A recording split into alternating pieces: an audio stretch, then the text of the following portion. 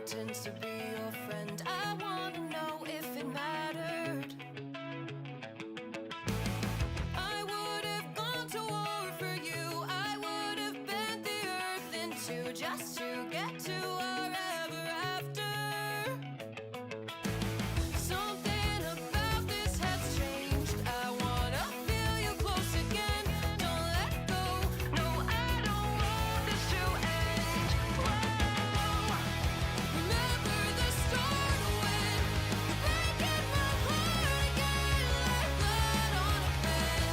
Would it matter then when everything starts to fade? I'm back like it's yesterday. Would it all consent? Would it matter then? Would it matter then?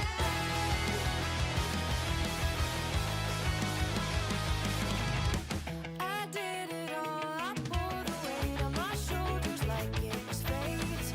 Don't tell me it was for nothing. You told me love wasn't true 'cause it didn't feel real to a cynic like you. But I'm pretty sure we walked into something. Something about this has changed. I wanna feel you close again. Don't let go. No, I don't want this to end.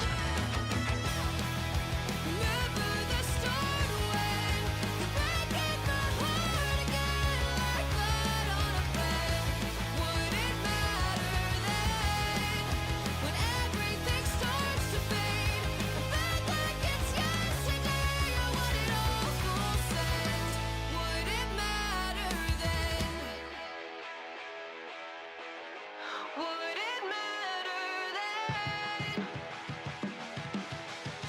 Would it matter then?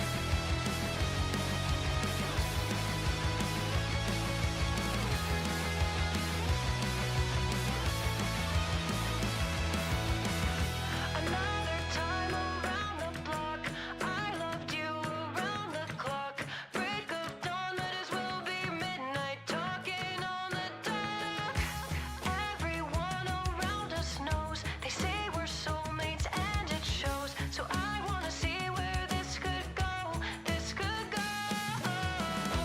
Break the news to everyone, the long time wait is finally done. I wasn't hanging around for fun, you could be the one.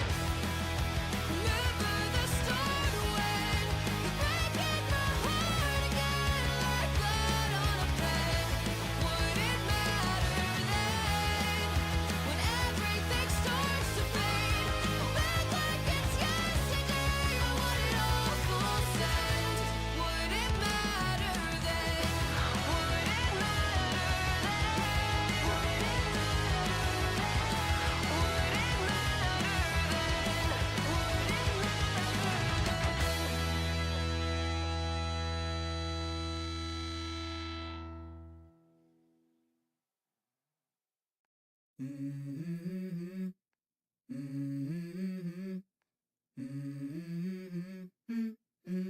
Let's go. I wake up to a little bit of drool on my pillow, feel like it's gonna be a bad day. Yeah, I'm tired of shit, and the coffee ain't hit yet, damn, ain't that great. I don't wanna go to work, cause my boss is a jerk, and I'm not even that paid. I need a change in my life, cause I don't feel alive, and there's nothing that makes me happy. Hold my beer for a minute, I'm about to quit my job, cash in for a ticket. I'm going on a trip and I don't plan to visit. I'm gonna stay there till I feel like I'm winning, and this is just the beginning. I need a big change, help me feel like living. I need a big swing, home runs I'm hitting, and I'll never look back, moving on till I get it all. And we all got dreams, we all want things, but what you gonna do for it? How you gonna move for it? What you gonna be? And do you believe you can do anything? But what you gonna do for it? How you gonna move for it? What you gonna be?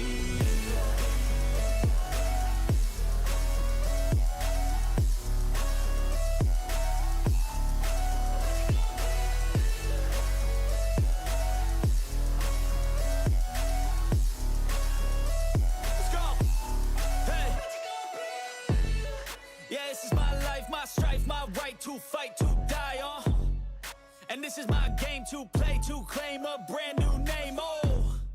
And I ain't gonna lie to you, I'm a bit nervous that I might screw everything up that I've ever done. But what's the point of living if you ain't having fun? I guess I'll try this, try that, might miss, gotta find what I'm good at. I guess I look here, look there, over where am I scared, where am I at? I gotta make it in this life, whatever makes me happy, know I'm doing things right. Sipping in the summer on a goose and Sprite, or find a nightclub for the end of the night, oh. And we all got dreams, we all want things, but what you gonna do for it, how you gonna move for it, what you gonna be? And do you believe you can do anything? But what you gonna do for it, how you gonna move for it, what you gonna be?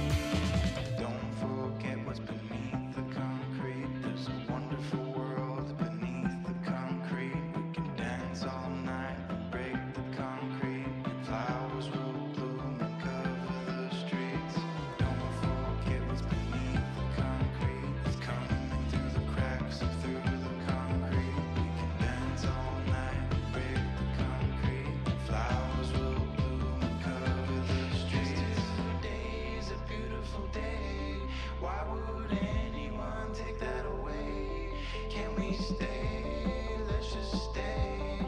It's a beautiful, wonderful day. We rode our bikes down broken streets. We chased the sun, chased the sun. Day was great, we made it shine. And you were mine, the world else I can fall apart. I don't care, as long as I can have your heart. 'Cause you have mine, you have mine.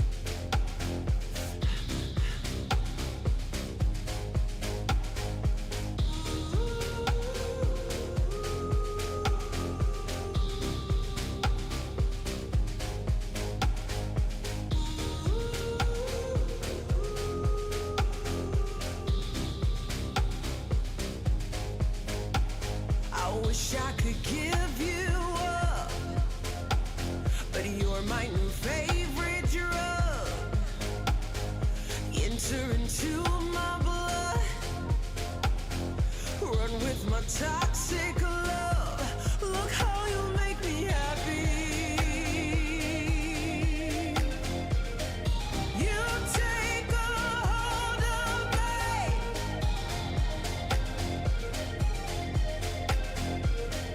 You take a hold of me.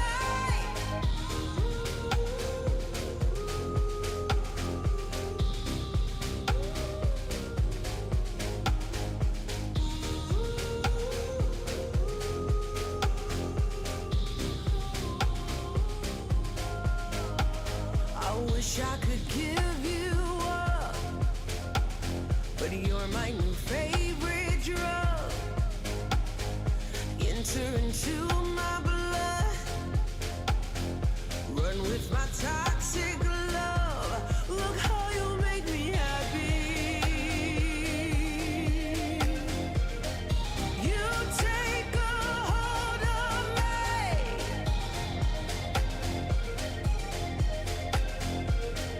You take a hold of me.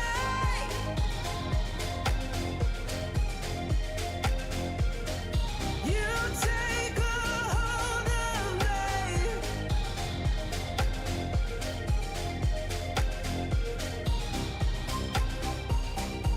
Look how you make me.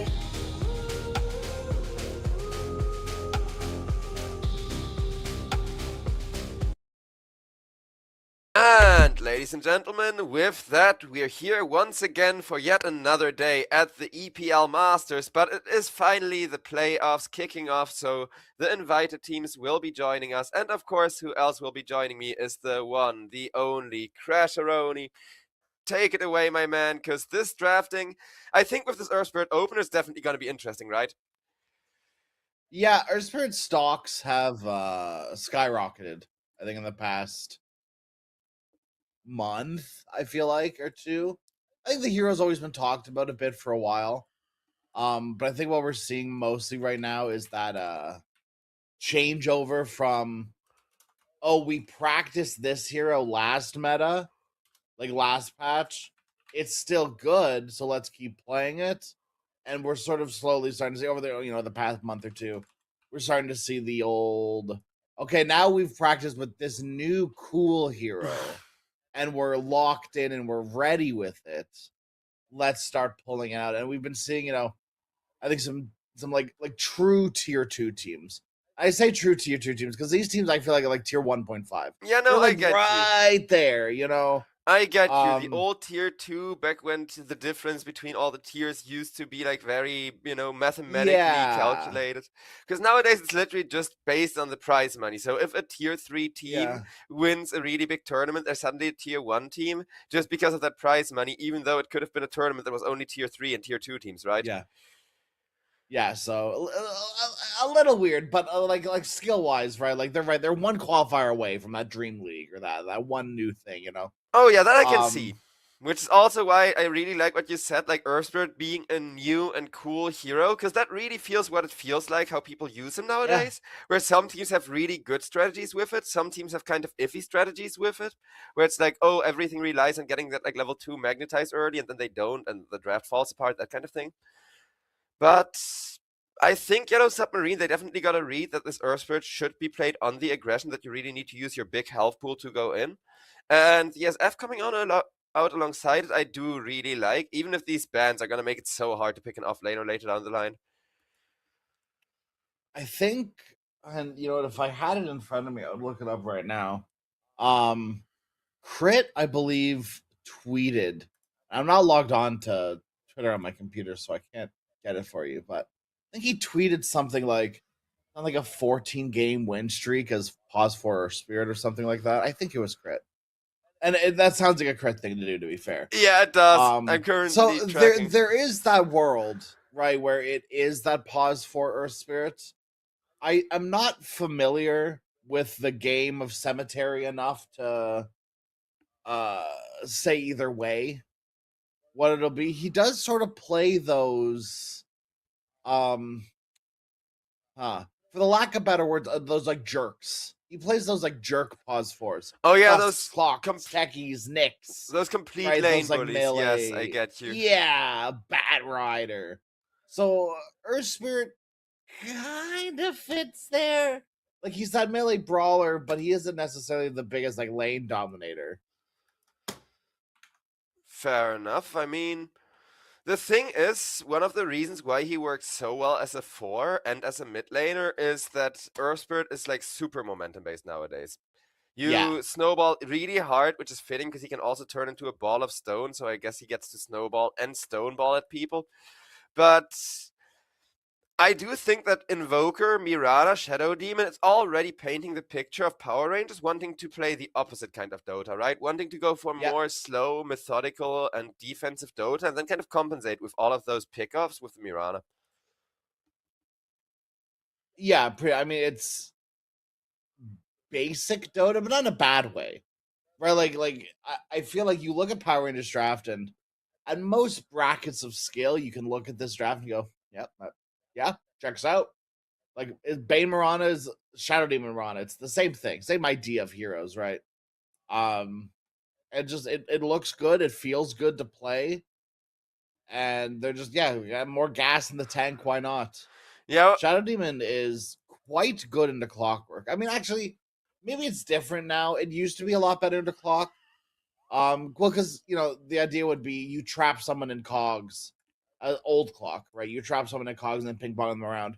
Shadow Demon ruins that. He either disrupts himself or disrupts you, and then kills the cogs with 3 heroes because illusions count as a hit as well.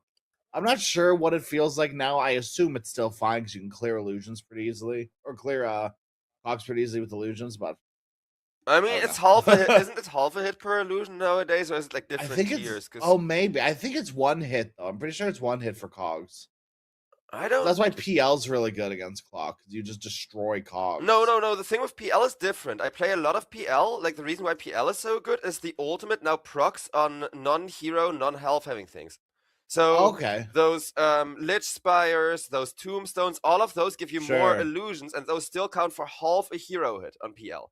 Because for PL, I know it for a fact, they went from full damage of illusions, like 1 hit equal to a hero, to half the damage, but you spawn illusions now, and that's so much more overpowered. Because, of course, the enemy drops the tombstone. Bloop, I'm now at my maximum huge ball of PLs and just run at people. Yeah. Which is also, I think, like PL is a really good call for a potential pick for Power Rangers because they do look very 4 Protect 1, and there isn't that many good anti-illusion heroes right now.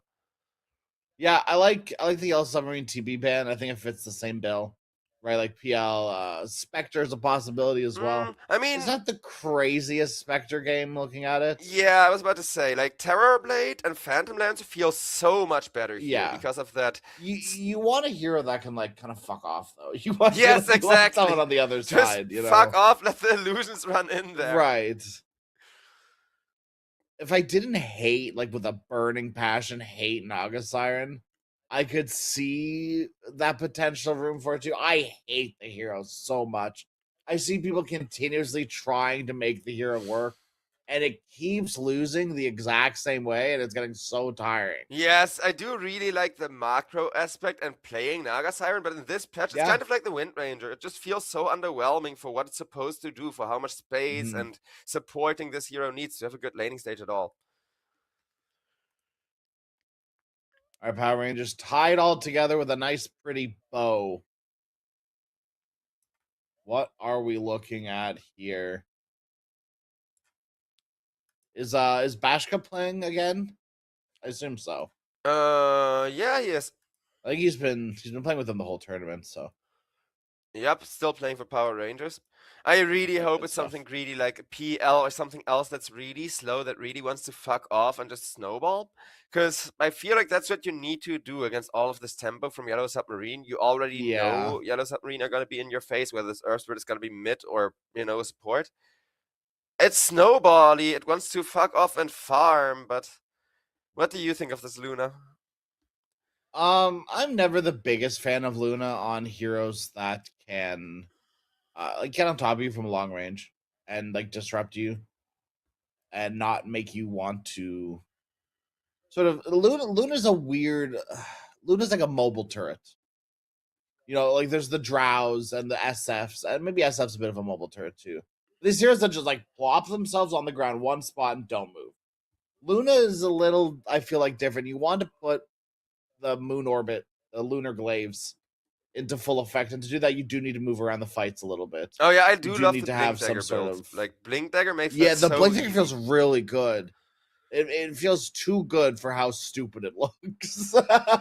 Now, honestly, I already liked it back when the meta was that carry Lunas, like the one position Lunas, would always have to go spell damage, right? There was a patch where all the Lunas would get like your Kayas, your Agonymses, and you could still go hard carry. Like that was back when Maelstrom and stuff was really powerful, so you would just build a Maelstrom after and go into right click. But back in those days, you would also sometimes build the Blink Dagger, and I really liked it then. Like blink in the middle of the enemy team, throw out that Eclipse, and watch them panic. Because it was really the panic factor. It's not like, oh yeah, you can perfectly respond to the Luna, have your pipe, have your BKB, press both of those. But the panic, that moment where it's, oh crap, there's a Luna in the middle of us, let's run in all different directions, was really effective back then. And I think this playstyle is getting shut down really hard with that last pick from the Enigma as well. Like, this is a really good Enigma game, if I'm not mistaken. It's even more tempo too, right? Like that's something you're gonna have to constantly be afraid of. I am always a little worried about Enigma. When there's like a Beastmaster in the pool. There's a Shadow Demon as well for the save. There's that long range Invoker Tornado. So it's not, I mean, the most free Enigma game, but outside of Roar, no one's building Abyssal Blade. You know, like no one's building something that post BKB to cancel that black hole outside of Roar. So that's like, I think gonna be the constant sort of cat and mouse game we're gonna see played as the game gets later on.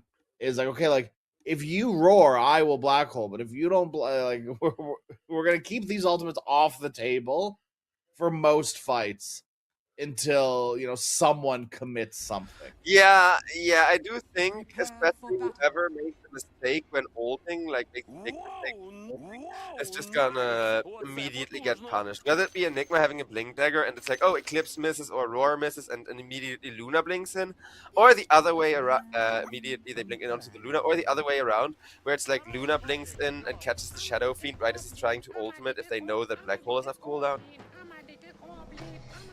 Yeah. I love that voice. That is the voice line that I hate it so much and I love it so much. I haven't played, I think, enough Dota recently to hate the voice line, so it's still in that honeymoon phase. But like, give it a few months of 10 people in the lobby spamming "I'm a little goblin." That Oh. maybe check back in. Maybe I'll lose my mind then. Oh, I'm already not liking the new Oh, voice Rain. lines. Ooh. Already pre-leveled kick. He isn't gonna be able to kick himself out of that one, but maybe he can kick his teammates for not helping him instead.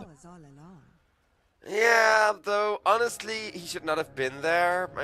Not really. I mean, I know Earthspirit is tanky. I know Earthspirit is the go-to hero to be the first to peek up a high ground. But with the Mirana arrows, with that huge setup, it's still terrifying. Hakoda manages to steal one of the runes away, so it should be 50-50 runes. But the arrow! Oh my god, what a hero arrow! They can't do it though. They can't high ground. It's such a good arrow, but Albercan Immersion, they understand the mission. I do appreciate the aggression, though. Even just, Power Rangers kind of getting that first blood and then still continuing shows exactly that, hey, we have not gone for the late game. They could have gone for a 4 Protect 1 draft. They could have gone for the late game. They did not. So now they want to be aggressive. They want to out-tempo this Enigma.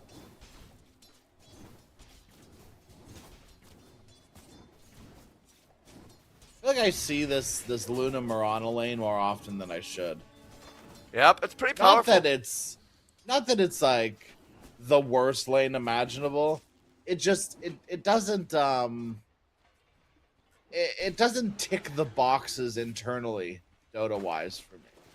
Right, Luna wants like this bodyguard, like kind of aggression based hero. Mirana would like a nice stun to set up for arrow, or a hero that she can just sort of leave alone and deal with.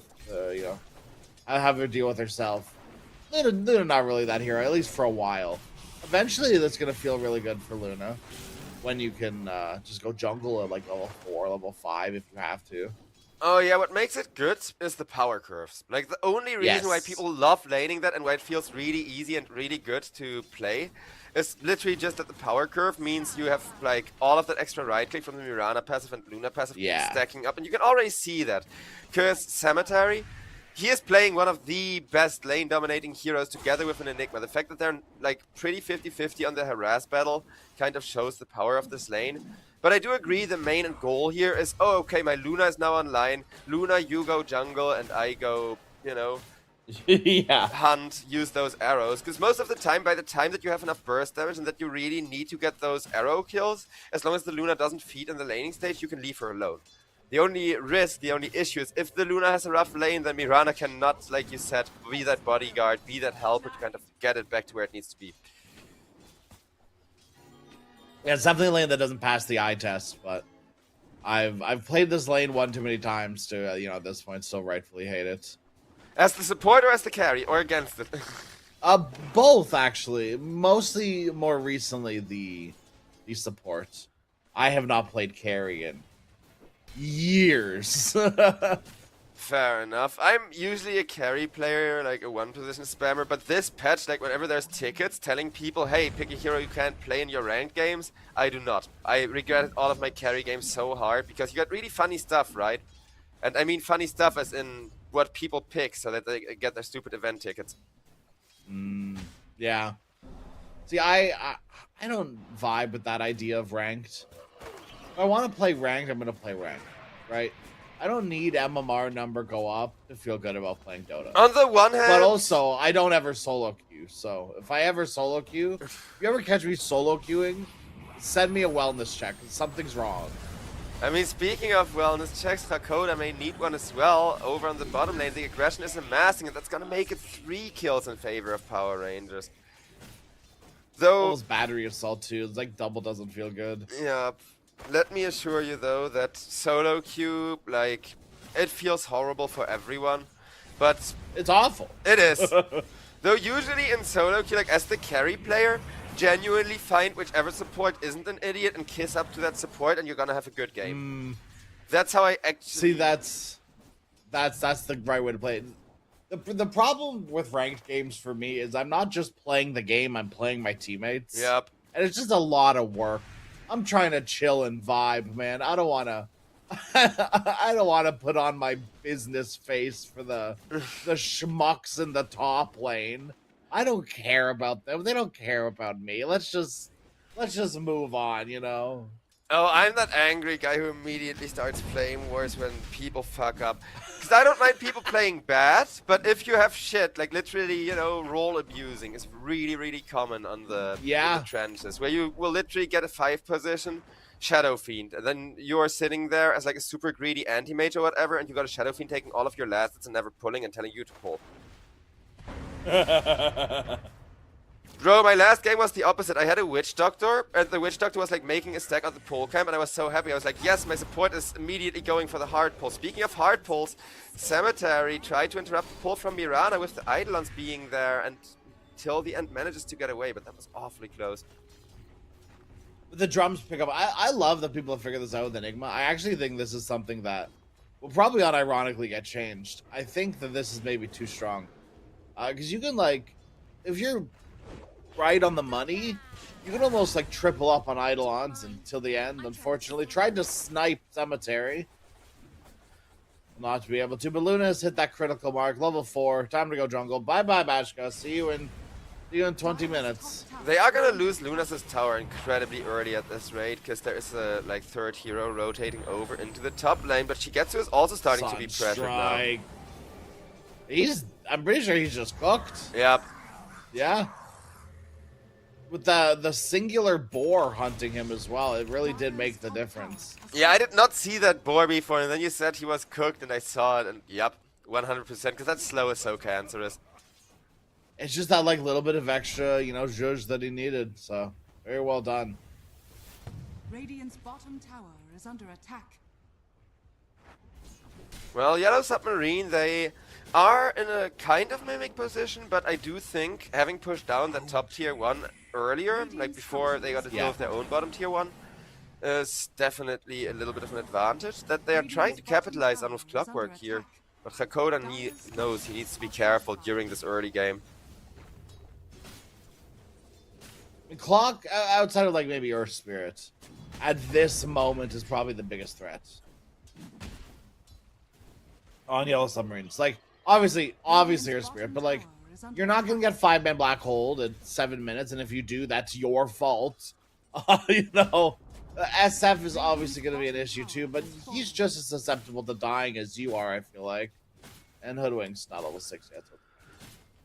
I mean, one thing that hero I really... plus Clockwork's all they need. Fair enough. Though the one thing I don't like about the like SF Luna matchup is that neither of them is gonna have a good time setting up, right? If Luna gets too close to the SF to get that orbit, it'll be like Requiem. The other way around, if the SF walks in over eager and is like, Muhaha, I'm gonna Requiem you, and Luna gets vision on him, she's just gonna press the Eclipse.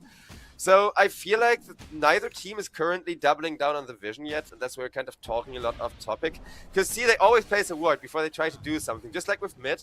We know there's a kill attempt happening on mid lane just because they place a ward there. And the same with the Dire now that are going into this Radiant jungle, making sure to play some aggressive vision.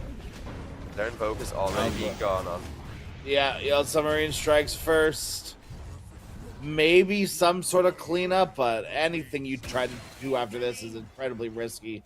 Especially with Enigma and the Eidolon army showing up. Oh, SF on bottom lane just using a defensive Requiem, but he won't even get more than a creep wave out of the ultimate. Immersion. Immersion, no. Womp womp. What can you do? Not move out of the corner, apparently. Lived significantly longer than I thought he would, to be fair, but I think that's what Clockwork had to put a point into Rocket Flare as well, so there's one less point into Cogs than he probably should. They see the ward till the end, jump away. Ooh. Will he dodge the kick? Yes. Will he Invoke dodge the cog?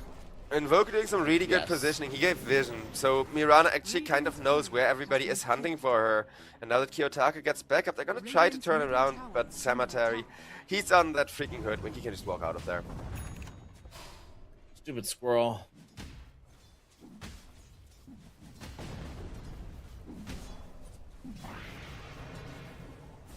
I mean, still, as far as the wards tell us, it's gonna be a bit more farming, a bit more chill. Yeah. Because again, you can tell really well with this being such a 50-50 matchup with vision and initiation mattering, neither team will ever dare to step out of their comfort zone into the dark. Yeah, walking up high ground without vision is always going to be the killer. Nice Sunstriker once again by Kiyotaka. It's been on point all game. There may be a follow-up with beautiful Beastmaster Roar straight into the meatball. Rain is gonna go down, and even Shigetsu needs to be kind of careful here. He will make sure to get that Dominator, but we've been talking about it earlier. Once those boars are on you, that's a really, really big danger. Out comes another Sunstrike, misses, but the axe to him in anyways. Damned if you do, damned if you don't on Shigetsu, right? You run away, you get hit by the Sunstrike. You don't run away, you get beaten down by boars. Radiant's middle tower is under Well, they attack. make it Everything till else the you can end. imagine. So at least one return kill on a support. Though both of the carries are trying to farm up, and every time the SF tries to, he's faced with just a little bit more aggression, so you can already see a difference. Yeah. Dire's Because I middle know tower at some is point under Luna attack. gets to outfarm every other hero in the game, but we're not there yet. As a matter of fact, up until 10 minutes, SF should always be ahead of the Luna, and that's not the case. Not because Luna had an easy lane, but because they just instead choose to make the SF's lane that little bit more difficult, right? Yeah, both these heroes were jungling by level 4. And that does favor Luna. Dire's SF middle can tower certainly is farm denied. fast, farm stacks. But he needs to use mana for that. That's a resource that Luna isn't necessarily required to use to gain her farm. She just sits there and clicks. Sure, I mean she can Lucent Beam something, I guess, but why? Why would you do that? No, you only press the glaives to farm. Like, you literally only press Yeah, the exactly. lunar orbit. It's like you AFK. You can shift a click to all the 6 camps, hands off the keyboard, lean back, and just listen to Farm and Chill or something like that. Yep. Oh, that sounds like a great time, though. If your team makes you that much space as a carry, it's always amazing. But speaking of space, Enigma, he just got baited so hard into thinking there was only 2 on him, not realizing Mirana was really just hoping for that ultimate. I mean, Luna was also back there with the Lucid Beam locked and loaded. That Are was scanning. very wishful thinking. It's hard though, right? Because your teammates telling you to do it, and there is a tier 1 right there, and they're already TPing, which we saw. Like 3 heroes were there pretty quickly. It's so man. I get it, but now they're on the big back foot because that is their big team fight ultimate. There's still Roar available on Power Rangers. Oh, beautiful catch to open things up, though. And you should not have said that. I think this is going to be a case of chaos. Yeah, that's curse. my bad. So the Roar is actually, it's gone. I don't know where he forgotten his other pants. He's just gonna run home for 24 seconds and pick that up. But when he's back, he'll have Roar. Yeah, the When roar. he comes back, he'll have that, Roar. it was in his other pants. It happens. I also always Right. forget my ultimates in my other pants when. I hate when that happens. Yeah, it's just we're all human, right? It can happen to the best. Right. Sometimes we're level 6 and we don't level our ultimate. Oops. Well, sometimes we put a second point into battery cell. What can you do? I mean, It's not what happened. yeah, not here, but I do kind of like some of those builds. Like, there's a lot of Yeah. heroes where I feel the ultimates are so overrated when they force you to go out of your way to get a good use of them, if you know what I mean. Yeah. Oh, absolutely. I mean, like Jug getting like Jug leveling stats over Blade Dance like 10 years ago. That was always funny to me. You get like 1 point into Blade Dance, then points into stats or something like that. Yeah. Hook shot into not enough damage. No one has vision, I guess. Under attack. I was really expecting, Oof. I mean, literally anything from Yellow Submarine, but I guess they forgot that Invoker goes invisible. Well, I the don't turn think comes they with expected Mirana. both of these supports to set up so perfectly, and Luna, she even gets tempted to try and turn around and get revenge for the Mirana, but everybody's still too tanky. It's still very kind of 5 to 10 minutes before anybody has any notable damage. But I do agree that Yeah. initiation, it started looking really good, and then immediately went downhill. Also, I heard it earlier. I wasn't quite sure who it was on, but our Invoker has finished an Orchid, Radiant are scanning. which I'm going to be pretty honest with you. Have not seen in a while, and I really dislike. Usually I would too. This draft, I mean, you gotta admit the entire team of Yellow Submarines gets hard countered by a silence. So I think this is I this is guess. literally more of a, you know, poor man's sheepstick in this game than building it for doing what an Orchid does. Because I agree, Orchid on Invoker just feels so bad, but the silence does not. Another little freebie onto Marana. The ball, the earth, the spirit is finally rolling. Radiant's middle tower is under attack. Yeah, he is gonna start getting some momentum finally, also having a game for himself. Whether he can hold on to that or not remains to be seen. But we may definitely be in for a good show. Radiant's top tower is under attack. Because as for Invoker, like, that's kind of what's worrying me, right? As for Invoker, yeah, he's the bottom of the course in terms of net worth, but it's an Invoker. He is guaranteed to come online because we've seen him hit enough Sunstrikes to do so. Yeah. It's just a matter of time from here. I mean, I think for me, my problem is that he hasn't built that farming item. He hasn't built that damage item. He's built this item that makes him want to do things. You're not building Orchid to go farm AFK. Well, we're gonna see whether he can use it or not. I just want him to use it, you know, and if you use it, I don't care. I don't care what item you buy. If you're using it, I really don't care. But if you're gonna buy Orchid and sit on it, I don't know. It's like my biggest gripe. Fair enough. I mean, yeah, I'm not sure how good as a first item it is. Because I'm old school when it comes to my Invoker builds, right? I would have gone Midas into the Orchid just for that little bit of extra XP. Because we can already see Invoker starting to fall behind in experience right now, but there's the initiation from an impatient Clockwork. And a Clockwork for a Beastmaster. Not really the opening either team wanted because the Roar has been forgotten about once again.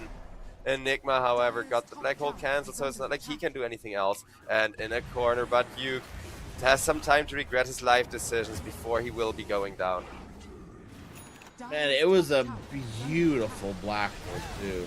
And it just, nobody cared because good old immersion there on the backline started that disruption Radiant's almost middle tower immediately. is under attack. Yep.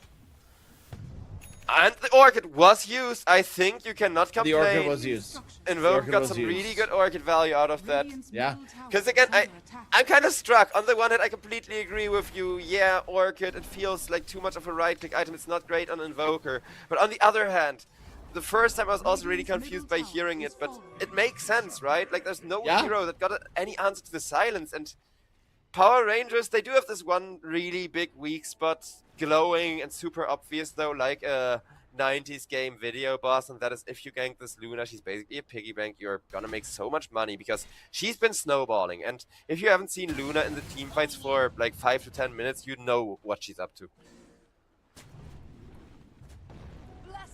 Yeah, it's not hard, right? You know Luna's gonna be in like Cuck's Cove up here, somewhere around like that top strip or somewhere along the lines of this jungle. Because Luna doesn't really like to farm this triangle area.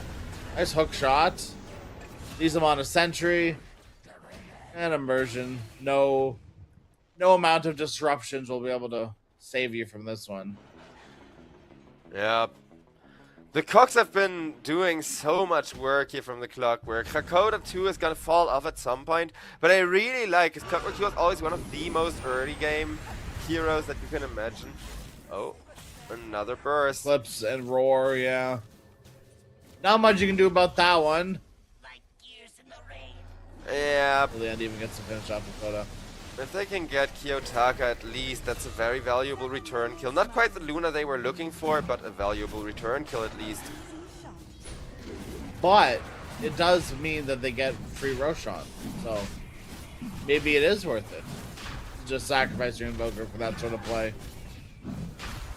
I mean, as long as the Luna isn't going down, maybe, indeed, because, you know, if the Invoker ends up falling off, and that's fine, like, Luna is a 1v5 carry, but if both of them, like the Luna and the Invoker, fall off, now that would be a disaster.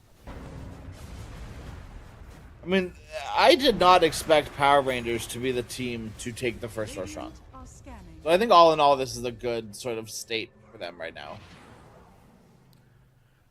Well, it can be a really good state, but they do need to find that initiation for it. Because they have had really good, really clean team fights because the Enigma is so easy to completely invalidate throughout the team fight. They will have to respect the BKB Enigma when it comes out, though. Mirana maybe bites off a bit more than she can chew. They're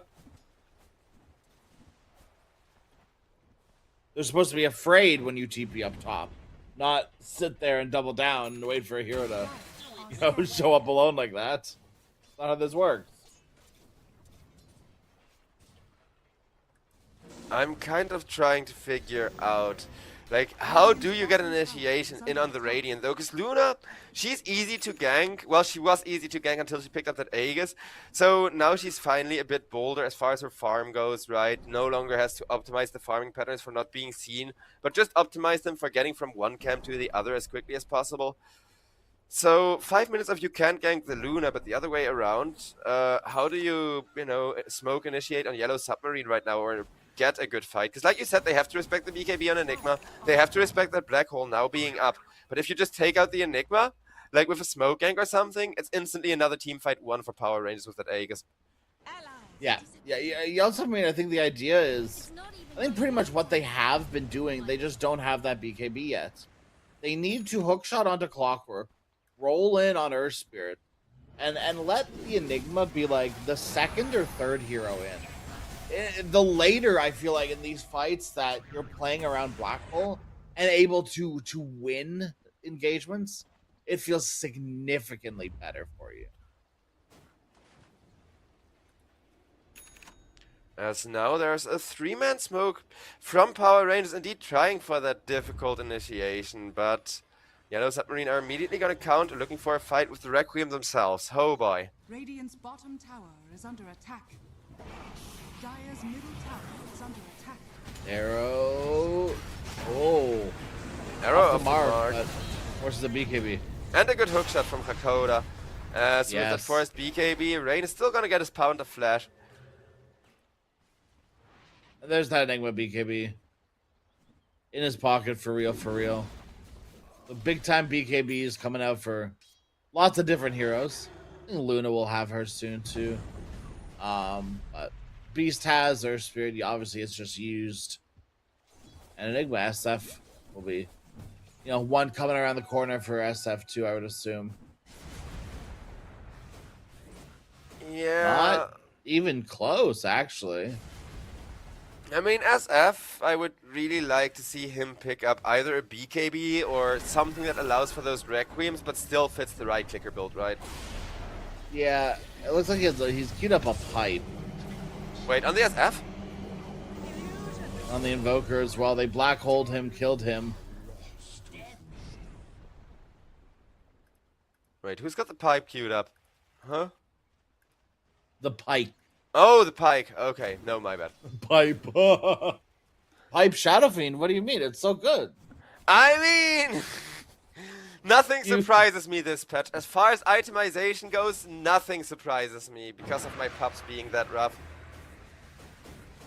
Maybe Anything can work. What do you mean? it can. Like, I'm a big fan of building bashes on ranged heroes, right? There's a few ranged heroes that make bashes proc really easily, and I always build those. I thought it was really funny to me seeing a Coddle build Abyssal Blade, and I think it was a Coddle in a pro game. Because it just so happened to be the exact same hero that I had done it on like 5 years ago when Blink was Abyssal was like that Blink Abyssal sort of thing. Roared up Hakoda, causing such chaos, such a menace in these fights. Eats an arrow right in the face. But they No want to BKB fight on up the SF, high they pulled ground. him in. They- That may be a little bit of a misplay there. Oof. Earth Spirit gets a nice magnetize, immediately gets obliterated for it though, and yeah, Yellow Submarine, they're just not getting clean initiations themselves anymore. A lot harder to start fights. You don't have a single true initiation tool. You have a lot, which can sometimes muddy comms, right? Muddy the water if there's not clear roles set. Which, Yellow Submarine is a very competent team. I would assume they have an idea of how they want to be layering these fights. they just, I don't know, like that fight specifically, SF sort of walks in and they grip him backwards, and then that puts Earthspirit in a weird spot because SF's trying to fight and Earthspirit's trying to get the hell out of there. And I don't know, like different pages. I feel like the one constant will always be how damn good these cogs have looked. Yep, yet another one falls to them, with the SF really benefiting from all of that setup. Hakoda, though, I don't know, I do really love that whole buy chainmails thing on the Clockwork, but we are approaching the timing where he's kind of expected to have at least eaten one of them, because the tempo is kind of, you know, getting more hostile as time goes on. Blessings upon royal woman. I think that he should be able to eat any armor item outside of Ring of Protection. I think that's how you fix Dire's middle that. tower is under attack. Or he eats it for like +1 armor or something like that. I think there needs to be some sort of benefit to it other than No you've eaten a slots. chainmail. Isn't that funny? I mean, Till the end. it can get really overpowered really easily if you eat enough of them, but it really only feels like a mid-Clockwork that benefits from it a lot. Yeah. As till the Moonlight end Shadow gets for like- Magnetize, is that worth it? Maybe. You're only dead for 30 seconds on the Mirana. That's going to give your Invoker time for his BKB to come back up. I think the only reason, like, why they went for that is that Luna also does not want to fight yet. Because if you see that she's got the butterfly queued up, she's almost there. Like, she's already got the Eagle song. May as well complete the butterfly before the next team fight. Yeah. Yeah, absolutely. And it's not like this SF's getting MKB anytime soon. Radiant's courier Like, it really, it's going to be a hot minute until we see him because he needs this BKB so bad. I'm really trying to figure out how the next team fight is gonna go, but it won't be a team fight. It will just be a circle saw running at the Clockwork, it seems. Yeah, that's a DD Luna right in your face. Not much you can do about that one. Watch as your next tower falls, I guess. Yeah. The only thing that could have made that worse was if there was another hero standing beside him Radiant's to top bounce tower blades is off. under attack. Yep. Though, with the triangle taken over, you may get that worst scenario just yet. Because they're gonna be forced to fight, and it was a bit of a struggle game for the SF. Like, if they don't make a comeback, then it's really just because SF had too hard of a time to come online, while the Enigma also wasn't doing anything yet. Because now, sure, Enigma has the BKB, everybody has to actually respect the black holes. But SF doesn't outdamage the Luna, SF doesn't outscale the Luna. Your only chance is for Luna to make a mistake soon and then to punish it.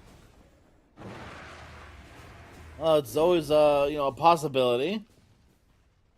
Something that I do feel like is actually playable for in Dota. Because you can force mistakes out of people too. It's not always just they need to make the mistake.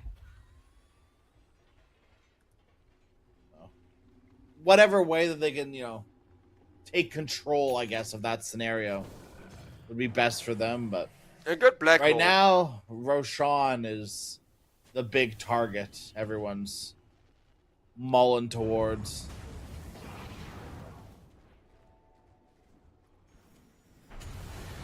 Yellow submarine, break the smoke. Hello? Well, they are, Oh. I mean, tail between their legs, running No, I as think this can be fast good. as they possibly I can. think they have the black hole left. I think that can be good, because that was the first time all game we've seen them do the other option, right? Because in that scenario that we just had, where you try to initiate as not as good of an initiation as you wanted, every time before we've seen Yellow Submarine, just throw out the BKB black hole. Just throw out the black hole, right? Crap, we're messing up the fight, we gotta salvage it now. This time they're holding on to the black hole, and it may be the right move. Well, let's find out. We're up on the clock. Hakoda The just sun deleted. and the moon come together. The sun and the stars. The sun is a star. Yep. Well, the Immediate whole buyback star of thing Bob. that Mirana stands for is a little bit different, because, you know... Yeah, it's like the the lunar stars, not the solar stars. I mean, not just that, but like, it comes from the whole medieval thing, where back when we thought the stars were literally messages from God written into the sky for us, right? So... But they are. What do you mean? Yes, clearly. And if you are like good enough at listening to those messages and doing what they tell you, then you may become so powerful that you can break X's arm with one hand. Because Marcy is stronger than X, canonically speaking, in terms of physical strength. Radiant's top tower Oh, Hookshot gets whiffed. Shigetsu eats that one too. He eats his BKB and his Clockwork Hook. The initiation is scuffed, magnetized, and BKB has been used. And at this point, Earth Spirit, he's had to overcommit. He's gonna get one support, and he might be able to get another. But it feels very costly. I don't think so yet, because again, the big They reach was roared being up held, the but... Enigma. No BKB. No Black Hole. But SF? They left SF alone despite all of this. Dire's structures are fortified. Yeah, the hookshot was definitely whiffed, but after the Luna was in such a bad position that SF was like, nah, I'm just gonna stand here and go turret mode. If they punish me, one of my supports will die for me. Dire's middle And tower he has has that confidence, he stands still and starts attacking. Nobody can contest him there, or else they would have lost their invoked both. Oh my goodness. I don't even think you needed that Orchid, Kyotaga, but he does it anyways. It's not about needing it, it's about sending a message. 100%. 100%. The prize is mine. Gotta make some squirrel on a stick. Used to know someone who ate squirrel. I really Get on want my to. bus. Just for like the Mongolians, I think it is, have a culture where they eat every animal to kind of prove that they're the superior, you know, the higher part in the food chain, basically. And I kind of want to try Interesting. squirrel, because they're one of those animals that I've killed, right, hunting varmint and shit, when they, Sure. like, the invasive ones, of course. But they do pose a big threat to chickens, because they will literally gnaw on your chickens. Oh, I didn't know that. I mean, it's only the invasive ones in the respective nation, because I know for us the red squirrels are native, and the gray ones from the Americas get really aggressive because there's so many of them because they don't have enough natural predators that they will get in your chicken coop Interesting. and munch on your chickens. Weird. But I've killed my share of those, and apparently in America they're literally being farm raised to eat in some places because it's a tradition to eat them. And I kind of want to try that, because obviously the ones that I shot weren't tasty looking or anything, but I can kind of imagine that it would be like a unique experience if it's actually like in clean conditions, farm raised, and all of that fancy stuff, right? Sure. I mean, maybe. I don't know. Yeah. The kid that I knew that ate squirrel, it'd be the same though. Like he would just shoot it and eat it instead of like actually being prepared and farmed and But I mean, in some places you can do that, especially up in Canada, in those like really rural places, there's nothing Yeah. bad that gets into the squirrels. hook shots. Uh-oh. Another support kill, but they do use roar onto the SF, which means the black hole is free. But speaking It's of a the free black hole squirrel, game. Shigetsu once again Your able to name go on into it. turret mode now. SF's just having a lot easier of a time in these fights than Luna. I mean, right now he wasn't. That was all the supports, but holy crap. That was like a perfect response. The bushwhack, the sharpshooter, as well as clockwork, knowing that like zoning cocks are enough. Because if you overcommit as the clockwork, you also just end up standing in your carries' way there, and he didn't, and I think that's also something worth complimenting. Because now, look at how hard of a time Power Rangers are gonna have contesting this pit.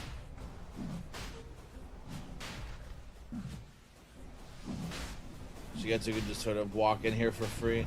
I do like the slow send into Oh. illusions, but Out comes the suppies. Eclipse, instant black hole onto 2SF doing so much damage, but the bouncing blaze will kill the Enigma. Still the best black hole we've seen all game, as Shigetsu now man fighting the Luna and once again saved, but this time around not by the support, but by his mid. They get the Roche. it just doesn't seem like Oh, maybe. Power Rangers are able to respond. They're not like doing anything to respond effectively. They're having a really hard time after. I mean, this is I think the Yellow Submarine multi-form initiation, right? Like Yeah. you can't do anything when Clock hooks one of you, Earth Spirit jumps the other one. The fight starts split in two. it can be clunky for Yellow Submarine side, sure, but they're doing it well. They're communicating well, right? They are proving that they know how to play this and they know what they're doing, and good for them, you know. I mean, the one thing, do keep in mind, Luna got 2 terrifying, like, game-changing items queued up still. Because I think this Blink deck is coming in very late, and I get why, because we've talked about the Requiem, like you blink into SF's melee range, and it's gonna be a massive Requiem, and you're forced to walk away. But now that you have the BKB, I think Blink Dagger should be the next item for the Luna, just to get on top of that SF in situations like the last teamfight that we saw.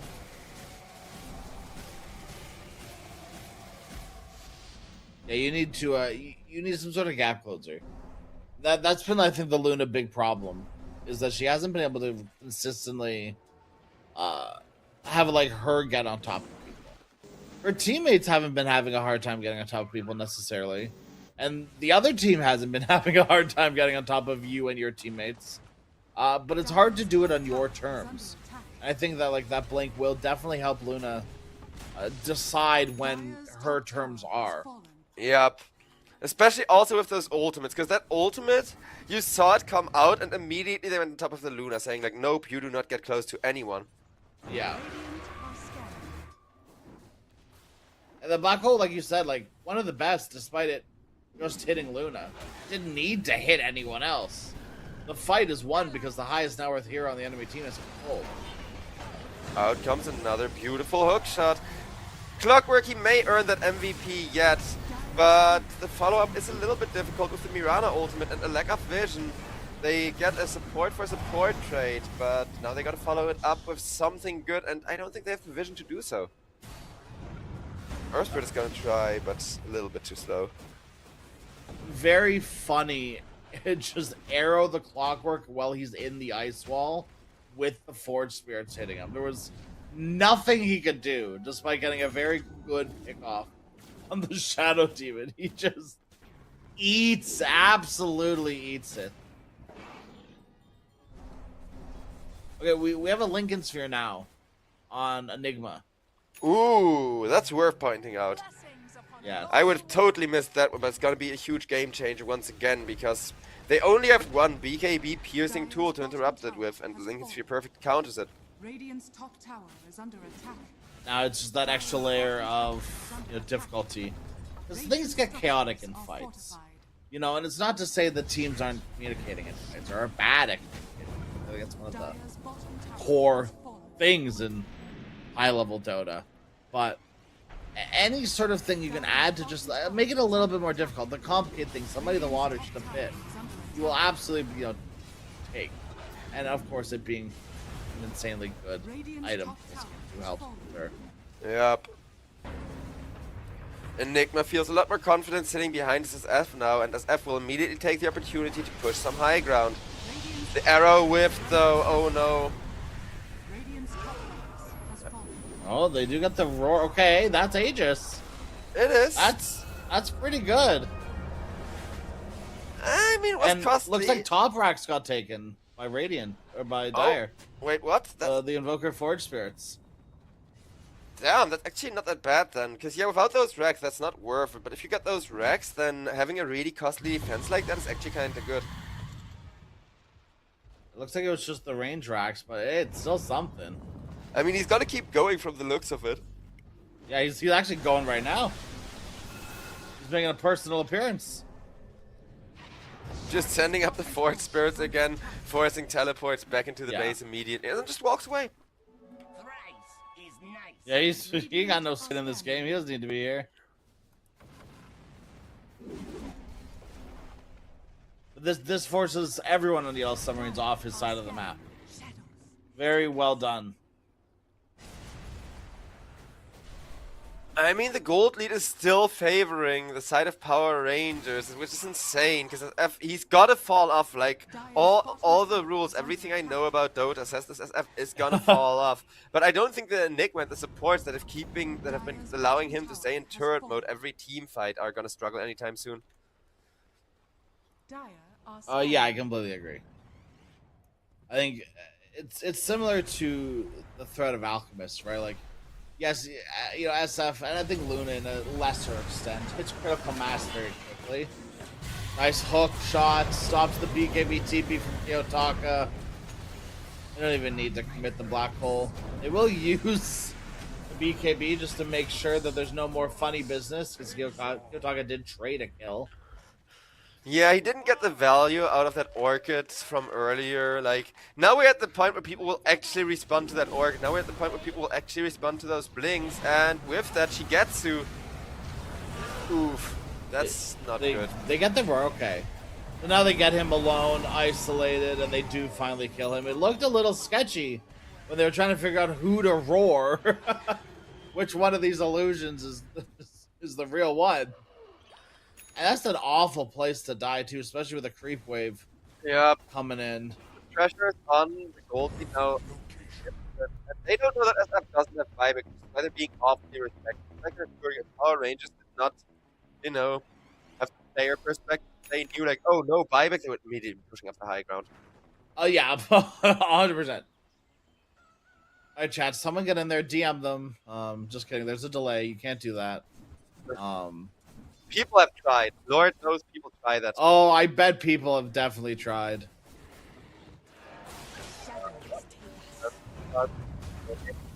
Out, but they're chasing after her. That was 2 more heroes than I expected to be on that cliff. Roar onto the Earth Spirit. Oh, he is so dead. Alone, isolated. Yellow Submarines has been a constant problem with them this game. Is isolating themselves. Yep.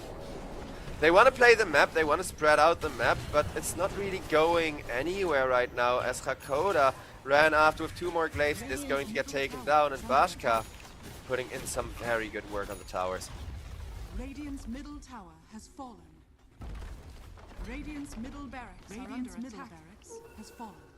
All right, one big black hole. That's what they need. Are fortified.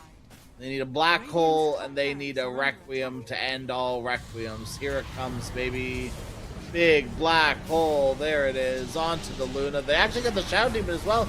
Good to save the Luna. Bashka's alive at the tail end of it, but not long enough. We'll take down the Luna. 100 seconds without her. Mirana will barely live just by the hairs of her chin, but the Rack's top will not. So, all in all, it is still 2 lanes.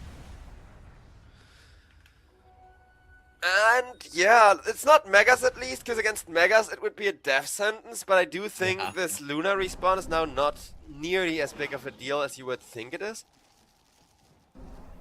They're not going to be able to pressure it effectively. If they push down mid and they take 1 lane, I think you're quite fine with that as Power Rangers. And by the time they take, they're starting to take 2, Luna's going to be up enough that you can't really stick around too hard on Yellow Submarine. Because if you're getting to a point now where no one on your team has buyback. Yeah. You need to either farm buyback or go push. And obviously, safer options to go buyback. Because you're always going to end up with another fight anyways. It matters sort of where. And with or without buyback is always going to be the big difference. And Power Rangers probably need to do the same thing too a little bit. They're quite close, all of them.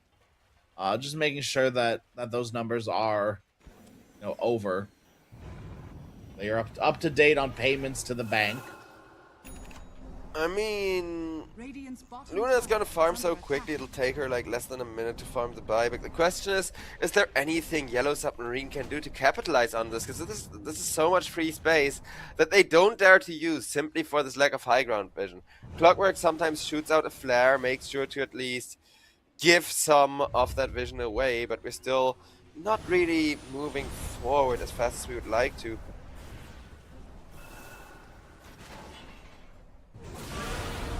Hello, there it is.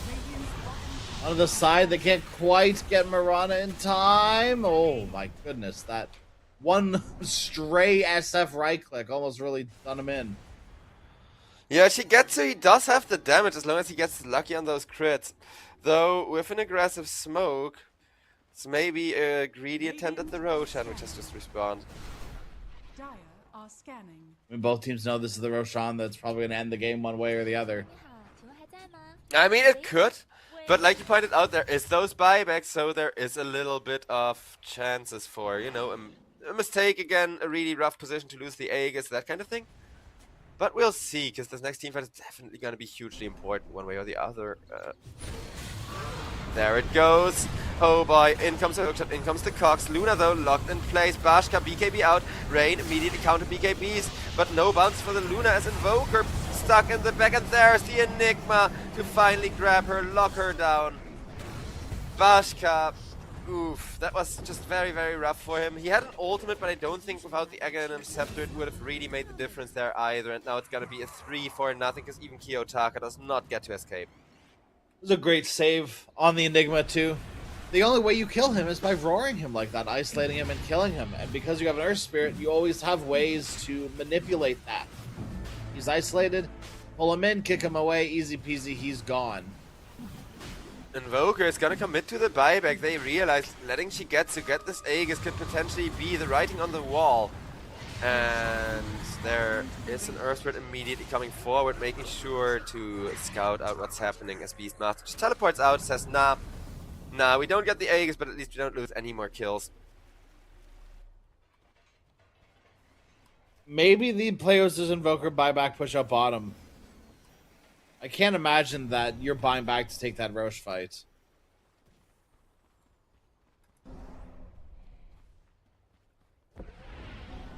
But like, I just can't. I don't know why you would buy back in general in that scenario. I think the idea was like, oh, if we steal this Roche last hit, like we immediately get the buyback money back. Because there was a Sunstrike and it was pretty close timing-wise. There was a slow follow-up after. Or gets used. So 3v3 down bottom. This is best case scenario for Power Rangers. Yep. Here's the rest of your team, Yellow Submarine. Aegis immediately taken away.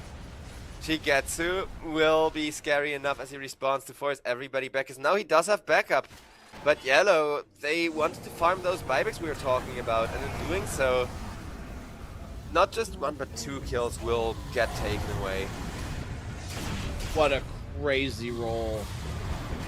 At least a return kill on the Mirana, though I feel like Mirana is the one person always taking these deaths in those trades. Like, look at Mirana's. How the hell is she top of net worth? Like, 10 deaths and top of net worth for the supports. That's pretty crazy to me, actually. It's just Mirana things, I feel like. The hero farms pretty well with Starfall. It's like, well, who are you comparing it to? Like Claw, like Hoodwink, to be fair, I feel like should be higher net worth. Shadow Agreed. Demon farms pretty well. But Clock ain't farming nothing. RIP my boy doing, 1.5 damage to creeps with battery assault or whatever the hell it was. Yeah, like, even then, I think you can still farm efficiently with battery assault. The main problem is that requires you to have a way more dominant, a way more fast-forward laning stage, right? Where you kind of buy a Clarity, buy a Salt, and then take those to the jungle camps. On the high ground, Earth Spirit lives through the Orchid, can get back to the fountain to regen himself. Still closer than he thought it would be.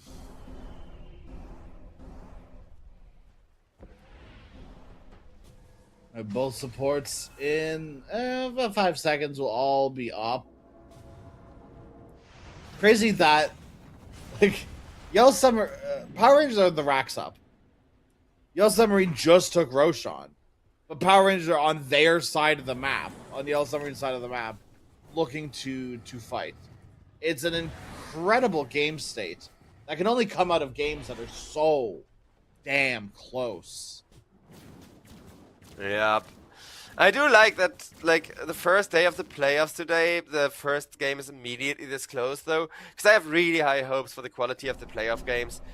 Group stages were a mess with the TI qualifiers and teams dropping out, so getting some good action, getting some really close 50-50 matchups, exactly what we're here for. And it's kind of funny how this game is hyper-aggression, super slow, hyper-aggression, super slow, because there is a decent kill total already. It's just that every time that these teams go farm, their opponent won't hinder them, right? Like, both teams are just like, okay, then let's farm.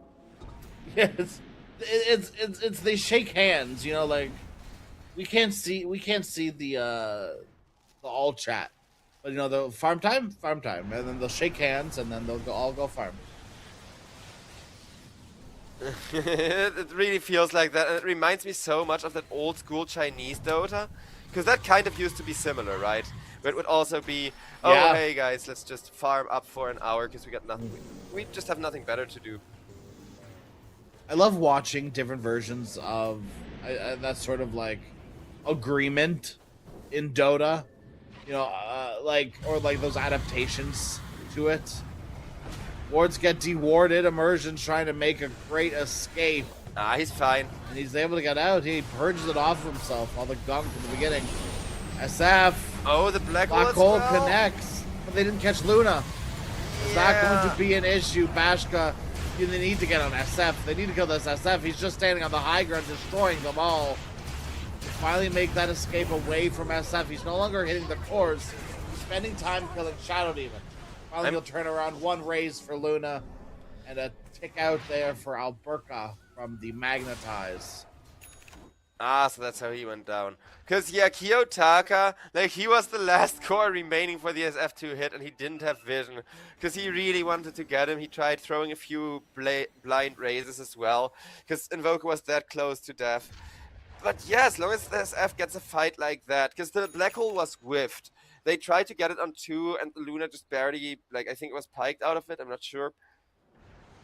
They still got the Beast and the Invoker, no? So I mean, the yeah, you Beast can... Invoker was a Beast Marana or something. Either way, it was still fine. But I think the black hole was secondary to SF sitting on that high ground uncontested. Yep.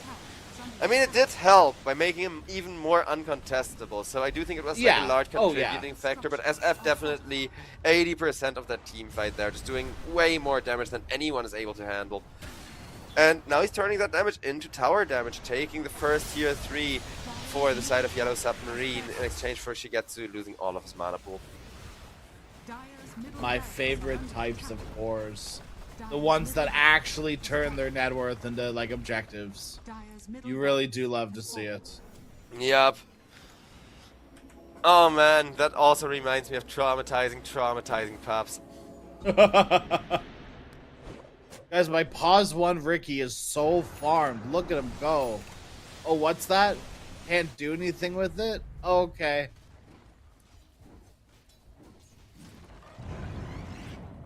Invo, he's desperate. He's getting back to steal that wisdom, which, okay, I get it. You want the XP.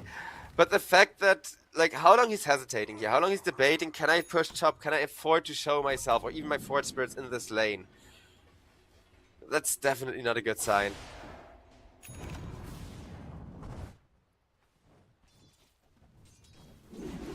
Every time, I haven't looked at kills a lot this game. I'm not a big kills guy in Dota. I think that's probably one of the least important metrics as the game gets later. Every time I look, though, it's like 31 to 31 or 34 to 34.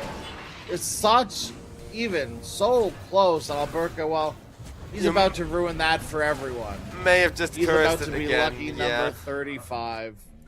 But guess Okay. what? They got Rex out of that. Kiyotaka's coming in with a big trade. Yep, as Invoker, By that I trying to mean get away. his life. He's trading his life away. Nah, he's got BKB and everything. He just really doesn't want to use that BKB right now.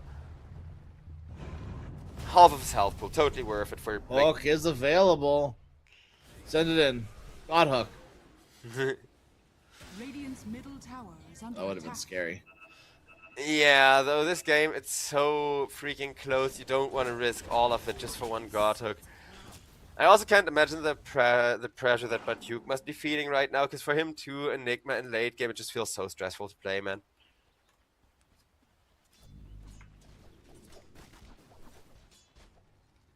Everything rides on, to be honest, like 2 heroes for Yellow Submarine. Radiant You need this Enigma to get a decent black hole, and you need SF to just, like, hit shit. Invoke Oh. just instantly deletes the squirrel, and he's not even And gonna we're- go for the gem, he's just like, nope, bye. And we're back. 35 to 35. All is well in the world. Unironically, I would not be surprised if this game ends with like a completely even kill score, because there is that Luna factor, right? So at least one of these teams can end while still trying to have the final team fight of the game finished. Yeah, that's true.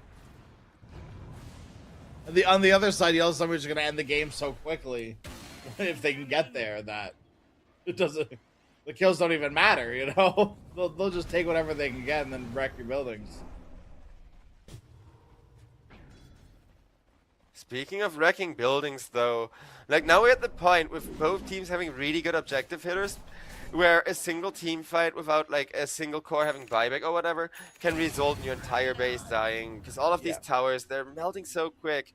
Same with the Roshan once it respawns in a minute and 10 seconds, because people are already trying to take control of this Roche area.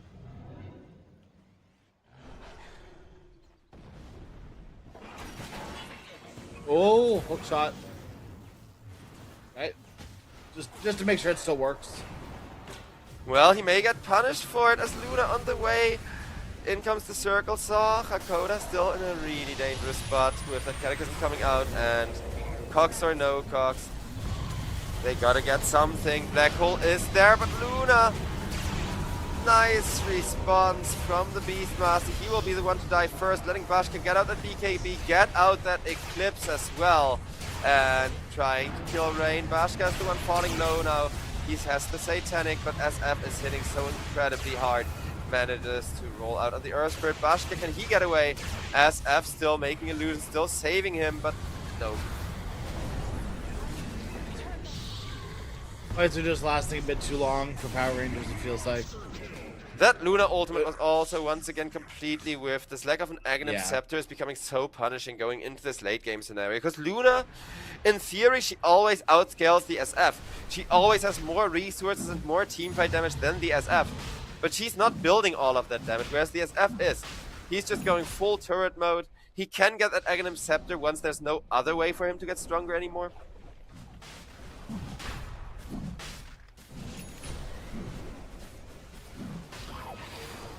Oh, Kiyotaka. Crazy plays to be made. Let's see if he can do it by himself. It might be enough. It stopped it. Enigma with the silence will be cleaned up. And yes, F was forced to eat his cheese, so he too can't contest this Roshan anymore, making it twice as rough and making this game swing around just as suddenly as that last team fight did. What the hell? Insane by Kid. You know, it was almost even more insane. I don't know if you saw that from the roar. When they roared Enigma, it pushed Shigetsu onto the high ground towards another Meatball. If Meatball lasted like a fraction of a second longer, it would have killed SF. Completely unintentionally, too, mind you. Yep. As the triangle taken over, the vision, like the vision also has been such a crucial factor, because a lot of the times, especially with aggressive drafts like the SF, like the Enigma, it gets really tempting to make that mistake of, oh, let us put all of our wards in the enemy jungle, because there's no scenario right now that we can imagine where the enemy is going to get a comeback. Here, neither team has made that mistake, neither team has got cocky, and that's the only reason why this is going to be such a long and drawn out game that we still don't know who the winner of is going to be. Well, not that Luna illusion, that's for sure. I mean, nice use of the Illu, though. Just wasting a lot of resources, and the initiation from Bashka with the circle. So, oh no. My god. Vroom, vroom, bitches. To that, Rex that. Luna backs out as all of the buybacks come flying. But I don't Luna think doesn't have buyback. That's Cannot fine. leave Luna for dead, guys. Nah, she's got an Aegis. There's an Aegis and everything. Aegis is up, But Satanic Kiyotaka's is up. gone. Now the Aegis is gone. Now it's gotta be worrying. Let's see if Kiyotaka Oh my comes back God. in. The Boglings on the back also ravaged Alberca. Oh no! Wait, Luna's Hex. the creeps! Finally Kiyotaka comes back, but the damage has been done.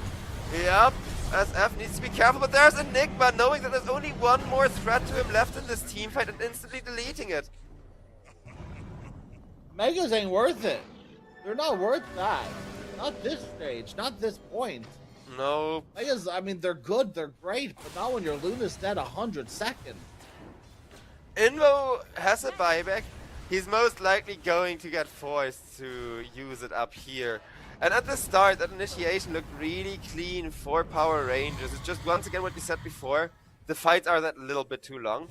And Luna does not have the Aghanims, because the Aghanim Scepter, it's such an important part of the Luna, because you put it on the enemy hard carry, not to hit the enemy hard carry, but to force the supports away from him, right? Like, you literally gotta use the late game Luna ultimates just to zone all of these supports away from the hard carry. And I get it feels really bad to build an Aghanim Scepter for that, but not having the Aghanim Scepter in a fight like that last one is also no option. Yeah. Now Divine on the SF. Level 30. What? Oh man. What Zero do you do about qualms. this? You got 50 seconds left. There's no BKB on SF, so the Invoker buyback is gonna have to put in work. SF already doing huge amounts of damage to these Raxes. Make sure to dodge at least the MP. Dire's bottom barracks are under attack. Dire's bottom Another Rax down. Should be uncontested. Be real here. barracks- Dropping this Rapier would be so massive, however, because Luna also got one queued up. Because obviously, if you're not going to go for the End Blink Dagger and Aghanim Scepter, then you are forced to commit into the Divine Rapier at this late stage. But if you get one for free by killing SF, that would just be too devastating.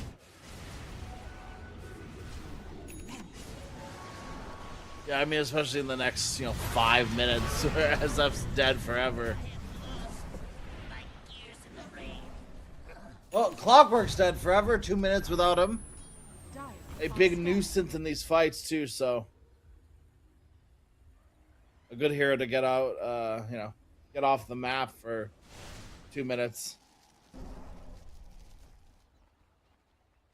And Power Rangers, I mean, this lack of vision could give them some openings, but they don't catch SF. Like, they don't have the means to catch SF, so I don't think it's guaranteed to be another team fight off of a support kill or anything. Yeah, fair.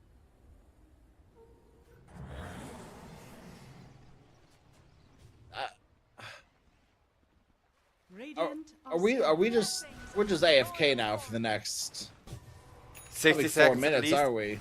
Like, well, you 60 probably seconds want at these buybacks, no?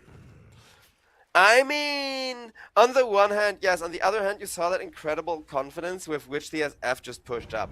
So I don't think Yellow Yeah. Submarine have any kind of issue risking it for the biscuit here. They know just how desperate the stakes are.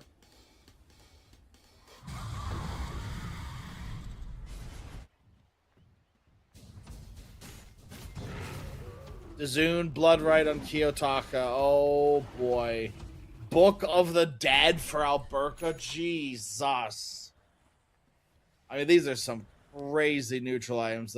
Stygian. Stygian, An yeah. Apex Stygian for Luna. Jeez Louise. What does the SF have? Also a Stygian? An audacious one, though. Oh boy, SF has turned himself into twice as much of a Ooh. glass cannon. As both teams got to fight immediately that they got these jungle items. But, nah. Oh, maybe with the hook shot. They're gonna go for a Here it comes. reinitiation setup, but... Oof. There's that Luna's damage, killing one, killing two. 3 dead in the blink of an eye. Buyback on the hoodwink. Holy cow, Shigetsu. Oh man. Yeah, Invoker just got blown up. 2 minutes, no buyback, and that black hole is there, the SF is there. Yellow Submarine, they definitely have resources to keep this high ground defended and to not let their enemies push.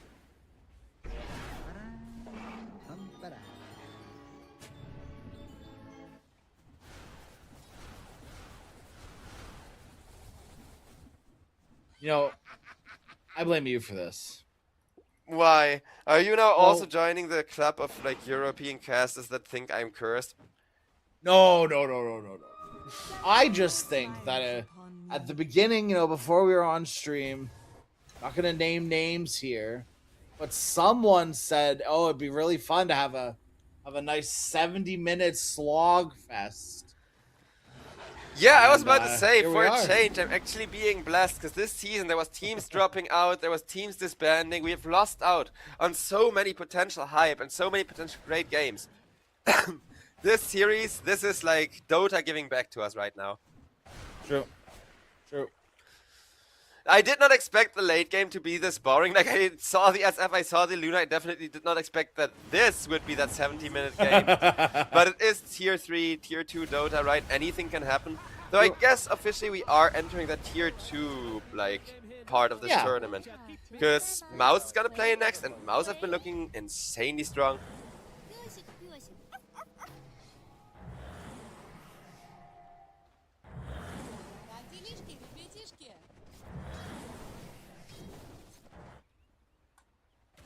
Everyone taking some time to farm. I At can't 64 imagine. minutes. I cannot imagine Conjurer's Catalyst was better than anything else that Till the End was could have gotten. I mean, maybe Conjurer's Catalyst is really good. No one was willing to bobble it up though, which I find a little disappointing. Yeah, a bauble would have been so sick. Or the other one. Like, I also really like the upgraded bauble. You know the one. It literally looks like the bauble with an amulet around it. Conjurer's... Was that not? Oh, yeah, no, that's what I'm talking about, right? Oh, crap, what was the Enchanter's other one? Bauble. Yeah, Enchanter's Bauble, and what was the other one The then? Curious Curio. Curio. Yes, because Curio Yeah, yeah. into Bauble is so Curio, nice. Curio into I Bobble love is it. insane. Curio into Bobble also does feel a little illegal. It does, but it's literally the art implies that's what it's supposed to do. I just Oh, I feel like agree. the RNG aspect of it does not belong in Dota. Like, that's a little bit too much. I actually think that Curio should turn into Are Bobble. scanning. I think we should get a whole new tier 4 item to replace Bobble. I think it should be Curio turns into Bobble. I do My think... Shadow used. Oh? Reinforced by BKB, hookshot misses as well, and Invoker's thrown in. All the spells, Kiyotaka, he's rolling his face on his keyboard. He's pressing his buttons, they're all working. Meanwhile, Hakoda does not Cavalier Spirit. get to press anything. A beautiful Tried to setup kick her from into a the black Luna. hole. Oh no. So good almost. There's Okay, the black that's hole. good. Oh, Oh, this is over. This has no. got to be over. The Black Ancient! hole like Wait, that. the Ancient! Your Wait, base! they gotta Somebody be get fed. the base! Holy crap! Power Rangers, they is- get another Leaves of Life. Maybe those megas were worth it after all, because with that black hole, like, I thought it was gonna be either GG or at the very least Luna immediately being forced to buy back, right? Everybody just rushing that dire base, saying, where's your carry at? But no, the megas are too strong. Megas MVP. I don't think I've seen any Book of the Deads from Alberca either. Brother, send those in. Nah, he wants to use it with the roar. Like, he's only using it to attack people, because, you know, no damage Well, you know otherwise. what's better than attacking people? Winning games of Dota 2. Fair enough. I mean, maybe he can do some funky rat stuff. Throw the boys down the lane. Get them boys down the lane. It's not hard. Click the throne. Look See, at look at the wave. The wave's already there. Put the boys on the throne. The wave is there. See, I can tell that you're a support player, because as a carry, I'm really happy that they're not doing that. Because I'm usually that guy when I have a rough game and I don't have my level 30 and it's, you know, we're being pushed in at 60 minutes. He's It's putting free those XP. boys on the throne. He knows. Look, those boys are on the throne. Yeah, but there's no Luna to farm them right now, right? Like, you don't have the risk of, oh, thanks for the free money and no push. Oh yeah, I Because guess Enigma's really excited to farm those boys. Yeah, Enigma loves those Classic boys. boy farmer, Enigma. I Now, mean, did you instead, as Alberca, just walk the creeps up one by one and die? Yeah, maybe he did. But what's it do ya? Roshan dies in the blink of an eye.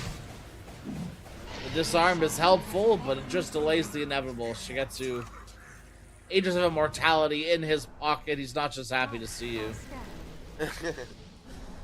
well, he's very happy to see that Aegis, because Yellow Submarine, they have been in a very defensive position. They have been literally canceling that last push just to defend their own base. So I wonder how, you know, this next fight is gonna go down. Since if they've taken in their base or with this amplified damage rune, either one of those would be a really free team fight.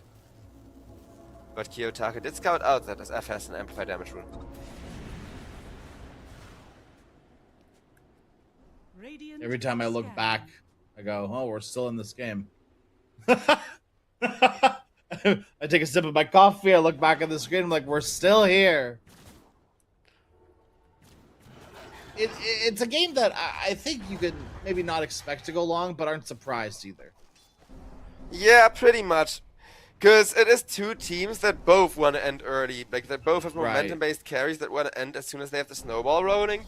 So now we are at a point that we have been for at least 20 minutes now, where both of these carries are always able to fight. Both of these carries are always just way too overpowered to handle. Which has now only been amplified through tier 5 items. And rapiers, yeah. And Like, rapiers, yeah, it's yeah. so insane what's going on, and I really enjoy like how extreme the 60-minute items are, because they're extreme, but they're balanced extreme, right? It made no difference about this almost 50-50 game stage. Sure, there's a 2-kill advantage, but again, that was because of Power Rangers getting a free getaway from the last team fight, kind of. If it wasn't for the Megas hitting the Ancients, it would have been equal now. So, Yellow, don't waste the Aegis. Power Rangers, get that first jump. But nope, it will be their top support getting jumped immediately. Send those boys into base. Get those boys down the lane. I mean, they are. And just getting an SD, that's a pretty good deal. I don't think anybody minds too much on, you know, Power Rangers decide to sacrifice him for a bit of space and Aegis time. But Kiyotaka, once he gets his Aegis, he really wants that initiation, and he knows that without the save on the Luna from the Shadow Demon, they probably can't get it. He's gonna try. Perfect combo. So much damage. Yep. Golly. But with the Aegis, I don't think SF minds too much. No.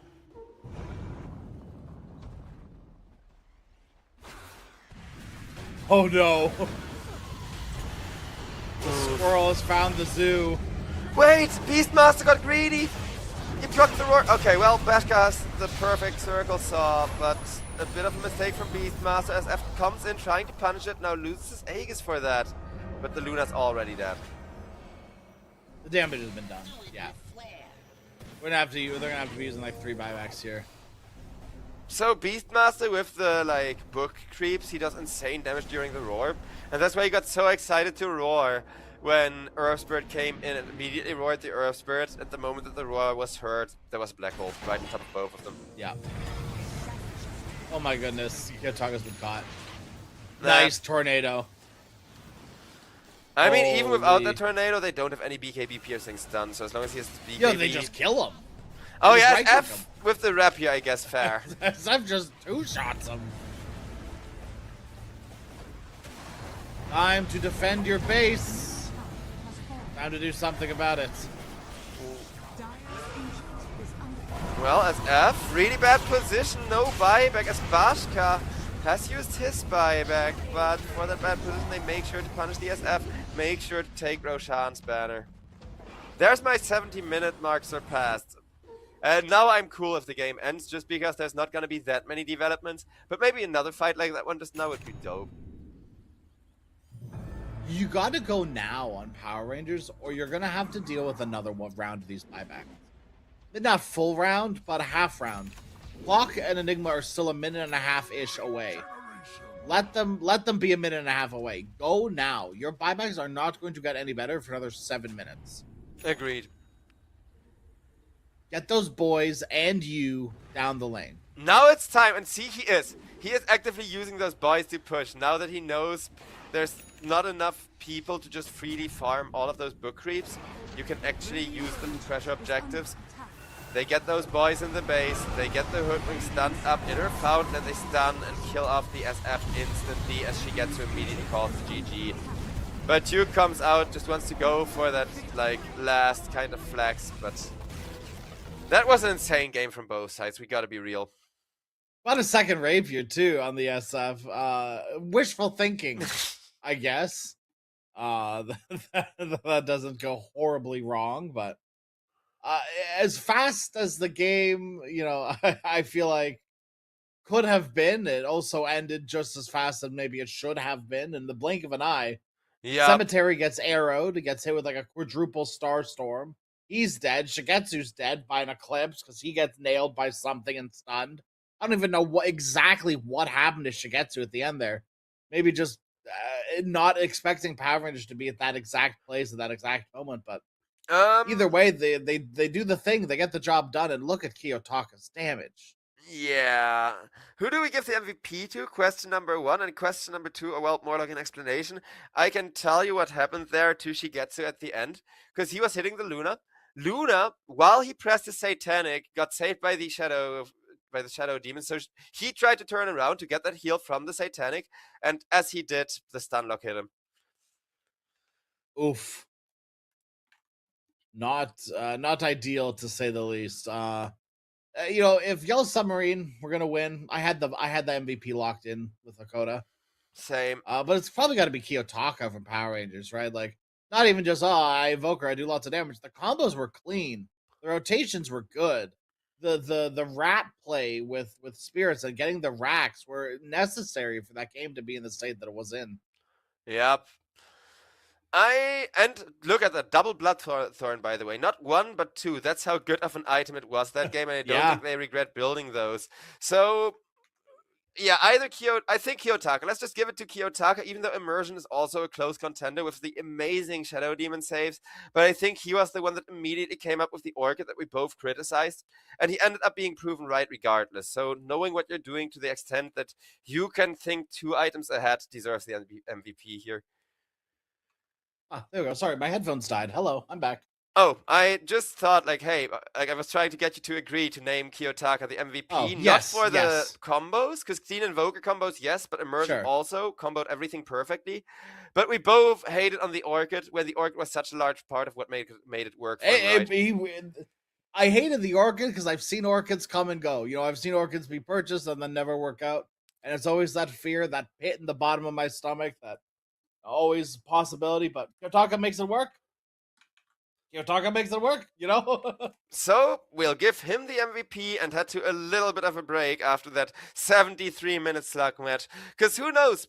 Because both teams drafted aggressive. It could be a really short series, but we may also be here for another 2.5 hours just to finish this first series of the day, chat. No. I'll see you all once we know more. Stay tuned. More amazing Dota coming up here at the EPL Masters.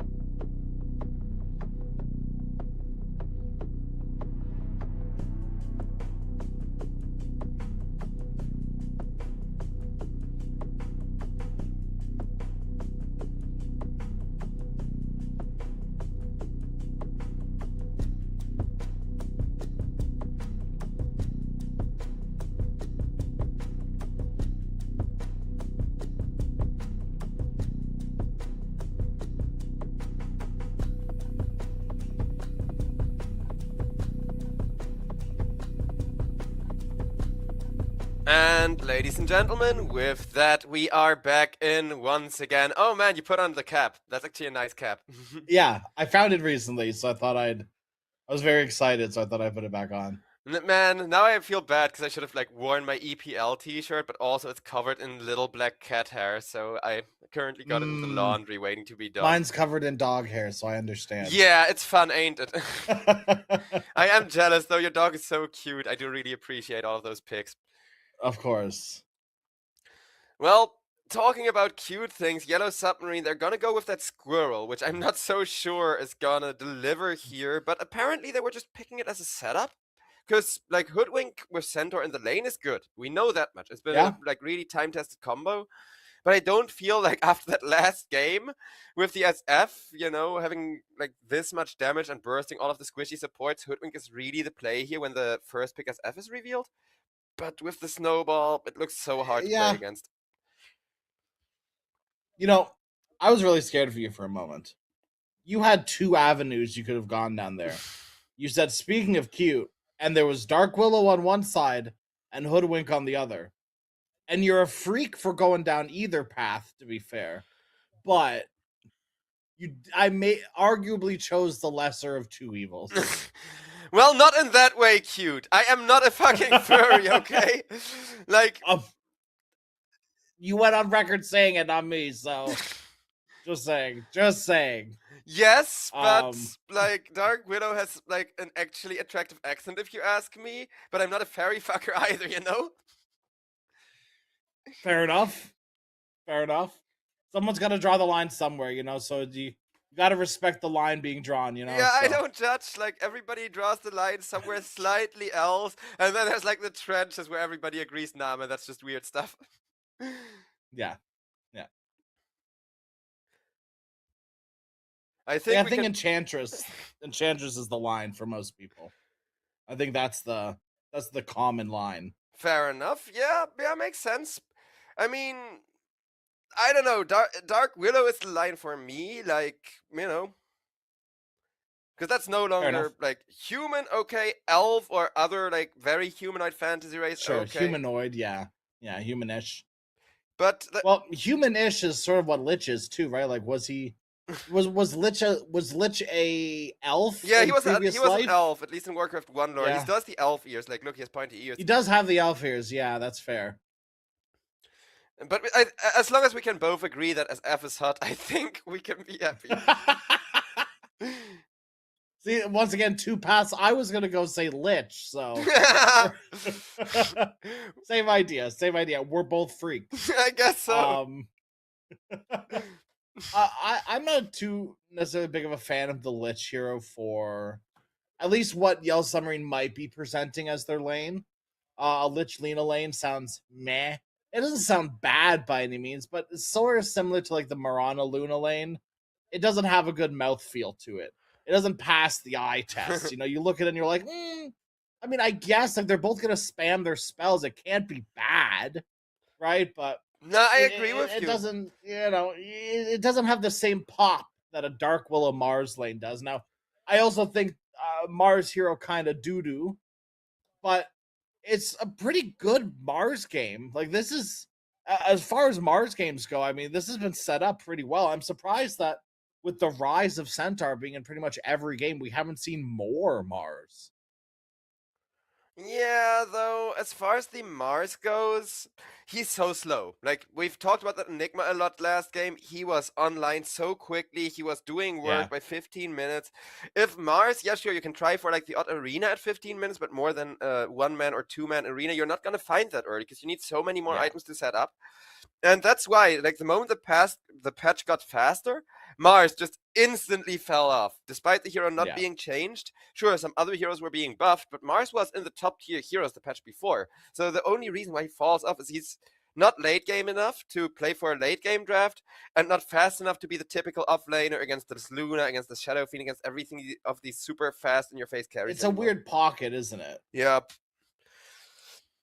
You got this much of space, and that's your power curve. And if you miss it, then it's GG. But I will say, in games like this one, and like you said, the Centaur games in general, where you do hit that power curve, Mars can look incredibly good. Yeah. It's the Mars as a hero is like the opposite of the potential Lich Lina lane. It's the opposite of the Mirana Luna lane. You look at it and you're like, yeah, this looks like a good Mars game. This looks pretty good. Looks like a decent Mars meta in general with the heroes that are popular. And then you like get in the game and you pick Mars, or you're playing with the Mars and you're like, oh wow, no, this is dog. This is really bad. Like, it is so telling to me how poorly this hero fits into the current meta and like item timings and everything. When SF and Lena and Centaur and Drow and these like ranged turret heroes with low health pools are in every single game, and none of them are being threatened by a Mars, it's crazy to me. Well, not just the Mars, but now another hero comes out for the last pick for Power Rangers that can threaten the Lina really well, threaten these squishy supports really well, but that's a plot twist. Ah, there we go. Okay. Okay, I like this considerably more. I didn't necessarily fully think they were gonna force this Lena to be the safe lane, because like we kind of said, it doesn't have a good field. It doesn't look good. This looks a lot better. Yeah, I this was looks thinking significantly better. Lina may have been like switched around, but the Sven one position that did catch me off guard. It maybe wasn't necessarily exactly what I was expecting, but looking at the Power Rangers lineup, Sven makes sense. It is. It's good. It's a BKB buyer. Keeps up with farm with the SF. Just hits things really hard and doesn't care about arena. Are you kidding me? You want to arena me, brother? I dare you to arena Sven. It's not going to be a good look. Yeah. Warcry is phenomenal this game. I mean, absolutely phenomenal. This is, I mean, if we were back, 5 years ago, and this was still playable, I would be rocking to support Sven this game. Are you kidding me? Was so much value of Warcry through the Mars, and even like there's Storm Spirit. It's obviously he's a magical damage dealer, 100%, but he does still have those aspects of the hero does rely on right clicking. And if you can negate, let's say, all of his right click damage, sure, maybe it's only 50 out of 200, but if he's getting, 4 or 5 right clicks, it's going to add up eventually. So, I don't know. The value is just really good. Obviously, it's good against Tusk, too. Tag team and whatnot. Depends on, like, there's at one point where Tusk has the Blink Dagger plus Snowball combo. That's when it kind of gets rough, but in the late game, like in the late game when you have your Daedalus, you kind of make up for that by just not focusing the Tusk at all. You just ignore him and hope that the cleaves hit him. Because if you cleave the Tusk a few times, he's not known for his health pool, he's not known for his armor. It's that snowball that ruins the carries this day. So yeah, around the 20 to 30 minutes, depending on the Blink Dagger timing of Tusk, I think he's gonna have such a good time with that. But after 30 minutes, that's when the Sven can really start cooking. And I wonder how well both of these teams are aware of that timing. Because last game, we both agree both teams made a few pretty big, pretty costly mistakes. Yeah.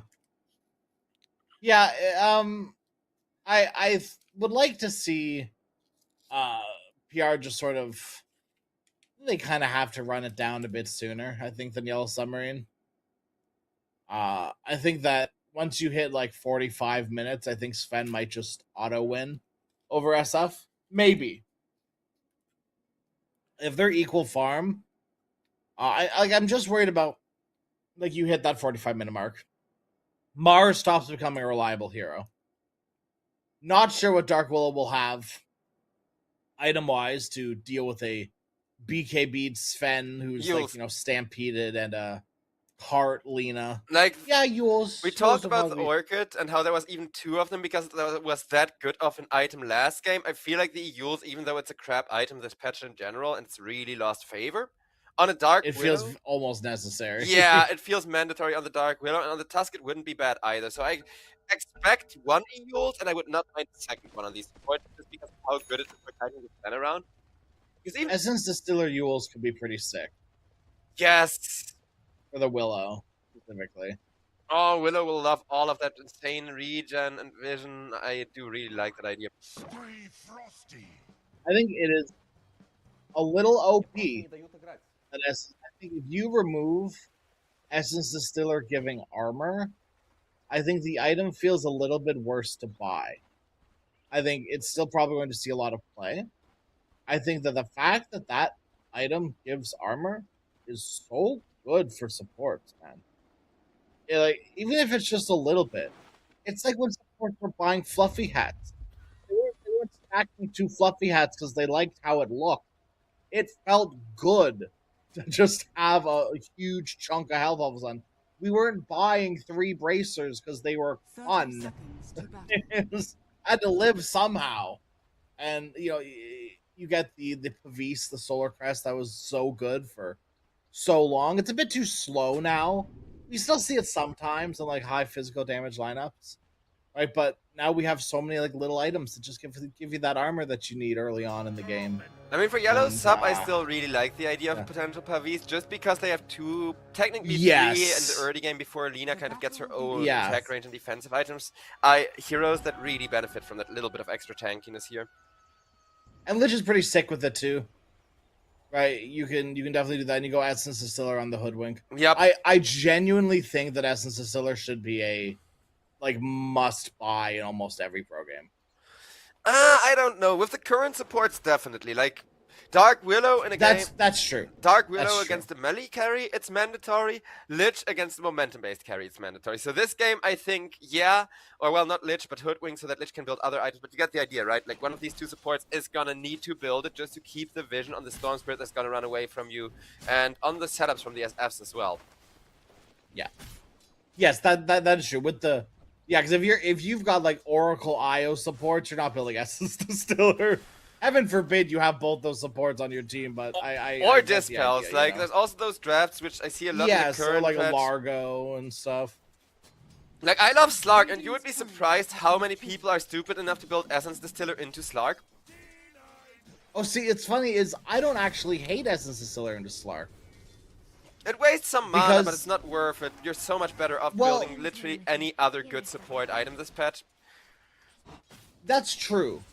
I would never buy Essence Distiller for Slark, but Slark never makes me go, I don't want to buy Essence Distiller.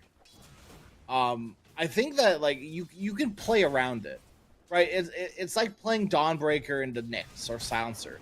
It's awful.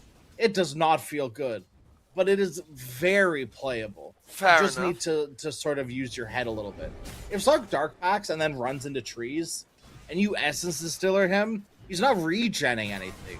He's a sad boy. He's gonna have to press Q again, which is not a big deal. But the time in which it takes him to, an extra 3 seconds get the Dark Pact up and running again is time that he hasn't regen in the trees, which could be impactful in killing or not killing him. But yeah, like I'm never, I'm never saying yes, please. Ooh, a Slark. Let me queue up an Essence Distiller. Yeah.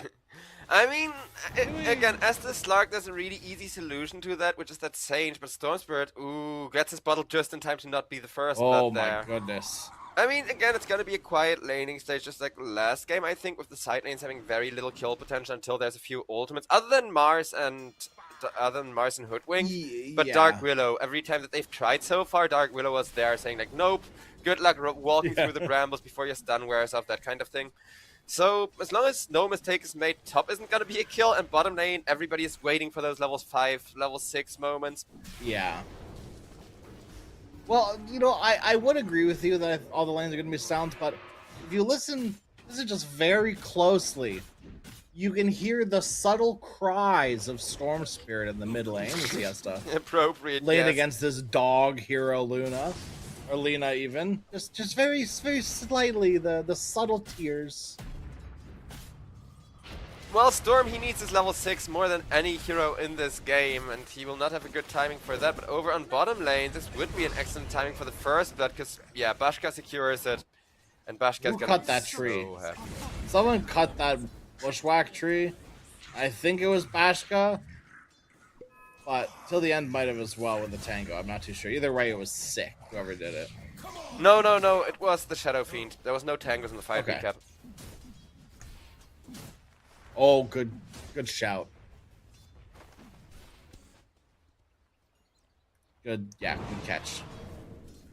always glad to help, but it is interesting to pay attention to exactly who makes the mistakes in these split-second moments. Well, over on top lane, there have not been any major mistakes, and I'm really waiting for them to happen, because again, well, mid lane is a super horrible lane for the Storm, and he's just not gonna have a game. It's after the laning stage that he kind of wants to play for. Yeah. Yeah, he's chilling for like, I mean, I would say 6 minutes, but he's probably not getting that rune. And he's probably not hitting 6 by 6 minutes, so maybe 8 minutes. Maybe he's waiting for that nice 8-minute timing. Where he's 6 and he can get a rune, and maybe supports can rotate into his lane, and maybe you don't dive SF under a tier 1 tower. That seems like maybe a bit of a mistake, especially when you are exactly 3 raises away from death. Yep, Storm Spirit, even with that Blood Grenade committed on him, he will live, but he will not get any kind of, runes or restorations. So I guess Power Rangers, they haven't given up a single return kill with this massive advantage now.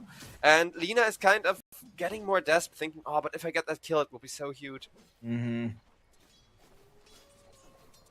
The tears are getting louder, though, slowly.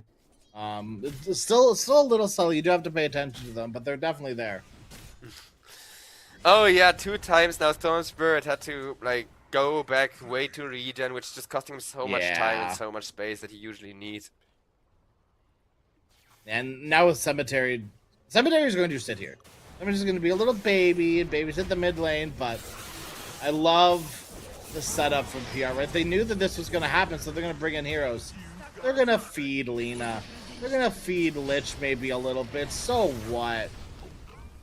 They do the Lord's work. They get a kill onto the Hoodwink. And honestly, if they killed the Lich here, it would have felt even better. Yep. Radiant's middle tower is under attack. But, hey, at least Yellow Submarine, they do keep themselves away from that ownage scenario. They do still get a little bit of space. Because, of course, they're going to be looking like they're losing the game the whole time until Sven can finally join. And Sven is gonna need his sweet time. So every time they get kills, every time they cut their own losses is a major win for Yellow Submarine just because it's time for the Sven. Which is also why, as per usual, whenever I play my safe lane in my pubs, there will be 3 heroes, 4 heroes on my lane around the 10-minute mark. That's kind of what I expect from this patch, because it works. True. Yeah. You ever hear Kiss? I don't know if that's like a North American thing or not. It's acronym for Keep It Simple, Stupid. Yes, I know. Yes. That's always how I like to view Dota, Not necessarily that it's a bad thing. But I forget when it was, and this had to have been years ago. Someone mentioned something about Dota players being lazy.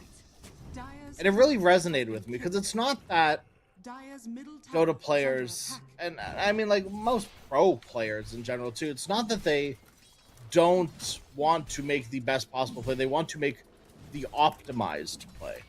If I am playing Lycan, I probably should maybe sit, hold on, Sven, top, speared up, stun from the Hoodwink though, that stops everything in their tracks. They have no arena on Mars. And instead it's going to be a turnaround. Shigetsu's going to walk into a Requiem. Raze won't connect. Basha's not been on point with those today. Yeah, that was the Sven ultimate, so they did use that God Strength, which kind of prompts Sven, hey, you just want to go jungle now, you just want to farm now. But I think Power Rangers don't mind it that much, because at the very least, they do not have that Mars ultimate yet, they don't have any of these big resources wasted yet, other than the Requiem being on cooldown, but SF... he too just wants to go farming when he presses his ultimate. Storm Spirit gets saved with a snowball. Lina gone on, and the beautiful stun is going to be set up, putting Rain in a bit of a bad position. However, Lich is there to save. Well, I was gonna say there's that action rune, but immediately gets eaten up by Kiyotaka to fill himself back up to full.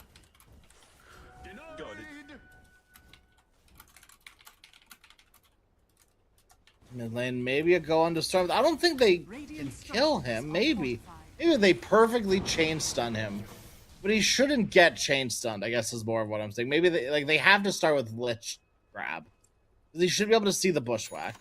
But also, if Lich is walking up to you for a chains and you let him do that, you're crazy. You're insane for letting that happen to you. Yeah, though, Hakoda, he is such a threat, just sitting behind Rain, waiting for the perfect moment to hit up that Frost Shield, and he does not mind dying for this. Out comes the Mars Arena, till the end. Almost safe, but doesn't quite walk far enough. And now I'm worried for What? Power Rangers, because, like I What said was up the top, plan there? Structures I think the plan was to get 2, but the snowball whiffed, with the ice charge being a little bit off the mark. And Mars was like, crap, do I arena or not? He hesitated for a moment and then kind of changed his mind and went for it after all. Hesitation. Hesitation is where it went wrong. Yeah, that was really weird. Because they don't have damage. Right? Well, they need 6 on Willow for their damage on subs. And, I mean, 6 on Tusk is cool too, I guess. It's not the game changer that I feel like it is with Willow. It allows you to make moves that you couldn't before. With the Willow 6. Oh, solo moves as well. I think Willow's one of those heroes that, yeah, not that you're always going to look for things, but you can absolutely solo kill heroes. But Until the end has not been looking good with these shard snowballs. Yeah, maybe it's a ping issue, maybe he's just not that great of a Tusk, but I will say the shards have been off the mark more often than they've been on the mark at this point. Yeah, and They Bashka as pausing? well, we're like missing some raises as well. I know it's 2 or 3 missed raises, so. Yeah, but we're pausing. This is actually, well, maybe not hopeful, because I want the game number 3 always, something that you're gonna have to get used to me with me too, but I do think this game is actually looking pretty interesting and pretty, not clean from the side of Power Rangers, which is a good thing here, because the last game was a clean SF game, and that one, every time SF, like, literally just the SF was having a good game, right? And he solo carried so many team fights. Yeah, it just wasn't enough. You need a little bit more than a solo carry. Need your team to put in the effort too, Radiant's bottom tower is under And right now his team is not looking good. Yeah. Like, how do you make the space? Well, how do you make the space isn't the hard thing, but getting the vision to do so in the first place is, because you need deep vision and then to just smoke gang. But we saw it in the last game as well, where there was so little smokes because both teams were having so much vision, always, rather than farming, going out of their way to place that one ward to keep your carry safe or whatever. And here it's a similar thing, except both teams are de-warding, because they have watched the last replay during the break, or at least, kind of quickly checked the map, saw, oh man, this is a lot of anti-wards everywhere. And now we're seeing even more anti-wards from both sides, so the map is darker, because more wards are being placed. Gotta love it. Definitely feels like that'll always benefit the team that doesn't have the Storm Spirit. Yep. Even though it's not, good for anyone. Storm Spirit is very much a hero that relies on, and Mars too to a certain extent, right? But Mars vision usually is the vision that is in the middle of the fight, not the vision that's in the back lines or, Dire are scanning. coming up the rear or stuff like that, so. Mars and Willow are now going to smoke up, realizing that for some reason, for some magical reason, they have not been getting done that much in the laning stage here. These 2 heroes with their 6s should be able to kill anyone on the map. This is illegal to me that Alberca has given up so quickly on this. He might just die up here now, too, alone. 3 heroes are running directly at him. Oh, wow, that's an opening. That's certainly a choice of opening with a Chain Frost like that. Shigetsu kills off Alberca, Kiyotaka gets the jump onto Hakoda, and Shigetsu also gets taken down by Bashka. So a 2-for-1 that features the Sven is exactly what Power Rangers needed there. I don't think they intended to lose the Mars like that. It was like a rough initiation at first, but they get the Sven, so it's worth it anyways. The second they Chain Frost Mars like that, I hope someone is screaming to take that fight. I think Willow ticks out here. It's the slow burn of Lena, maybe. I'll let you finish her off. And Tusk as well, the slow burn plus the urn, the slow the slow urn. It's too. I can't really play with that. Well, it also kills the Tusk, and Dire's I middle think they tower realized is that under maybe the attack. tier 1 tower is not in their future quite yet. Maybe their uh, later future, not their near future. That's for sure. Nah, I don't think pushing is an issue. I think currently looking at the momentum, the main issue is Sven isn't quite snowballing while the SF is already having a free time. Because really it's supposed to be the other way around, where yeah, SF starts a little bit ahead, but eventually the Sven just bit by bit overtakes him. And here we're not seeing that yet, because every time that Sven does get some stacks, every time that Sven does get some breathing rooms, they're either knocking on his jungle or pushing a tower or trying to do something. So Power Rangers, they don't mind finally slowing down the game again after the laning stage and being like, okay, you know what, SF, you go back to farming now. And just kind of everybody else chilling around, making space, trying to get this Vision War to finally be good enough to actually initiate with like a Blink Mars Arena or whatever. Yeah, they did just get that blink on Mars, right? So it It is is there, more or yes. less go time. Bring the Storm in as well. Get those galvanized stacks cooking, and here he comes. Yeah, they're up top. Smoked up on a Sunday. Power Rangers making their way into the top lane. I do like how aggressive they're being right now with Kiyotaka coming in, getting a beautiful setup on the Lich and just burying him in the Thunder. Oh, but now the real kill. This is the one they wanted, not even that Lich Yeah. support, which is still great, because galvanized stacks and XP for the SF, but now they get the main prize, and I'm starting to get really worried here. Like, actually, Sven, like 15 minutes and you're still not even second in net worth is just bad. Dire's top tower is under attack. Yeah, Yeah. it does feel like we're past that time, right, where Sven should be creeping up at least a bit closer to SF than like 2K behind, more than 2.5K behind him. Yeah, Lina is still having a pretty good game, but now both sides at least have a mid laner that can play the game. Speaking of mid lane, though, over on the mid lane, Dark Willow still fighting that warding where there's not going to be any kills just yet, but with the D ward, Mars wants to take the opportunity and go. Centaur, beautiful stampede, defensive Lich ultimate immediately. Dark Willow will dodge it, but Mars still gonna die. Follow up? Rain's been doing a really good job at finding these like side lines. And like coming in from like the back and the side of these fights and just picking off a hero real quick and then moving on. Been very consistent this game. I It's feel like that's exactly only what gonna get they need better here if as well. you get like an Ags, you know? Yeah, absolutely. I mean, it's looked phenomenal every time. It's cleaned up and changed, you know, the state of what was happening every single time it's happened. And now they've got their eyes set on a walrus. Till the end tries to, you know, actually turn that around. And it's funny because he didn't have backup yet, but he still ran at them immediately. So they went back and then the Dark Willow teleported. So Yellow Submarine actually kind of fell for that bluff. Because keep in mind there was vision up that high ground like 5 minutes ago and now it's gone.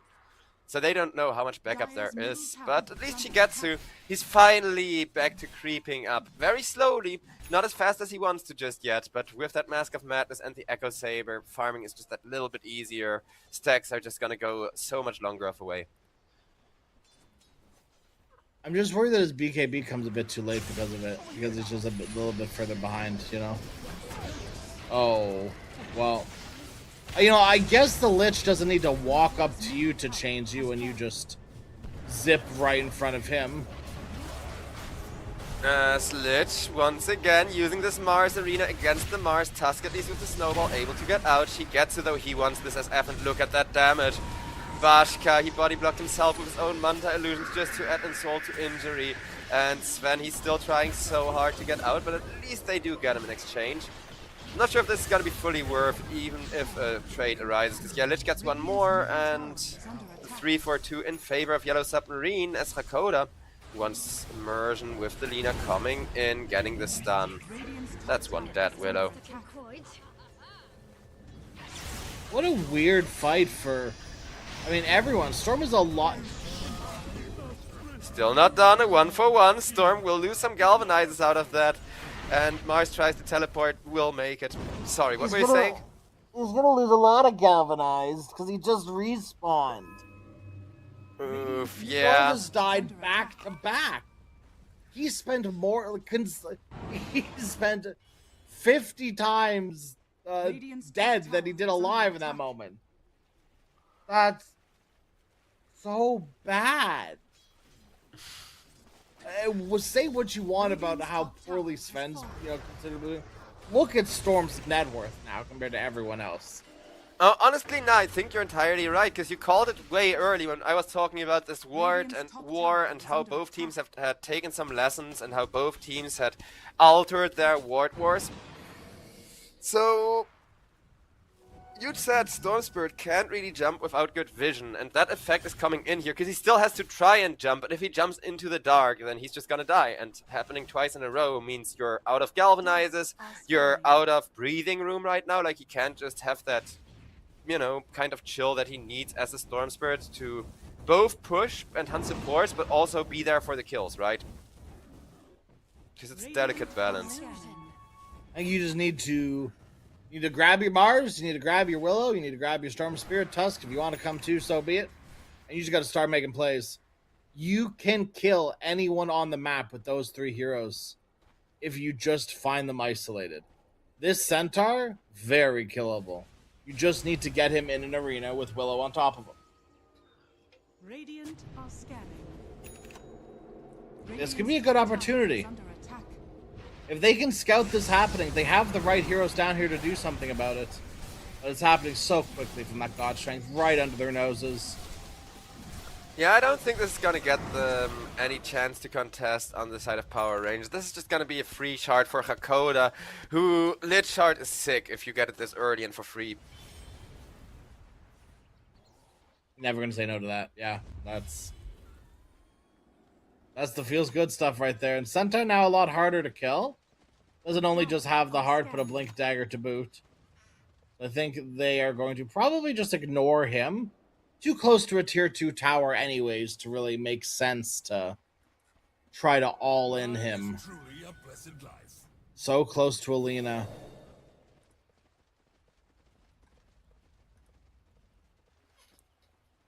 $6K lead. Maybe I'm gonna get my game number 3 after all. Though, Power Ranger, I don't know. I'm not gonna write them off after how good the SF looked last game. They just need to get back this control. Like, the vision they just placed on mid is gonna help. Every bit of information, every bit of opening for the Storm to go in, take a support out before the team fight even starts is what they're lacking, and they're trying to get it done. But the enemy thinks they want to contest Roche, and they weren't sure whether they wanted to go hard contest or not, right? Like, it was, hey, let's go into the Roche pit, hit it a little bit, see where the enemy is. But Yellow Submarine, they are now up on that pressure because they thought that was a legitimate Roche attempt, and they want that Roche for their Sven. Sven gets his TP cancelled over on bottom lane, one-man Mars Arena. Is it gonna be enough? Okay, yeah, with Storm Spirit in there, definitely. Still taking them a while, but eventually they will get Shigetsu as Dark Willow dies for that. A beautiful spear, similarly beautiful Requiem, but the Requiem is not gonna cut it to save Storm. Because this lost tempo from those deaths is really coming in to affect him, as Tusk makes sure to keep the SF alive by not snowballing him for a change. But now Burka, he's got to stop the blink. He can't. Execution style. Well, Radiant's bottom tower is under at least this won't be another 70-minute game at this rate. Something's gonna break soon enough. Either it's gonna be the resolve of Power Rangers, or it's gonna be that momentum threshold for Yellow Submarine's draft. But for that, you gotta stop Yellow Submarine from farming. Because, yeah, you take out the Sven once more, and you see that without the Sven, they're looking a lot less scary. But it's still a really terrifying lineup. It's still a really terrifying matchup in terms of the spell damage it outputs. Whereas Storm, who was also supposed to be a terrifying burst damage dealer, is just not. Like, his bursts... Where is it?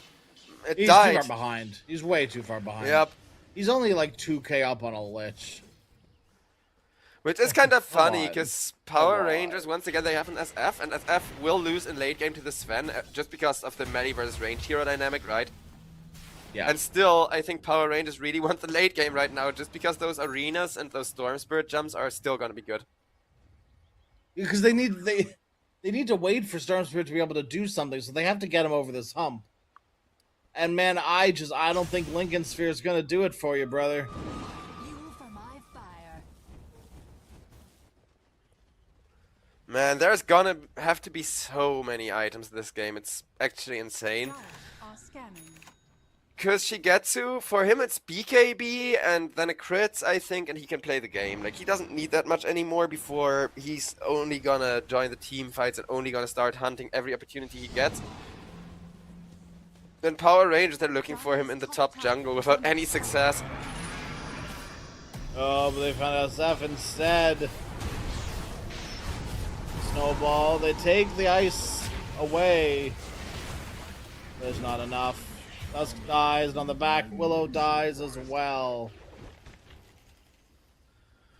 Yeah, that's gonna Well, be a Submarine, they want 3-man this kill. game 3. They want it so bad. Radiant structures are fortified. Radiant's middle Mid tier tower is 2 under gets attack. pressured in. That's no. gonna be Mars. What are you even doing there? Radiant's middle Like, good tower like, has fallen. yes, good vision. Like, very good vision placed by Yellow Submarine. But also, why are you there on Mars? I think he wanted the arena. I think he wanted to time the arena in a way that they can bring in the Storm and bring in the Tusk now that he has respawned. But yeah, really big backfire due to that little vision play around the corner from Yellow Submarine. I couldn't agree more, as this bottom tier 2 is gonna get set up on now. The map is slowly just lost for this Radiant side. Maybe Power Rangers actually focused a little bit too much on the vision, on the wards, on playing the same kind of Dota that Yellow Submarine play every game, and that's why they're kind of starting to fall apart here. Radiant's bottom tower is under attack.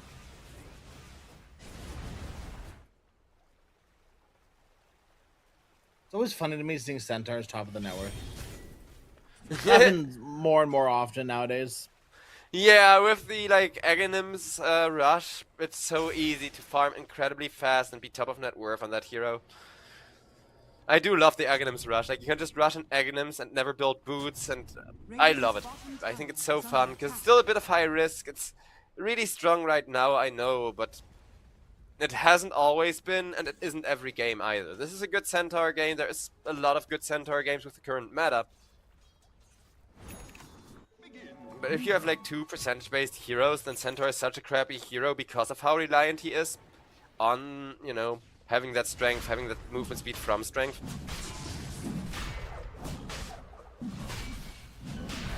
Alright, Roshan number 1. I always thought this was Roshan number 2 for some reason. I guess they didn't do it the first time. They just sort of kind of committed to it and then left on the PR, right? So Yeah, PR tried to get it and got bullied out of the pit. And Yeah. now Yellow Submarine, they finally remember, wait, wasn't there something we've forgotten about? Oh yeah, right, Roche is still up. Let's go and get that. And get that they will, as over on bottom lane.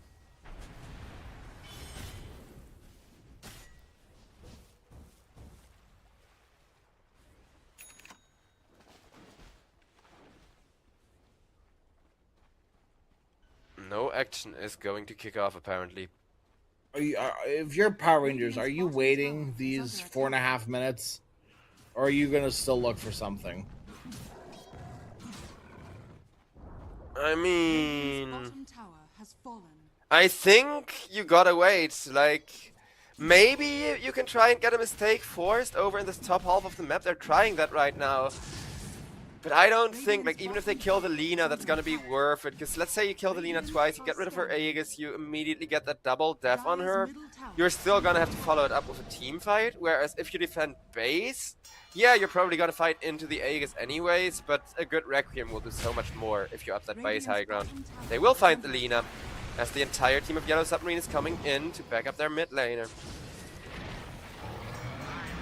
Oh man, these shards. Oh no. Till the End's having a really bad game, I will say. Like, these shards have not been on point. Yeah, And Kitaga's been doing some weird stuff too. Well, He's as for just about to get soloed by these subs. yeah, And I guess Lena's going here to secure the kill. Whatever. I mean, again, as for Kiyotaka, he had so many galvanizers. He still has 7, which is way more than he should have. But he doesn't have money, he doesn't have XP, he does not have anything else other than the stacks. And in late game, sure, if this carry was like a Phantom Lance or a Drow Ranger or something that wants to farm till 60 minutes, I can agree with that. I also only play for the stacks in those games. But here you got an SF, and Storm Spirit couldn't play because he was lacking the burst damage around the same timing that SF wanted to do nothing else but play Dota, right? Nice kill though, to start things off. They will get 2, and this is what I meant about that high ground defense being that much stronger as Rain. Trying to get out. A second kill on him would also be very huge. Stunned up, speared, snowballed. They will get him. Not without a return kill though. Rain makes sure he gets one more in on that Beyond Godlike as he dies with his last breath.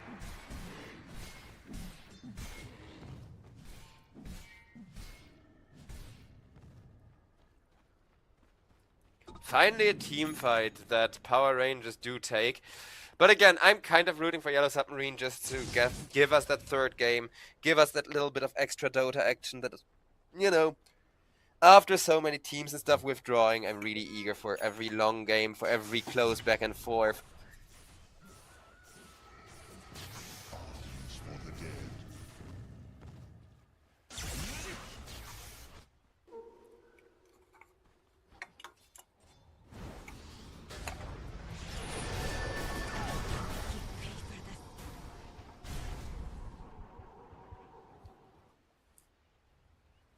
Another pick up there onto Immersion, which, yet another small support kill, but they are not hunting for supports, they are hunting for, well, a good initiation for the Sven with the Centaur ultimate being ready again, whereas Power Rangers really just need Requiem into Arena. Really gotta hit those. They need something, man. Yeah, they really need those big anythings right now. Yeah. Trying to go The for Centaur would have been nice, but he's so tanky. Even with that DD on SF, they couldn't finish the job. yeah, now they're in a really risky position because from 3 sides people are coming in trying to close, and SF manages to TP till the end. However, Dire's bottom tower you can't even It's call been that, a big sup diff this game.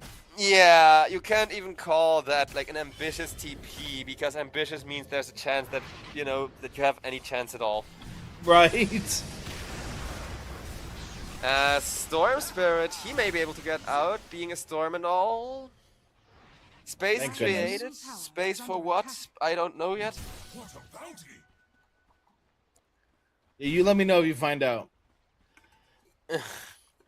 I mean, who knows? Anything is possible. That is the main thing nobody should ever forget when watching EPL. These teams all have pocket strats. These teams all make mistakes, and yeah. Yellow Submarine, however, they just want to push the lead. They, Yeah. like, I think last game they realized that they threw a bit, right? And I don't mean throw as an intentionally, but they panicked, they messed up, and it ended up costing them the entire freaking game. They tossed it, you know? They threw the ball up into the air, and they very well could have been the ones to catch it. But they were in a room with someone else, and they caught it instead. It happened. But you got to make sure that once you're in possession of the ball, you're not tossing it around anywhere. It's your ball. Keep it. Don't let the other person have it. I mean, you can't with these drafts, though. Like, I get what you mean, and I completely agree. Like, that was, you know, a toss is such a good metaphor, or like a pass that you really shouldn't have gone for. But I don't know. Like, these teams, they respect each other so much. They have such similar drafts in game number 1, whereas here in game number 2, they have such opposing drafts that it feels so impossible to play traditional head-to-head Dota, right? You can't raise the enemy hard carry because the enemy hard carry has a built-in cleave and one-shots creep camps.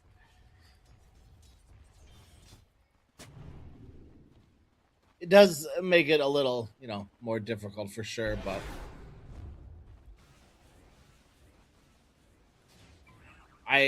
feel like I have yet to see something big and meaningful from Power Rangers in sorry, let me just check my watch. About 33 minutes and 35 seconds. This is the most meaningful team thing that I've seen them do. I do agree with that. Kiyotaka does have the Parasma, so he has damage, but he's still so susceptible to getting caught, getting bursted.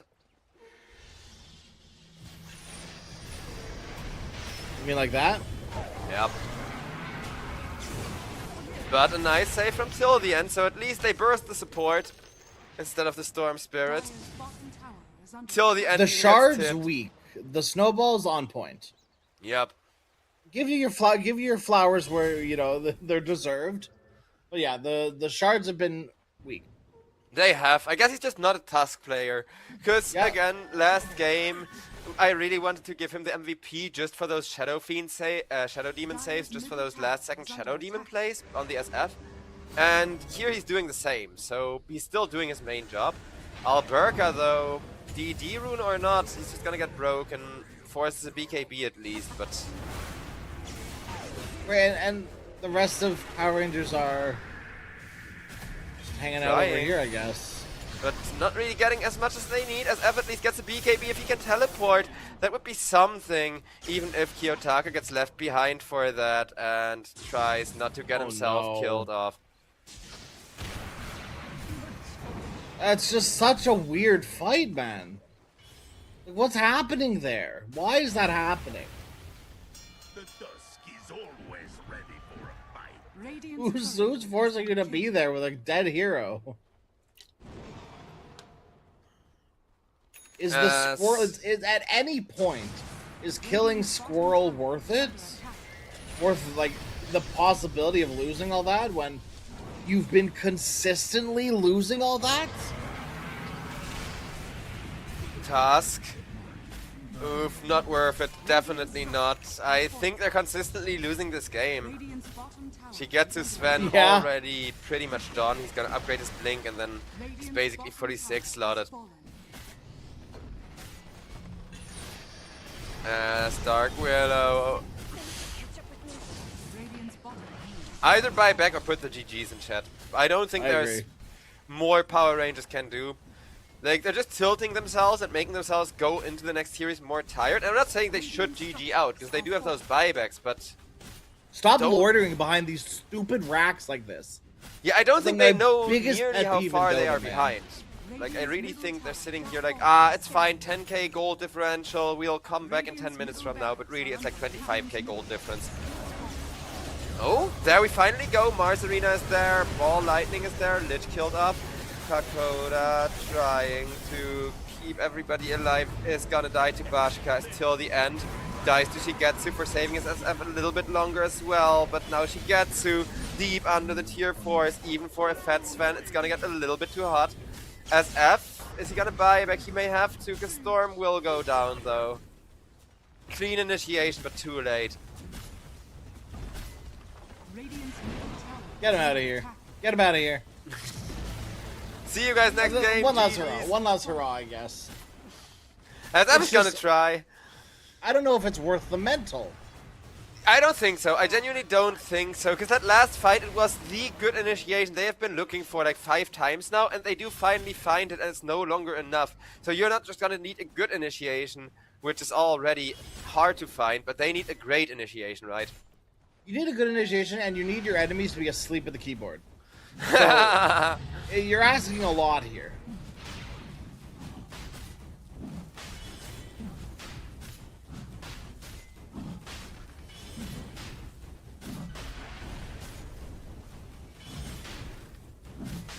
Roshan also just machine gunned down by Rain there.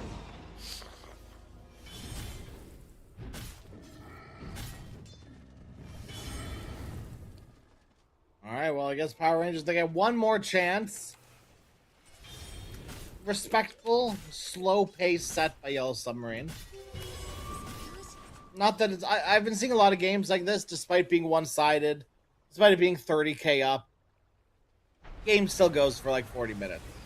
Which isn't a bad thing.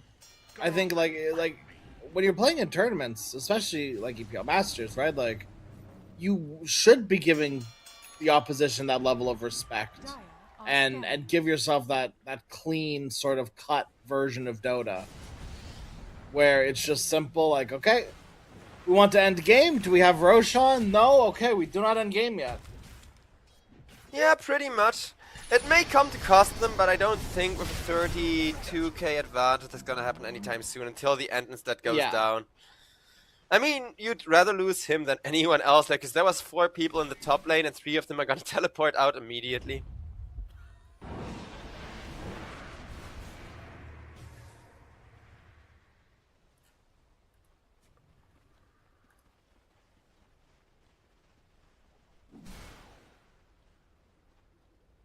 Alright, yo, Submarine. Can you finish it off? Oh my good God. I mean, they got it within the next 3.5 minutes, or else, you know, it's gonna be another round of Roche waiting and we may get another 60-minute game after all. But Yeah. I do think this respect, like not overextending, not being too impatient despite this massive lead, is a large part of why they're still looking so strong. Because the comeback attempts are definitely there, and Mars is gonna try to make another one, but nope, says the Sven. Oh, AoE catch from jeez. Lich. Radiant's middle tower is under attack. I mean, Hakoda has been playing so well this entire series. He has, but this was such an outdraft as well, because you said how good the Sven Lich combo looked. I couldn't help but agree, and now we're finally late game enough for the Sven and Lich combo to actually do what it's supposed to and matter, because why would you beforehand, right? Like, why would you need the Lich Sven combo when you could just sacrifice the Lich and have Sven wipe the team anyways? Shigetsu wants to end so badly, Storm Spirit's gonna get perfectly chain stunned. Not worth the mental. No, probably not. I mean, they are dying, to be fair. Cemetery, the only one hitting the throne. Hit the throne, boys. Yellow Submarine. Oh, Like, as my God, Ab? we have to the throne. No, they got it. They got it. Nah. I do like the bit of panic at the end there. Yep. It's just Cemetery hitting the throne. I'm like, oh, wait. I like that Punisher meme. Man, I'm so sad they canceled that show. But, that also felt really punishing for Power Rangers. Because, well, yes, Yeah. the supports played a lot more sloppy, especially till the end. 15 deaths, and I will say, even though a lot of them, like the snowballs, were really good, and a lot of those deaths were to, you know, keep the carry alive, allow Bashka a second to Ray. The ice shards were too rough. He just had a really rough game, also in part of his lane matchup. And Kiyotaka, meanwhile, also had a super rough lane. So 2 people being set up for a hard game, and then, you know, the mental effect coming in. I think it all just added up to the perfect storm for Yellow Submarine here. Well, that's the problem, isn't it? They were looking for the perfect storm on Power Rangers. Yep. And the Kiyotaka definitely did not deliver that. I mean, early Lincolns I really love. It feels so good if you can get away with them, but they're definitely the kind of thing that you build when you're ahead, and they made a brief Yeah. comeback. He thought, okay, commit for the Lincoln Sphere, and then it backfired right at him again. Yeah. So, Well, you get your wish. The stars have aligned. they always do for me. See, I'm a noble by, like, birthright, so technically my very destiny is written in the stars. They just refuse to listen most of the time. But joking aside, we're gonna head to just a little bit of a break, because game number 3 indeed, and after this we have another really, really good series coming up, the Mouse one that a lot of people are excited for, because New Mouse is definitely an interesting little combination, just like this one has been. But I think in the last game, draft mistakes are gonna matter so much, so we're gonna head to a little bit of a break, and then you guys can see what these teams are drafting together and how hard it's gonna backfire on whom.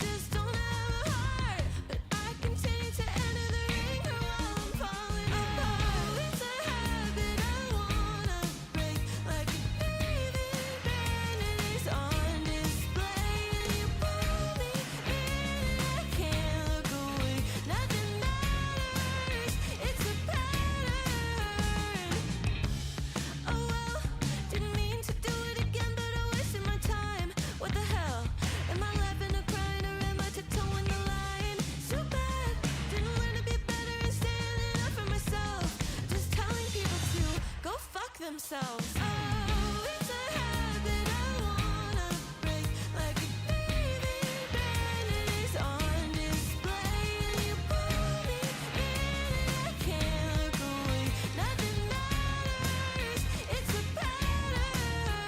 Oh, it's a habit I wanna break, like a baby bandit is on display, and you pull me in and I can't look away. Nothing matters, it's a pattern. Will I always be wasting my time? Feels like everyone's wasting my time. Will I get over it? Over the pattern. Don't think it's fair, then get in line. Not waiting to go on a green light. Stop digging for dirt in the coal mine. Just keeping up, just keeping my patterns. Just keeping up, just keeping the pattern. Just keeping up, keeping up.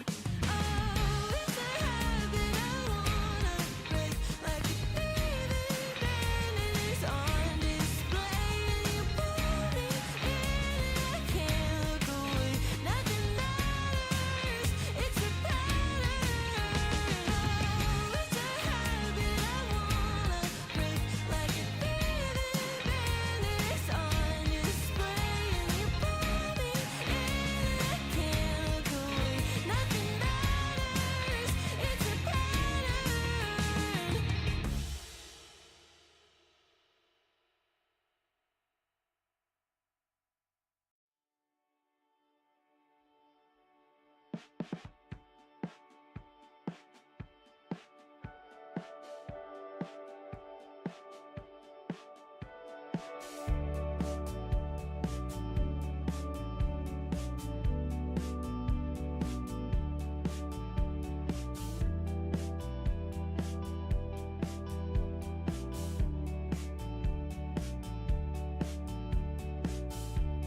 So in this life,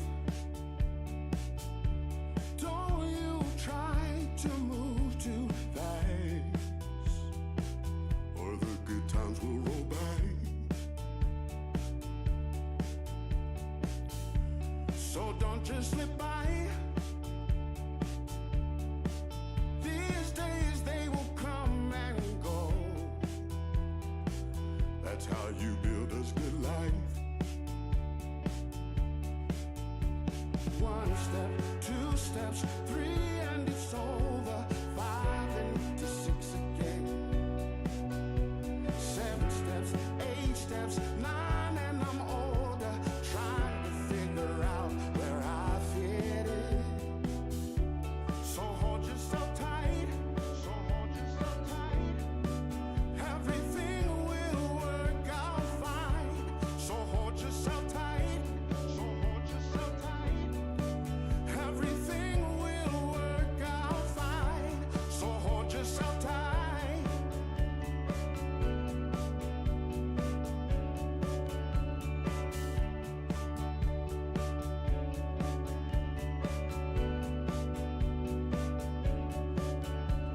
One step, 2 steps, 3, and it's over. 5 and to 6 again. 7 steps, 8 steps, 9, and I'm older. Trying to figure out where I fit in. So in this life, hold yourself tight. Everything will work out fine. So hold yourself tight. So hold yourself tight. Don't you try to move too fast. So in this life, hold yourself tight. Everything will work out fine. Just hold yourself tight. You need to. Don't you try to move too fast. Just hold yourself tight. Please do. Everything will work out fine. Hold yourself tight. Yeah.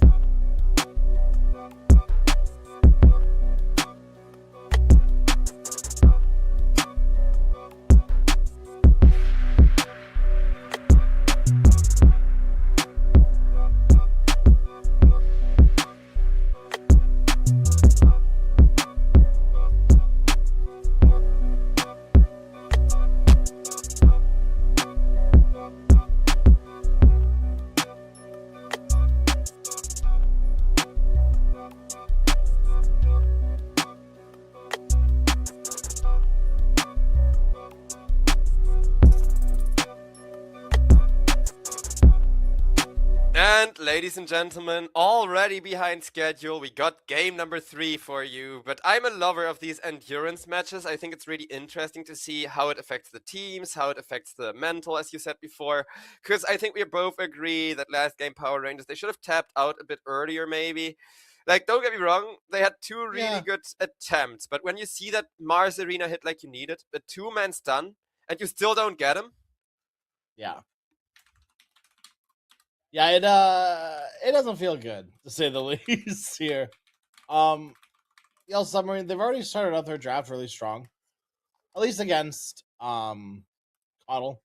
Right? As strong as you can at the start of the, for two picks in. Largo very good against Coddle, whether it be at a support role or on the offlane role. You look off the Solar Bind, which isn't the biggest thing if it's a support Coddle, right? But it's something. And it is an impactful thing. It's just hard to see the huge impact of Solar Bind when you don't have, a Dagon and you're aiming the Coddle Blast at them every fight. But yeah, it's Earth Spirit's pretty good too. Largo can also lick off the Katana buff thing from Kez. So like debuff the DOT. Not a big thing, but I was playing in the offlane against Kez, and it has made the difference multiple times because it is also free regen, right? So you get level 3, so you get level 2 lick. The regen increases, I think, by like 2 or 3 or something. I can't remember. But it feels really good. Playing against a disruptor maybe doesn't, or maybe changes things a little bit for you as a Largo. You get glimpse back, and the katana damage you just licked off doesn't matter. But you can also lick off Thunderstrike, which is the only aggressive tool outside of glimpse that Disruptor's gonna have in lane. So Oh yeah, I think it's a very intentional matchup because Kess came out and then right after Largo came out, and I think they very deliberately made Largo as a Kess counter Yeah. because of how all the abilities, even the extra armor, every aspect of it hard counters Kess. And before we had Largo in Captain's mode, Kess was literally like 20% better just because there was so few good counters to him. And the balance has changed so much by the introduction of Largo. You're definitely correct in pointing out all of these ways in which you're going to have such a rough lane. Though the one thing I would point out is maybe this Kess can be put into the mid lane, because now you already know that Yeah. Kess is not going to have a laning stage if you make him your 1 position. Well, here's the thing though. They've just picked up Enigma on Yellow Submarine. Where is the so okay, now I'm okay, no, it's fine actually. So it's what, a 5 Largo? 5 Largo's still fine, I guess. 4 Largo, okay. Actually, I think I would prefer the 4 Largo with Enigma. Yeah. You're still laning against the Kez. The pull into the Eidolon seems really strong, actually. If you're a good like Enigma player and you can body block people with your Eidolons, you can pull a hero to the other side of the Eidolon line. It feels like it could be really strong. Like little micro synergies between the two. And Ringmaster is just better as a 5. You can always box someone out of the Coddle Blast or, whatever offlane the Power Rangers are about to pick up here. But I do agree. I think they're looking to flex the Kez, and that's probably not their offlaner. If I had to hazard a guess. But hey, we all make mistakes sometimes. Yeah, that's true, though.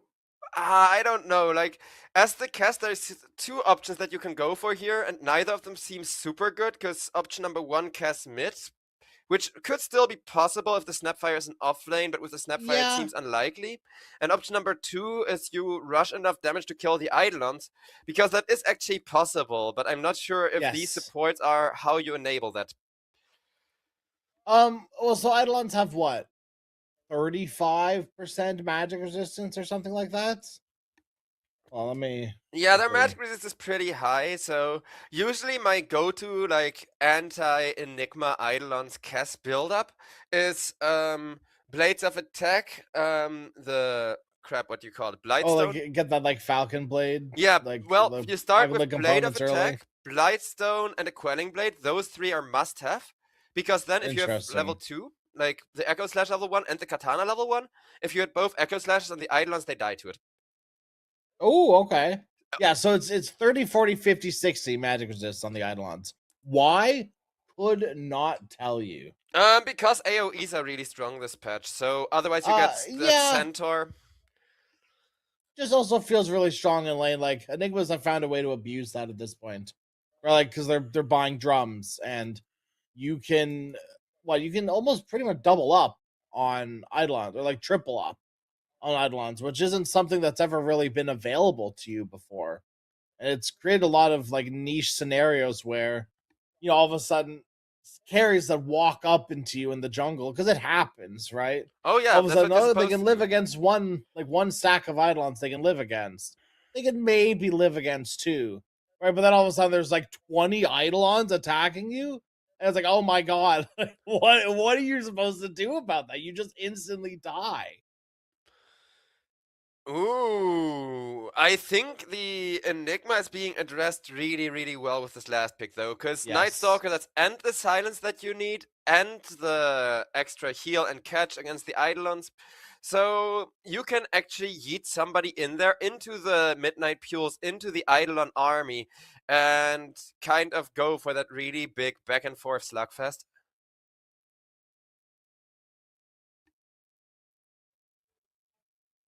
All right, yeah, pretty much exactly what we expected role wise from pretty much everyone.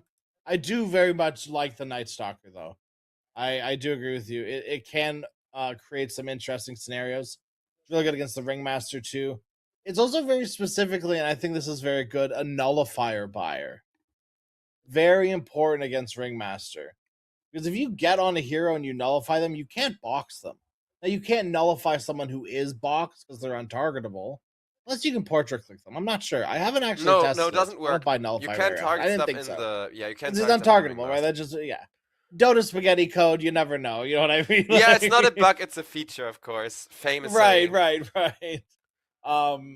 But yeah, so like being untargetable in the box, but if you nullify them first, you can't box them. So it's that sort of trade off, and it's so good against Largo. Largo does not like building any tools that gets away from Night Stalker. Name one thing. Largo doesn't want to build Force Staff. Are you kidding me? Gross.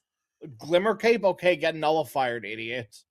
Like, if this Night Stalker can feasibly go Echo BKB nullifier and still feel like they're in a good position. If you want to be cheeky, you could throw in an armlet. I know people have been trying that. It's always been sort of that niche Night Stalker item. It's a little weird, but it amplifies your nighttime I'm presence. on board. Like, I have a friend that hangs out in our chat a lot as well. Sadly, he's not here right now, but shout out to Maleactum regardless. We play a lot of pubs together, and he's Mhm. really good with ARM. Like he's one of those people that have been toggling that since Dota 2 came out.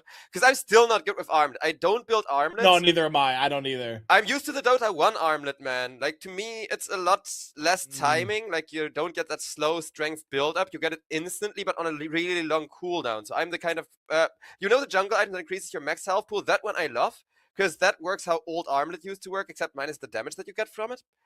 And that feels a lot more comfortable to me because it's instant. And I cannot armlet toggle with the modern armlet ever since they changed it to be gradual.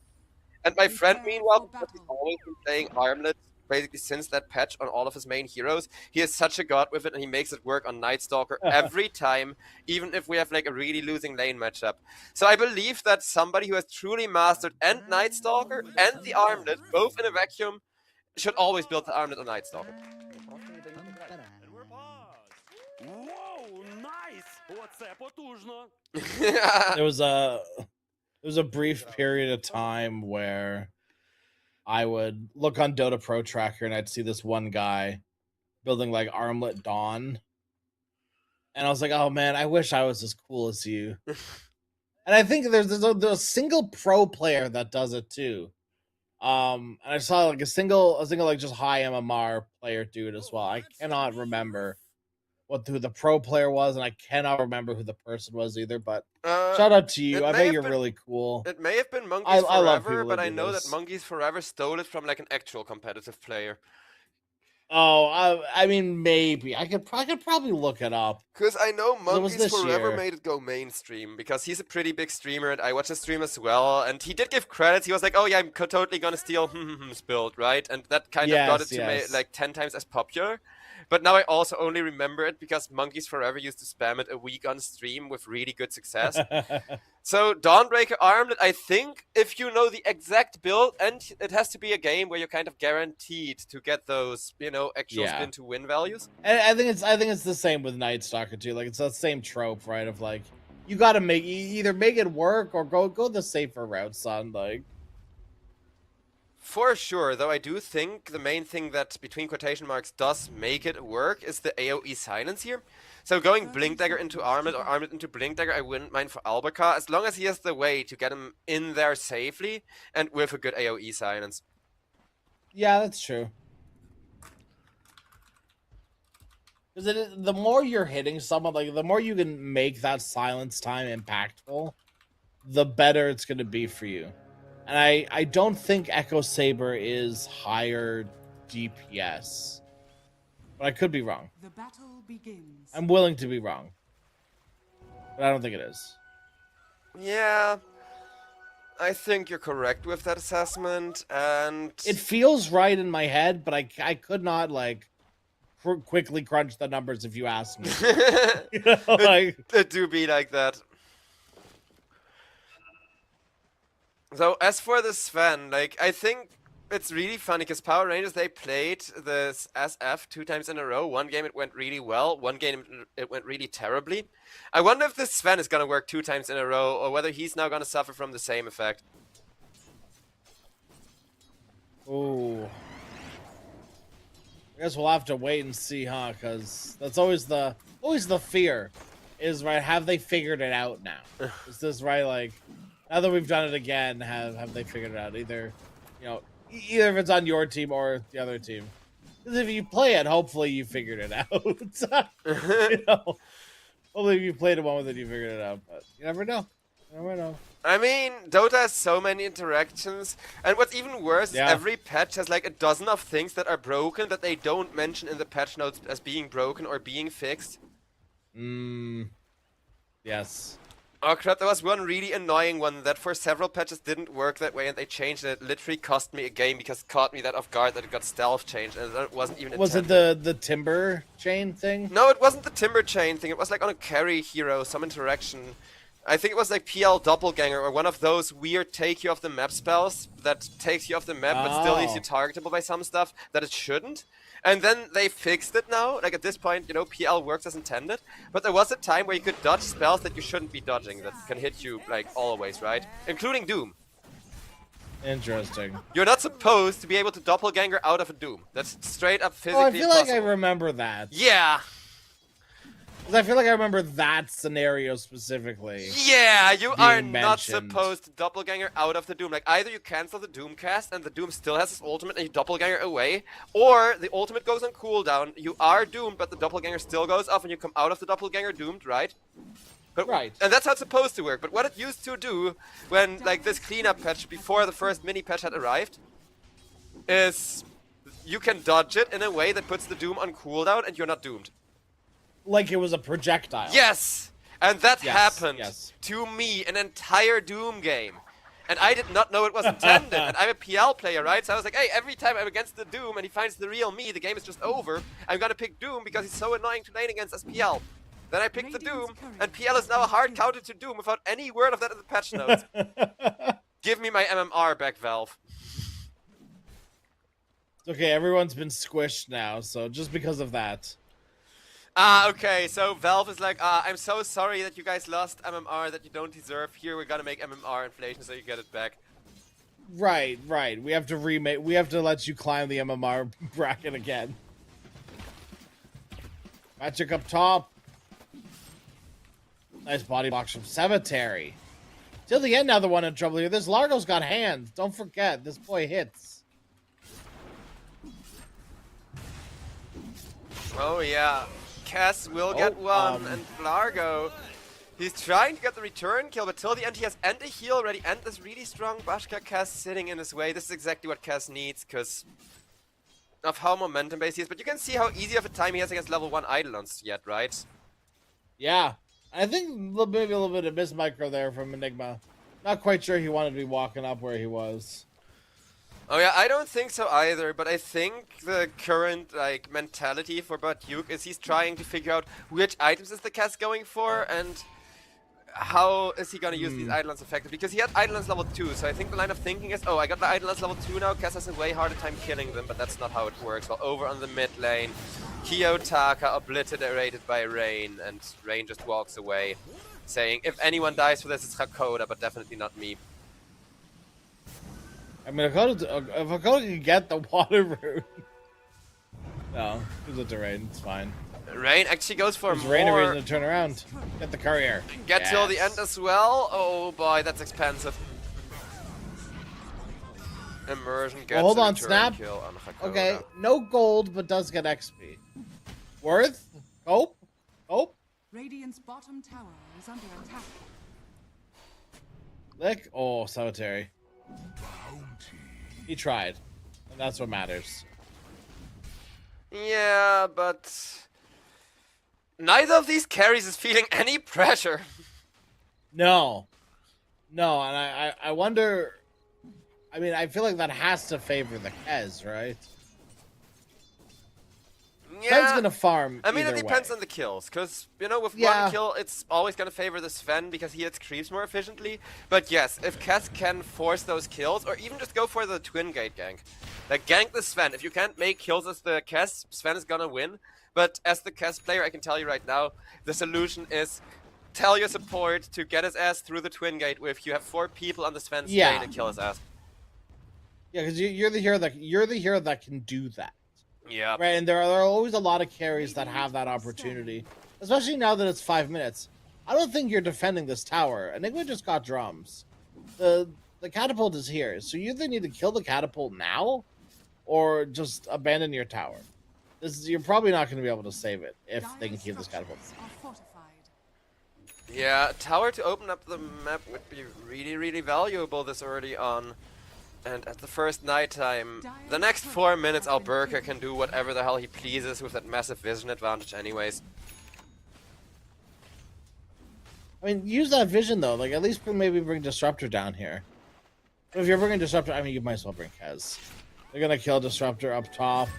Maybe get the trade-off that he wants. Yes, he will. Tries to go into Cemetery now. Bashka, I'm gonna be honest, couldn't name a single one of his spells, but here he goes. Ringmaster here to turn around to Bashka. Bashka and some trouble gets licked up and brought down. It's kind of funny how they reversed the sides there, because it's Cass that's supposed to be ganking Shigetsu, but Shigetsu is hitting those stacks while it's the Cass that's getting ganked, and that's both things working perfectly for Yellow Submarine, because these early stacks have not been spotted out. Sven can take his time and farm them while nobody's missing him on the lane. I'm a little disappointed overall, though. No Wisdom Shrine shenanigans. You hate to see it. Yeah, but after the first 2 games, I know that even if this game is gonna be slowing down, even if everybody is gonna go farm, we are in for action, guaranteed. This is the playoffs, fair. ladies and gentlemen, and every single game will be an unmistakable reminder of that it's no longer just playing around.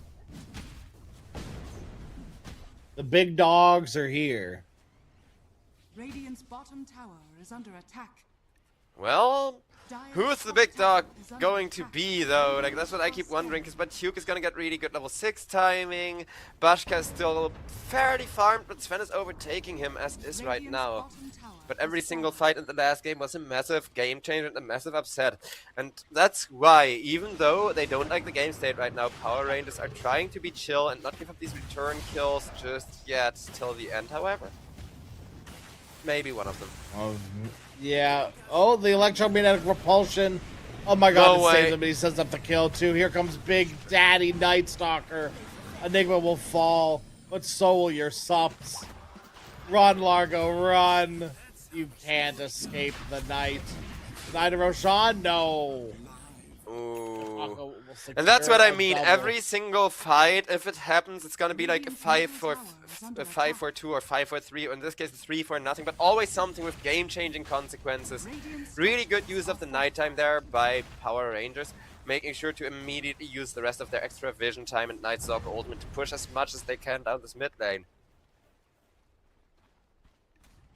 No one ever believes me when I tell them that electromagnetic repulsion is the best innate in the game.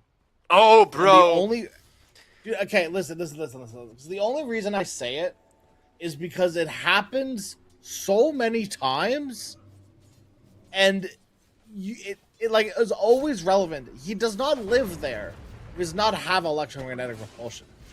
It's so dumb. Beyond the Kez, it cancels the Raptor dance. That's a lot of idle on Yes, Smash. You another gotta be attempt so at careful. it. Needs to time it well, but manages to. Enigma regretting that, but nope, says the Earth Spirit. You fell for our bait all along. There's the Magnetize. There's the Black Hole. And there's the counter outplay. Yellow Submarine take the lead back. Even Getchi gets to join that fight. Beautifully done.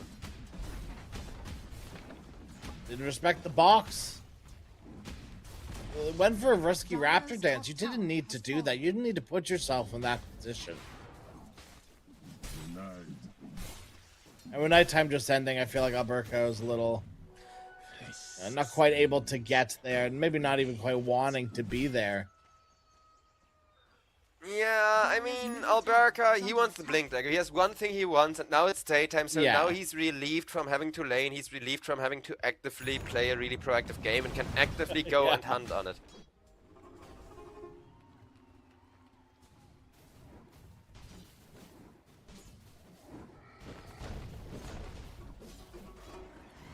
God, I hate all the Eidolons. It's insane. I don't know, like, genuinely, this is not that bad of a game, and this, like, I think more heroes should get better ways of taking care, like, more carry heroes especially should get better abilities to take care of the Eidolons. Because Cass, I don't think he minds them that much. Enigma's farm is insane, yes, but at least the Yeah. Cass does not have to care, because think about, like, a Drow Ranger or any other agility carry. Oh, Shigetsu, full vision. No shot in the world you're making the escape from this. A cookie right on top of you. A big blast from Grandpa. Grandpa and Grandma. Oh my Yeah, gosh, both the of whole them. dang family's here. The grandparents are coming for a visit. What a glimpse from till the end. Hamburger continuing the nighttime dominance, but he's been hypnotized. Here come the smoochies from Grandma that get stopped by the frog. Till the Immersion end. still trying to blast his way out of this one, but he can't. The damage is too much. Magnetize. I think it's This gonna be does support way difference again. too Till much. the end actually messed up there on the Disruptor quite a bit. Structures are fortified. Because he got his spells out before dying, and I don't know, feels kind of underwhelming from the Disruptor there. Because I get, like, if you're caught on a support, it's always a really hard time, right? Yeah. But if you use your glimpse and then immediately regret it, whether it's his fault or not, that never feels good. Yeah, I think maybe he thought he had his level 6. I'm not too sure there, because, yeah, it could have been a lot better. I thought he had 6 when he made that play. Oh no, I think That's a play you make when you have your Static Storm. he was planning to get it off of that other kill that got away there. Because there was one hero that was almost dead, and then Disruptor walked forward, and that hero got back, and Disruptor couldn't get the kill, and no level 6 for him. But that's still a really huge mistake, playing like you guarantee to get the level 6 before the kill has actually happened. Right. There's Blink Wave and Kiyotaka. Yellow Dire's Submarine. top tower is under attack. They're still in a really good position. They have Blink on Enigma. They have the items on Earth Spirit that they need. Alberca's just a bit further behind, but as long as Black Hole is up, you're willing and able to sort of play aggressive like this. That's Spashka. certainly a Static Storm. Yeah, Till the end, felt forced to press his abilities once again, and it may save him, but he certainly did. he'd much rather have saved the Cass and died himself, I think. Because Cass, he's so momentum-based, and he has lost that momentum now. He had such a good laning Yeah. stage, but 2 times did they come through the Twin Gate and killed the Cass. when it's the opposite. It's supposed to be the Cass coming to the twin gate to kill you. And I like, this is rough. I play my own 100 Cass games every year or whatever, and I can tell you this is rough. You have to be really careful to make your comebacks. You have to target the backlines exclusively now. They want to smoke for that, but you can't smoke either, because then you just get like grouped up and cleaved. So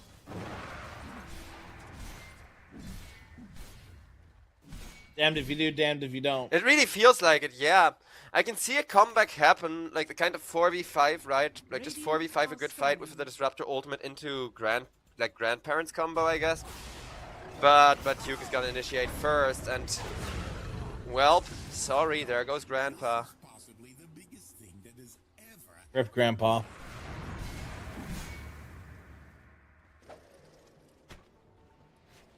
Uh-oh, they're looking for more too. They And are brief looking. eyes on Grandma. But is Kez their son? Or is Kez the grandson? I think... Very important. No, like, Cass is the chubby uncle that never moves out, right? Oh no, Kez is like the one who thinks he's the cool uncle, but he's really not. Yeah. Silent stop. Look how cool he is. What a cool uncle. It's a frog stomp just for good measure. They're gonna try to turn around Power Rangers, see what they can get as a rebuttal here. Licked away Enigma. Not away enough. Cemetery now out of mana. And try to do what he can with what he has, but a Static Storm dropped on the Earth Spirit. Does not care because he has a shield rune in his bottle. Alberga gets blown up by the Sven on the side there. The Eidolons can't quite block immersion. But Grandpa, just as quickly as he's lived, he has died again. Back to hell with you, Grandpa. Shigetsu manages to get the kill onto immersion there.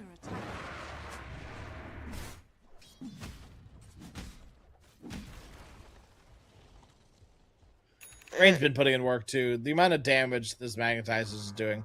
They don't have a lot of HP on Power Rangers outside of, you know, the natural tankiness of Night Stalker and Snapfire a bit too, but she's not even that naturally tanky either. And the residual damage, they're just like the gunk. You know, the stuff that they just throw. The frog stomps, the daggers, the magnetize. It is just doing so much damage as these fights get longer and longer and longer. You also suddenly just win by default. I feel like the biggest issue is like we've talked about it yesterday, but the old pipe versus the new pipe, where the new pipe is a support item and not like a tank item, so Nightstalk can't really pick it up, as you know who will be picked up. Grandma once again. They want to go for more, but Shigetsu protected by the supports once again. Cass, you gotta run, you gotta get out of there. Bashka will manage to with a nice silence, but nowhere near the timing where he can fight. He's dead anyways, and they're gonna get caught. Look, it's just gunk. He's dying to gunk. Well, No more stones though. this is the mental aspect at this point. Nightstalker is gonna make sure to cut the mid creep wave to make some space, but That's well done. yeah, it is. But you don't have a carry, so what are you making the space for? Fair enough. Touche. I've been in the situation dozens of times. It's like like why people don't pick Cass that often anymore, and why I think he goes best on mid lane right now. He can carry from the one position, of course, but you need to win your lane, and now you don't win your lane, and this happens every single time that Cass doesn't win his lane. I wish it happened in my pubs like this. Every time I play against Kez, will beat him in lane, or he'll get fed in lane. Those are the two dualities. I've never seen a Kez draw a lane in my pubs. Either gets fed or gets stomped. Yep. And that's how I got into the, like, Cass is such a trap. Chat, if you're that carry player or mid player that thinks like, oh, this Cass hero, he looks so strong, I'm totally gonna learn how to play him. No, it's a trap. Cass is only as good as your team is. So if you have a team and everybody is playing well and you have a good lane, then yeah, he's completely unstoppable. But you lose one lane and Cass is not as good as any other carry or mid laner. You lose 2 lanes and Cass doesn't have a game. Now that 3 lanes are being lost by Power Rangers, he can't even recover. Oh my god, and they have the croak for the Earth Spirit as well. I just saw that.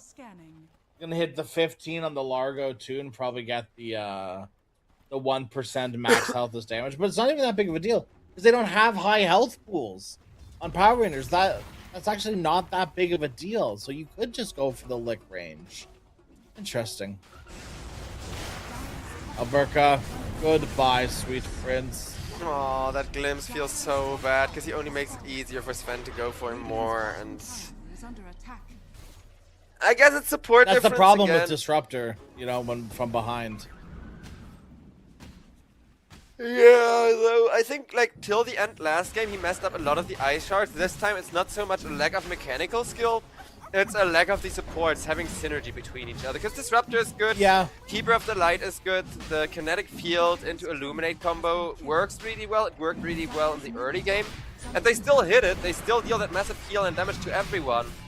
But it does not really do enough, right? It's like one hit of the Sven that you get in terms of fully charged Illuminate. Where's hitting stun? everyone. Like, just even like simply, where's stun? You know, hello? Yep. Cookie, okay. I guess, sure. Alright. Like, we can hope for a sheep stick, right? That would be the one kind of I game guess. changer here. Fallen to the ring. Hey, you could. Dire's bottom tower is And under hope for $1 million too, you know, like sure. Who's gonna build one and when?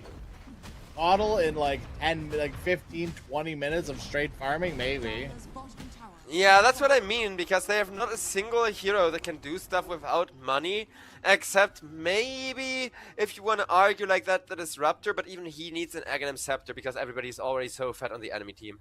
At this point, yeah, absolutely.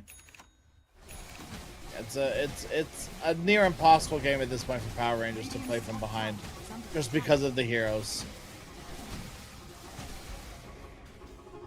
And it feels bad, because the last game they had a slight draft disadvantage, but it was a really winnable game, and it was really the supports kind of losing that breathing room and losing that momentum in the back of their wings, carrying them.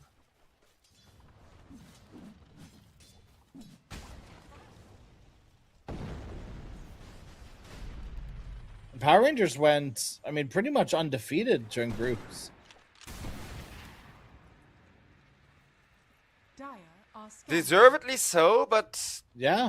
also we gotta be real, like, the strongest team in groups kind of dropped out. It was a very rough season because of the TI and the Dota servers being unkind to Fair. us as well. Dire's So middle it was a tower little bit is easier under than the Masters should be, and I think now that we're arriving in the playoffs, Power Rangers, I don't know, because game number 1 they also looked so good. Like, they made a few Yeah. mistakes, but they came back every time. But now, every time they try for the comeback, one person messes up or they hesitate. Like, hesitation is such a big issue and really shouldn't be at this level of Dota. And even now, I feel like even now, if you eliminate all those things, you are still behind because of your heroes. You can overcome any mental, any physical at this point, and you still now have to overcome your heroes being worse. So good luck. Those are Dire's bottom tower some is under insurmountable things to overcome. Not impossible Dire's by any bottom means, tower has fallen. but significantly harder than overcoming, you know, each individual part. Yeah, here I was really hyped about how close the series has been, but putting all of your resources onto like 3 heroes that are momentum based and then not a single one of them winning the lane just kind of leads to this game state. Is under attack.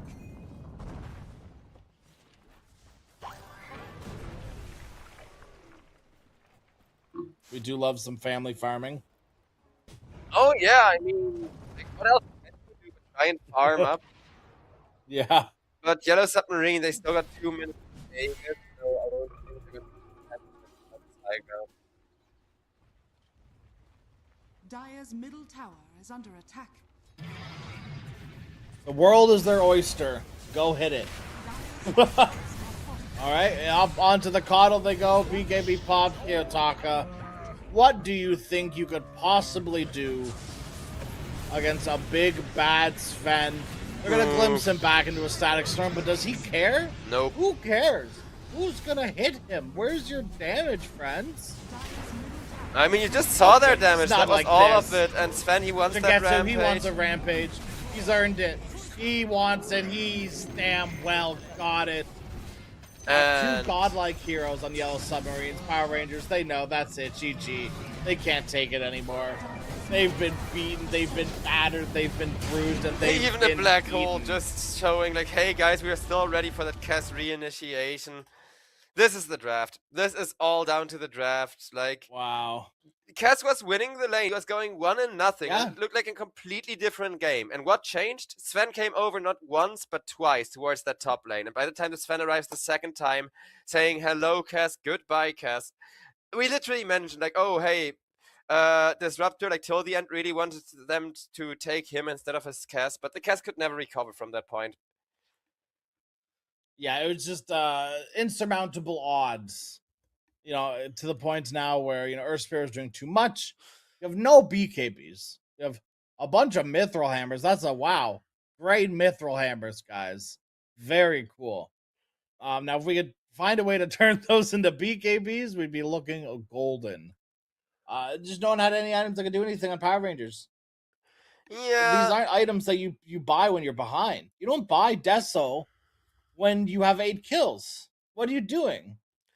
Like, I understand there's an item you feel like you need, but it's not an item that's going to change the state of the game. Especially against a Sven, specifically. I mean, that's not the item you buy. You're completely right, but also there was like one thing that really, really matters in that regard, because Bashka, he had stacks and he was holding one Mithril Hammer.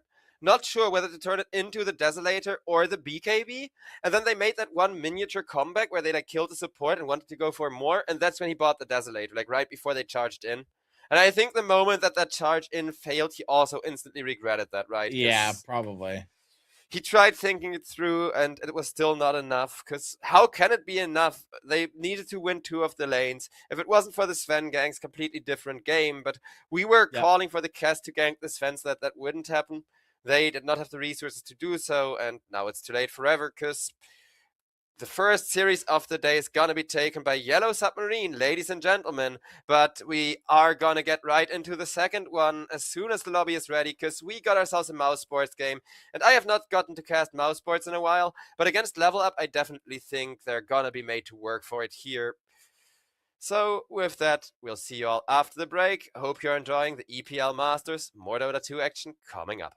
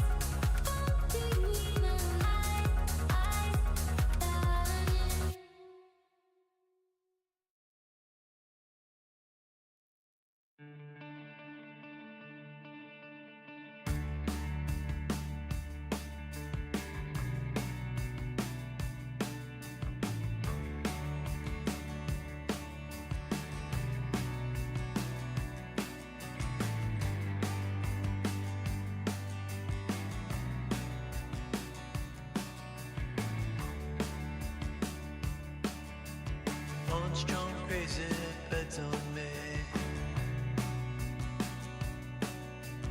Back mid scroll, Armageddon arcade. Walking the wild, walking the wild. Don't know why.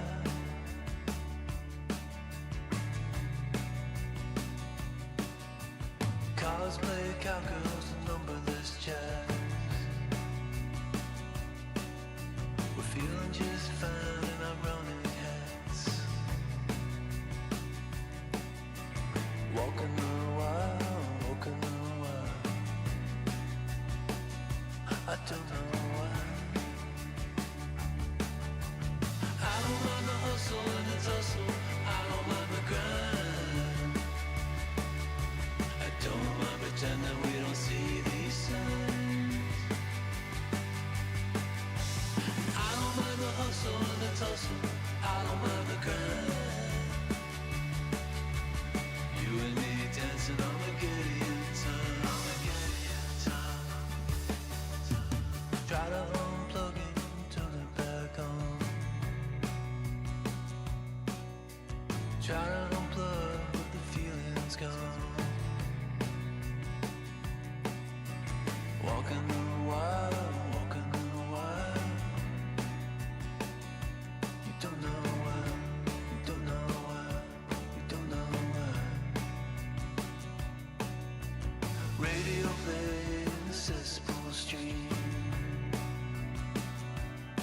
Oh, running down nightmares that used to be dreams. Walking the wild, walking the wild. And I don't know why. I don't mind the hustle and the tussle. I don't mind the grind. I don't mind pretending we don't see these signs. I don't mind the hustle and the tussle. I don't mind the grind. You and me dancing on a Gideon time. I don't mind the hustle and the tussle. I don't mind the grind. I don't mind pretending we don't see these signs. I don't mind the hustle and the tussle. I don't mind the grind. You and me dancing on a Gideon time. You and me dancing on my Gideon time.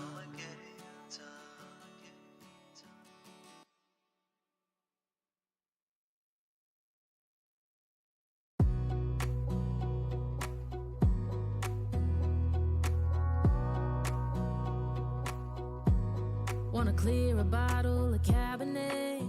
Wanna stay home, not even drink. Wanna get out of my own head. Wanna lay down, overthink. I wanna cry every tear I got. Put on a dress, be a stranger's dream. Lock up this heart of mine, wanna wear it on my sleeve. I kinda wanna hate you, but I wanna love you too.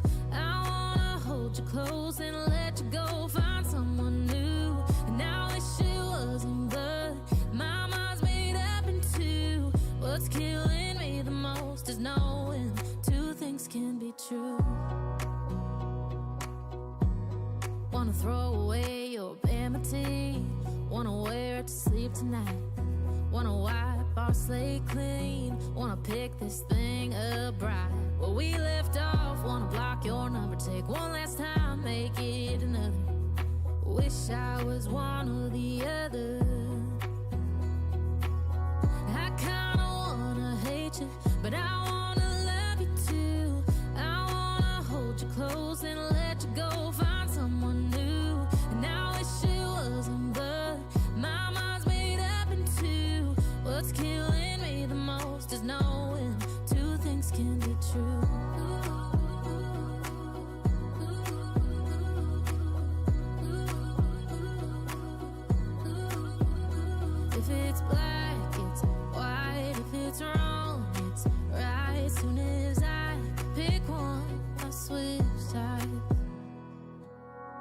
kinda wanna hate you, but I wanna love you too.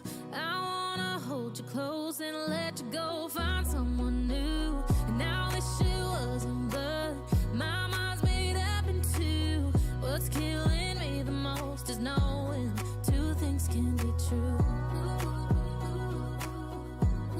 Two things can be true.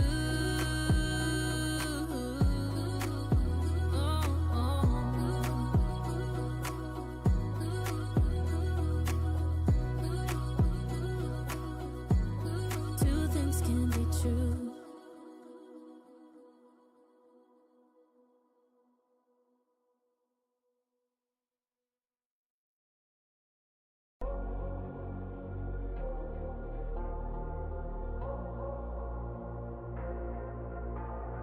Say it louder, say it louder.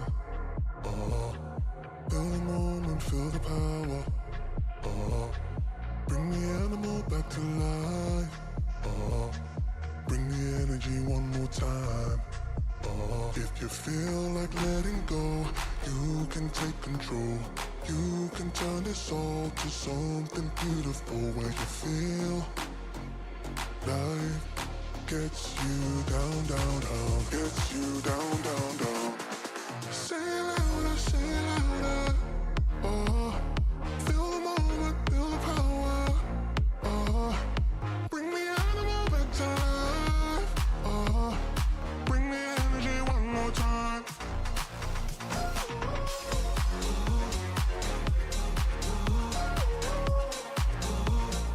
Bring the energy one more time.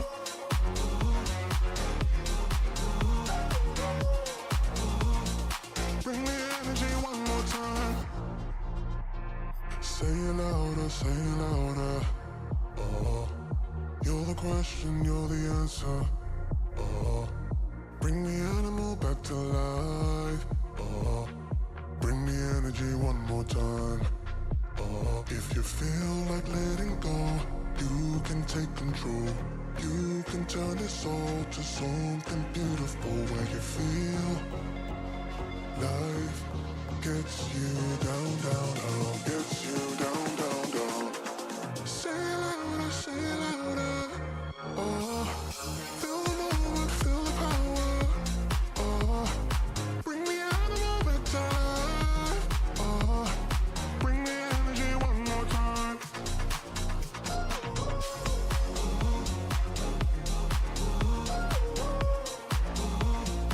Bring the energy one more time.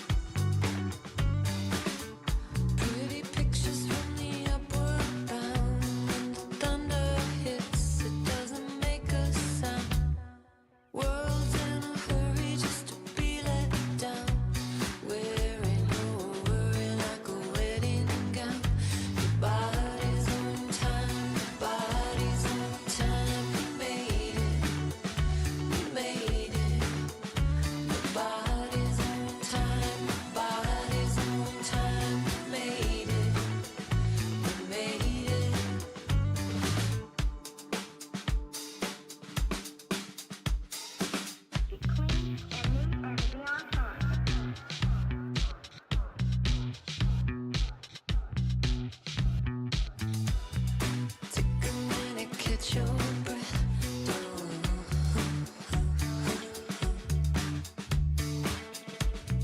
Take a minute, pass your test.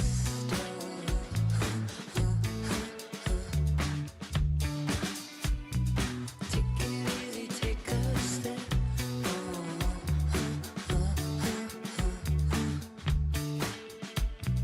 Take a seat and be my guest.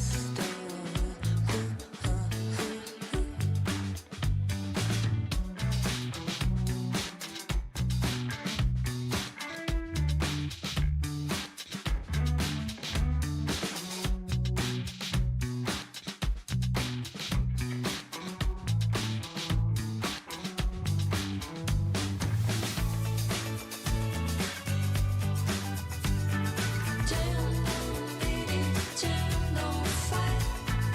Blue light in the darkest night. No one here gets in alive. Bodies on time, bodies on time. Made it, you made it. Your body's on time, body's on time. Made it, you made it. Your body's on time, body's on time. Made it, you made it.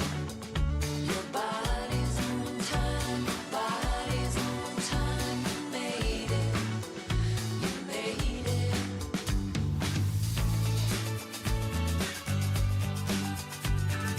Jam, don't beat it, jam, don't fight. Blue light in the darkest night. Jam, don't beat it, jam, don't fight. Blue light in the darkest night. No one here gets in alive.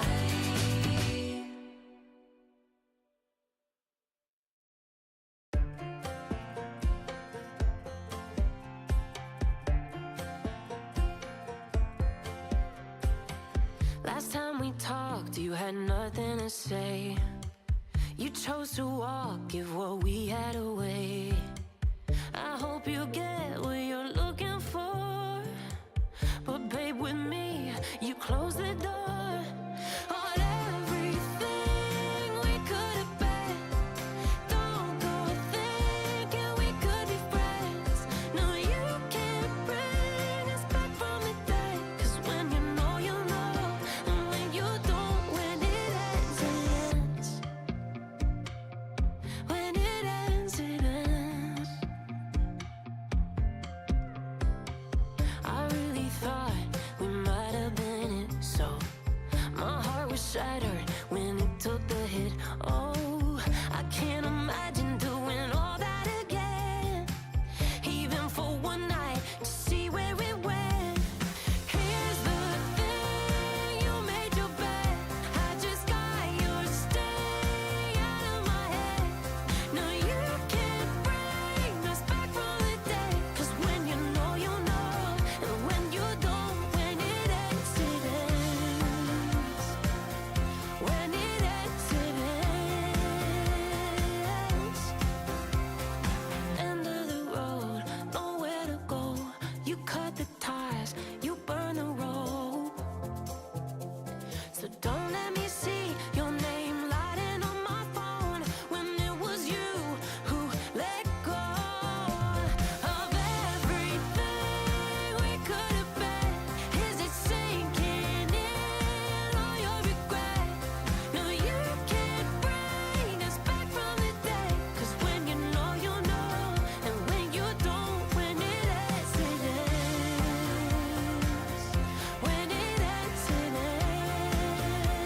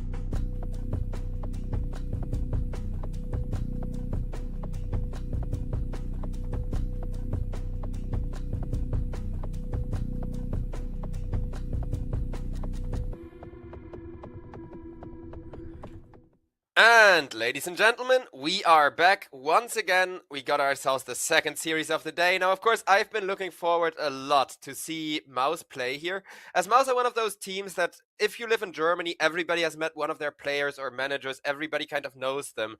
And with me, of course, because while it should be Mouse being the stronger team, Level Up have definitely been looking really good lately. And to help me make sense of how they stand a chance is the one and only Costa Benz. So what do you think of these openers?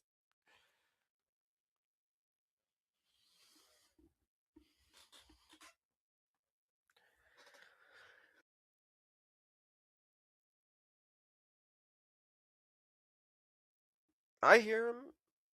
Um,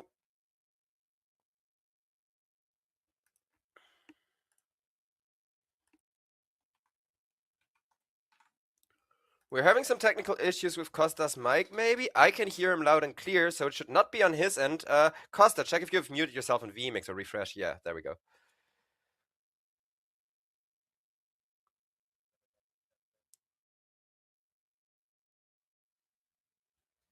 Okay, so production is doing some production stuff, but I think that's okay, because the draft is moving along really, really slow anyways. Though we have one hero that we don't see every day anymore, the Techies, and he's being paired up with one of the modern new supports that has been making such headways, the Mirana here.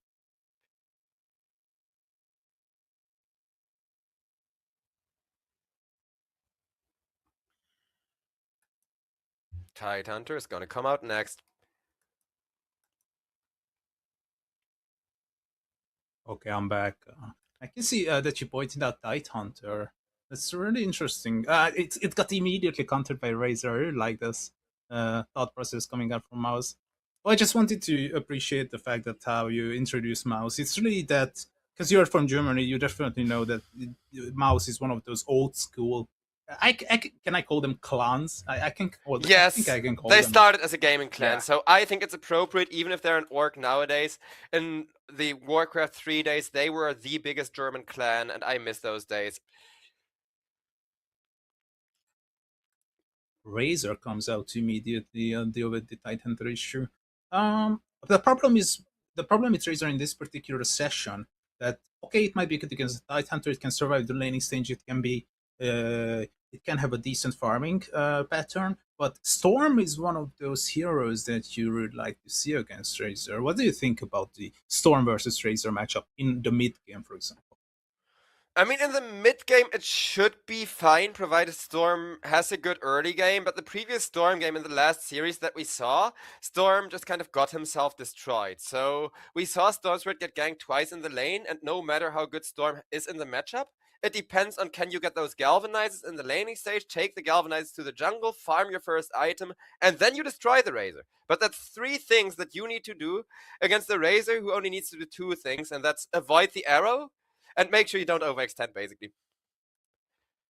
Yeah, and I'm really glad that finally we have arrived in the patch to a point, or we have arrived in the patches to a point where Earth Spirit is a hero and the Earth Spirit is a hero on the mid lane. And I'm really glad to see this because a lot of players were relying on their mid Earth Spirit gameplays back in like 6-7 years ago when Earth Spirit was first considered as a mid laner, and a lot of players were just first phase, first pick Earth Spirit top 200 players. They have just been picking Earth Spirit countless times after one another.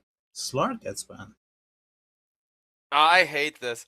I'm a Slark player myself. I love Slark. This patch, Slark is in a really weird spot where you can't pick him unless it's the last pick. Because all the Slark counters are really good. But because of that, I think Slark was a really good pick to have available. Because you're not sure, like, if it's a good Slark game, if it's a good PL game, any last pick can change that.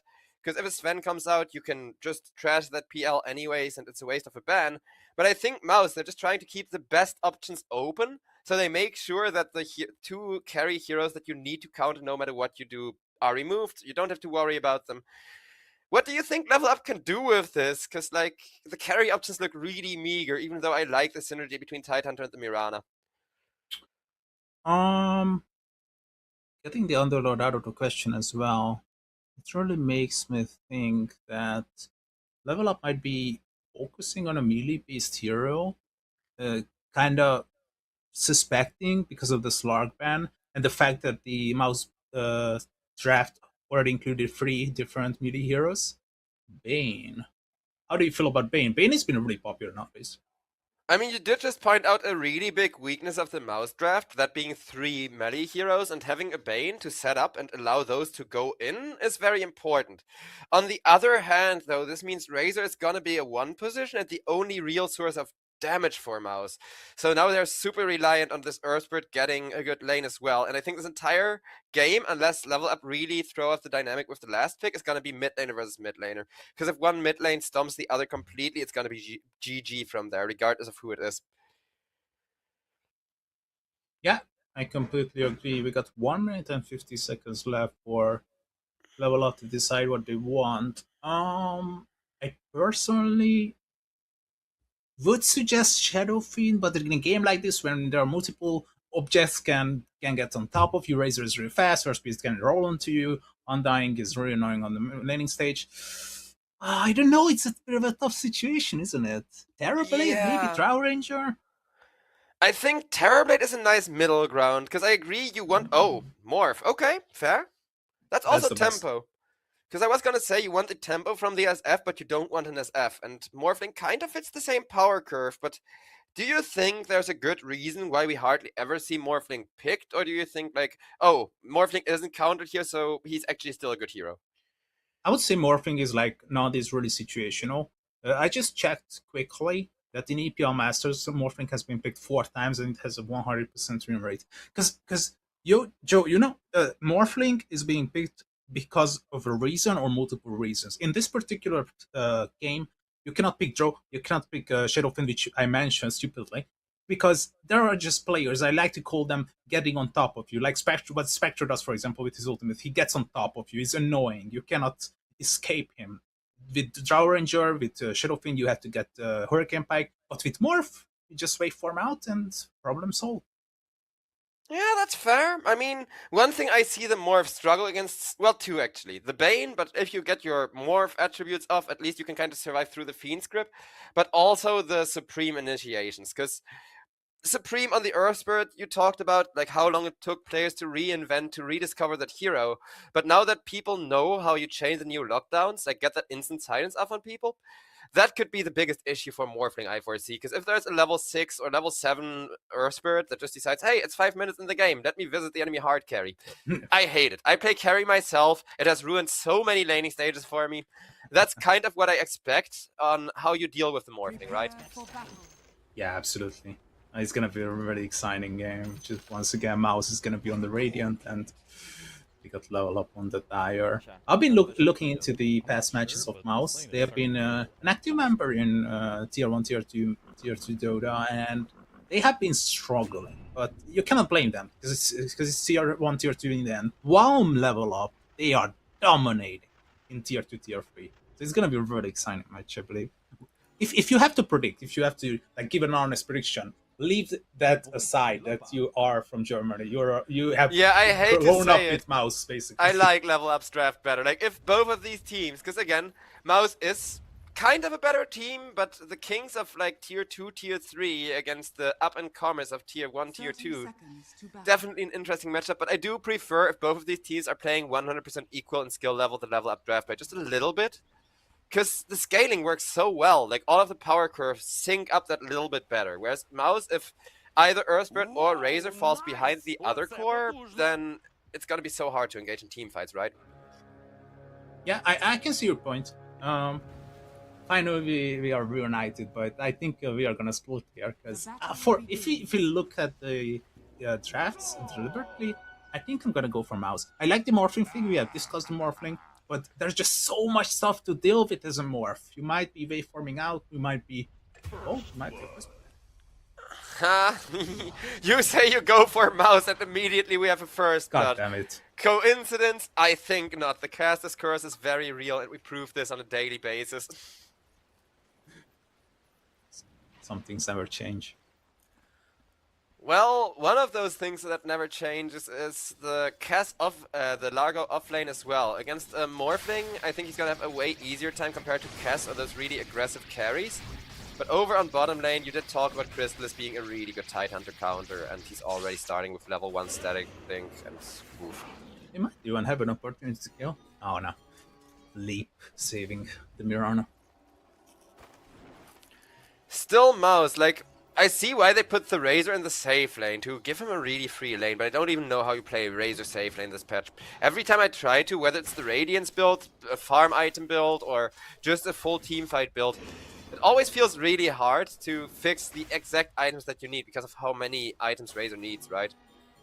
Yeah, I like that you pointed that one out. On Razor, it's really hard because there are multiple different approaches that you can get into as a Razor. Let it be your mid, let it be your position 1.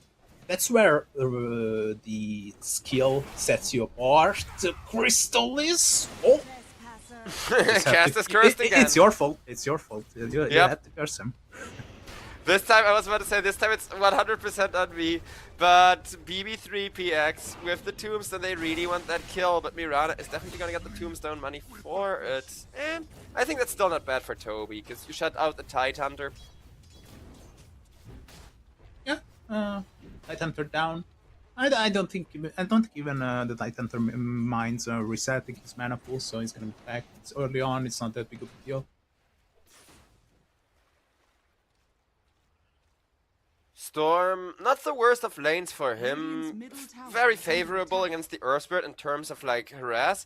Not super favorable in terms of farm, of course, because Earthspirit does have like the option of getting a Quelling Blade, a little bit more right-click damage. But I do think Storm being ahead of Lasteds right now means that he's gonna have such an easy time ganking when he wants to. I'm so curious. I'm so focused on this mid lane. Earthspirit Same. versus Storm. Like, Storm's supposed to win the lane for, like, until level 5 or so, but he's not supposed to win it this hard. 2 lasts and 2D nice lead is already pretty good. Hatred, meanwhile, he really wants level 3. Not even level 6 or whatever, just level 3. He's holding 1 skill point already, and then at level 3 he can put both of them in the blast of try for a kill. Yeah, I really like that small details that he's including in his gameplay, that holding on to a level, not sure what to do just yet, it's gonna get level 3, holding on to 2 levels, and as you said, blast off can be a big surprise. Well, Undying is not very surprising, but he's still not fun to lane against, because Morphling is literally just free farming while Undying is laning against 2 people, basically, and... Oh, I might have a problem. Oh? This is why I wanted to hold that skill point, though. It's just not enough damage at level 1, but with Fairy Fire, at least he gets the kill before dying. I think he even bowed out. Let me double check. Jeez. Yeah, he bowed out. It was a really smart move from Hatred. Immediately as soon as they got the kill, he bought boots, brown boots, and literally lost like 30 unreliable gold. Nice move. Oh yeah, that's definitely a huge difference maker with this much of a back and forth going around. Just the usual we can see on the morph. Band of Alamein skin, double circular. Magic Vandal or Dawn. Gonna go for the power trance. Hatred on the bottom lane might be a surprise. Let's see. I mean, he's trying to line something up, but no 2-man blaster presents itself just yet. Let's see how patient he will be, because Razor's terrifying, but if you get him and shut him down in the laning stage, it makes for a huge lead because of that.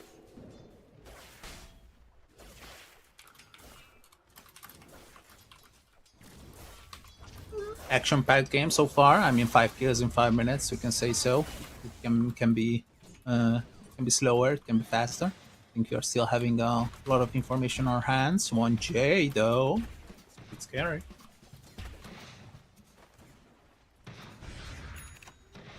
Boom, doing his best to deal with the slow and harass, though. And the levels aren't there yet, thankfully, I guess, this time around.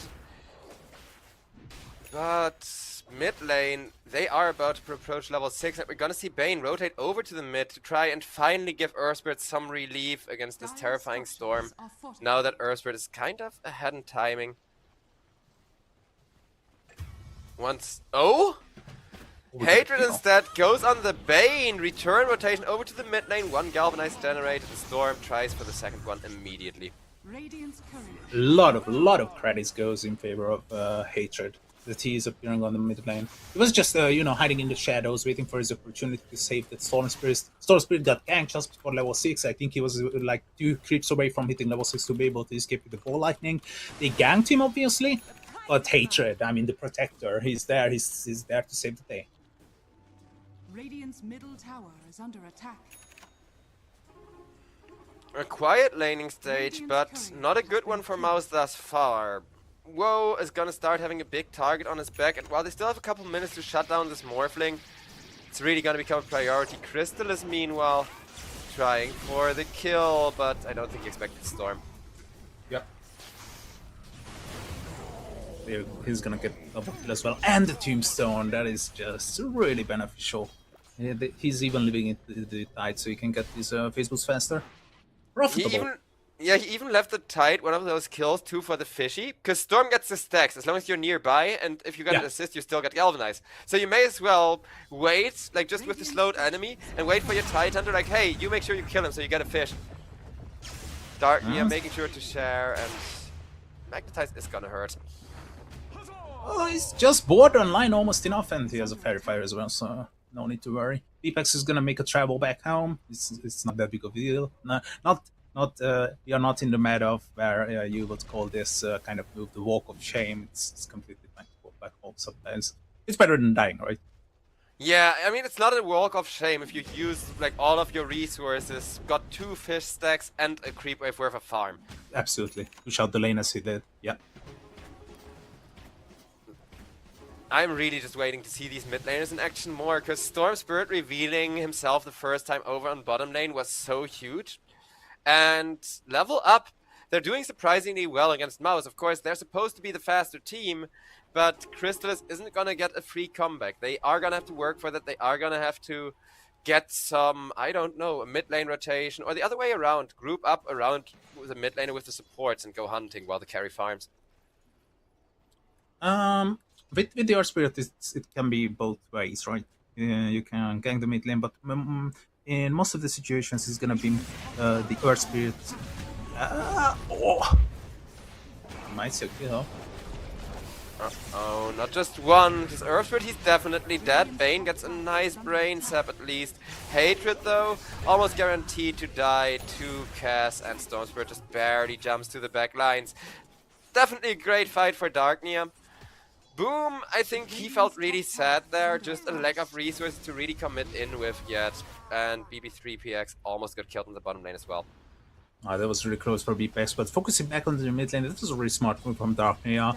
Zipping fast forward to get out of the attack range, so he's not gonna get his bottle charges cancelled, only being hit by the tower, and we know that 12 years ago was the last time you got the bottle charges removed by getting hit by the tower. Crystallis might find himself alone. Oh, Toby's here. Yeah, he's got the Undying backing him up, and I think even threatening the Tombstone, if I'm not mistaken. Yeah, he is in 30 seconds, okay. So 30 seconds, that Undying just kind of wants to sit here, try to push the tower, and if they fail to push the tower by, then have the Tombstone again. But I don't think Supreme wants to stick around that long. Because if he falls behind the Storm too much, it's really gonna cost him. And Storm already has Galvanizes, so plenty of mana to farm the jungle with. Boom is stopping the network charge. He's number 1 with 5.2k, and immediately after him comes the Morphling 4.8. He's going for the casual, usual build with the Blades. And Darknia already 8 Galvanized charges, looking very good. 3-0. Yeah, Largo, I mean, he's so good in terms of net worth, but let's see if this teamfight can actually do something with it. Nice Frog Stomp, but Earth Spirit has to run away right after that Magnetize comes out. Darknia decides to not go in anymore, and there's the Ravage they have been holding till the bitter and making sure to get another fishy drop. Tombstone forces everyone to level up back, but they have not lost a single hero despite this team fight being so chaotic. At least Boom, the top of net worth that he had, is paying off here, keeping everybody alive. But the moment that he walks away, Toby gets gone on once again, doesn't quite die. Mirana arrow on the Bane to keep the Storm Spirit safe though. Oh, that was really risky from Darkney. He was a bit greedy. He wanted to go for that kill on Toby, but in the end, he decided to zip back out. That was a really strange team fight. Oh, I will be getting back to that. Yeah, some action here. Morphling with the silence. This is what I mean. Earth Spirit, he has such a free time killing the Morphling throughout the early game. This is the first time he died, so Mouse is gonna have to do that several more times to really shut down the Morphling. But it is the start that they have been looking for a while now. I'm really surprised about this decision making on the Morph. You TP bottom, maybe taking up on the opportunity that the Razor was alone and on half HP. I know, it was a bit weird for me to make this move. Agreed. Like, he was completely fine on top. There was nothing bothering him. He could just, situate himself in his farming pattern. There's no need to rush for kills or anything like that. So, I don't know. Maybe he thought it otherwise. Oh, top. So that's gonna be another beautiful initiation. Just Boom, getting caught, getting executed. I feel bad for Boom, because he's been farming well, he has been laning really well, and later on Largo is going to be huge, but these teamfights aren't happening later on, they're happening right now, when you can't out-heal all of that burst damage yet. Hatred is doing the hustle. This guy is insane. He's appearing on multiple lanes, especially in the mid and the top. 5 kills, 2 deaths only, and 4 assists already. He has participated in 9 kills out of 12. That's insane. That is. Takis is... Like, I just like the Takis. I think we don't see him picked enough for how good this hero can be in the current patch. Yeah, I feel like people are still scared of him. Like, the fact that he doesn't have enough utilities in the early stages. Oh, let's see a smoke from level up, though.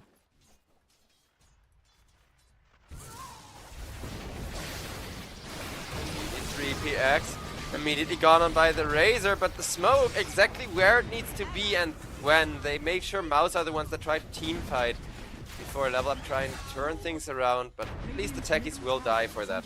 Still not worth it for Mouse, because his positioning is just horrible, and even Morphling gets brought into the fight once more, but what? How? That was a misplay. Well, I have no idea what the hell, like that was so quick. He went from full to nothing. Did he like morph back? Yeah, he morphed back into his regular form at 250 health. Yeah, that was really unfortunate. I mean, mistakes have been made. I mean, it even happens to the best of us, even happens to the top tier players. I mean, sometimes you just, make a mistake, you just make a wrong decision. It can happen. I think the idea was, like, he was gonna go for the double morph play, where it's like, go into the morph lane, because he had a 7-charge stick. So if he could have gotten, like, swap with the ultimate stick, swap back with the ultimate, he's back to full health Earth Spirit, right?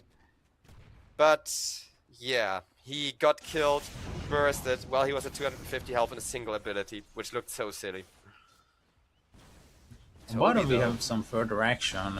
Toby is gonna be killed, BPEX. Tanking the lane, is gonna go for the consecrated wraps. Dire's top tower is under attack.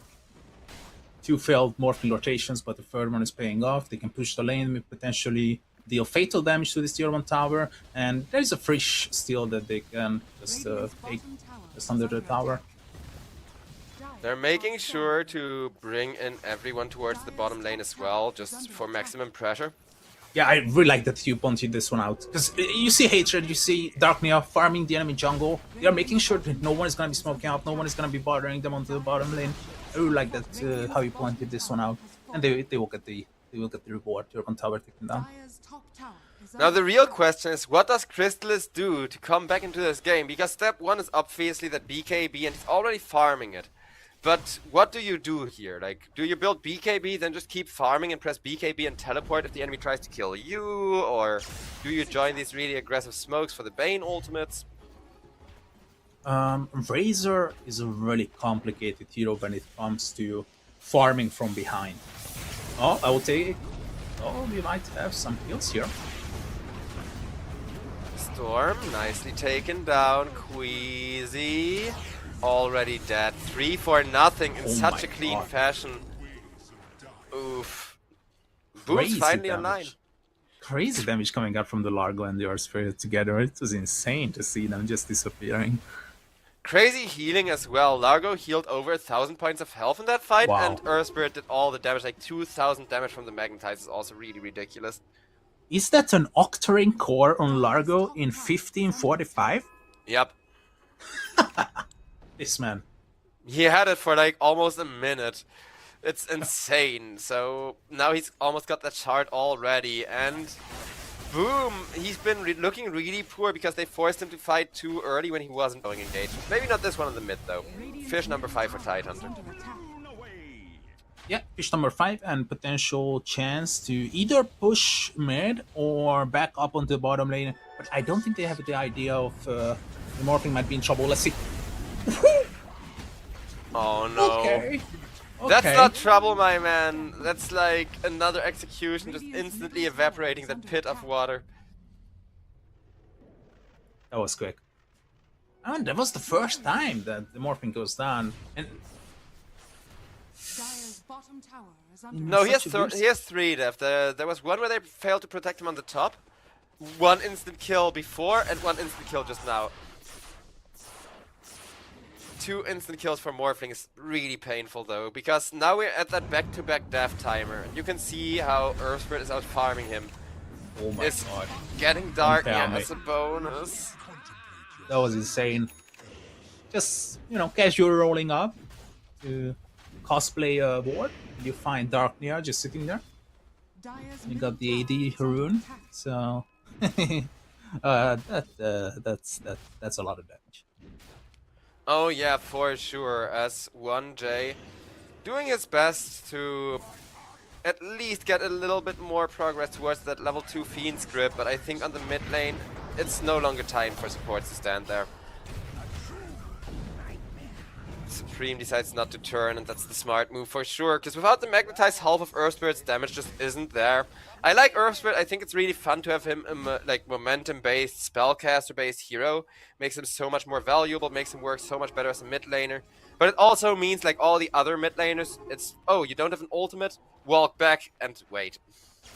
Dire's bottom tower This is something that I was imagining, and this is another case. They can just kill Oh, the no. storm. You made a mistake, and this is getting immediately silenced. And the amount of damage coming out from boom, Supreme together, it's just insane, and that leaves a lot of room for the Razor to farm and to catch up. Well, the catch-up timing is what Mouse have been looking for, and now Razor actually enjoying that space is going to be pretty nice. Dire's middle tower I think you got your answer. You were asking the question how the Razor can get back into a game like this. This is how. Your friends are just gonna carry you. Well, I mean, yes, they have really been carrying him. But it's also just insane how, like, Crystallis has been joining these team fights, right? He has not just been farming, saying, okay, guys, carry me for another 10 minutes and I join the game. Nah, he's been there. He's been sitting, like, on top of people every time they have Fiend's Grip, every time they have Tombstone, because he knows the chances of him dying are really, really low. And, oh boy. 1J almost dies to the mines there, but they make sure not to walk in the last one. I really like how you pointed out this BKB thing on as a second item for the Razor, because this is something I've been teaching a few of my students as well. If you do not feel comfortable in a game, if you have been suffering on the laning stage, and you are not a farming hero, the only thing you can do is buy a BKB and be active with your team. And this is basically what Crystal is thinking about. Makes sense, makes sense. I'm not a big fan of like buying the early BKBs. I've regretted it so often, but it's not like Razor has any other combat condition in a game like this, because you're never gonna outfarm the Morphling if you both go jungle as Tidehunter. He has a Ravage. He's just calmly walking. I don't even think he minds Nightmare. It's a big one to deal with. Yeah, it's not gonna work. BKBs are being held just for the Ravage, but Toby, he does not have anything that he can use to defend against Storm. Radiant's bottom Quick tower cheeky is moves under from attack. Drachnia, applying the Witchblade, using the Cavernous charges to quickly mana regen up, and more than enough mana to get that kill on Toby. This is scary though. Toby should be investing in some sort of protection. What though? Like, I agree completely, and we have seen him die often enough that I think everybody should be on the same page on that, the people in chat as well. But what protection do you get on the Undying? Because look at this insane levels of aggression that Level Up are now putting in their own jungle, saying, oh, you want to gank our Morphling? Nope, it's our Morphling that's gonna hunt you down, Mr. Razor, and... Oh, it doesn't have a TP. It's on cooldown. This says it's dead. Yeah, the Morphling last pick, it's working really well against Razor, if nothing else. Well, over on the mid lane, 1J, oh no, the next one is going to get hunted after by the Tide, but I don't think they're gonna get more. Still really good fight for Level Up once again. Yeah, nice pickups from Level Up. We were really lucky about the Razor as well, having the TP on cooldown, so he couldn't like BKB TP back home. Two very opportunistic kills. Oh my god! Oh, Three opportunistic kills, I guess. That was beautiful from the Mirana, though. And with the old chat Pamagiti to top it off. Man, I've been enjoying a lot of these Cyrillic voice lines because there's a lot of funny ones every time there's a TI. Eastern Europeans, you guys just are way better at the whole BM and flaming your opponents than us Western Europeans are. Radiant's middle tower. Thinking about Roche. Is this gonna work? It shouldn't, but it may. Oh, got the 80 rune again. Level Up, they don't quite have an idea of what happened. Like, they have two wards, and they didn't see anyone walk into the Roche pit. No way. Click the vision. You'll see what I mean. Well, that's gonna be Roche and Aegis for Supreme. That should not happen. They literally misplaced their ward and gave away an Aegis because of it. Like, if you look at both of the wards near the Roche pit, there's a small little edge that everyone can walk around the corner without showing up on the map. 1J, though, will get picked off for that. As Level Up, they're saying, you got the Roche, then at least let us have the Tormentor or die trying. Yeah, it's gonna be the Tormentor for Level Up. I agree. They kind of misplaced that ward. It could have been a Roshan for the other team as well. But Level Up running away with a 4k lead. I think they will consider this position quite okayish. Oh, more than okayish. Gabengraf even agrees with me when I say 80-20. Because Morphing is such a good Razor hard counter, and... well, look at the Earth Spirit over on top. He has been having a great start, but... he's dead for sure. yeah, BKB is gonna buy him a lot of time, but not enough to BKB TP. Second life at least, Razor and Undying come on in, scaring everybody away. Mouse, they want to fight actually. Oh, don't tell me he got him. Dark Nia. Yep. He's in trouble. He's gonna be killed. The Razor found him. And there's gonna be more in the backlines. They want the Tide Hunter as well. Now that Storm Spirit has been taken out, they will not quite find Tide. Still too tanky. But Mouse, beautiful job on the Storm Spirit there. Chaining the stuns almost perfectly, but most importantly, not giving him that one more attack that he needed. I was about to say, Supreme made a mistake. He gave away BKB information. He's gonna respond. He might be in trouble, but all of a sudden, Mouse is just turning it around by appearing, by making 4 heroes appear together. So a nice turnaround.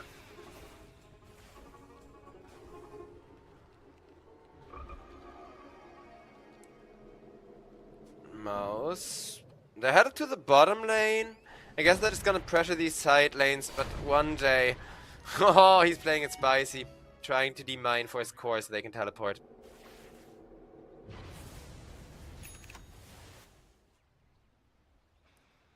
Bpeg's got the consecrated preps. He's gonna make his way towards the tags now.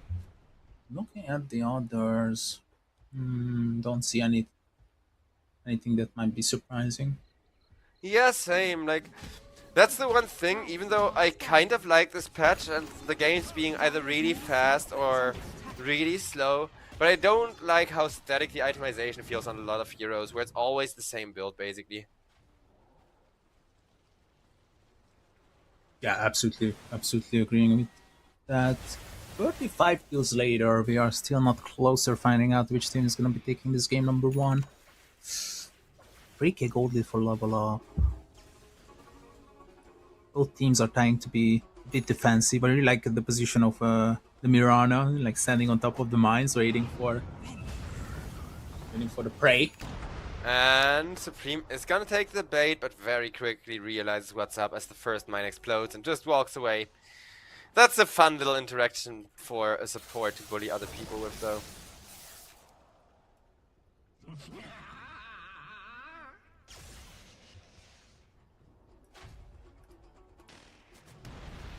Easy is still guarding those bombs. Toby's being aggressive. They are respecting this movement from level up. They are immediately withdrawing their forces. And this might be a tier 2 tower in the mid lane.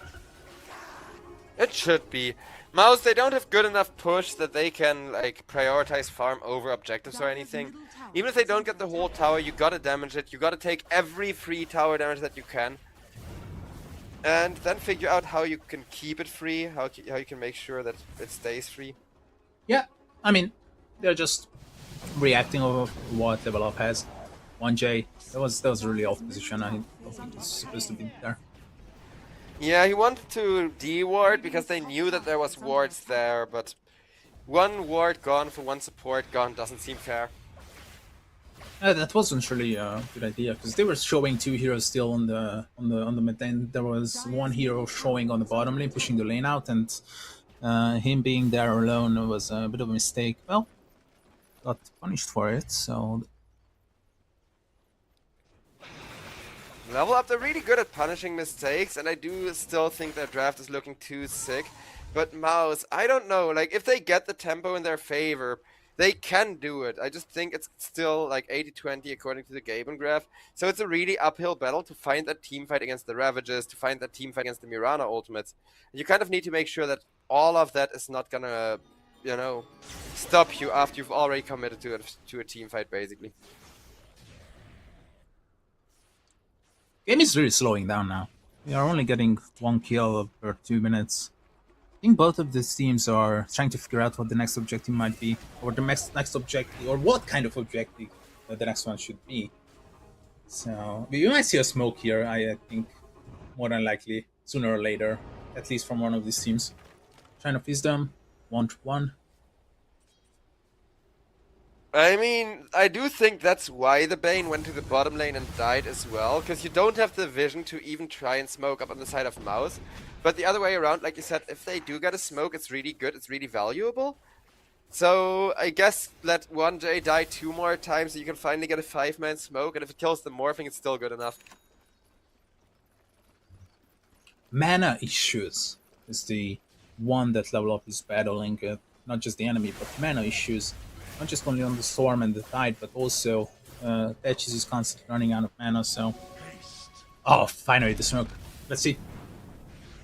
There it goes, but the positioning is really good from Mouse, and they know what's up. However, Largo walks straight into all of that damage, and that's gonna be not 1 but 2 kills. 250 for Tidehunter. And now they can go and hunt for anyone they want. 1J already dead. Toby, the next one.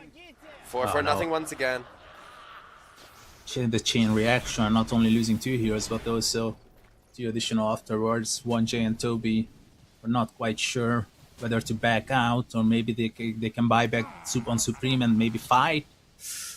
Well, in the end, they're losing 4. Hesitation is expensive. And the BKB forced down to Crystallis too.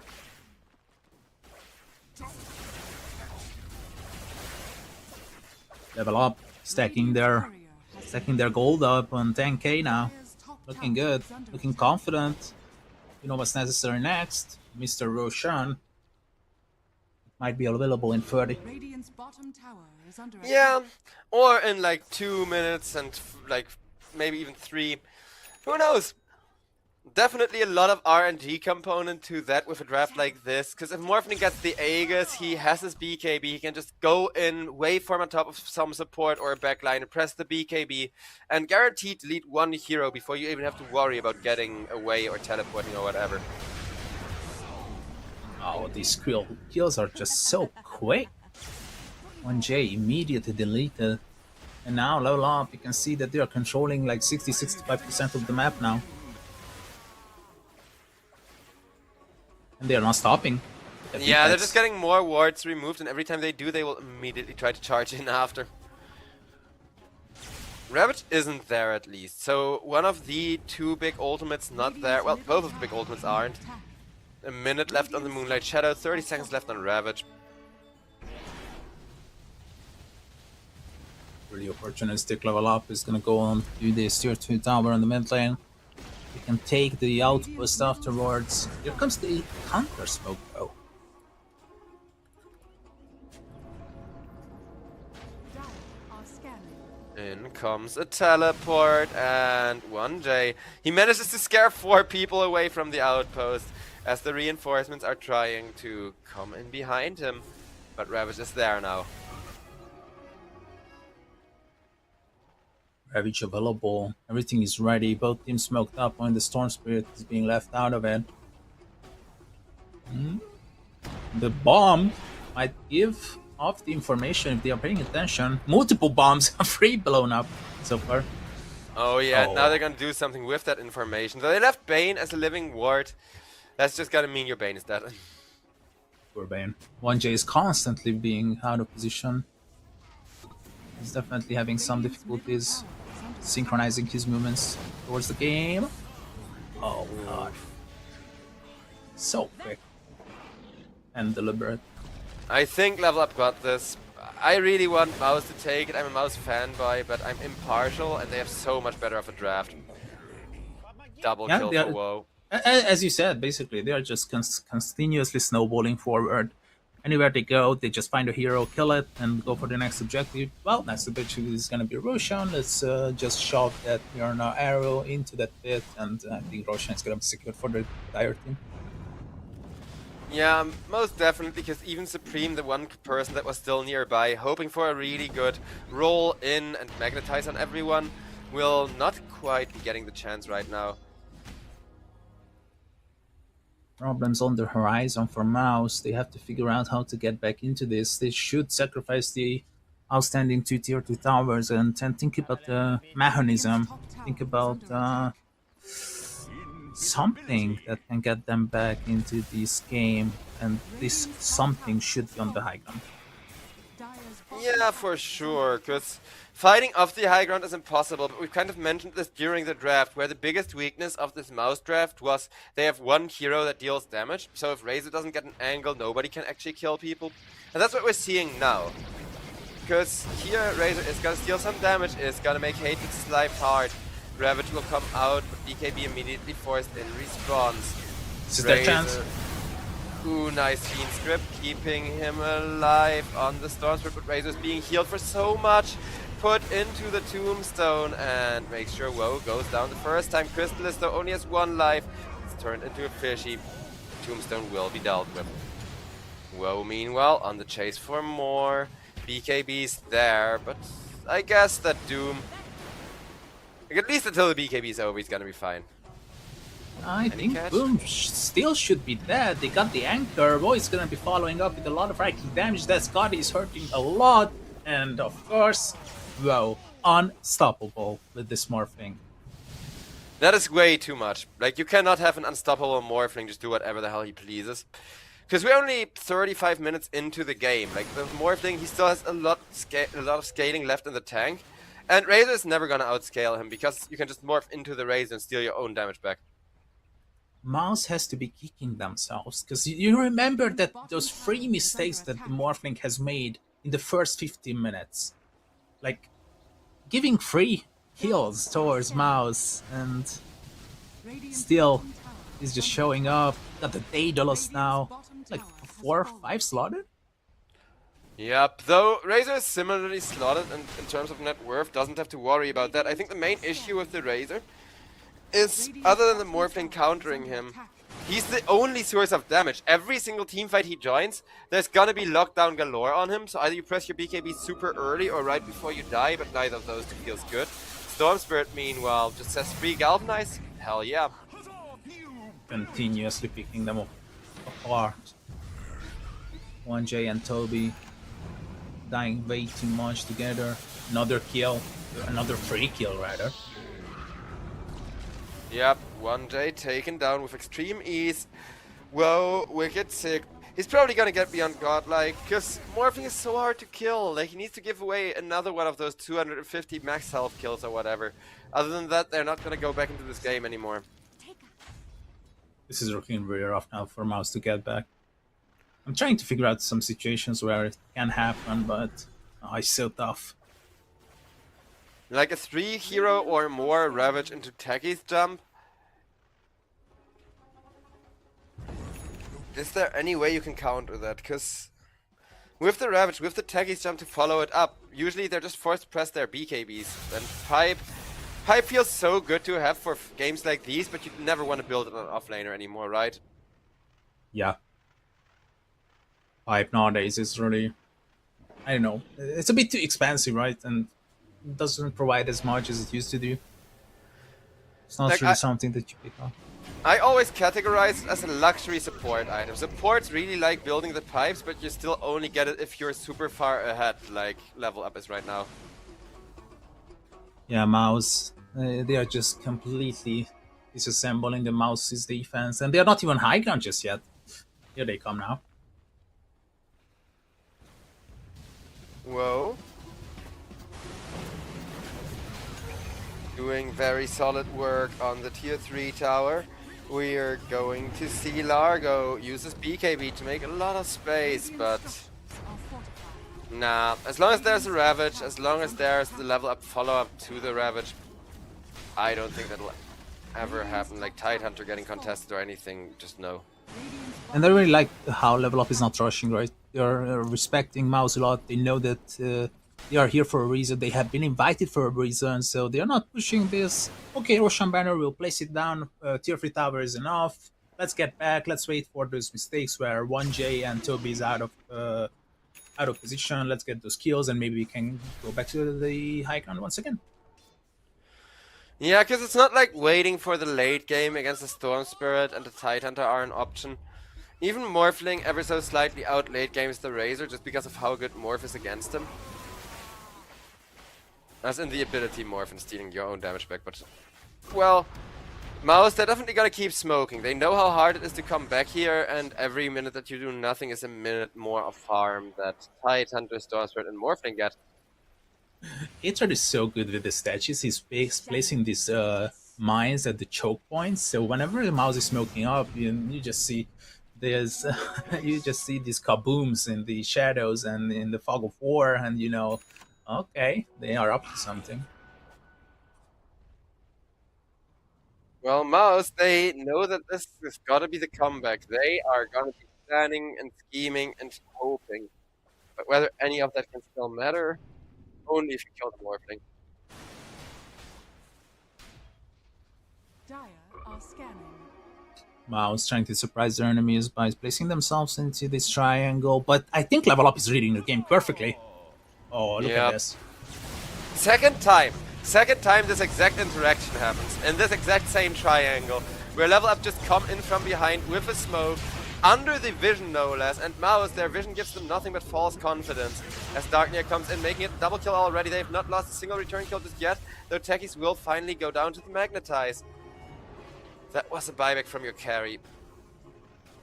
Oh, that's a buyback from 1J, that's a buyback from Crystallis, and they only get hatred. They need more, they want more, they have to go. They know that the Storm might be low on mana, and they know that the Morphling might be busy, no Satanic, no BKB on him. They have to fight, this is Mouse, you have to fight now or never. Well, can they at all? Earthspirit is in a great position to initiate, as long as BB3PX hasn't seen him. No rolling though. So rolling in the Earthspirit is certainly a death sentence if the Earthspirit doesn't even roll in situations like this where it guarantees a kill. Absolutely. It's really difficult in the late game, like for example in a game like this. One bad roll and might just ruin the entirety of the game. Roshan number 3 might be coming soon, and that Roshan number 3 might just be the last nail on the coffin. Or It not. might. We'll see. It will roar though, so Mouse, they are gonna get one final chance to contest it if they have the Tombstone ready, if they have everything in Largo's arsenal and the Fiend's Grip ready. I can definitely see them try and contest a Roche Pit fight, because it is a really good team for fighting around those confined corners of the map and those kind of quiet-ish, you know, Roche Pit areas. But speaking Look of at this. quiet, Toby, he thought like, some solo farm, some chill, and XP over on the bot lane, and Darknia's like, nope, Galvanize number 26 already. 26. Reminds me of the good old days of the Bloodstone Storm. It's countless amount of mana regen. Beautiful. I do sincerely miss the old Bloodstone. It was still such a cool and unique item that I Yeah. think it will be forever like remembered and cherished. And the fact that you could suicide as well, that was such a specialty. I think it was a really genuine part of what Dota 2 was. Oh, so cancerous as well to just suicide so your enemy doesn't get any assist gold. But speaking of assist gold, Crystallis goes down, Supreme goes down. Everyone on level up is rich, and level up there no longer gonna have to deal with that Razor's damage for 100 freaking seconds. Well, 100 without the Razor. It should be one lane, right? Maybe even more. Yeah, I mean, this is a dieback on him, so they know for a fact he has no buyback. They know for a fact there can be no retaliation. And the moment that they do realize, hey, I don't think Largo has the buyback, Ursford has the buyback either, they go on Largo. And Bane. This might just be game. Yeah, Boom calls it. I mean, better than playing it way too long and tilting yourself, so it is a good call to just GG out for the side of Mouse. It really feels like the draft bit them in the ass. Like, with a better draft, I think Mouse could have delivered so much. Because like, everybody individually played really well, but we talked about Largo a lot, where he just couldn't get into the team fights to heal his entire team half of the time, because when you try to reposition yourself, there's a waveform, or there's mines in between, or there's Storm Spirit holding you down. But who do you think deserves the MVP with level up stomping it so hard? It's such a tough question because Hatred was literally the catalyst in the early game, and but the amount of pickups that Darknia got in this particular game, I think I'm gonna give it to Storm just because of the game reading abilities that he had, the fact that he was so quick with the pickups. I think I'm gonna give it to Darknia. How you feel about this? Yeah, Darknia, like, he had such a rough lane, and he was given the support, because we saw, like, at 12 minutes or whatever, the Storm Spirit completely win against the Earth, and that's never supposed to happen. Again, it's like, until level 5 Storm Spirit wins a little bit, level 5 to, like, level 7 Earth Spirit wins a little bit, and after that, it's who ganks the other lanes better. And Storm Spirit, he ganked better, and he had more people coming in to kind of help out. Yeah, absolutely. I mean, is it possible to give them all 5 players an MVP? Because look at those stats, beautiful. I mean, P-Pax only won that for 25 assists. Darknia, we have mentioned him. Hatred with the early game. Queasy only won that on a position for Mirana. Insane. I mean, Level Up absolutely deserved this victory. Yep, and with that, ladies and gentlemen, we're gonna head to a little bit of a break because we're still about an hour behind schedule. So if Team Mouse go for a better draft, get us a really long kind of 2-1 to the series after all, we're gonna be here for a while. But the way that Level Up outdrafted and then stumped, I'm really curious to see how the drafting game number 2 goes. I'll see you all then. Stay tuned, more Dota 2 action coming up in just a moment here at the EPL Masters.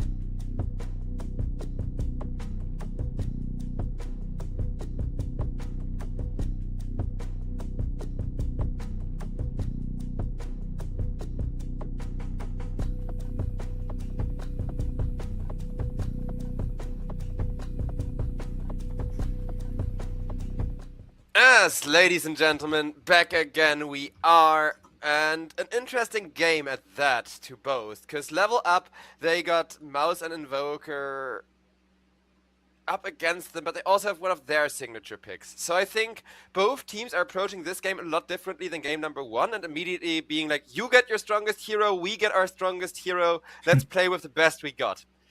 Who do you think is going to take this one? And do you think Mouse are at a significant advantage? Because they do have a more unique playstyle than most teams, but Level Up could have also done their homework, right? I mean, if Level Up can keep this intensity rolling, I don't think they should be in trouble. But I think Mouse has a lot of veteran players. They have a lot of wisdom to how to get back into a game like this. So I'm really expecting Mouse to step up their gameplay and maybe potentially surprise us with more than a decent draft, or maybe surprise us with some surprising heroes.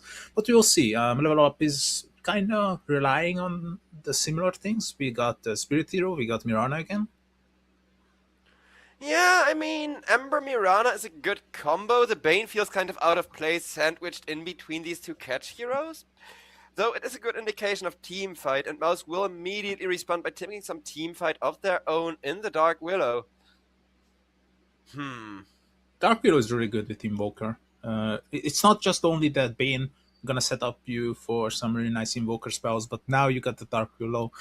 If you might be hitting like double, triple terrorize, it can be really beneficial for the Invoker. So, but Mouse, they need some muscle. They need some big heroes to be in the front. Yep, agreed. I think the Centaur that they have banned themselves would look so good for them. I'm genuinely not sure why you would ban Centaur when you have a Willow and an Invoker.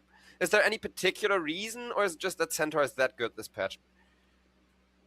I think Centaur is something that can get you out of trouble from the Invoker, from the Dark Willow as well, because Invoker likes to control you, and Centaur is just pressing the ultimate and you just run away.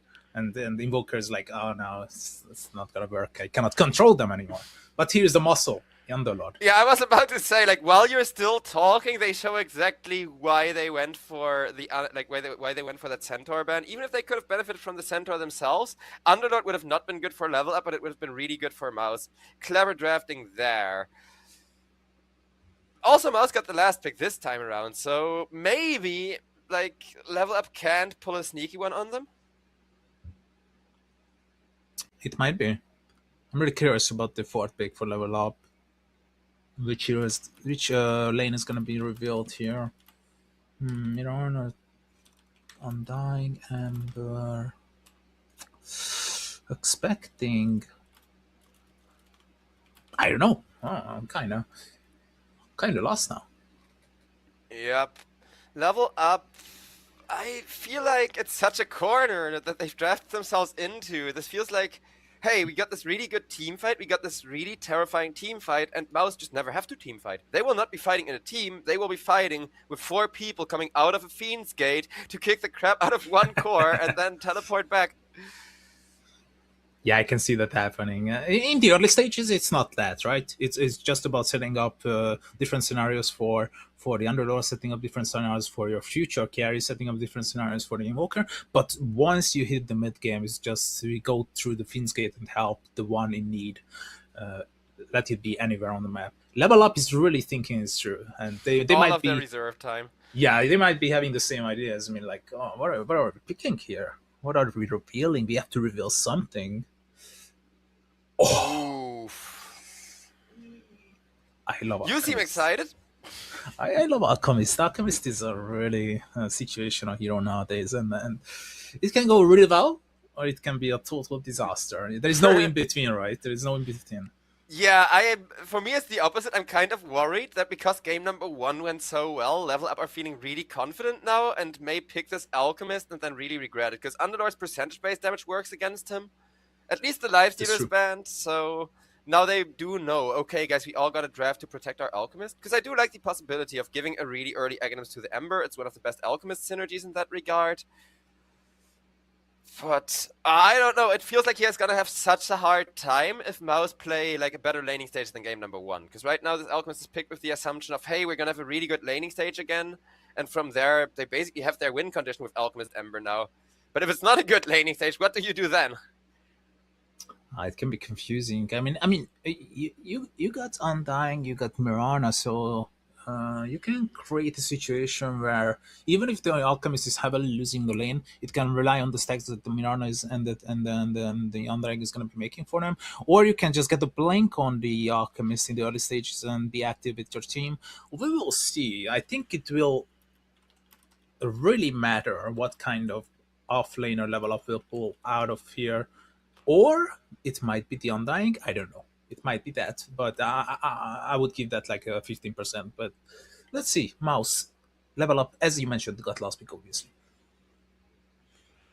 Yep, because I don't know. Like, I really like Mouse in terms of their players. I really like, in theory, some of their really funky drafts. But this feels so back and forth, because until this Alchemist came out, it felt like such a straightforward game. Now, Mouse can try to make this entire game a game of can we pick up the Alchemist, but that seems like a little bit high risk. And I don't know, what do you pick? Because Livestream I would have loved, Gyrocopter, I'm not so sure, but it is really fast and really good with the Underlord. You need save. I really like Dawnbreaker here. It's gonna provide you with a lot of Called it. Beautiful. Dawnbreaker is just something you cannot deny how good it is here. You can save the Ember Spirit. You can work around the Alchemist. There's just such a good turnaround option that the Dawnbreaker is providing you, and it's going to be having a decent laning stage as well. Because Mouse, they're running out of objects that they can pick up for the safe lane, and now they have to think. They have to consider like an Ursa. They have to consider like a Drow Ranger, but even the Drow Ranger wouldn't be good here because of the Ember Spirit. So Mouse kind of trapped themselves. It feels like it, yes, because I was thinking Slark, but Slark suffers too much against Dawnbreaker, and now they're gonna go with a Monkey King, who has a really good time against the Dawnbreaker, against the Alchemist, against the Undying, I can see that, but Searing Chains plus Arrow is the one thing that you're still worried about, right? Absolutely. Crystallis, Monkey King. I mean, he's a god with the hero, but no but, because he has 4 melee heroes against him. That's really good, but this is a Dawnbreaker, and Dawnbreaker kind of functions differently than your usual melee offlaner. We gotta go for the predictions. Last time you were right. You were right with the level up. Which draft do you like more here? I mean, this time I'm not sure, because you just said it, Crystallis Monkey. Usually, as a rule of thumb, you do not doubt Crystallis Monkey, but you also don't doubt a Dark Nia Ember Spirit, especially not if he has like an early Aghanim that this Alchemist is gonna provide him. So I think I'm gonna go level up again, but I don't want the 2-0. I'm actively gonna be rooting for Mouse, but I'm gonna be rooting for Mouse because I'm afraid I will not get another game number 3 out of this, judging from the drafts. What about you? A lot of attention, a lot of pressure on BPEX and how he's going to be delivering with his ultimates. And if level up, if their cohesion, if their chemistry is good enough, and they have proven that it's good, they are on a crazy madman winning streak, I think I'm going to go level up this time, just judging by the draft and a tiny bit of level up infusion. We'll see. I feel like we're both having like so much faith in Dark Nia here. I'm gonna laugh my ass off if like there's gonna be, I don't know, 2 supports at minute 6 hitting him, right?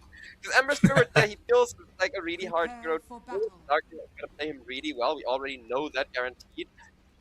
But that's the core part of this draft. It's so essential for actually winning this draft that if Ember Spirit does not have a game, then nobody else will, right? Because if you can't give that Ember Spirit the Aghanim Scepter, then all that farming Alchemist does for it is just kind of screwing them over. I have one more question, really important one. What do you think about this Dawnbreaker skin?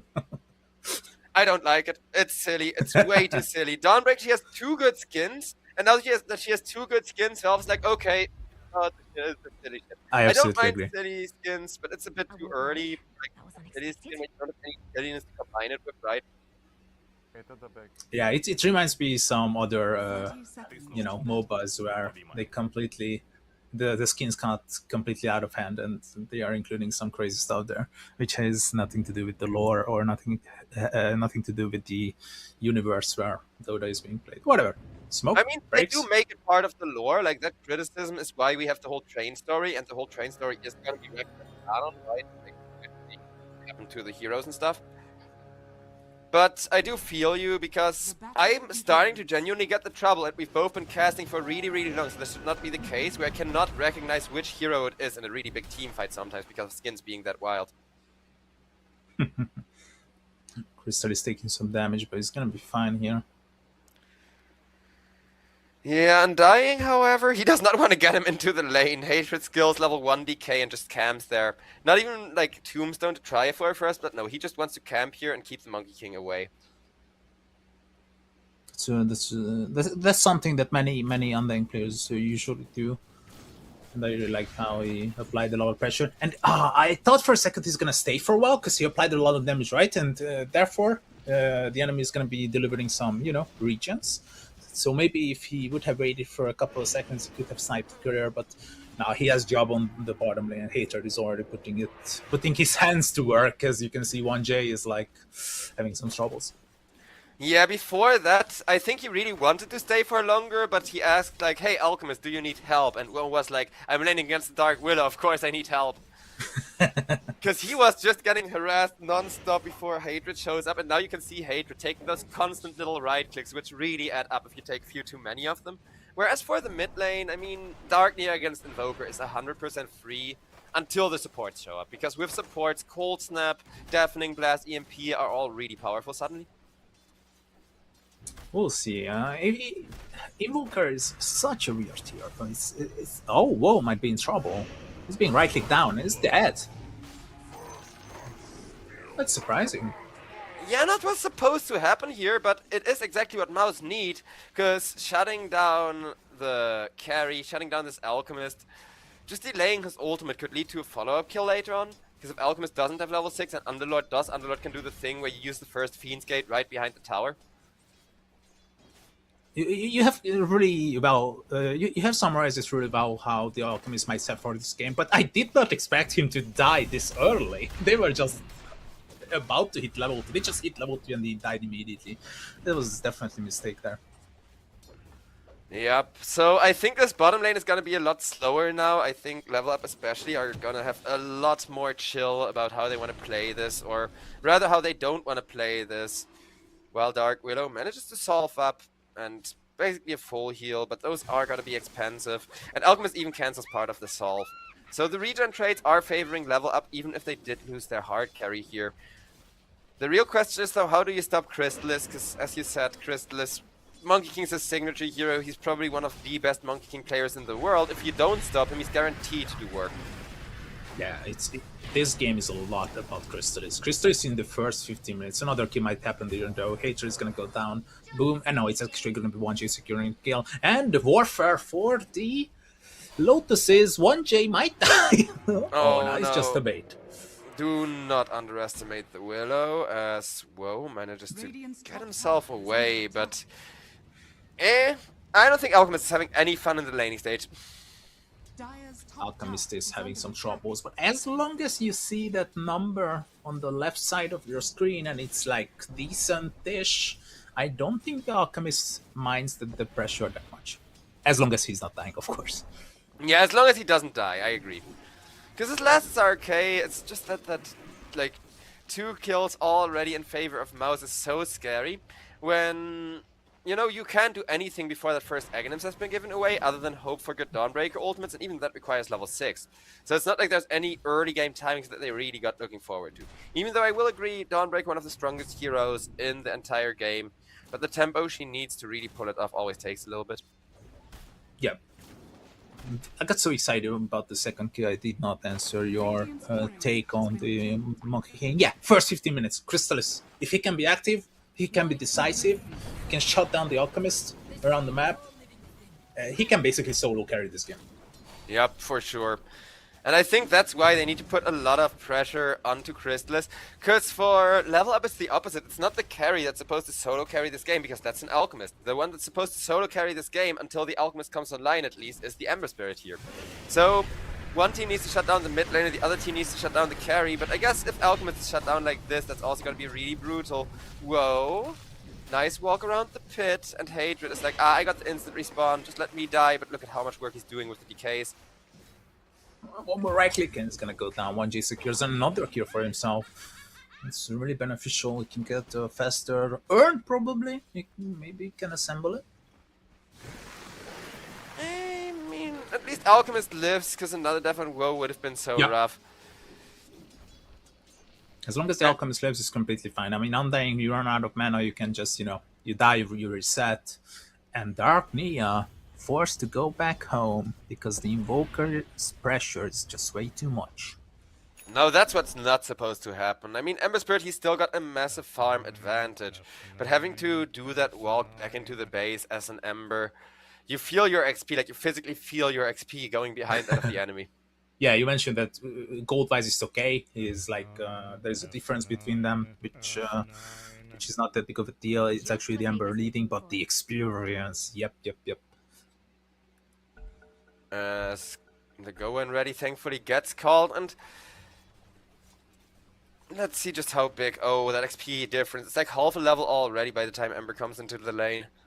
He's got to make up for that once he hits level 6 or level 7 by going to these side lanes. For now, he's gonna apparently go into the jungle and farm a little with the Flame Guard. Smart move. These teams are definitely communicating really well. Because if you see mid lane, there has been that exact trap I called, where if Ember Spirit gets ganked by 2 supports, the game could be over. They're trying. They're waiting with 2 supports on the mid lane. What a surprise. Oh god, they're really waiting for him. But the Ember Spirit is kind of suspecting, like, he's like switching his camera to the side lanes, he's talking with his teammates, like, guys, the support players are missing for the past 1.5 minutes. Something is happening. And look at that. They're getting impatient. They want him under the tower even, though Dark Nia. I think at this point, you get a lot of your patience back, right? At this point, it's like, oh, I see. Okay, I can chill a little bit longer. That's nice. Uh-oh. There's gonna be another beautiful little pick off onto Crystallis by BB3PX. And now I'm starting to think, okay, maybe we weren't wrong with our draft prediction. Because if Crystallis isn't solo carrying this, then Level Up do have the better draft. It's literally just that we both respect Crystallis' skill, right? Yeah, definitely. It was kind of unfortunate for him as well. Not because of his positioning. I think his positioning was completely fine. It was, I think he messed up with the Bundle Strike, did not hit the neutrals, and could not heal that much up. Got killed in the process. Oh, can 1G actually steal this Wisdom with Toby? Support Warfare? Easy dice? And I still want more, like BB3PX, he does not have mana, and he's man-fighting as 2 supports, and there's Crystallis for the punish. I think that was such a huge mistake, whether Dawnbreaker dies or not, because you gotta go back to the base even if you live. He tries to go for the monkey, but now it's that walk of shame. And this is a walk of shame, because he literally could have just, taken less damage if you're gonna give the wisdom away anyways. Very nice job from Mao securing both Shrine of Wisdoms. That's the way you can act up against the Alchemist. I liked how Crystallis actually arrived on there and decided to be the force himself.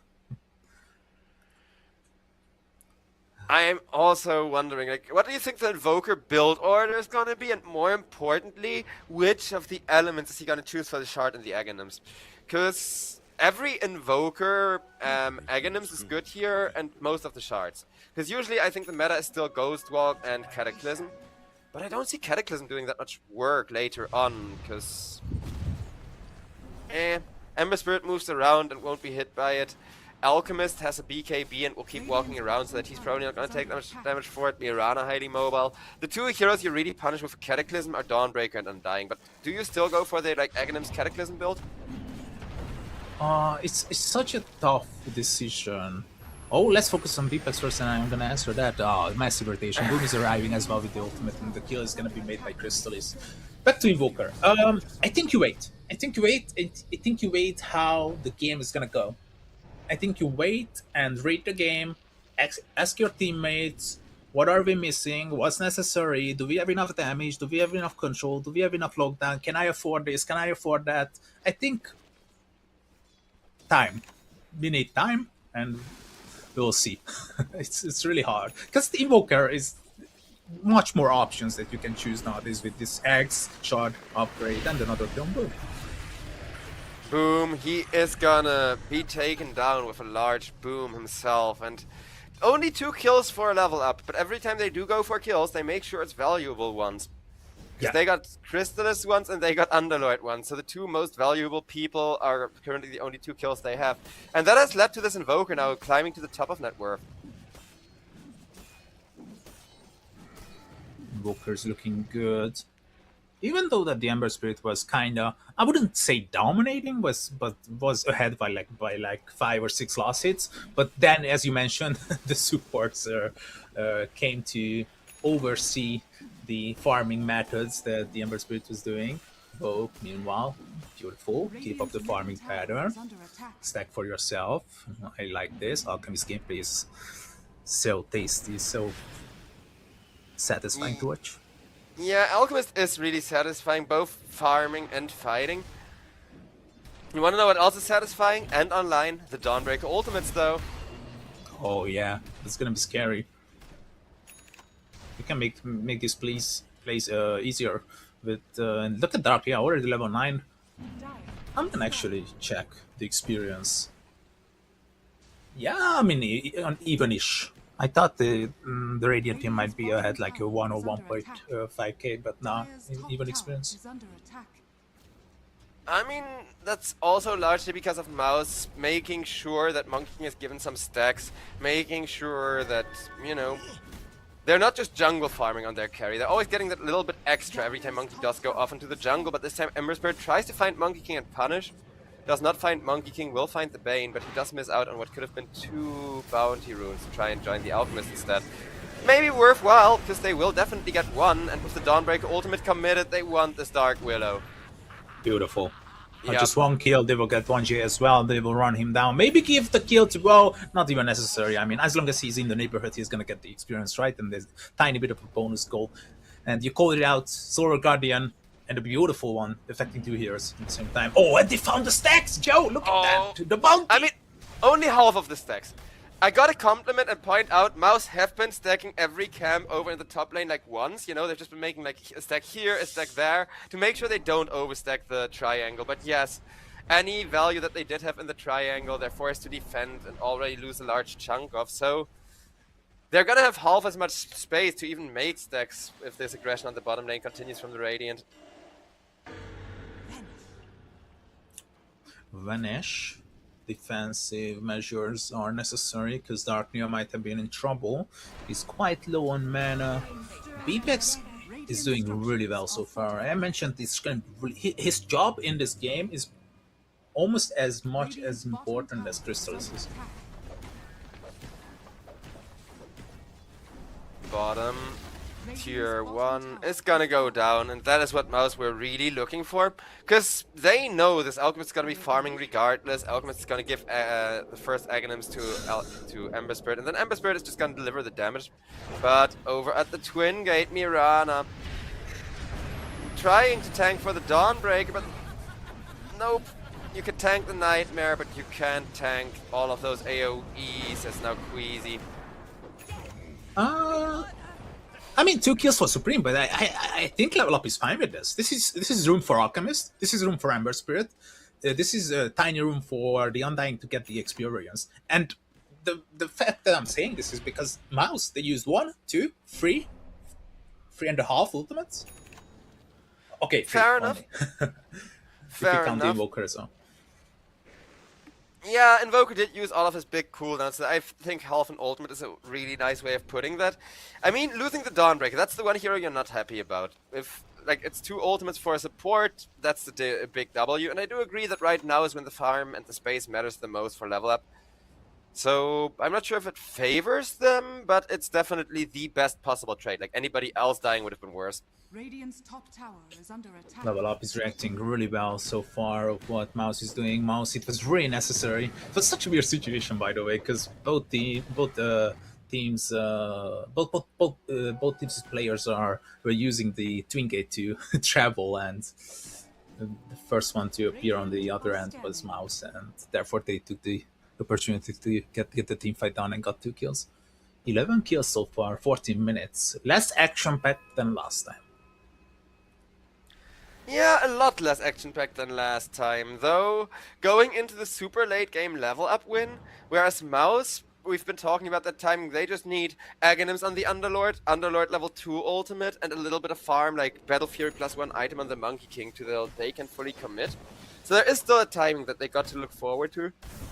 It's just gonna be hard to find it when Alchemist also has really good Radiance timing, and, you know, Battle Fury on Monkey King doesn't seem like the way in my opinion.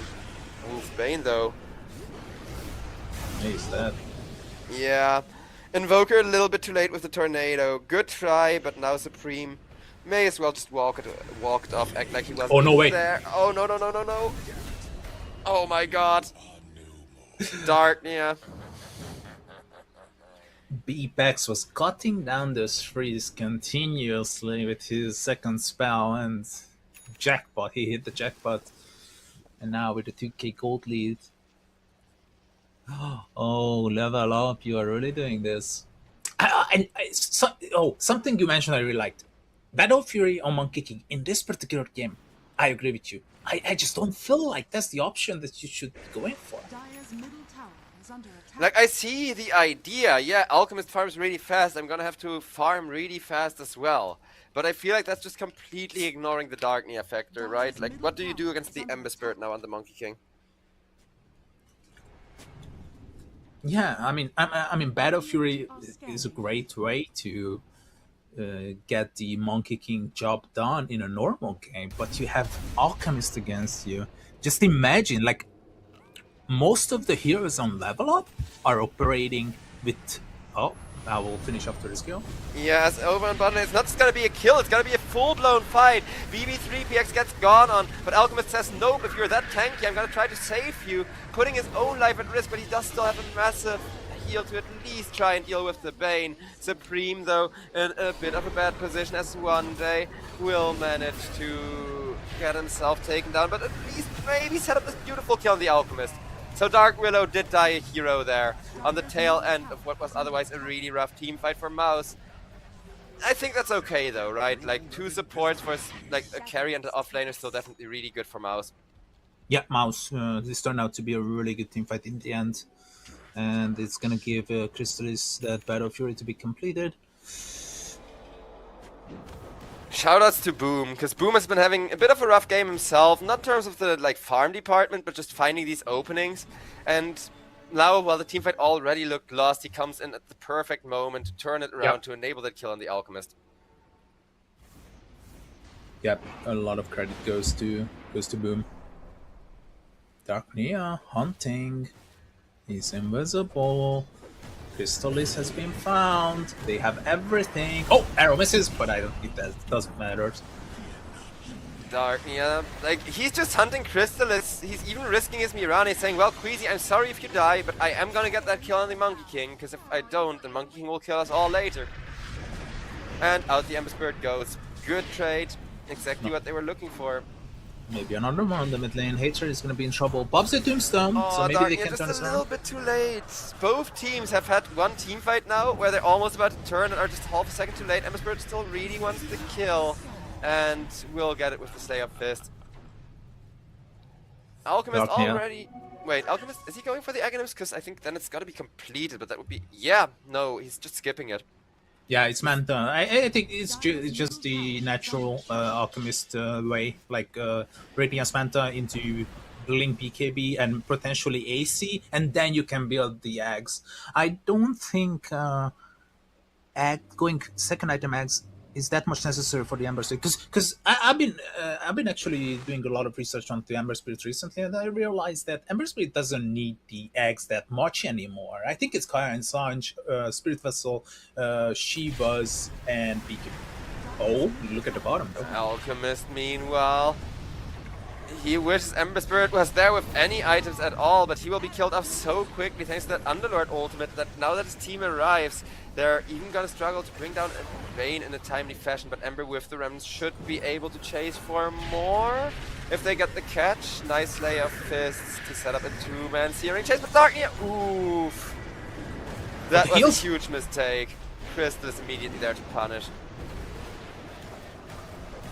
Crystal So- is now Monkey King ultimate just to make sure that nobody can turn this around any more times. Because Dawnbreaker really wants it. There's the Mirana that they did get vision on, but with that vision spotting out, hey, Mirana's coming in. Crystallis!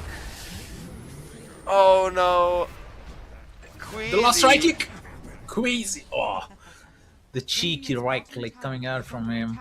I mean, the absolute MVP. You called him out already countless times. Boom! With this Underlord is just unstoppable. I mean, with such insane Aghanim's timing, there is not really anything they can do against him until BKBs and strong dispels and stuff like that are there, which is gonna take a little while. This The bit ults of are just- Malus- Yeah, this bit of Malus is absolutely insane, and you don't even have like a Chasm Stone or something like to buff it. It's just, it's just coming later. I mean, okay, once he has the AoE buff, at least there will be BKBs. But for the supports, yeah, I don't think this Mirana can afford a BKB anytime soon, even though I would not blame her for building one this game. Level up, the problems are not that big just yet. Okay, you lost a major team fight, but you still have the Alchemist Factor. He's farming. He's okay. She's gonna hit a decent mana timing. I'm sorry. How do you feel about the next 5 minutes? Can Mouse speed things up and put more pressure onto the Alchemist, or Level Up is just gonna, use the Dawnbreaker and crush them? I do think Level Up right now are looking like they're gonna win this game ever so slightly, because I think like the pressure on the Alchemist is already easing up. And Darknia, he's died once, but he's still gonna find himself a nice little pickup kill over on the bottom lane. Snowballing real hard and Oh, look at completing top. his own BKB. But oh my god, what a fight initiation immediately again. Underlord, he really wants every kill he can get, even if it's just support, screw it. Press the ultimate, get yourself in there, because it's not like they can chase down Boom, or can they? Ember is gonna try, root himself up. Darknia, he really wants a good go. And Crystallis is there with an Ember Spirit. Completely zoned out now. They will just ignore the Monkey King ultimate though, focus on Supreme, nicely done. That takes away a lot of that damage for the side of Level Up. Maybe this fight can be better than the last one, because now Monkey King is forced to run out. Bane also just running for his life.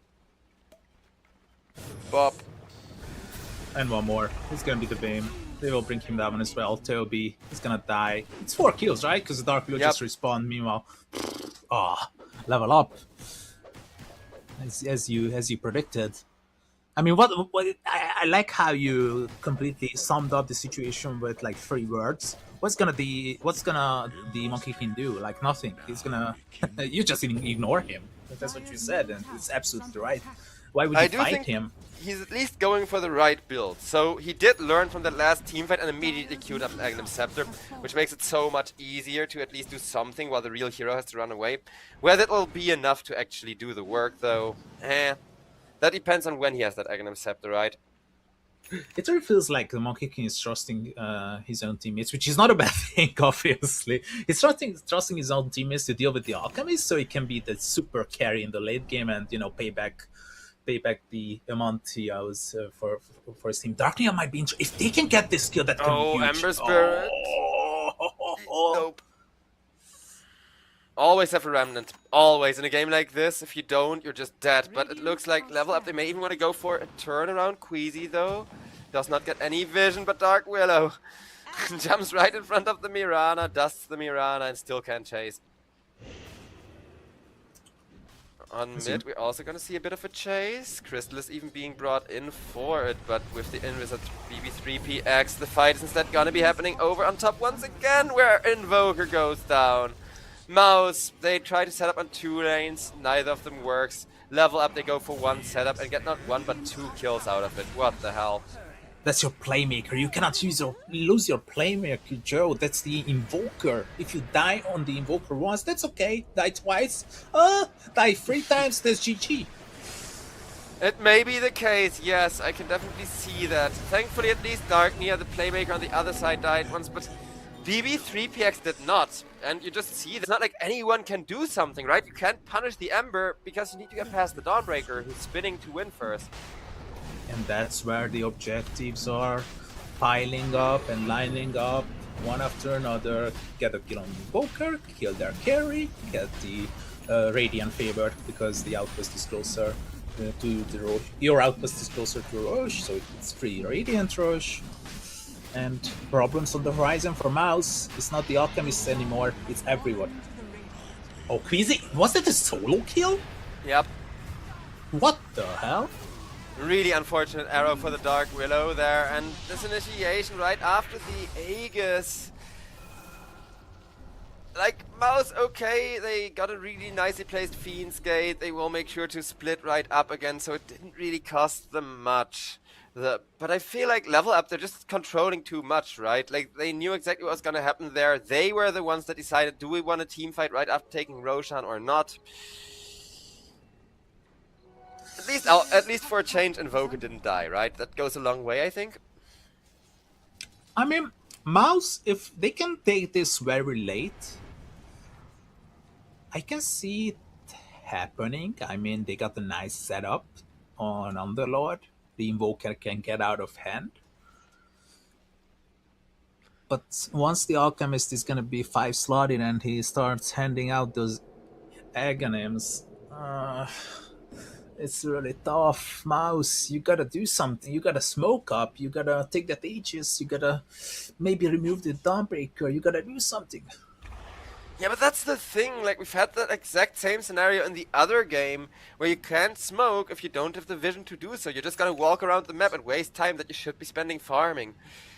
Like, they're trying to ward, they're trying to take over this Radiant part of the map. This time around it's gonna be towards the Radiant jungle, but that's why they only keep feeding more kills.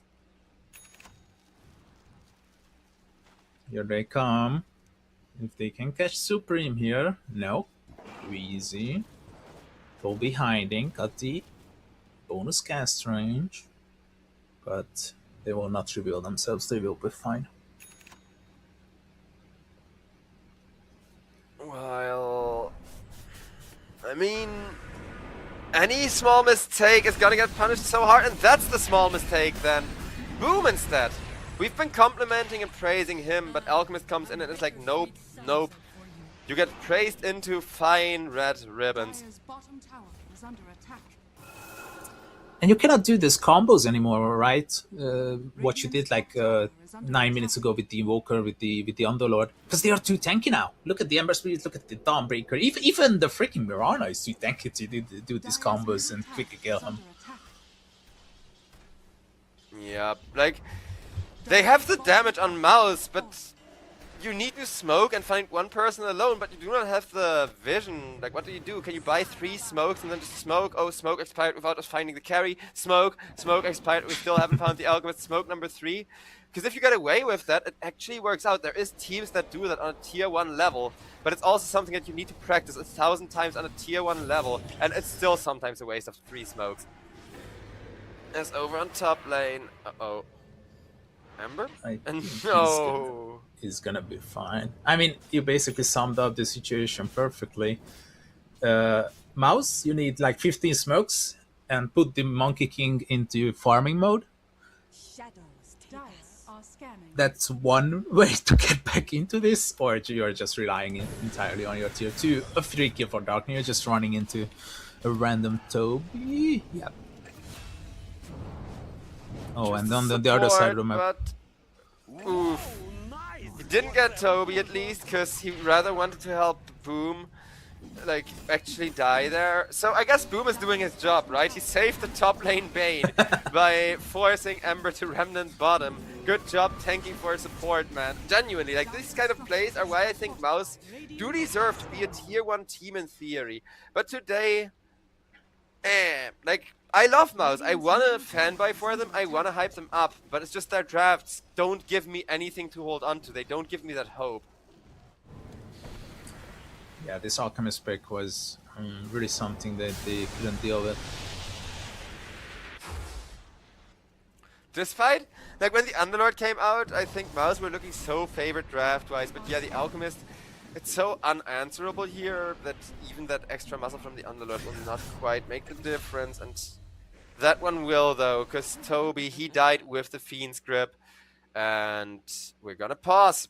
Well, chat, this is the 3-2-2 pause. We gotta negotiate, ha ha ha. but I don't think there's like any amount of negotiating that will turn this around. Like, this is just screwed. I mean, if you're in a situation like this, that is just one more thing you can still hold on to high ground, right? And you got some really good late game high ground heroes, Underlord plus Invoker. So I can see it happening, but you need a lot of experience on the Invoker to get those big spells amped up. Ooh. With that first life, let's see. Ember no longer as cocky, but he's just gonna keep the pressure up while his team is now hunting on mid lane, so either he or mid is gonna get the kill, and both! Yeah, GG's. Wow. Crystal is dying again is just too much, because you said the same about the Invoker, but at least Invoker, whenever he died, he was sacrificing himself for the Monkey King. If the Monkey King dies and Invoker isn't farming, the game is getting rougher by the second. Yeah, I feel like Mouse cannot really figure out how to reassemble the lines. They're losing heroes left and right. They should come up with a plan. If that plan works, I will give it like 10%. They can get back into this. Other than that, it's gonna be really hard. BPEX gonna pop the BKB. Can he reach Boom in time? Yes, Nope. he can. Boom, I don't think he dies. Like, there's no way that he dies here. He is so tanky True. and committed the ultimate. It is nice that Dawnbreaker at least made him take twice as much damage. But really what they want is over on the mid lane where Ember Spirit gets Toby, dies for it. Darknir not happy about that, but at least he didn't just die. But even if 3 people surround him, stun him, and, you know, even use an ultimate to kill him, he'll still get a kill out of it. That's how fat he is. Hatred might be the next one. Look at the amount of damage coming out from Supreme, just right-clicking with the Invoker there. Okay, that's a good start. Smoke up immediately after that. Punish more. Undying Respawn immediately 40 seconds without the Ember Spirit. Maybe you can find some players farming this jungle, and you will, because it's Squeezy. I think he's dead now. Nah, No. just all of his leaps. I mean, that's still very painful and very costly for the Mirana, but it's better than a death. Now, Hatred, however, Tombstone or not, he is gonna die. And whereas that Restless Dirge, well, it is on cooldown, of course. You know what would be the best for Mouse in this situation, or Roche? That would be such a good timing for them. Oh yeah, if Roche responds like in a way that Mouse can take it, it could potentially change this game.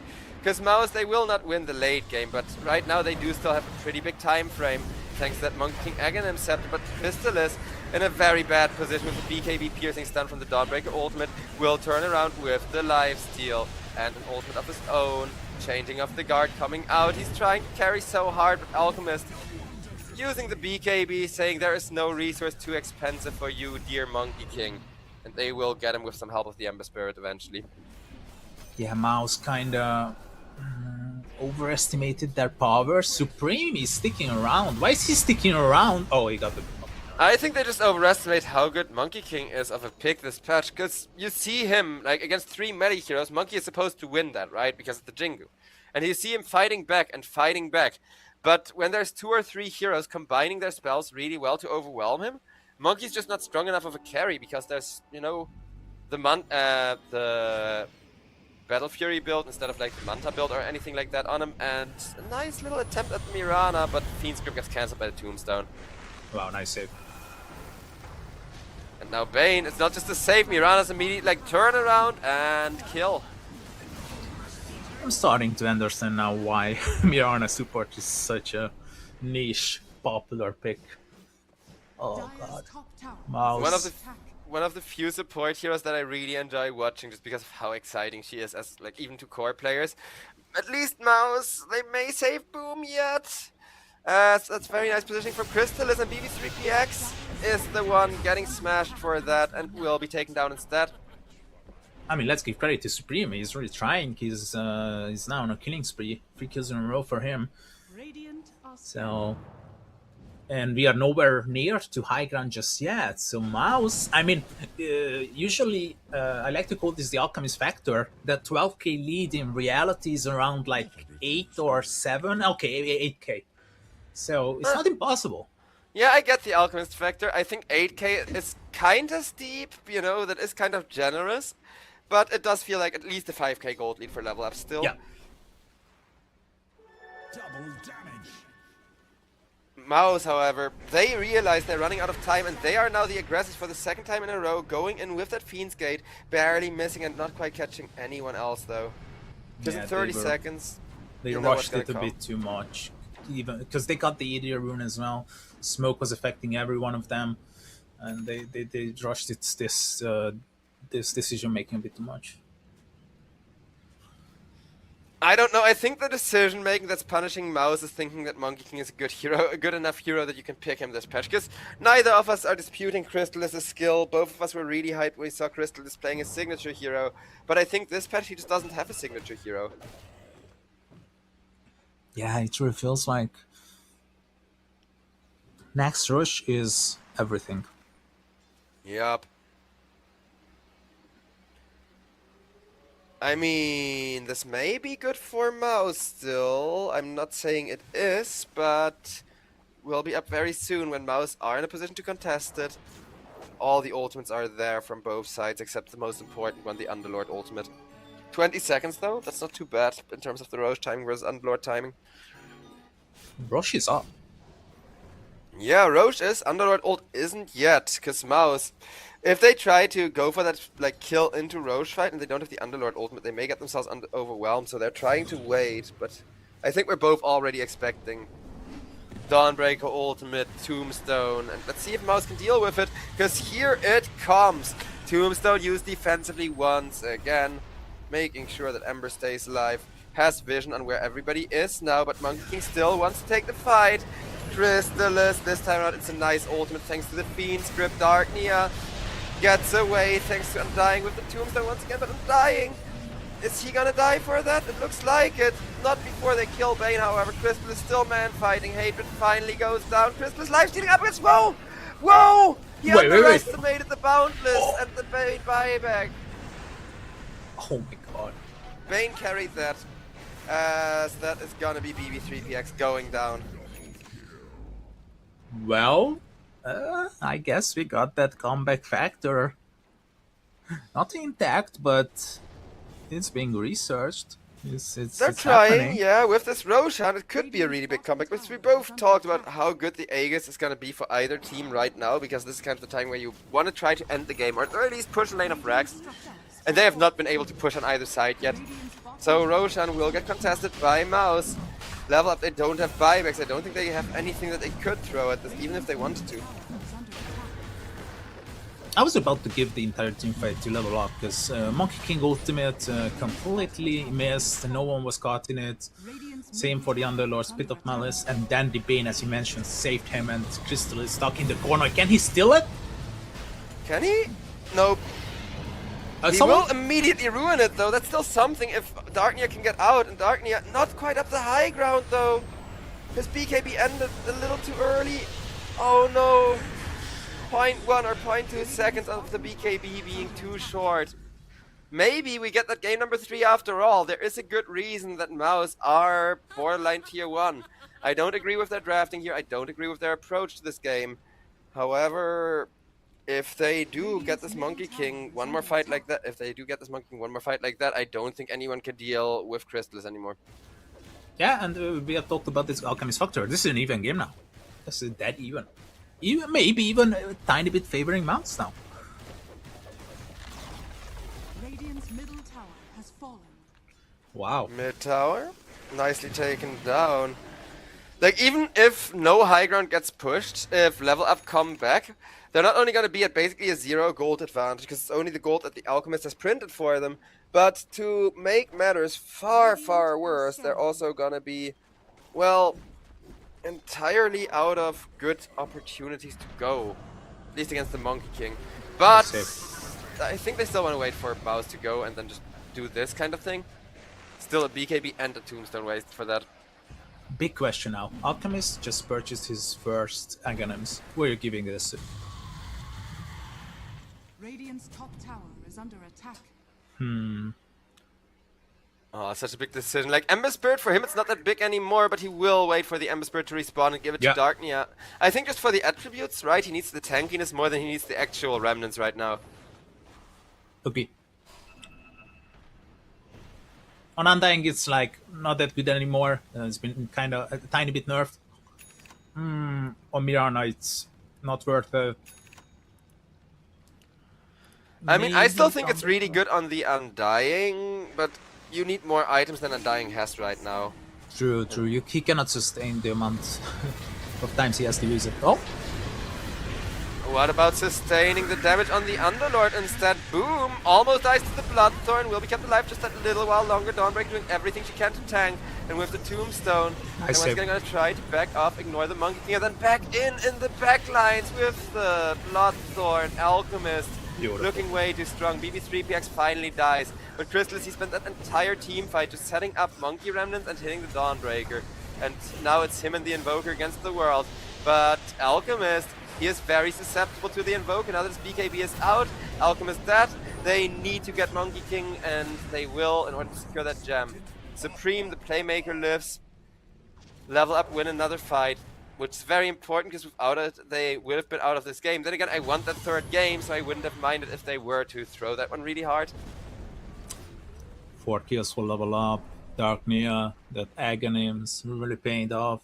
With the Octrinker as well, and Shiva's, and he got the neutral item with it as well. So it's wonderful. Conjurer's Catalyst is really being an issue for Mouse. Supreme though, he got Hex, so he can potentially solo kill players around the map as long as it's Mirana or Undying. Correct.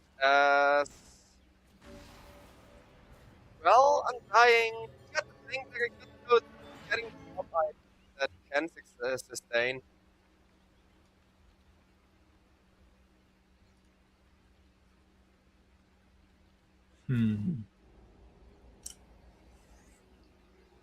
Supreme gets himself to the bottom lane, and he's just gonna do the red Dota thing. Like, he's just gonna start red, he's gonna start spawning Forge Spirit. I guess they realized that after Monkey King struggled so much to kill the Dawnbreaker, they need at least one more item on Crystallis, and currently he's dead. But he is going for the trade list for actual damage. Yeah, that sounds good.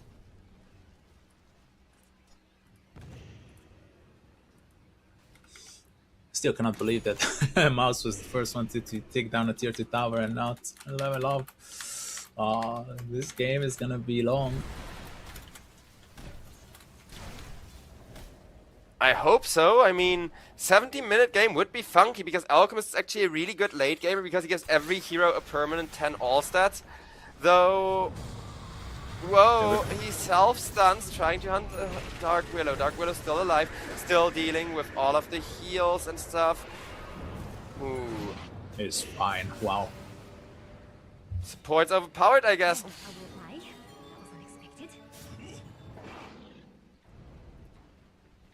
Supreme continuously roaming the map, searching for opportunities. Once he finds one, the Underlord can immediately help him out. Dire's Yeah, middle tower is under Underlord attack. with that, well, almost 6-slotted build at this point. His biggest problem is genuinely just gonna be that he can't scale up anymore. Because the ultimates have been huge, the percentage-based damage have been huge. Even the tankiness is still really, really huge. Radiant's I top wonder tower is though, under like, can he get that ultimate? Because we've seen like 2 really good Underlord ultimates, and then there was one that it didn't even whiff, but they couldn't kill Darknia with it, and they got punished, right? So, always a risk of you messing up an Underlord ult and instantly getting punished for it. Radiant's top tower has Yeah. fallen.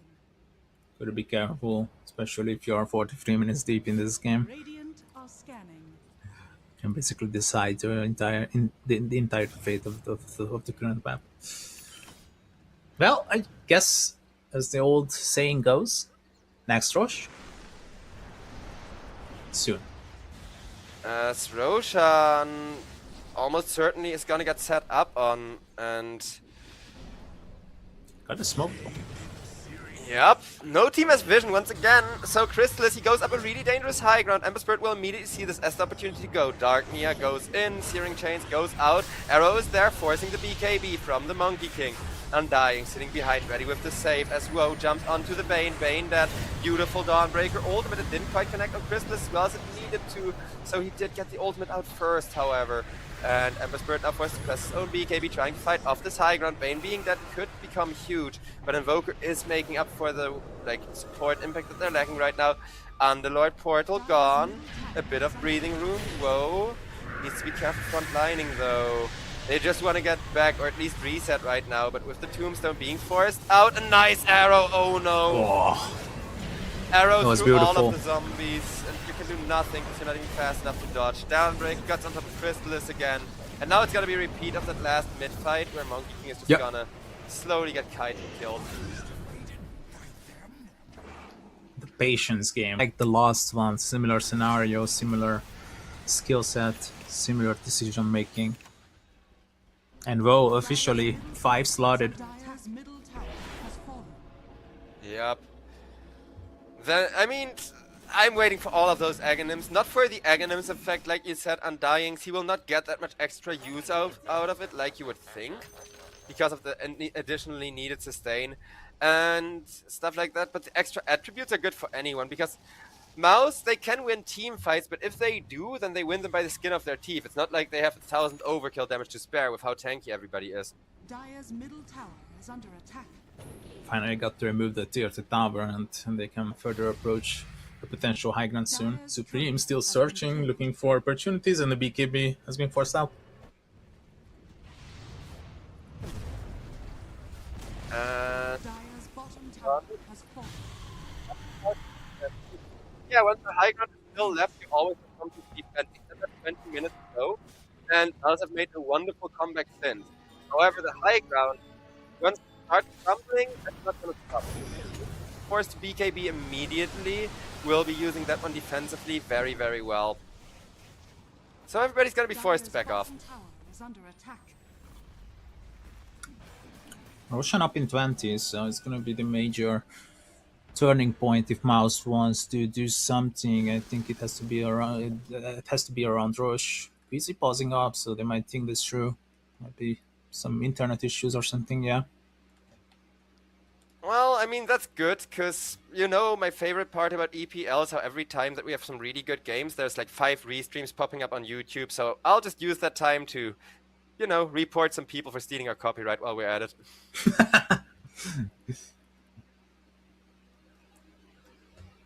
It's always Such a good way fun. to spend time.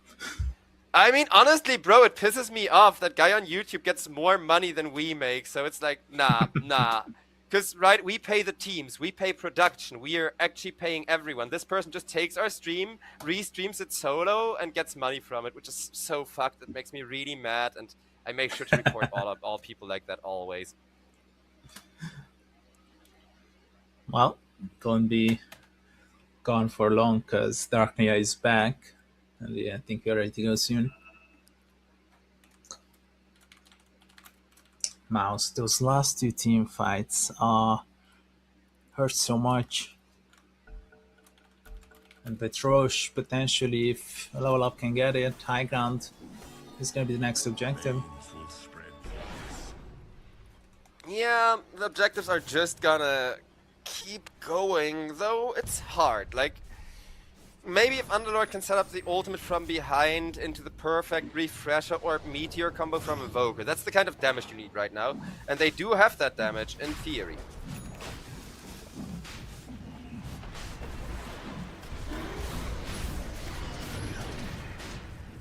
They're just so tanky. Look at those HP bars. It's just gonna keep getting worse. Like, we're watching a car crash in slow motion, to quote my favorite Team Fortress 2 line. With the Aegis, Darknia, no fear in the world, he'll straight up jump into half the enemy team, catches Supreme, does not have the damage on him because he knows Monkey King's nearby somewhere, but he doesn't know where. Nicely played by Crystallis, can now teleport out. There's a reason why he's one of the best Monkey Kings in Europe. Whether Monkey King sucks this patch or not, very nice play from him. However, boom, he's valuable enough to commit 2 ultimates for. Tries to keep himself alive with that ethereal state, but it is not gonna do anything as Bane gets cut into ribbons. Boom gets cut into ribbons. Bane is gonna get, well, not quite cut into ribbons because he has a buyback, but that is his first death and the buyback used. Well, Darknia not even breaking a sweat. I guess if Darknia gets Ember, even Crystallis Monkey King is not gonna make up for that. Oh no, they messed up. Fiend's Grip into the tornado. He might It's still fine. get the kill. Yeah, Darkness is gonna be dead. Oh! Or The dodge. never He mind. dodged and then munched on a Lotus while dodging, and he still has that Aegis. That's why he's being so aggressive in the first place. Dire's bottom barracks are under attack. Radiant's middle tower is under attack. Bottom barracks has fallen. Radiant's top tower is under attack. Mouse. 45 without the Underlord. Can you hold on to this one?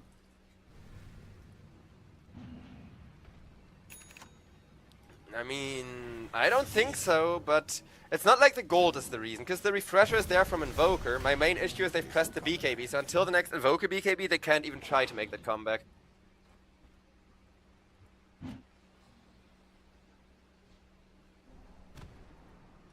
Bottom lane is pushing, you gotta deal with it. Your Fijis, your buildings are gonna be destroyed. 10 seconds until the Underlord, but even if he responds... Oh, okay, they got 3 buybacks on Mouse ready.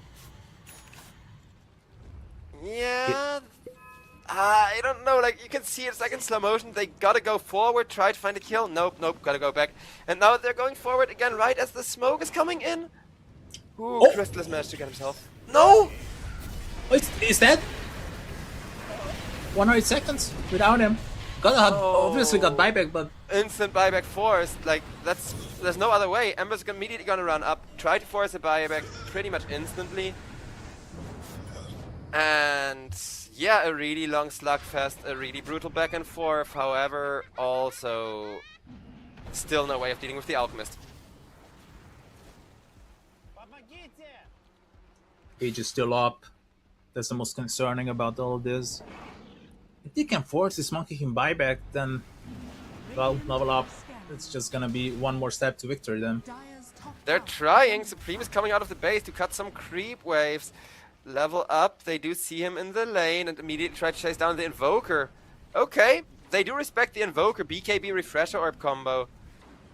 Though Invoker will just get himself away with Invis as Dire's level up. top They're wasting tower so much has time on fallen. Supreme. Yeah, that's Supreme is doing a lot of work. And he was kind of lucky because the Solar Guardian was available. If the Solar Guardian is there, he's certainly dead. But he kind of draw the attention away, that's true. But look at the mid lane, maybe they don't need their teammates. Dire's top I mean, Alchemist certainly doesn't. He's threatening high ground with way too much health, even the percentage-based damage to deal with. Though 20 seconds on the Monkey King, so I don't think he'll have to buy back, and they're gonna have 2 carries to throw at this. Shadows take us. Here comes the Mirror now, ultimate. Another egg's almost done on the Alchemist. Mirana purchased one for himself.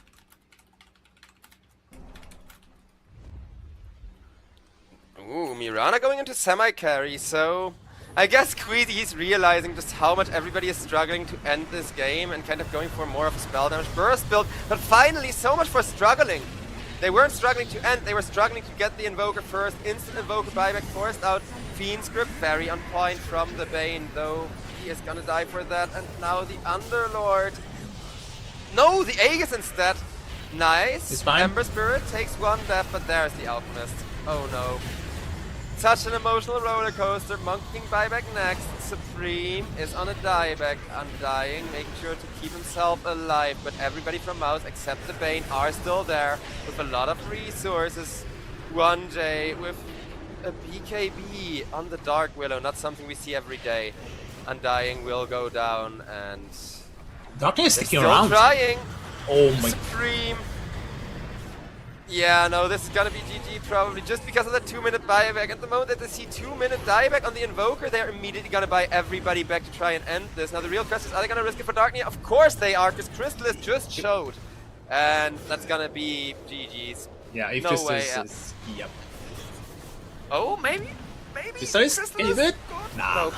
That was obvious once all the 3 buybacks came out instantly, right? They realized no Invoker means we can 1v everyone the Monkey King. And they do need everyone to deal with Crystallis as Monkey King.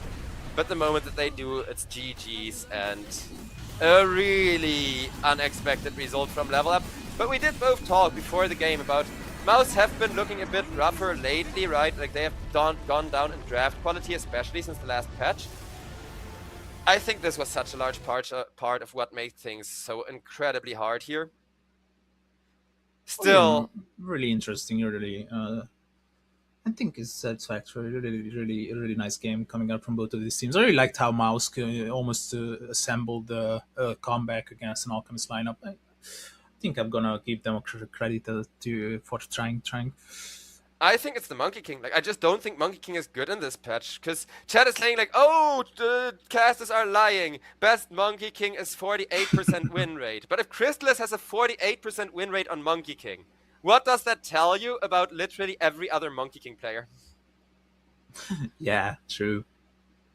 Well, I think we got the MVP, obviously, for this game. He was dealing a lot of damage with the Conjurer's Catalyst. He was going insane. And that Octarian Core was not enough. As soon as he got his hands on the eggs, purchasing the Refresher Orb, Dark Neo, went absolutely insane. If they could have preserved some of those lives at the last team fight or buyback earlier, that might have been a rampage as well. Dark Neo, the Madman. That was a crazy game from him.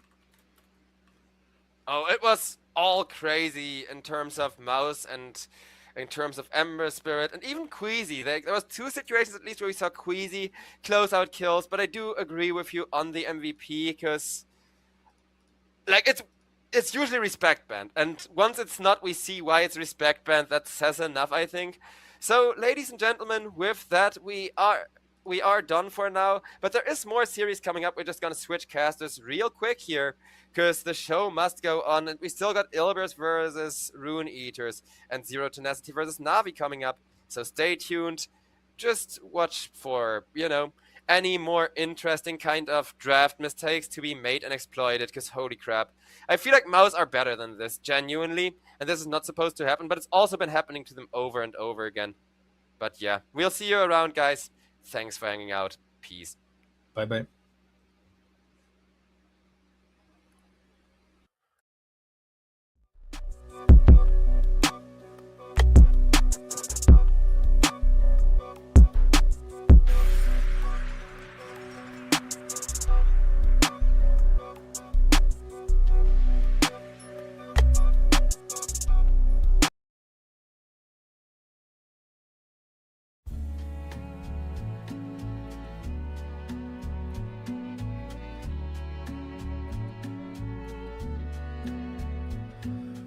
What can you say when love goes away that hasn't been said before?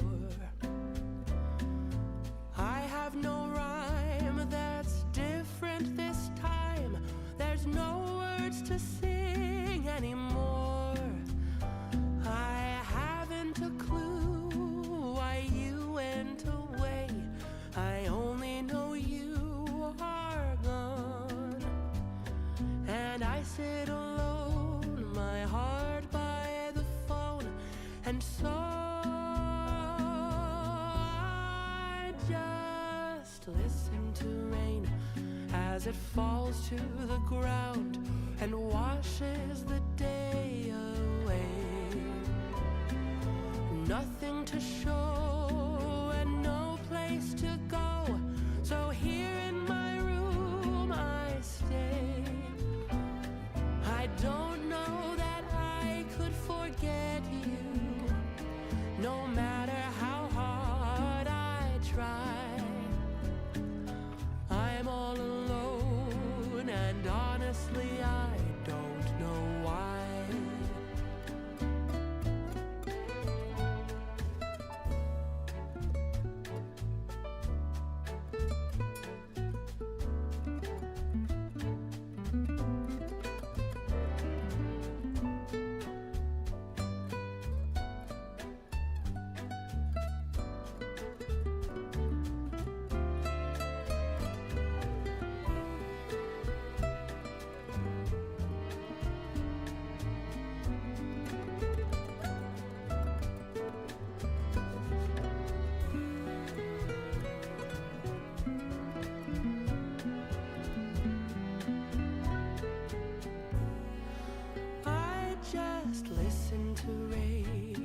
as it falls to the ground and washes the day away.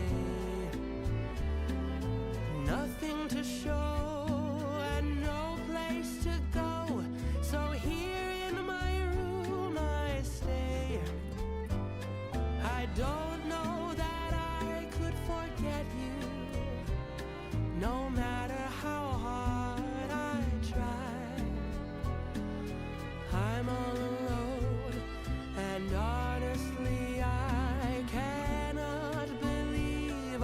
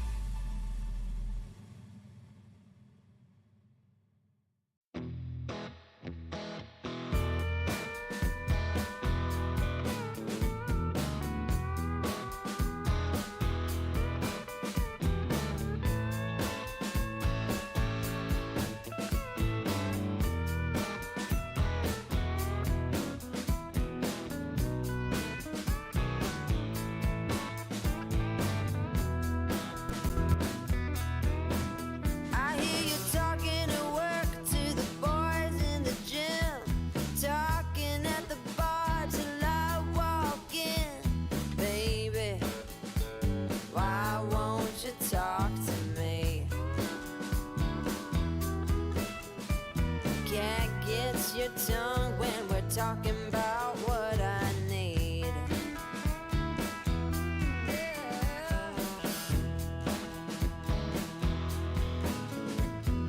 Say what you will at the hardware store. Don't get you started talking about sports, baby. Why won't you talk to me? Can't get your tongue when we're talking about what I need.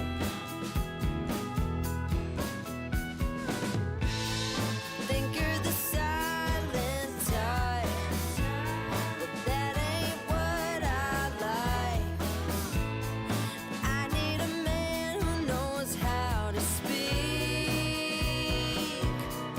So talk to me.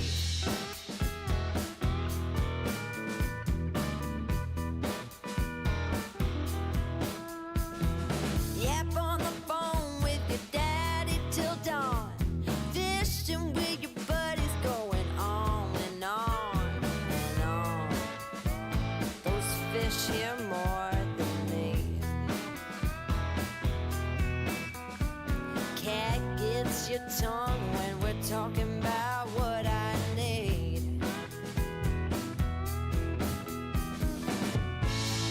Think you're the silent type. That ain't what I like. I need a man who knows how to speak.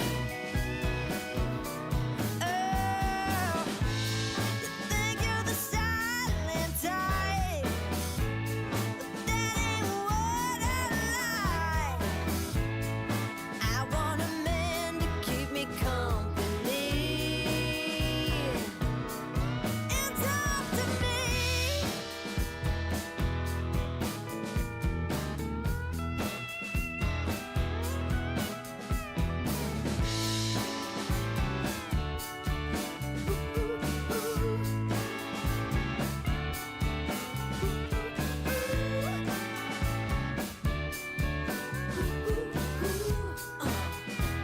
Baby, won't you talk to me?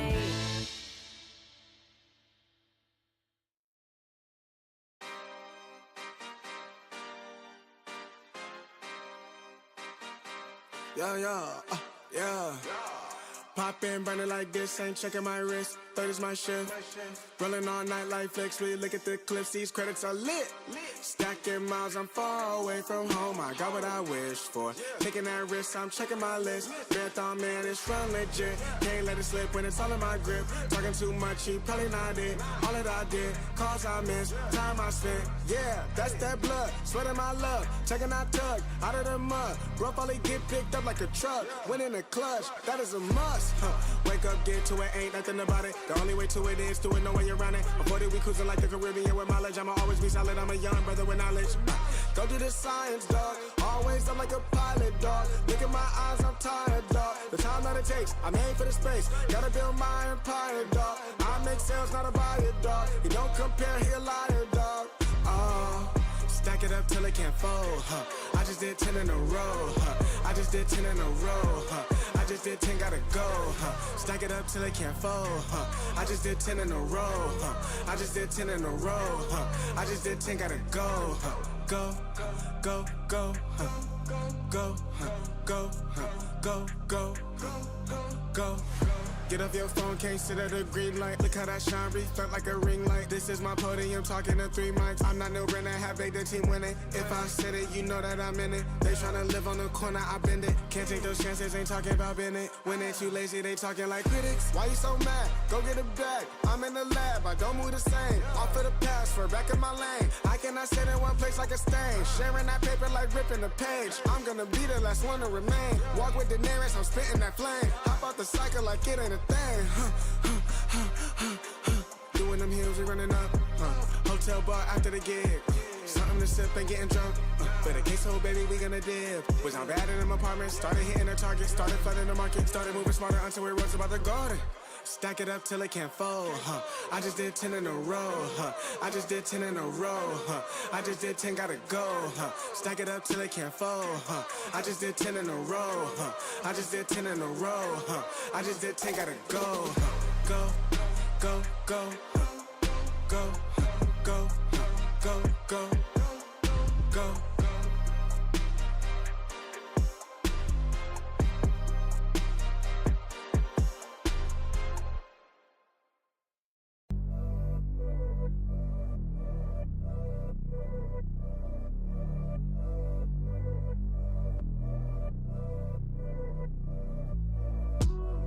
Got me up on a late night. You steady playing on my mind. Oh, I can't get you out my head.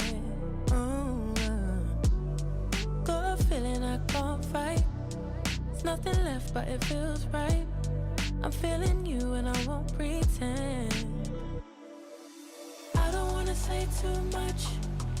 I don't wanna say too much. I just wanna feel your touch. I wanna be closer, babe. I just wanna give you my love. I just wanna give you my love. I just wanna give you my love. My love. Ain't no doubt about it, babe. You should be mine. Through the sun and through the rain, I'll stay by your side. And when seasons change, my love will still remain. 'Cause I got you. I got you. Been down, I stay close. Storm hit, I ain't let go. You the one I don't second guess. Late calls, I be pulling up. Never could I give you up. Got it bad, I must confess. And I don't wanna say too much. I don't wanna say too much. I just wanna feel your touch. I just wanna feel your touch. I just wanna give you my love. I wanna give you my love. I just wanna give you my love, my love, my love, my love. Ain't no doubt about it, babe. You should be mine. Through the sun and through the rain, I'll stay by your side. And when seasons change, my love will still remain. 'Cause I got you. I got you. Ain't no doubt about it, babe. You should be mine. Through the sun and through the rain, I'll stay by your side. And when seasons change, my love will still remain. 'Cause I got you. I got you.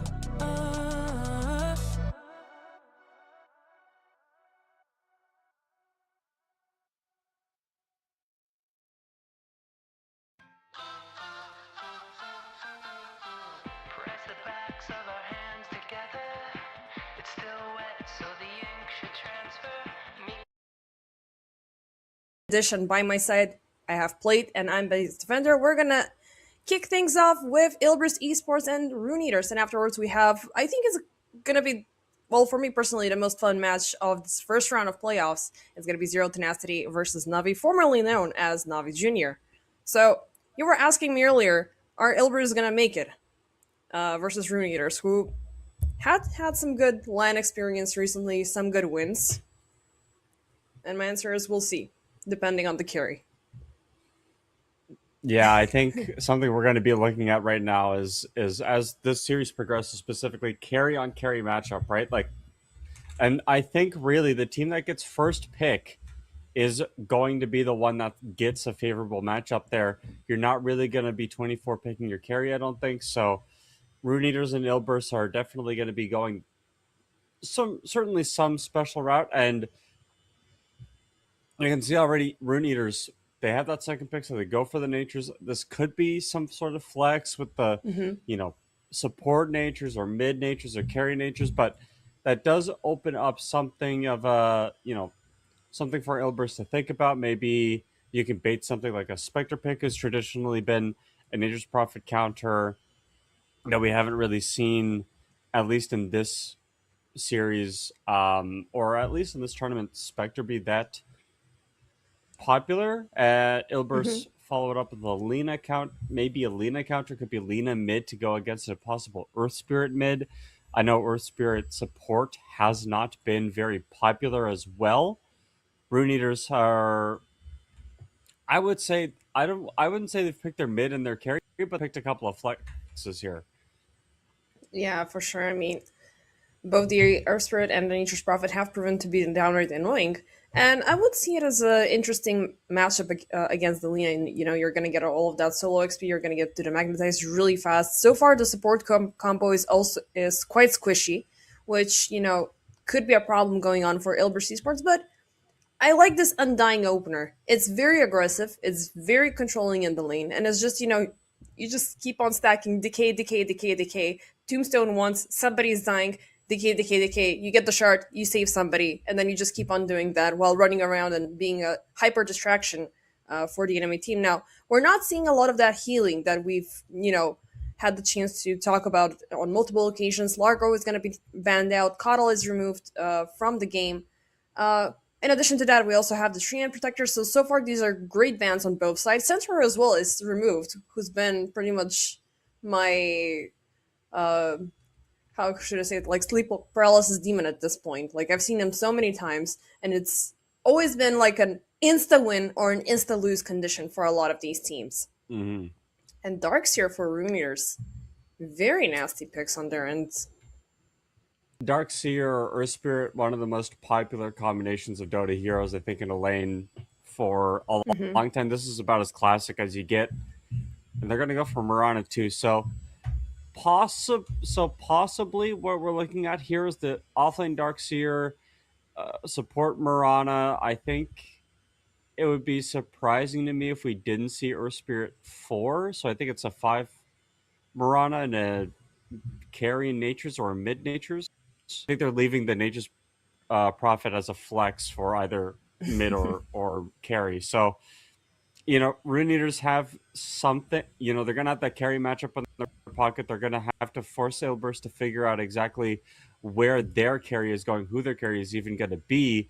And say that Lena is pretty decent into this whole I would say that into Darkseer, but with the Earth Spirit, it's really hard. You get kicked back, with the Earth Spirit, and then you have 2 Ion Shells on you because you're in the middle of a group wave and you die.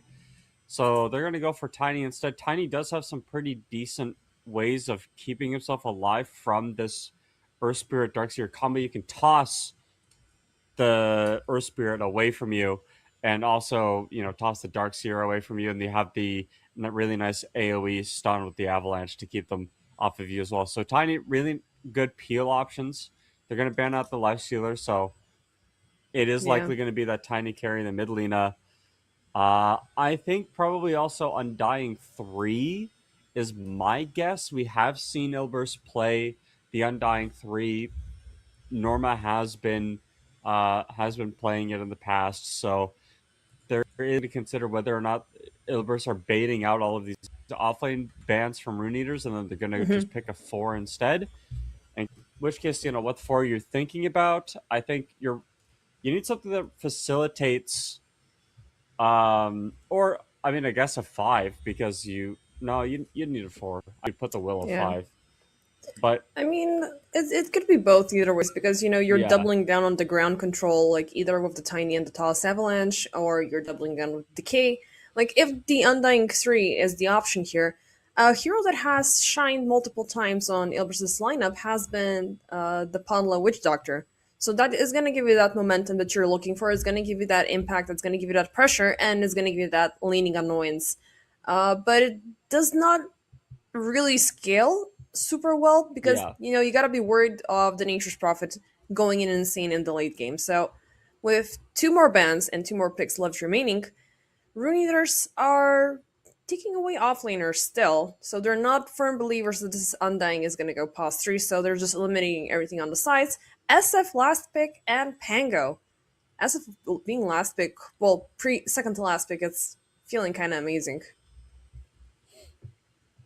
Yeah, that it's kind of weird that SF has been ignored this far, and also that Rune Eaters opted to go for Nature's Prophet over the SF as well, and Lena over the SF. So maybe neither of these teams are really, they really care about sort of what that hero is providing in this game or maybe in the series. Interesting. Timbersaw. Okay, so they ignore the offlane Undying completely, and they pick a hero that I think is going to get rolled over this game. So that's good. This is what we talk about with Ilbers Yeah. sometimes is like they have like these their drafts can sometimes just fall apart. I think this is a really good case of that. I don't know what the Timbersaw does. Timbersaw struggles into specifically Darkseer and the Earth Spirit pretty hard. You need to buy a Lotus Orb pretty quickly, and if there's an Ion Shell on top of you, the Earth Spirit can stay on top of you. He's got the cooldown to match the Timber Chain, and then Mirana has a lot of magical burst damage as well. So I guess you pick the Timbersaw to like counter the Nature's Prophet is the Yeah. idea. Like you get level 6 and then you don't care about anything Nature's Prophet does. But I feel like as the game progresses, Nature's Prophet doesn't care about what a Tiny does. So it's like, and the lane is also not the best. And I guess it's going to be Nature's Prophet going in as mid because last pick is going to be Kez for Rune Eater. So they're going to go in a little bit bursty. So they're going to keep that ongoing momentum with Darkseer on one side. So the Earth Spirit is ultimately going to be rolled onto copy. So let me just do a quick double check because this is the first time in ages that I've seen Rune Eaters popping up. So it's going to be a pause too. So, it's going to be a mid lane. Okay, so Eki, it is going to be a pause for Nature's Prophet. I was willing to put that out there, but it seems like the support days are long gone for Nature's Prophets. Aside from that, setup that maybe they were primarily thinking of, it's going to be a dual support combo. We're going to sprout into the arrow, and then we're going to jump in with the damage. Now, you did say Norma is a good counter reaction. I do agree with because you don't have to even waste that early gold to get the calling blade to just take away the trees. You can just instantly focus on being bursty and being annoying.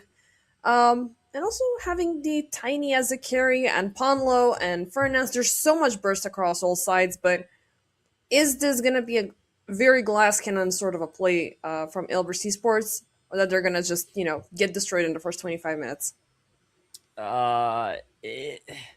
The thing is, I think Rune Eaters, they aren't necessarily going for an early game lineup here. I'm looking at Darkseer, who doesn't really, Darkseer's got Vacuum Wall, but like that's not something that really pops off until later on in the game. Kez is a hero that needs a couple of items before your foot really gets out there, though he is really effective early.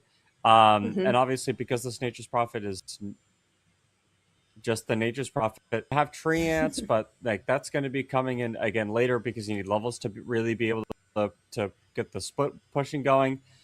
I think if anyone has pressure, it's going to be Ilbers, right? Lena is a hero that can really pressure towers quite safely with her attack range, and also just the burst damage that she has with the Gunta Blade. Her lane is going to be pretty strong as well. Thinking about like the Timbersaw, right? Like if the Timbersaw gets off to a good start and shuts the Kez down at the landing stage, they can just kind of sit behind tower and then they're going to fly around the Timber, right? There's just a space absorber. I think it's really going to come down to in this game whether or not that the carry matchup, as you talked about, how that pans out. Like it's the carries, really. Yeah. We're going to be just blatant here. I think Kez is a better carry hero than Tiny is, like in almost every game. I've played this Tiny carry before. I've seen this Tiny carry, and it's like unless you have a Lycan on your team or some sort of steroid to buff the damage from the innate buff or Tiny, you're not getting much done. Yeah, and you don't really have much of an amplification coming in from anybody. Like, per se, even an Ogre Mastery would have been interesting, or a Tusk later on with the Drinking Buddies to get that little bit of an extra oomph. But I'm just gonna be like, the guy with the Subway card, just, I 100% agree with everything that you're saying here. Because Kez is indeed, a hero who's been a carry from the very start, who has grown into a carry. Tiny shuffles. He shuffles a lot, and he has a tough time picking up. If he's taken down very early on, it's going to be even tougher for him to get the redemption arc back.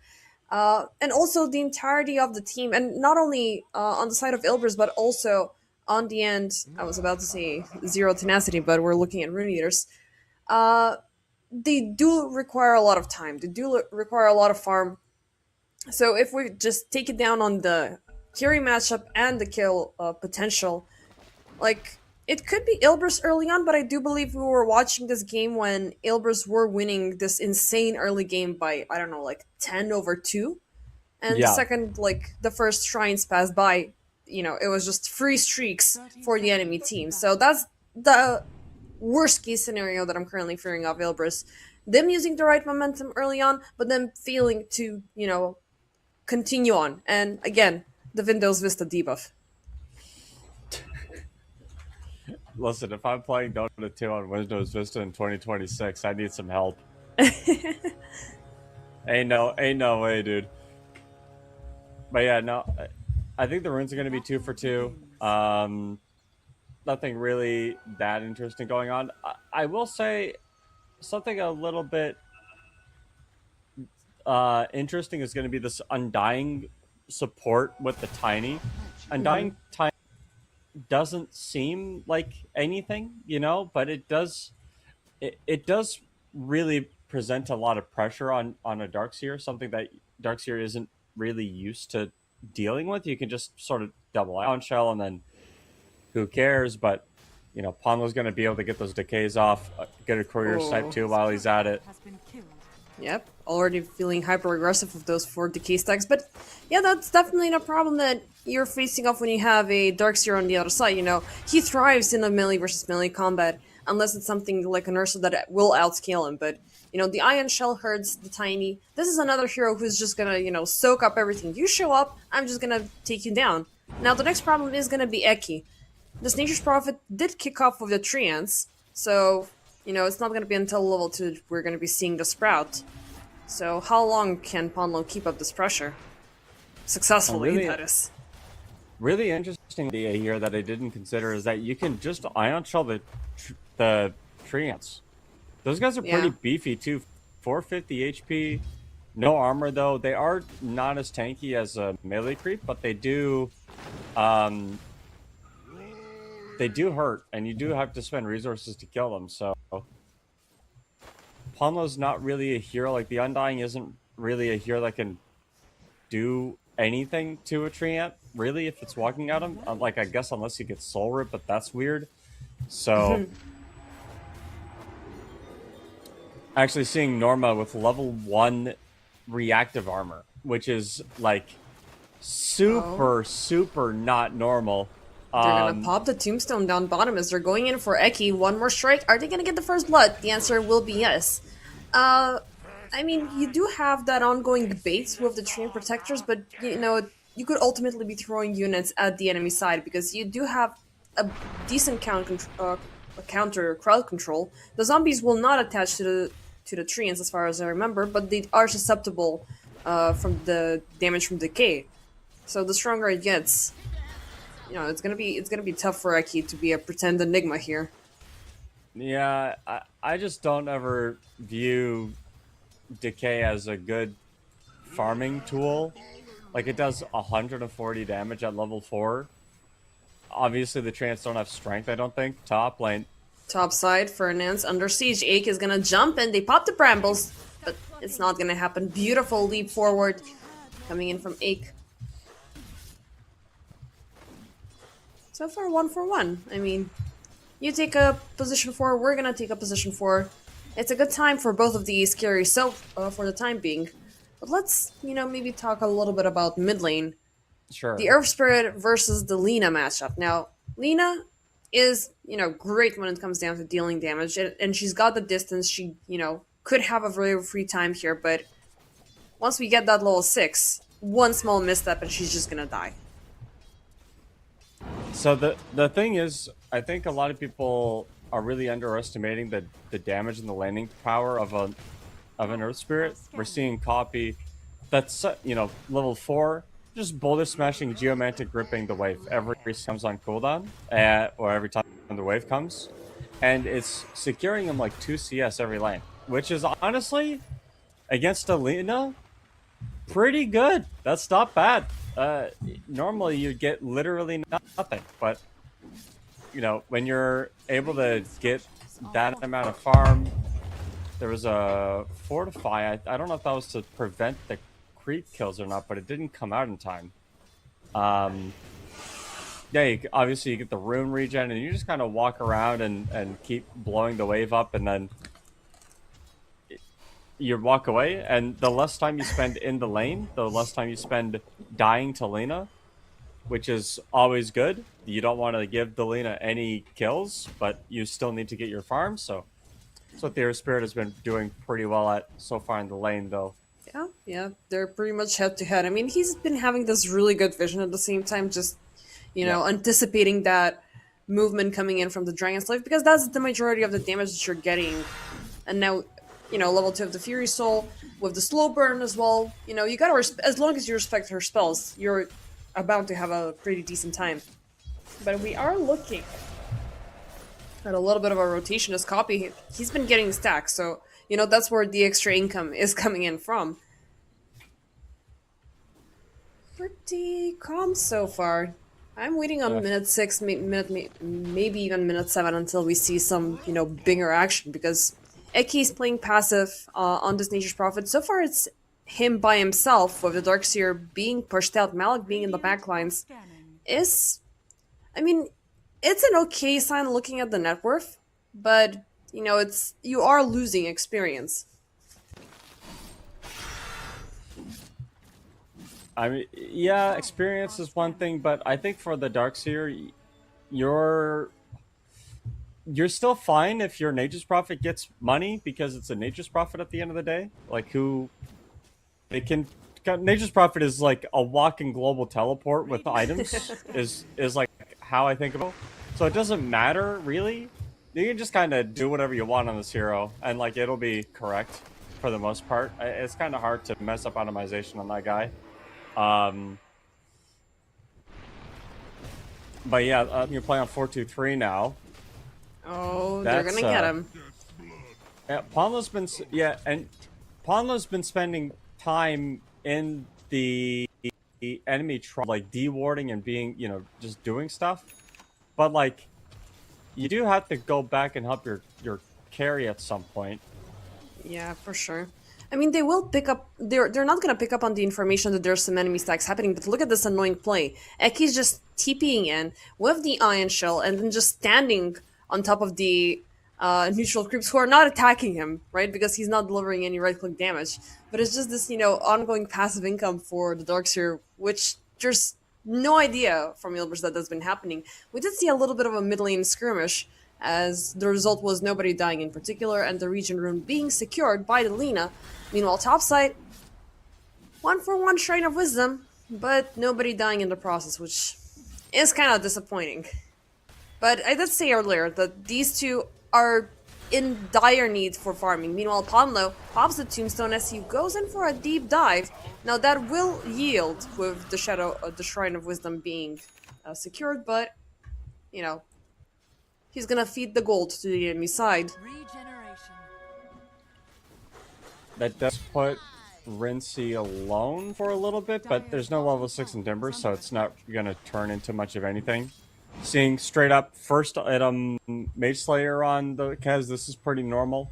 You know, you want to be able to negate a lot of the Timber side damage, a lot of the damage from the Lina, so you know, obviously go for that. And Norma hasn't had the best time in the lane. Like, he's only got 36 CS, but I think that's just that just comes from only having level 1 reactive armor, right? Like, well, you know, level 1, he had reactive armor, he couldn't get many CS, because normally you'd have death. And at this point, like, you know, he's starting to struggle for it, and Mirana's really annoying to deal with in the lane too, because of that friggin' quiver. Eki being taken down by Nishas. Well, that ongoing passive farming is going to be eventually scouted out. Niche gets the kill, and they will take away the remainder of the Ancients. Now, this is by far the best lane that Ilbers Esports are having.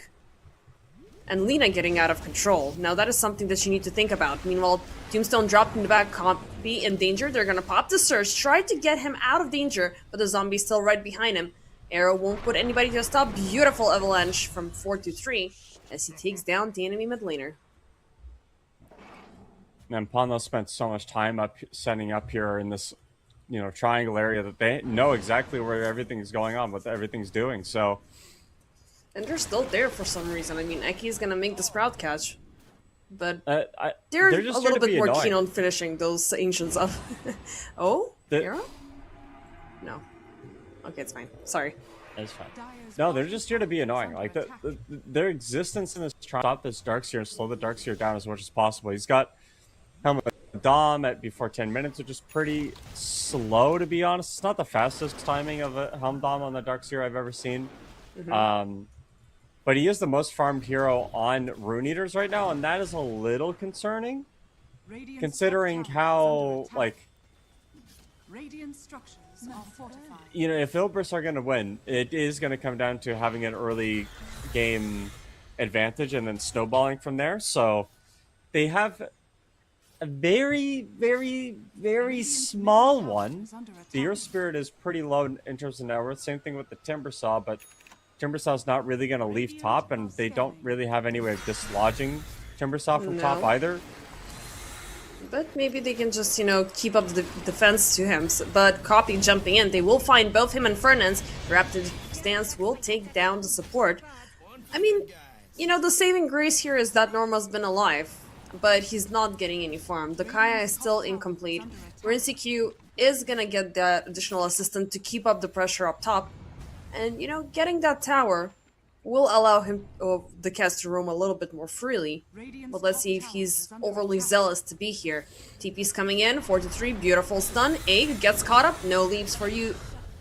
Princess, you are dead and gone. I think at this point, Rune Eaters are playing this about as, accurately as they need to. They bring some pressure top, they force some counter rotations, and then they just leave. Oh, but look at these beautiful stacks. I mean, more gold just... Ilbris are printing in the meantime. Yeah, I think both teams are in mode to get as much money as possible. Norma desperately needed these stacks for himself. He's going to get the Kaya. Oh, Fernand's will commit suicide for, for some space created for those ancients to be taken away. The Kaya is going to be complete by this, but, you're going to need something more from the Timbersaw if you want to, get that ultra effect. I mean, I remember Timbersaw being this ultra menace to society, just jumping around, maintaining solo lanes, bursting everybody he can find. But, now he's having a tough time picking off, and I really want to see a spectacle of this hero. But, I think we're just gonna need to wait on the rest of the course to see if that's gonna happen. I think the spectacle is going to come down to this whole series. Copy still doesn't have a Spirit Vessel. He is really behind. Now, you do have a Darkseer, so your damage output's going to be fine. You can go a bit more defensive on this hero. You're always going to have the Dark, the Ion Shell damage on top of you. So it's not terrible. It's not that bad. But it is slowing you down. And... Eki also a little bit weird in terms of itemization, because normally you want to go Vessel on this Nature's Prophet hero. It gives you a lot of stats, gives you a lot of damage, but because your Earth Spirit is... double. Yeah, you can't double it. So I think Eki at this point is going to have to figure out what kind of role he wants to play on his team. Are you going to go for more support items like Solar Crest and whatnot, or are you going to go for Orchid and just say, hey, I'm the carry now. Smile, Rinsey, please know your place. That's gonna be really risky. You're not gonna be a support. You're just gonna be you're gonna be an alchemist with a team that already has a carry. Yeah, and I don't think that's know. the way he's gonna go. He's already decided that he's gonna build a Essence Distiller. So I think it's definitely more of a support profit here. Hopefully. Meanwhile, down bottom, Ponlo gets caught up in the Sprout. Finally, after 14 minutes, we might see some, additional kills, but Ponlo is a little bit too tanky. thus exposing that Ari, with all of that farm onto Malik, they still don't have enough damage. Now the Darkseer, meanwhile Norma top side is caught up, as he thought he had a safe time to farm up, but that's not going to be the case. Eki keeps up the pressure onto Ponlo. He's going to pop the tombstone up on high ground, and Eki is going to be destroyed. The Treants are out of the picture and converted into gold for the Lina. Trade-off definitely not favorable for Ilbris Esports. But it's a little bit of something, and you gotta appreciate the Undying literally living up to his name. And, just taking 50% damage down bottom, TPing top, receiving a hell of a lot of damage from the Nature's Prophet, and still surviving. The Timber didn't survive though, and this is again, just for the people at home that are watching, this is a last pick Timber saw. So like, you literally asked for this matchup. This is your hey, we're gonna get you a hero, and the got. This guy has been not performing, I think, at a level that you would need from a last pick. Poor Norma, so used to being given these free Centaur Warrunner picks that Rune Eaters were like, oh yeah, no, never mind, you're not gonna get Centaur, and now he's lost. He's like a puppy. He's like, I don't know what to do with my life anymore. Maybe that will be a subject to change, because now he's gonna have his teammates coming up top, maybe to facilitate a kill, and they find Rincey. Now this is kind of scary because they see that he's all by himself, but the tier 1 tower is still standing. With that, the entirety of Ari are going to be provoked to join in on top side. Eki going in between Fernance and Ponlo. They have a lock onto the Dark Wolf, but a beautiful terrorize with the Brambles, and she's going to turn things around and kill Eki. Malik, Moonlight Shadow, they're closing in. They're dropping the wall. They have Copy locked in with the Magnetize, and it's going to be enough for Ponlo, but he comes back with the Ceaseless Dirge. 4-3 will not come back, and neither will Norma, as they TP back home. Well, they don't TP back home. They're just gonna split splash and defend it for the next 30 seconds. Just such solid teamfight execution from Rune Eaters. They know, hey, we can take this fight even though it's completely underneath the tombstone. We have this Darkseer coming here. He's got Grieve, so we're pretty tanky. Maze Slayer on Rincey Q. Like, we're not gonna bring numbers to you, but if you bring numbers to us, we'll definitely match them, and that's gonna open up this mid tower now. Yeah, and it's gonna open up a kill as well. Ponlo, this time he will need to face death for about 20 seconds. But 11 on to 6, so far it's a good start for RE. And you gotta give it to this team, they had this insane growth in the past couple of months. They were, playing at EPL like the other guys, chilling in seasons, and, punishing Gleanas down bottom, who is not gonna die, surprisingly. But they just came back from Milan, and they were also playing at EWC, so those are, they didn't do insanely well. I mean, EWC between 5th and 8th place, and Games of the Future, they ended up in 4th, losing to Team Resilience. But it's, they've strengthened themselves. They're ironed up. They're ready to go. And it's showing, they're delivering this massive difference between the team who's been grinding their way up here into the playoffs. And Nisha's gonna fall off for a second time, Ponlo as well. It's been these two for the past 2 minutes. That is false advertising. Yeah, I think at this point, if Ilbris needed to be in this position, I think, for them to have a really solid chance of winning. Their chances of winning have exponentially diminished over the past couple of minutes. Losing the team fight top, losing your middle tower, then getting picked off on your Lina bottom and your Undying as you lose the tier 2 tower. This is basically the shortest passable route that Rune Eaters could have taken to giving themselves the best possible win chances. Like, this is like, we're at the point now where if Ilbris wanted to make a play or do something, they'd have to wait an extra 5 minutes for items to and then you'd have to also think about getting BKBs. And I don't know if they're gonna have time to do that, or if they're even gonna be able to find the farming space to also be able to do that. 2-3, to his credit, has tried his best, but he's gonna go for kills now. Beautiful find there with the Avalanche. They're popping a turret, so the Darkseer is not gonna go across the gate, and that's a very nice kill streak takeaway. Unfortunately, the money is gonna go to Norma. But, you know, you mentioned 4-3, and his items are not looking super shabby. Like, he already has the Blink Dagger, he's got the Echo Saber, and he's very close to completing the Silver Edge.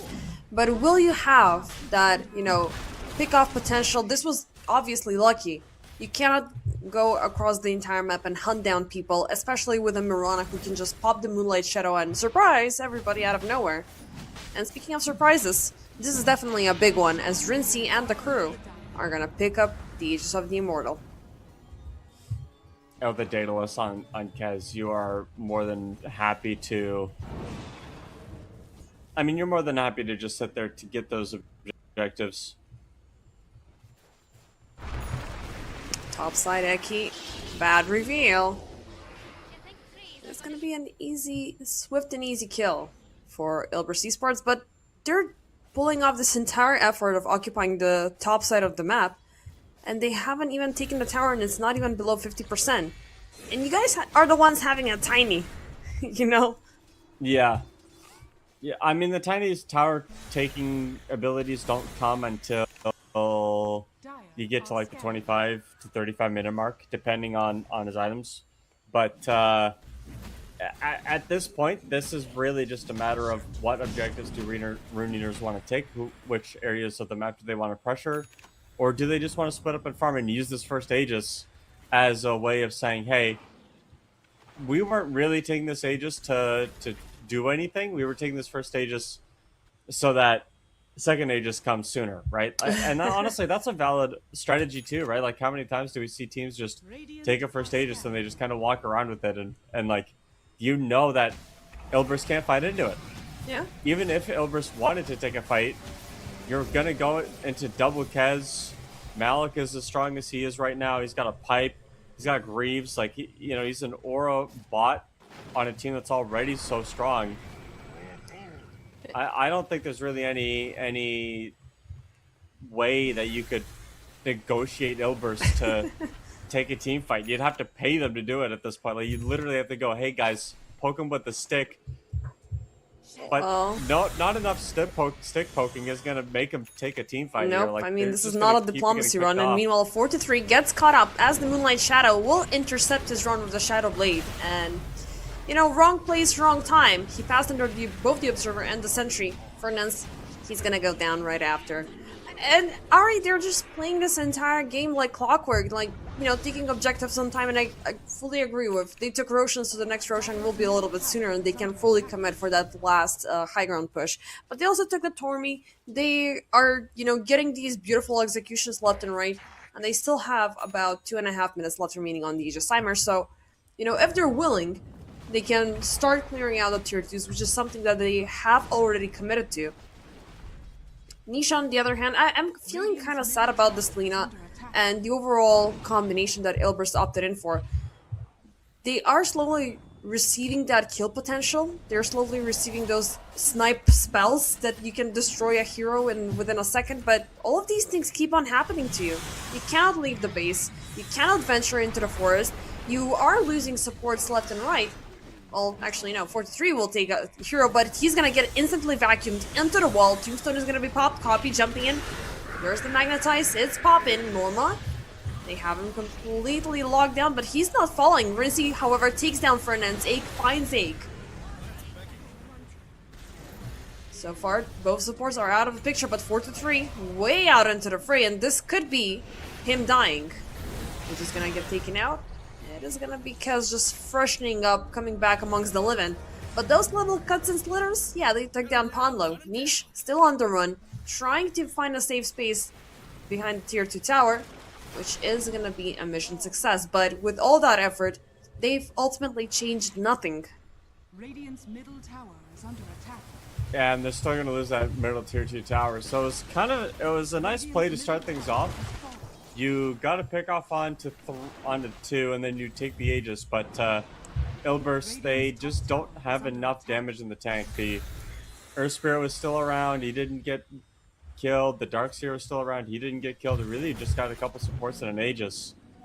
But you also lost your tier 2 tower. The Aegis was going to expire in like a minute anyway, so who cares?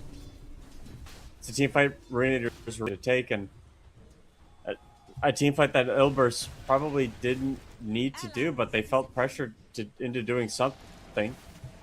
But now you're going to see them take some more risk.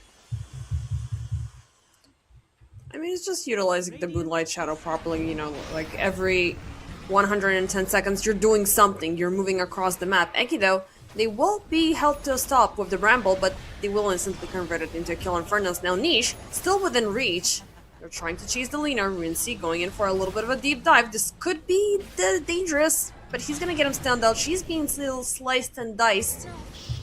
And she's gonna reach the base in pieces. Radiant's top tower is under attack. I like that little That's the chop last- chop thing at the end, you know, you think you're all by yourself running for a home run, but nope. It's just Rincy allowing you, you know, to run so he can watch you from a distance to die. Found Pamela mid too. Oh. And Radiant's middle tower is under yeah, this is, as I said earlier, about like 5 minutes ago, 6 minutes ago, 7 minutes ago, maybe, hey, this is looking bad. And, you know, it hasn't looked better.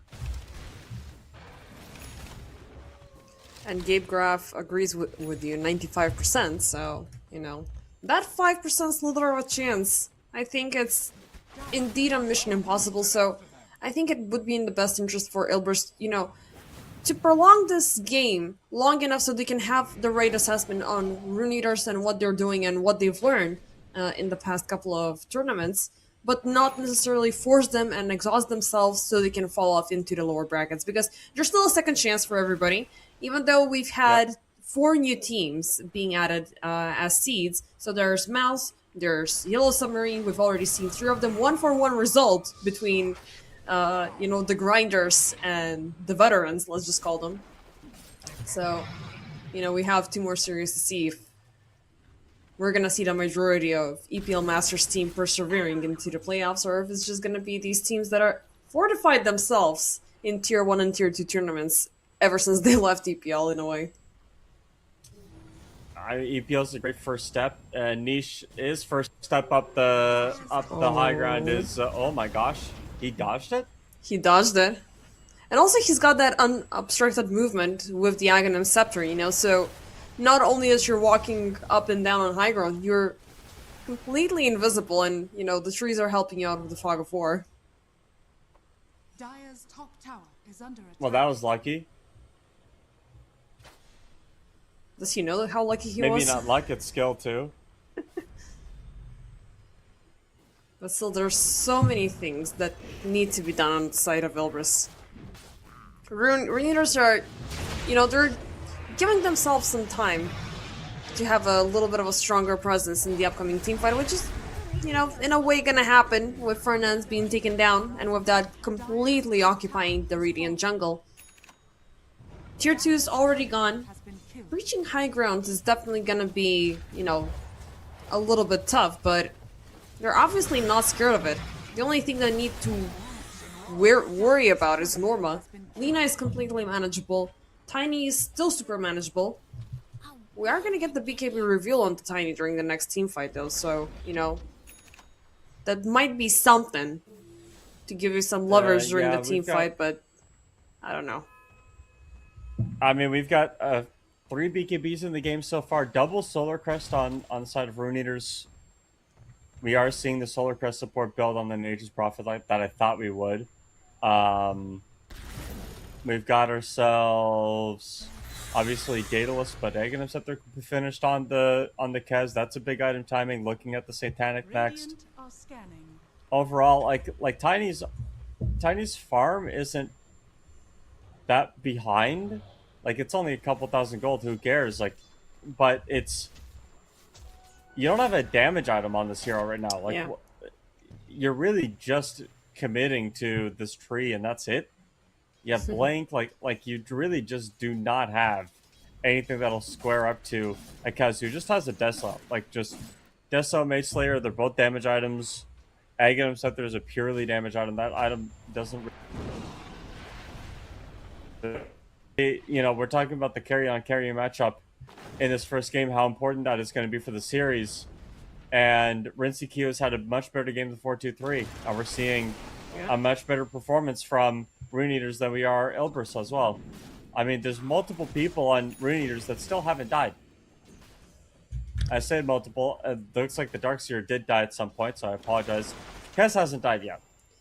Yeah, but they're maintaining a very low average, let's just call it. Aside from Eki, who's, been that sacrificial lamb to investigate, to figure out what's going on across the entire map. Because, we were forced out in a scenario when there's no Treant, no Hoodwink, no nothing. So the best you can do is have a Nature's Prophet rolling back as a support. Now, Roche number 2 is currently under attack. And the thing that I have a problem with, because you mentioned, 4-3 and the lack of damage items that he has, what direction that he's going to is that classic echo into the harpoon. But do you really want to get closer and personal to a draft that has a magnetize, can instantly vacuum you in, and, the cast doing already immense amounts of damage? I don't think so. And you don't really have an option to back off. So, I don't know. Way too much of a front line with not that big of an effect coming in from Ilbris. And the fact that Niche hasn't really grown stronger, it's already becoming... Well, it's already problematic, but, it's escalating out of control. Now, Niche is going for a Dagon, which I do like, but you're not going to be able to execute anybody swiftly. Down bottom, Rincey, he is going to find Niche, so... Already that was one... like 2 spells. Yeah, and 400 HP. That's it. Mid lane. We are seeing Norma under attack. He's gonna pop the BKB, trying to get away or lead up the siege so Copy couldn't be killed. A beautiful toss avalanche, 4-3. And this is all happening within the BKB timer. Now let's see what happens without it. Ponlo is gonna be the first one to die. Copy. 4-3. Is he gonna get on high ground? Yes, indeed. But Rincey, he's still committed. He still has the Aegis. He wants Fernance. He wants the supports. He wants this game dead and gone. Is he gonna get it? He's still chasing. This is a little bit of a deep dive, but as we can see, pretty much everybody's dying. Fernance forcing out a buyback. Eki. Now, that's not your fountain. Don't go there. Norma. Still jumping out. The Chakram. They're gonna find Malik. Instant search. Walks away over to Shiva's guard. So, but 4-3. He's gonna find him. Heals for the safety. Beautiful disengage. They didn't take much. But, it just proved to show how much of an effect Ilbris have during those BKBs. And nothing much to follow it up after with. The BKB on Timber and BKB on the Chinese, like once... As you said, once those BKBs are used, good luck. And that was a lot of the team fight without really Niche present in it because he had gotten picked off or he had been isolated. They find the dieback on Fernance. Unfortunately, he's not in the game. He's not going to be in the game for another minute. Yep. There's still an Aegis on the Kez as well, so it's like everything is still for Rune Eaters right now. And they're gonna go in for more. Fortification is gonna be popped. Malik jumping in quite deep behind enemy lines where they will find Ponlo. Yeah.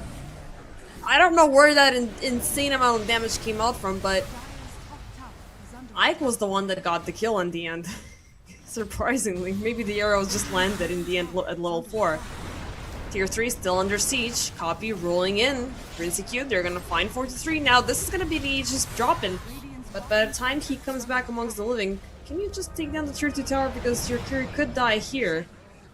Or maybe not. We got the Moonlight Shadow. Even if we're under vision, we're just gonna chill out, push out. They're running out of heroes. There are only 3 cores that will not do much if they choose to initiate. Now, Norma jumping in onto Eki. BKB, beautiful avoid from the stun. They're still chasing the Nature's Prophet, but this could ultimately be beat because the BKB, there it is. It's dead and gone. 4-3 will jump right after. Can they take somebody? It's gonna be Ake, but the rest of the crew, Malik, beautiful setup, beautiful Falcon's Rush. Ponlo, 4-3, they're gonna get obliterated. Norma barely making it out of that one alive, and Copy still able with the chase, finds Niche, finds him up on the high ground. He's gonna go for the lead, but it's not a good idea because the crown is now popping. He still manages to avoid with the boulder and takes down Niche, this is absolutely insane. Dude, Malik needs some flowers, man. He got a 3-man vacuum on that the wall. Yeah. That was absolutely impressive. Norma shows up for yet another time, takes down Neki, but, you know, he just seals his own fate here. Rincey has got an ultra kill, so maybe if Fernandez can just step out. I know he did have some downtime, so we can see a rampage. That would be pretty nice. But I guess not. Yeah, I know this. I think this game really just comes down to that, again, the carry-on-carry matchup, and you're seeing Rincey had an ultra kill in that last team fight. Like, the Kez is online, everything from Rune Eaters is all locked in place. They got to that late game timing for their team, the mid game timing, and I think it's going to be, you're going to need. Oh, Malik once again jumping in the backlines, finding both supports now. 43 and Norma are going to jump in a little bit too late as Pablo forces out a buyback. Malik will eventually pay the price, but we still have Rincey. We still have the rest of the crew here. Copy. They really want to go in for a fountain dive to take down Norma. Rincey is going to get pulled back, but no, you don't want to do this, man. And he did it. Of course he did. But they could get Megas for this, right? Now they're just gonna back off. As Niche comes in from behind enemy lines. Norma jumping in, they find Eki. Beautiful takedown. But at the cost of a triple buyback. As a triple buyback and buybacks on 2 cores, so... You know, you dive the enemy fountain? Yeah, you did dive the enemy fountain. But was it cool? Yes. Do you feel good about it? Yeah, it was cool, and I bet Rincey feels great about it. So, you know, mental damage has been achieved. You've also got those buybacks out of the game. So it's not even like you died in the fountain and it wasn't, you know, it was meaningless. You dived the hero. You do have a win probability now. Like, you do have a win condition. Not that you didn't have one before. 99% win probability for Rune Eaters. So, nope, now they you can just kind of do whatever they force them want. to do it. Like, this is basically like forcing out the entire team to buy Divine Rapiers and just throw a bunch of gold in the air for nothing in return. Dire's middle tower is under attack. They will The push economic out just damage a of a little bit. buyback, right? Yeah, that's too much.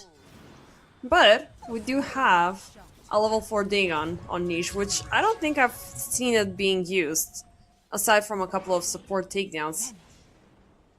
Moonlight Shadow, once again, is gonna be popped. Rincey, he's still dead, but the rest of the crew, they're just moving across the map. They're making sure that Ilbers are not gonna stray away that far, and around the Tormy, 4-3 has been spotted.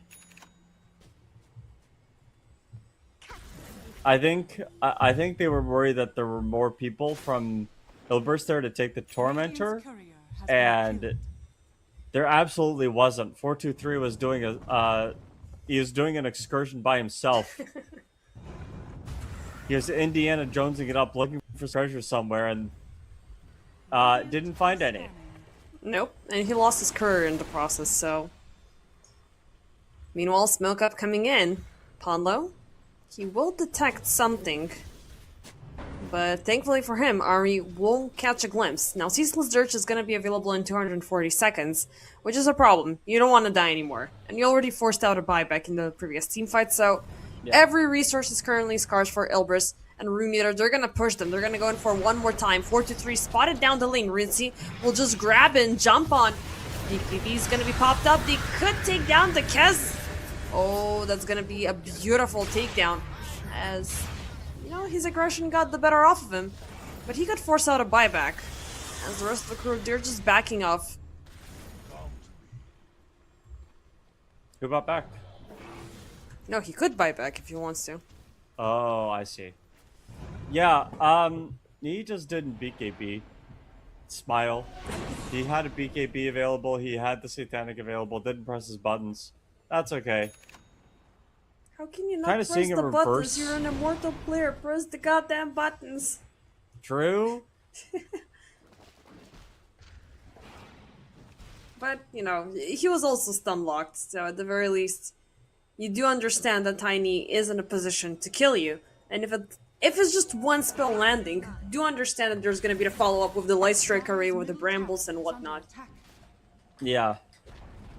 Just didn't see like the return save from Malik, but didn't see the vacuum wall come into play to try to help, which is okay. Like it's not Malik's fault that Rincey didn't use a BKB early, so that's just kind of what happened. You know, there's going to be a tower taken, a tier 1 tower. And just in time for Ilbris. Roche number 3, which Ilbris have scouted out. Not only have they scouted it up, but they have it completely warded up, so they're willing to take this fight. But the problem is, Roche is going to move in 50 seconds, and Ilbris have spent all of like 2 of their wards protecting a Roche that's going to move. So like you need to take your bottoms and go top as quickly as you can and put up more. They have 1 ward outside of the Roche pit, but this is probably going to get dewarded. Like, you need to figure out a way to cut Rune Eaters off from getting to the Roche pit in the first place, in my opinion. I don't think you can take a fight at the pit itself. Not against a Darkseer, not against a Nerf Spirit. You need to stop them before they get there. True. Get the pickoffs on the Kez and then work your way from there. But as of now, if you just try to go into the pit, you're going to get vacuumed, you're going to get wall comboed, you're going to get magnetized on top of it all, and Rinsky is going to have a fun time pressing a BKB and then his buttons instead of the other way around. So I would have argued, like, if you're ultra fast, maybe there's a chance, but already we're seeing the movement from Rune Eaters towards the Roche pit. Kez is going to be back in about 5 seconds, and they still have the outpost, so they can instantly TP in, even with, you know, the increased TP right after. Okay, we're going to have Niche back, so let's see. back. Welcome back, Niche. We're going to see if it's going to be Ilbris jumping into the Roche pit in the next 50 seconds, or they're going to wait it out, because, again, I do agree with you. They want to clear out all of the incoming threads, because if they could just get stacked up into the Roche pit, it's going to be a 5-man wall. You don't want to give up the 5-man wall, dude. You really don't. And Malik is looking scary. Like, he's got the Heart of Tarask, he's got the Pipe of Insight, he's got the Guardian Greaves. Like, he's got so many good things to not only keep up with his team, but also aid it during the team fight. Smoke Up's coming in. Ilbris. They are, you know, using what vision that they have to move safely across the map. But I guess they're gonna wait it out. As you said, 20 seconds left remaining until Roche comes back. It's gonna be like 40 minutes and 15 seconds, give or take. Yeah, Rune Eaters know the importance of this next team fight, so they're going to smoke up. Obviously, they don't know that Ilbris aren't in the Roche pit right now. But they're gonna move across the gate, as they are gonna go for the Tormy instead? Or they're just, you know, messing around, seeing if they can find Rune Eaters.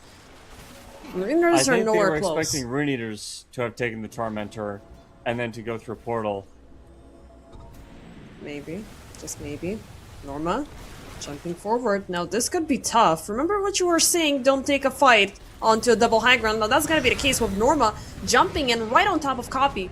Instant reaction with the BKB. Norma, thankfully he didn't do the same, so he's still eligible to fight, just baiting out one BKB from the Earth Spirit. I don't know how Rune Eaters are supposed to approach this team fight now. They do still have a gold lead. Most of the gold lead that they have is in the supports, though. Like, Eki is super, super farmed. Mirana's also super, super farmed. At this point, like, if you're on Ilbris, you're happy that you haven't been megged, but you do have to deal with 2 lanes of super creeps all the time, which is very annoying. It makes contesting these objectives like the Roshan a lot harder. And Rain Drag's already got taken down by Eki, who's trying to rat this game out. 5-man smoke with the Moonlight Shadow on the other side. This is gonna be a big one, Plate. Get ready, 4-3, jumping in. He's not gonna realize he finds Ake. Norma, jumping in. They're waiting to be in the right position. Rincey, there's the Tormy. Well, there's the Tombstone, not the Tormy. They're gonna take it down, but Rincey's still in a tough spot. He is gonna die here, but can't buy back. Trade-off is gonna be for 4-3, who is still on a dieback, so that's gonna be 2 minutes for him. Rincey, here comes the buyback. Niche, gonna TP back home, but Norma, he is still in the dire jungle. He's gonna try to back off. But they still have him. They're still right at his tail. Eki, there's another buyback being forced out. It's all in. On both sides. As Niche, Eki, oh, look what's happening between the melee Rex. The fight for the Mangas, the stun will go through Niche. They're gonna get them, actually. Ooh, that was insane. And it's gonna be a Roche. The Eki buyback to get to the top racks, and again, we're on diebacks from earlier, right? Renzi Q obviously bought back. He's going to be able to pick up this Roshan. Closing this game out has been a little sloppy for Rune Eaters. It hasn't been the cleanest thing we've seen from them. But at least there's a really strong chance for them to win this game. Now the troops are out. There's no buyback on the Tiny. There's no buyback on the Lina. There is a buyback on the Lina still. There is the buyback on the Lina. Sorry, I meant no buyback on the Undying. That's what I meant to say. I'm sorry. No, there is. I don't know what the frick I'm talking about. It's everyone that I say don't have buyback, have buyback. Slowly they're coming back. You know, it's currently the money is the issue. So 4-3 is still dead and is gonna be there for another 30 seconds. But Megas have been secured. Rincy does have the second life. The only buybacks that we currently have confirmed is on the Lina and on the Undying. Darkseer just bought out an item, and not sure what it was, but we're gonna see it on the courier. It's a BKB. Yeah, so there's a BKB on the Darkseer now. I mean, most on Rune Eaters are 6 slotted. There's double magnetize on Earth Spirit now. He's got the one that got the refresher. Oof. Also, nice thing about refresher, you get all those stone remnants back, so he's going to be very liberal with those as the team fights happen. And you know, Rune Eaters have space. So what did they do? Look at how spread out they are right now, and they're completely safe doing this too. There's nothing that Nilbers are going to do to get like past maybe even a couple of jungle camps. Like they're so scared. They're going to be playing so far behind. Oh, and amplified damage. Rune Eaters are just going to grow their gold lead, huh?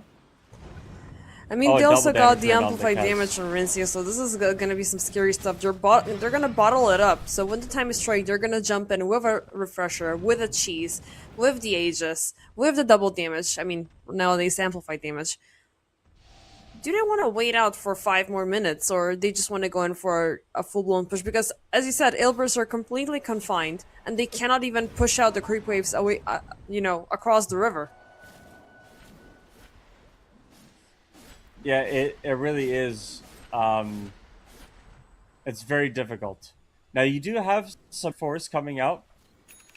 Conjurer's Catalyst is available on the Timbersaw, right? That's a big one. You've got Enchanted Bauble on the Willows. You know, Fernandez believes this game is going to go late. Double Pendulum, though, on the Darkseer and the Earth Spirit. Yeah, with the mystical enchantment. So there's also the additional. Well, one is the timeless enchantment. The other one is the mystical. So we are gonna be having Copy deal a lot more damage with the magnetized and with the shard on top. And he also has the Octarine, so 25% flat cooldown reduction. And they're gonna go in for the jump. Now, no heroes within this first line of defense. They still pop the Moonlight Shadow. They want to push in as much as they can, or maybe they can just bait out a response from Milbers, like, come out. Mom says it's our time to play.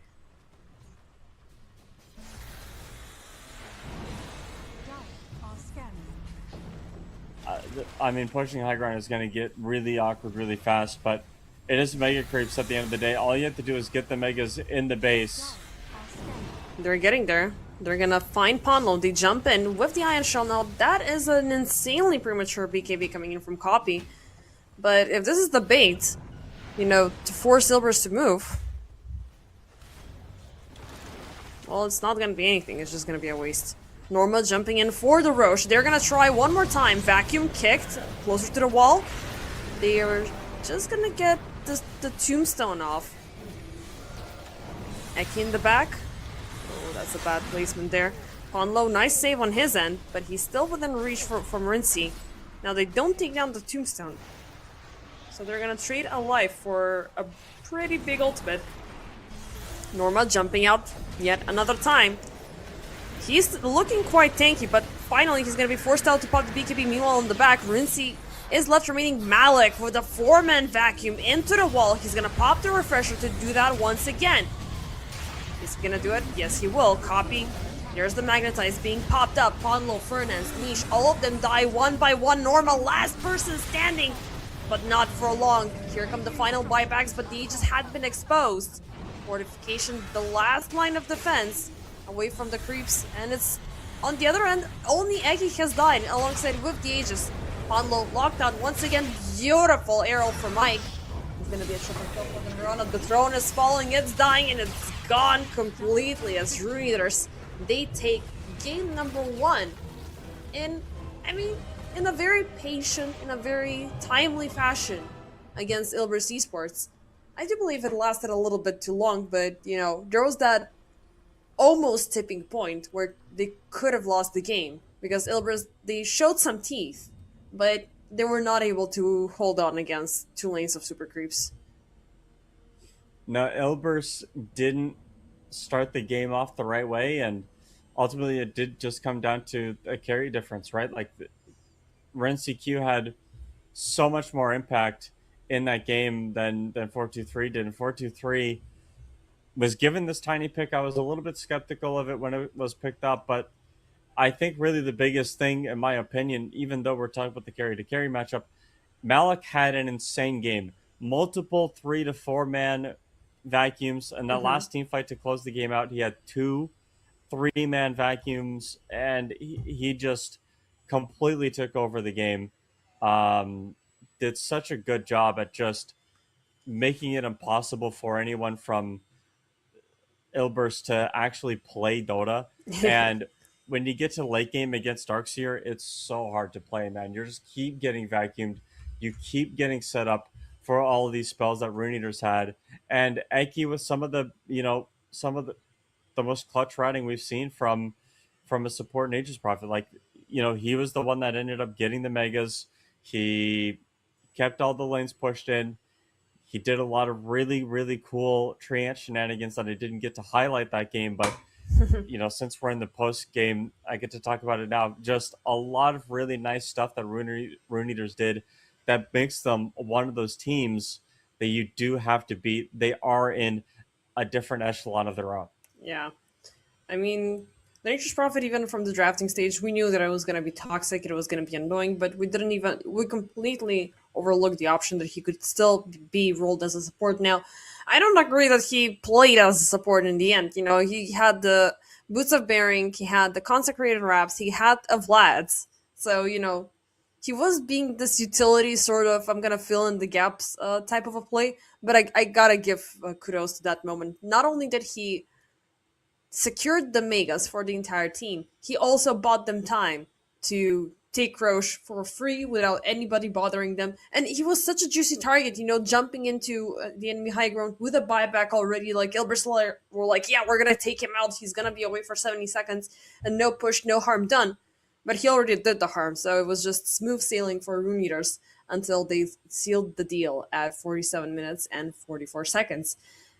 But this story is far from over. We have game number 2 to watch, so let's see if Ilbris, they're going to walk away from their quirky drafts and focus on something a little bit more solid, or if it's going to be Rune Eater walking away with a 2-0 victory.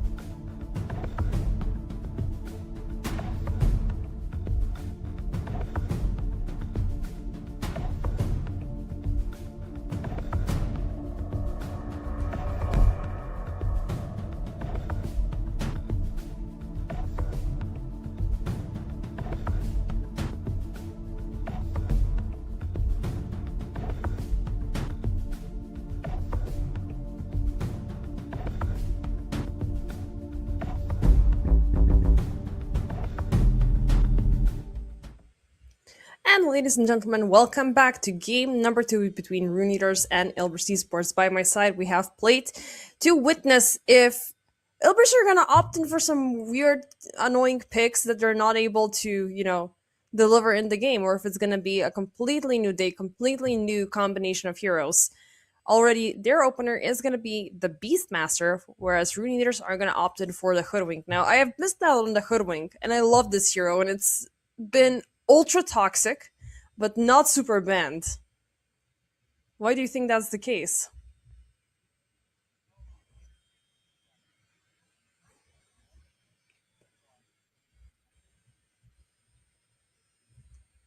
Uh-oh. Oh, I'm back. So, hi. So 7.41 has had uh basically two position fours that have dominated every single game that I've been in, and that's Hoodwink and that's Rubik. And I'm really surprised that teams have started to pull away from those two position fours specifically. I thought unless they fundamentally changed the numbers or something about either one of the heroes, that we would really be seeing something different coming out from that role. So it's nice to see Rune Eaters kind of sit back on what I think is the comfort of the meta, which is Hoodwink 4, and then you just kind of let the draft open up from there. You know you're going to get a stun, you know you're going to get burst, you know what you're going to get from this Hoodwink, a lot of lane harass as well. And it kind of comes into question, what is going to be your follow-up now?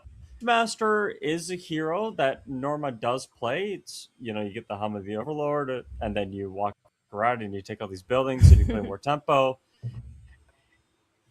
Is first picking it? Oh wow, Lich, that's a new one. Is first picking a Beastmaster in the cards? You do give now Rune Eaters an opportunity to just like pick a carry that can deal with the boars, God. that can outline you. Ringmaster, Hoodwink are probably some like two of the best, if not the best, in slot position heroes like for their role. So Rune Eaters are already starting with what I consider to be an incredibly strong start. You have Box to save from Roar. You have Wheel of Puck now as Wonder. well. Oof. Wheel of Wonder. Yeah, Rune Eaters are really opening this up with a bit of a bang. Now the Puck is a little early, touch early, if only because Rune Eaters do have they do. I mean, you have Roar, you have the Hypnotize from the Lich, you have a couple of options to deal with the Puck already, but it's still a Puck. Like maybe I think at this point you're literally forced to pick Lion or Shaman on Ilbers. Like you are contractually obligated by the Dota gods to do so. And if you don't, this Puck is going to walk all over you. You can't even. The other option, Ilbers have been known to do weird stuff with drafts. I'm just saying, putting it out there, carry Beast or mid Beast, and then Yeah. you go offlane Night Stalker Ooh, that as would a be counter insane. to the Puck. But they do go with the Lion. I did say this was probably like if they don't, then they're literally not trying. Yeah, So they're just nice to missing see them out. trying. Yep. But it's not even a particularly good Lion game either, because there is again you have to play against box safe, right? Like the Ringmaster is just so annoying to deal with. Not sure who was it, but there was a Beastmaster carry appearing in one of the group stage matches, and it was very interesting to see because the prio was not falling on to I'm gonna get the Helm of the Dominator, I'm just gonna go for the Drums of Slum, and I'm just gonna out heal everybody and insert and inflict as much pressure as I can. Now he's Yeah. still an interesting contender for at the carry position. I do believe this is going to be a mid lane Earthshaker, which we have seen quite often, but the delivery hasn't really been there, which I'm kind of worried about. As interesting as it is that they opted in for this Lion pick, I'm also very worried about his supports because as impactful and as strong as Lich can be, he is insanely squishy. He can die just by one sharpshooter setup, and until you get I don't know, like the Spire, or until you get a Glimmer or something to keep you protected, this guy is always going to be target number one. and he's gonna, you know, he can be easily caught up by the puck. He can be easily caught up by the hoodwink with the scurry jumping in behind. We have Tiny being picked up, so this also could be a very big problem. Even though I'm not a firm believer into Tiny carry anymore, but once you get the Blink Dagger, things are going to be a lot more interesting. And also, Rune Eaters are avoidant of these Manta sort of wielding heroes. They are not bringing in any Zoo heroes, so the Lich's effect with the sacrifice is not going to be super big. So I'm still missing on the damage component for Ilbris Esports because the setup, it is there, but you gotta make it a little bit better than the Beastmaster. I would rather have him as an offlaner. But Rune Eaters have yet to reveal their own offlaner, so they still have some decent options. Timbersaw is gonna be banned out, which I don't necessarily agree with. There's still the Dawnbreaker, there's still the Underlord. There's, well, the Dawnbreaker just got taken out, so there's that. Wait, Rune Eater's a banned to pause 3. So I think that this is going to be a 4-2-3 Beastmaster. Or, again, entering the weird world of flex picking here. Mid Lion is something that we have seen in the past. Ooh. It could be mid Lion with pause 4 Earthshaker and a 5 Lich, right? Like, that is something that we've seen. I don't know how the Lion fares against the puck specifically, but the other, like, another option that you can go if you're Ilbris is you go like offlane Earthshaker, you go mid or carry Beastmaster, and then you go mid Void Spirit against the puck. There's some like there's a few things that you can do on Ilbris, but I think Rune Eaters, you need an offlaner that just has a circle, just a circle. Like, you literally just need a circle offlaner. The only thing I can think of is Enigma. Like, that's the ultimate circle offlaner. Dark Seer is out. No, he's still present. So oh, Largo is another circle. yeah, Largo that also puck works. is a nice combo. Yep. A lot of stuns though. Like a concerning amount of stuns on Ilbris. I think this Largo, if played 3, 99.999% that this is going to be a Largo 3, is going to have to go for an early and a BKB at some point. Obviously, the Lotus goes really crazy against the Lion, against the Beastmaster, against the Lich, but it doesn't do much against the Earthshaker. And again, Ilbris, I mean, they're for as much flex as they have, I think this is just a really good Lifestealer game. And then you call it a day, and you go mid Earthshaker, offlane Beastmaster, and you just infest bomb either Earthshaker or Beastmaster, and you kill whoever. And Tiny can't do anything, and Largo can't hurt you at all. You can run through the Dream Coil of the puck. But it's still possibly they're gonna pull off something absolutely obscene. Like, I don't think we're gonna see a Lifestealer here, even though you do have to. Oh, actually, they listen to you. Okay, I take that back. Ilbris, yeah, you're sliding them notes on the side. It's like, do your homework, guys. You know. It's really just like, again, it comes down to the carry on carry matchup. We talked about this in game 1. Rinseq had a much better game on the Kez than 4-3 had 4-2-3 had on Tiny, and I think 4-2-3 is going to have a better game on Lifestealer than Rinseq will have on Tiny. So, like, I don't know why teams keep going back to this Tiny carry every time I see it. Like, it's got, yeah, sure, you get really cool avalanche combos, and sometimes you get, like, you know, avalanche toss into 3-man whatevers, but you kind of just don't win the game. And Rune Eaters, they have steroids for Tiny, right? You have, like, the Largo to heal and stuff. You have the Hoodwink to follow up. You have Ringmaster save. Yeah. But at the end of the day, there is so much initiation, counter initiation, stun on Ilbris. It's not going to be hard for Lifestealer to just pick a guy and kill him. Like, it really isn't. And I think it's going to get to a point on Ilbris where you just take and win team fights over and over and over and over again. If it gets to a point where if you're on Ilbris and you're winning team fights without using all of your spells, like maybe you use a roar instead of an Echo Slam, or maybe you Echo Slam and you don't even need to roar or finger, like, it's going to get to be borderline impossible to win. And I think unless Rune Eaters put some really clutch puck rotations, and with Largo not being shut down really Prepare for hard, battle. they can sort of hit some timings. They're going to be in a good position to win this game. But if they don't, and if Lifestealer just says, "Hey, I'm a Giga Farm, get plus an extra 400 HP, and Radiance Armlet at I don't know 25 minutes," game is hard. So Yeah. that's what I'm looking for. I mean, Ari, they have demonstrated that they have the better control, the better delivery, the better, initiation. And you said it yourself, like, their lockdown capabilities are insanely strong, and they have all of these.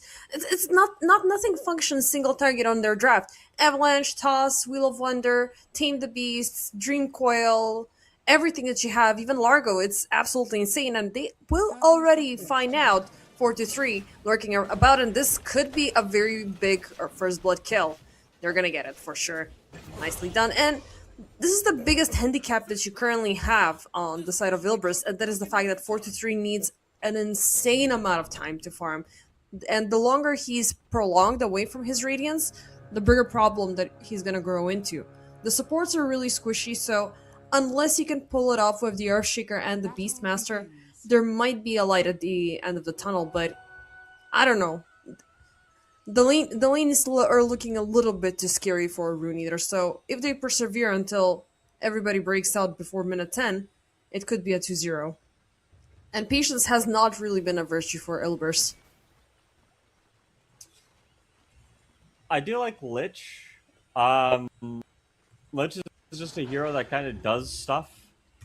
He's not necessarily a hero that is going to blow your socks and like be the best, whatever, like have the flashiest plays. But when it comes to being a support, he's got damage. He's got a nuke.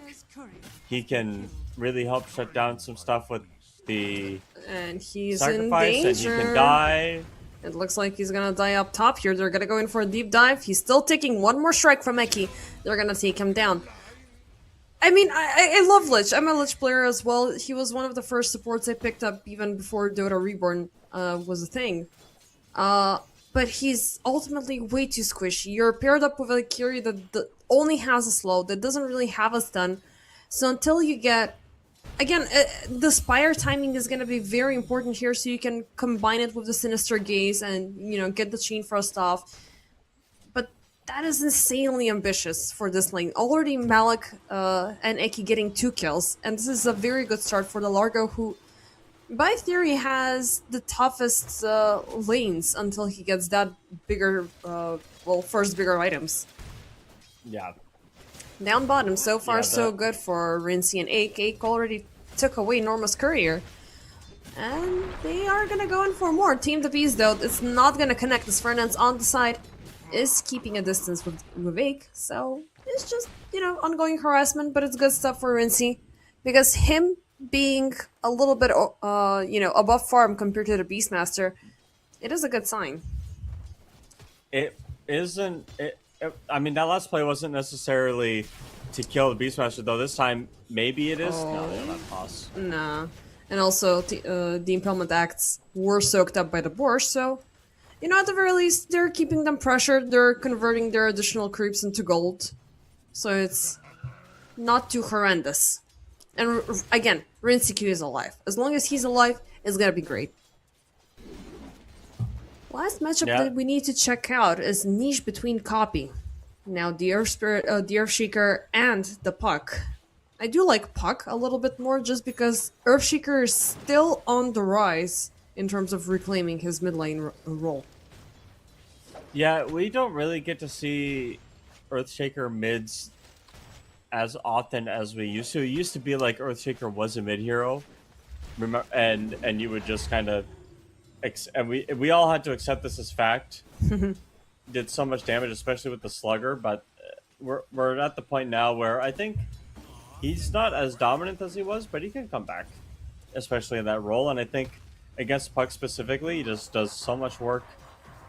Yeah, you keep giving Puck one charge and whatnot, but I think ultimately, you pick Earthshaker, you go mid, you get an early blink, and then, you just start to take team fights from there. So I think that's kind of what their goal was for this mid lane, but also they didn't want to really get shut down by a puck and lose the game. I think it's a really hard puck game. Like Copy is going to have a hard time in this game trying to do anything without the fear of being stunned for 800 million seconds in his heart. Like, there's a Head, Earthshaker, there's Lich, Hypnotize, there's a Roar. And speaking of the Lich, he's getting a little bit body blocked by Eki. They are gonna turn around to pop the Sinister Gaze, but Copy, he is determined to get a kill, and he will do so successfully now. Niche, keeping up the pressure onto the Squirrel. Beautiful Bushwhack, taking him back. And yeah, I do agree, it's gonna be a tough game, but this is a Grandmaster Puck, and even though he is losing in terms of CS, he just got a kill. So, you know, that could be smooth sailing until he gets those bigger items. Like, what do you go nowadays? Do you go in for the Conda? Do you go in for the Witchblade first? On which hero puck? Yeah. Well, you don't buy Conda on puck. It is most of the time Witchblade. Right. It's Witchblade and then sometimes Yules, but most of the time I have just been seeing like Kaya and then Witchblade, and you kind of go Green Core at that point. Just think about what you need. Very, very rarely will you ever buy like a BKB or anything like that, but maybe this game you're kind of forced to do so. Versus the Beast? Norma's... Yeah, poor Norma, man. This guy can't get a break. Last game, he obviously didn't have a fun time. This game, he's not having a fun time. Nope. He's taking all the way back home. The walk of shame to the fountain. Meanwhile, we are closing in on minute 6, and there's 2 supports already lurking from the side of Rune Eaters. As this is that important window and the final drops of experience the Earthshaker needs before he can get the Echo Slam. Ponlo is also here on the double. Eki, nice career find. But can they get something more now? The Squirrel is going to venture a little bit too far off. The Fisher will get him. Ponlo on the sides. It's going to be a well, 1 kill so far. Can they turn it into a support for a support? The answer will be yes. But maybe they should consider a bigger target, as Niche currently has the Echo Slam Ache. He's running off. He's gonna snatch away the Regen Rune. This is a good find. But, oh, he's still actually regening because it's a spell that got him. The Fisher is not gonna put a stop to anything. The Wild Axis won't do anything either. And Copy in the backline, still keeping up the chase onto Fernance. And thankfully for Fernance, the Orb is on cooldown and no mana available. Radiant's middle tower That is a... I mean, obviously, not a whole lot happened, really, but the biggest thing is that the mids didn't die, and then you're just kind of farming it up still. And I think the side lanes have truce. I'm pretty sure everybody, like, talked to each other. They didn't consult the mid laners at all, but they were like, guys, nothing's happening in these side lanes anymore. Let's just play Dota. And we're seeing that right now with 4-2-3 and Renzi Just Q. reach They're for the just... save. Renzi has a lot of CS though, 60 CS. He's gonna get a lot more, and I think if you're Ilbris, you're worried about Tiny just farming more than the Lifestealer can get to, and winning the game from there.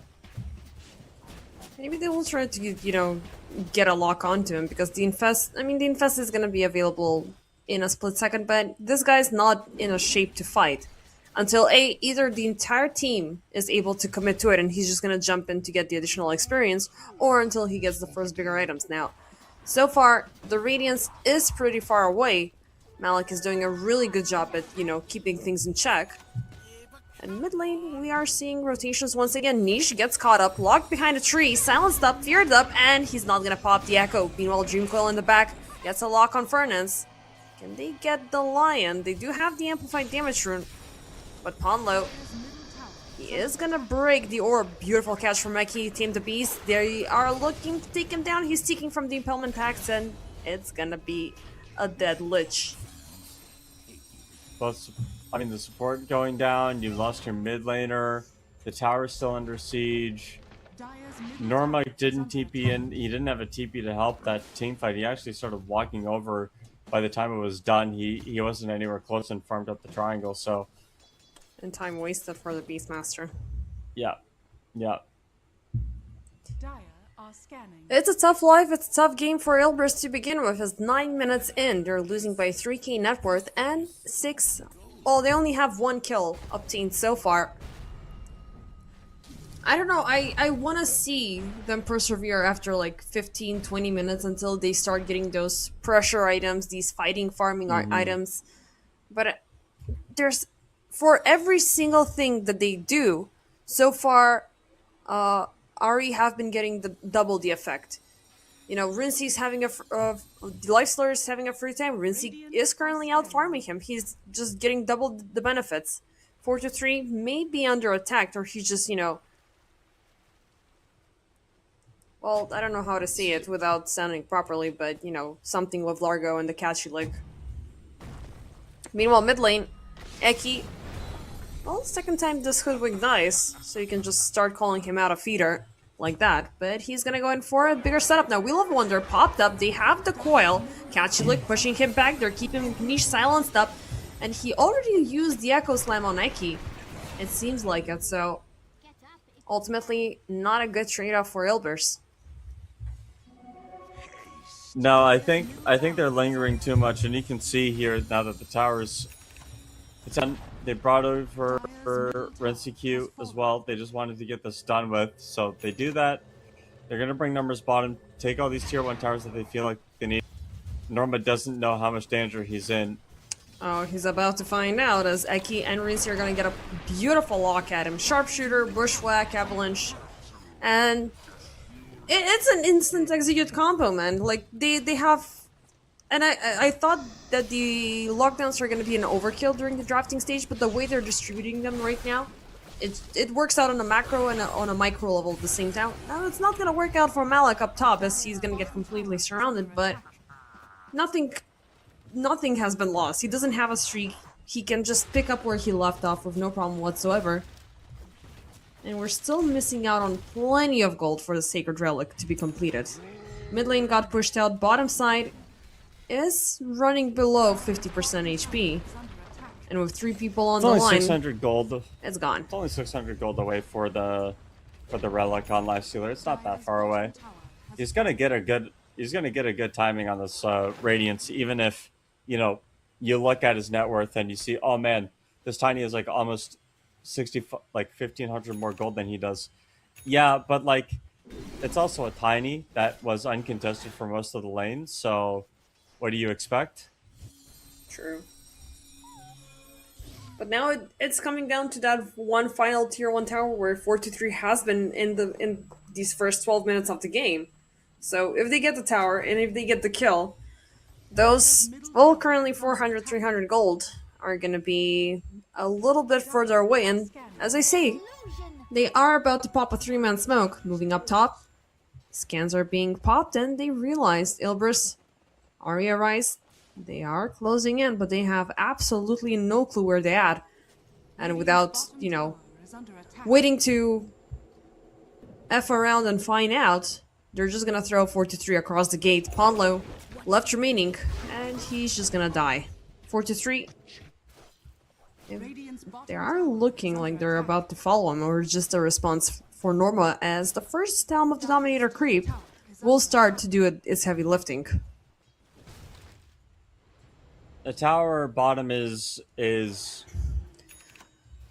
Oh, they saw 4-3. Oh, hold up. This could be bad. he has Rage TP. They can't stop it. They don't have a BKB piercing stun. He's fine. Oh, but now it seems like Rincy could be having some issues. Backup is coming in. They're trying to put a stop to 4-3. Echo Slam jumped in the back. It's going to connect to 2 of the supports, but Eki will be the one to fall. Malik, Rincy somehow still alive. The Wheel of Wonder has been keeping him alive. The Best Bomb It doesn't seem like he's gonna survive that onslaught, but the beautiful 3-man avalanche is still gonna keep 4-3 and Norma in close proximity. But without the puck, this is not a team fight that they can keep on going with. The Chain Frost popped the Mallow, bounces from a couple of creeps, and it's gonna be 3 free kills for Elbrus Esports. Welcome back to the game, boys. Sunfest was not about getting a kill, my friend. That was about saving the Beastmaster's life. And had he not done that, the Beastmaster obviously would have not lived. They would have missed out on a lot of their damage. Yeah, you lose Ponlo after all of that, but you're gonna take at least you're gonna take something out of this, right? Like you get 3 kills. Obviously, would have loved to have seen them done a little bit more in terms of killing the tower, but it's not the end of the world for Rune Eaters. You do keep the tower alive, which is the most important thing, and they just TP'd underneath the tower one at a time. Like it was just not coordinated enough.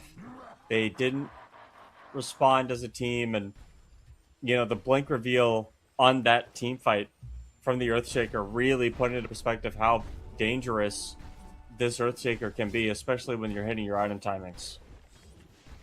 So far, I mean, it was a sign of life, but net worth hasn't really changed. Copy is still on the hunt. He did push out topside. So, there's still, I mean, also the reason why Elbrus won that team fight was because, you know, our Copy was not there. And also, you know, they lost the Tiny way too soon. So, ultimately, a bunch of trades favoring Elbrus, but I don't know, the net worth really hasn't changed. Maybe things are gonna start skyrocketing out of control as 43 is about to get a 13.5-minute radiance. Well, 15 and a half, sorry. Honestly, 15 minutes, not terrible. It's not the best radiance timing we've seen, but... Oh, and Copy and Eki will commit for a jump. There's no creeps, no nothing. The Rage will save him, but the Urn... Oh, nice and fast. Beautifully done. They were so freaking close. And this was under double vision. He's actually ready to go in now. I mean, the puck isn't going to be here anymore. I think they know. I guess they're just fine. We beat a Dean Fest. We caused some panic. He's not gonna use that Radiance. Great success. Yeah, good play. Bottom. Norma, meanwhile, Wheel of Wonder is gonna miss out. So they're only getting the dominated creep out of it. The hero creep, as we were calling it the other day. The Beastmaster is very close to getting Helm of the Overlord. There's a lot of really important timings finishing up for Elbrus right now. They're looking for the Helm of the Overlord. They got the Radiance finished on the Lifestealer. We're getting close to the Aghanim Scepter as well for Niche. But that's gonna take about 2,000 gold for completion. Meanwhile, the supports are dying left and right. And it seems like they're looking for somebody more. And that's gonna be 4-2-3 caught up, this time with Rinsey joining in. Ooh, that's a big one. 30 seconds, no Lifestealer, no problem. Yeah, they had Shadow Blade on Tiny. He just found his target and took them out. But again, Overlord has been completed on Norma.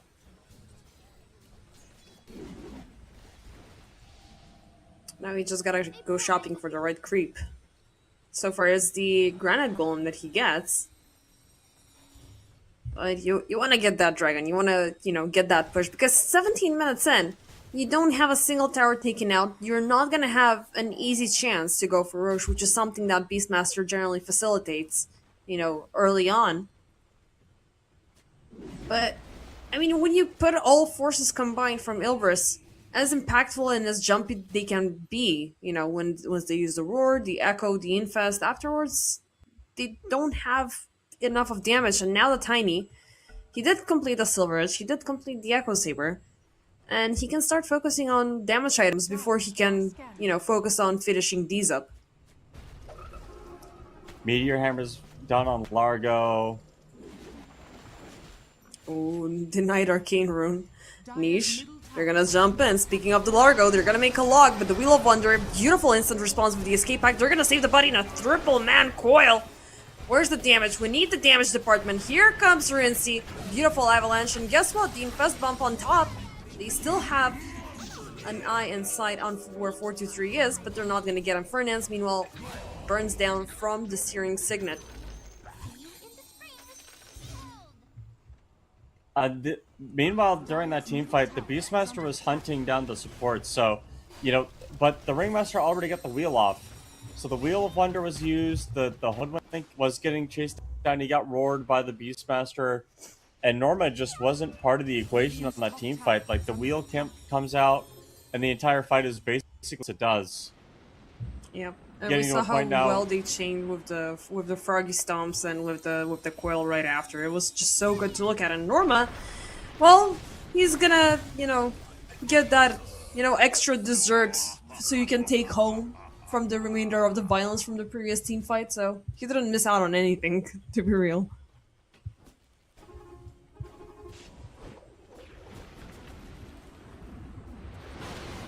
The game is really coming down to Malik and just the Croak of Genius that he keeps giving to Copy. Like, this is so much damage that we're seeing from the puck, and it isn't gonna stop. It's just gonna keep getting worse.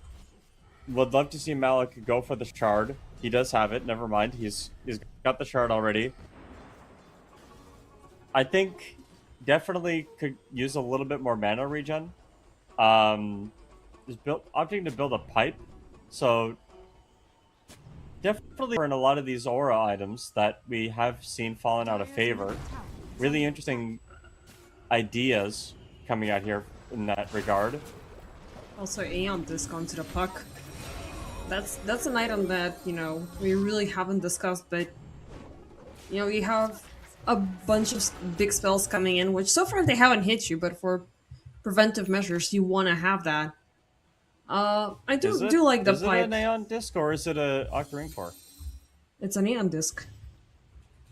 Look at the recipe on puck. Oh, does he have the recipe? Oh, he does. Yeah, Wheel of Wonder, meanwhile, Interesting. niche, under attack, and he's just gonna die. Bleeds out from the Impalement Act. I think this is the difference between the biggest difference between Rune Eaters and Ilbris. Ilbris don't do anything, and Rune Eaters do stuff. Like, I know that's kind of like plate, but like, what does that mean? It's like Rune Eaters are constantly looking at ways of making the map harder to play, and Ilbris are more than content with just accepting the game state and not doing things to change anything about it. Like, they will win team fights against Rune Eaters, and by that I mean, like, they'll get like 2 or 3 kills. They might not lose anybody in the process, but what ends up happening is their follow through, right? Like, it's one thing to hit a golf ball, but it's another to actually follow through on the hit. And I'll tell you, as someone that golfs a little bit, when you hit a ball nice, it's because not only did you actually hit the thing, but it's because after you hit it, you did everything right. And it's kind of like Ilbris they're hitting the ball, but they look up when they hit the ball, so they don't know what the hell's going on. They're not focused on finishing the swing, and they aren't going at the follow-through that they have. So they just end up all over the place, and there's someone on the team yelling, 4! It's just like, they don't know what's happening. It's like every single team fight is going bananas. You just turned this entire game number 2 into, into Happy Gilmore. I did, yeah. I did. I even had the Bruins hat on. Oh, God. Meanwhile, top side, we have yet another catch. This time it's going to be, Eki, but ultimately a trade-off between the supports. Eki actually survives the jump. The Fisher will catch him, but the escape act will save him. Infest for the run. They find the right creep. They're gonna drag 423 out of his shell, as they could take him down in the package deal with Niche. Now Roar in the back. It's gonna get popped onto Malik, but the frog just doesn't budge. He doesn't care. Copy, being an absolute menace, going in for more. He's gonna find Fernance, and they are gonna find Norma as well. Did he try to just TP out there safely? No, actually it was the Lich. And Pando just followed through, and Norma once again being ultra late to the team fight.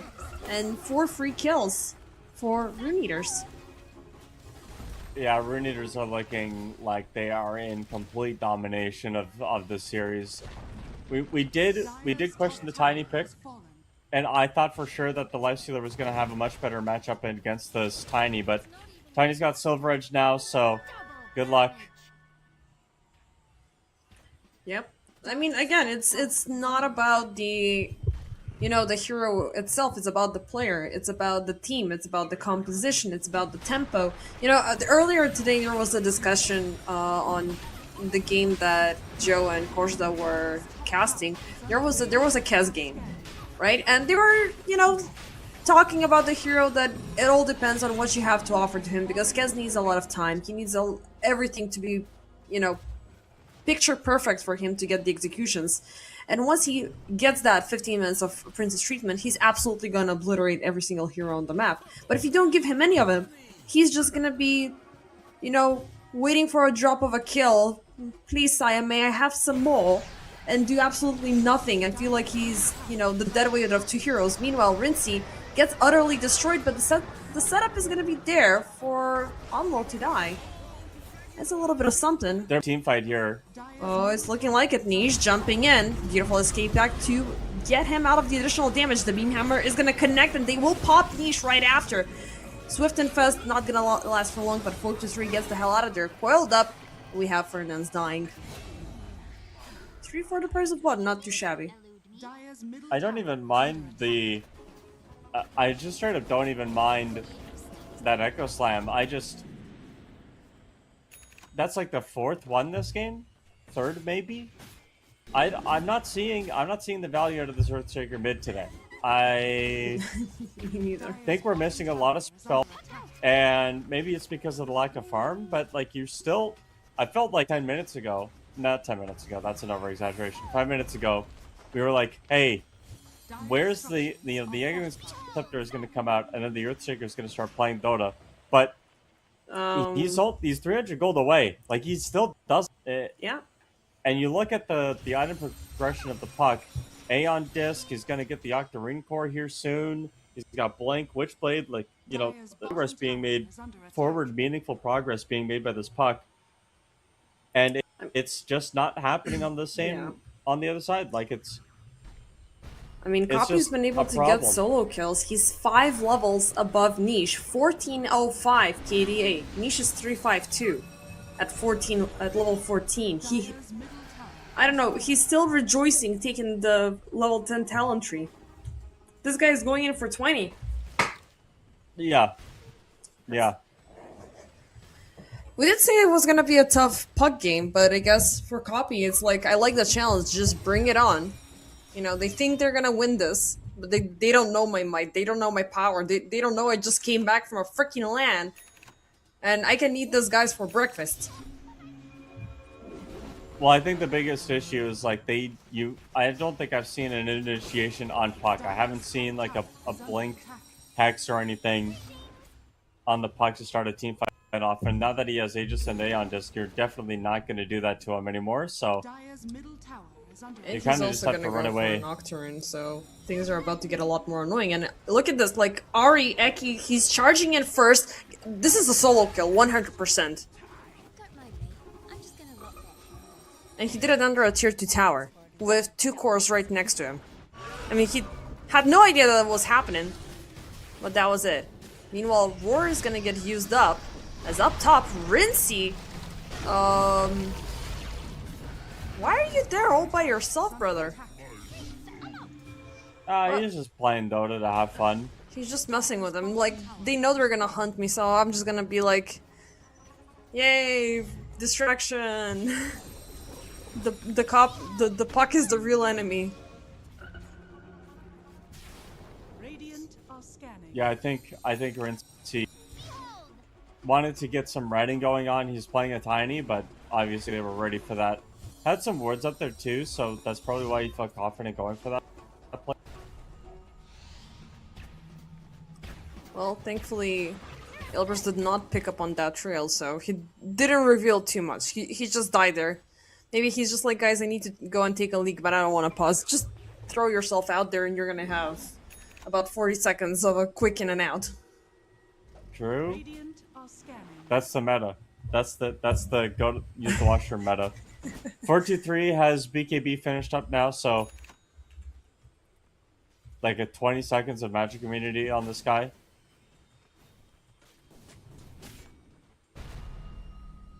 It's a lot of magic immunity. The ringmaster is Easy Ponlo Lich kill. died. Yeah, I mean, I told you. I mean, as much as I love Lich, it's a beautiful hero. Like, the damage and everything, it's so satisfactory when you're seeing the Chain Frost jump. And you can only wish to grow big enough to get the level 25 talent, so it's gonna be limitless. But it's all just a dream. Meanwhile, Rincy, they're gonna find Niche. They're gonna, yet again, defend this tier 1 tower. It's 28 minutes in. Norma? Yeah, the BKB is gonna save him. But still, no towers taken. 29 over 10. 20k net worth difference. These guys are... I mean, saying that they're on fire is an understatement. They eventually find Norma on the other side of his TP. He's gonna pop the roar, but Eki still has his number. They won't miss out with the sharpshooter, but Copy eventually gets out of the roar stun, and they take down the Beastmaster. And his creeps, and his dogs, and everything he's been bringing on across the map. And Copy, the just naturally expired. By the time it finished up, he already got 2 more kills, and they're pushing high ground. Yeah, I mean, obviously, you didn't draw this up if you're Ilbris, but you don't have any easy ways of stopping this push. If you even have a way at all, especially with the Tiny here now. Yeah, he's got the Harpoon, he's got the Crystallis almost completed, the Daedalus is pretty much gonna be right around the corner. And his counterpart is... well, he only has the BKB after the Radiance was completed. He's gonna go for Basher, he's gonna go full Nullifier. Dire's bottom tower is under But... Yeah. I don't know, these guys are looking for yet another high ground siege. Copy jumping into the backlines, he finds Niche. And just gonna scare him off, you know, remind him who's boss, who's the dominator of the mid lane. So, if you're wondering what Rune Eaters are going to do for the next little bit, well, Roshan is going to be next. Tormentor is still available. Neither team really value Torm, it looks like. They just kind of let it die. Or I guess they don't go for it at the 20-minute mark. I definitely think both teams could have done so, but now that I bring up the Tormentor, Rune Eaters are going to grab it. They feel confident enough to do so. I mean, with 3 people, they are kind of slow. And Ilbris, they are approaching with a 5-man smoke, so maybe they can get Eki here. Ake is gonna get the spotlight, so that's gonna be a very good addition to, you know, have better control during team fights. But I don't judge them, you know. Rune Eaters, they've been busy for the first 20 minutes. They've been taking Roshas, pushing lanes, sieging high ground, killing Norma times after times again. Who's gonna pop the BKB once again to stay alive from that primary jump, but Fernance, he's gonna die next. Eki, they tried to throw him back. Chain Frost, it's gonna be thrown away from the rest of the crew. Meanwhile, Meme Hammer, Wheel of Wonder, everything, they keep 4-3 with Ponlo lockdown, who will pop the Spire, they will pop the BKB, but they only killed Ake. And he's back to pop yet another escape pack for the safety. He tries to walk away with the Glimmer, away from the Radiance, and it's gonna be a mission success as the entire team is gonna die. Ilbris with that. They've had it enough. It's not gonna get any better than this. There's not gonna be any chance of redemption, so they will need to accept the fact that they are gonna fall off into the lower bracket of the European Pro League Masters playoffs. And I am kind of sad. I was expecting to see just a little bit more from the team that went down the grinding line to get where they are currently. I mean, just, you know, real talk. Copy owned. Copy ran this game over. Like, he was like, I'm going to take this game. And he gathered all of his sheep teammates. And he said, I'm a shepherd. And you're all sheep.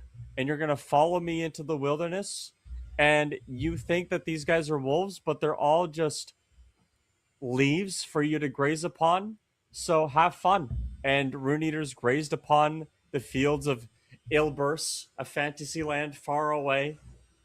And Ilbers, even though they have is that a panther in their logo? I think it's a Something. lynx or something. A lynx, some feline predator. Doesn't matter. It turned it. I mean, they were turned to feline predators into feline prey, just completely and utterly dominated by Copy in the second game. It was a bit closer in game one, but game two, like, you literally drafted 3 answers to puck: the Lion, the Earthshaker. I would even argue the Beastmaster if you get the roar off. And it literally didn't amount to being enough. The math didn't add up, and Copy had a game, and he showed us why Rune Eaters deserve to be here in the playoffs. Yep. I mean, they were completely, playing a different tune on the side of Ilbris. Ultimately, if they got everything that they needed at the minute 30 mark, if they even got a scepter on one of the supports, it would have been an insane benefit to have. But we haven't seen a single Finger of Death kill. We only saw fast bombs being used defensively. Roars as well. Norma was feeling a little bit greedy on the Beastmaster and how he played out. And Rune Eaters, I don't know, like, Copy ended the game at 17-0-7, which, everybody's gonna tip that guy. Everybody's gonna comment that guy at the end of the game, and it was well deserved. And the enemy team is just gonna send in reports because he's smurfing in a Crusader rank, because that's how it looked like. That's how it looked like from start to finish. And with that, Rune Eaters, they're gonna push in further into the playoffs. With that is gonna be. I'm just keeping a score in the back. The second playoff seed that progresses further into the upper bracket semifinals. But for us, ladies and gentlemen, this day is far from over, as we have one more series to watch. That's going to be Zero Tenacity versus Navi, aka Natus Ventura. And yeah, we're going to be back in about 15 minutes, give or take. We're right back on schedule, and we'll see what happens.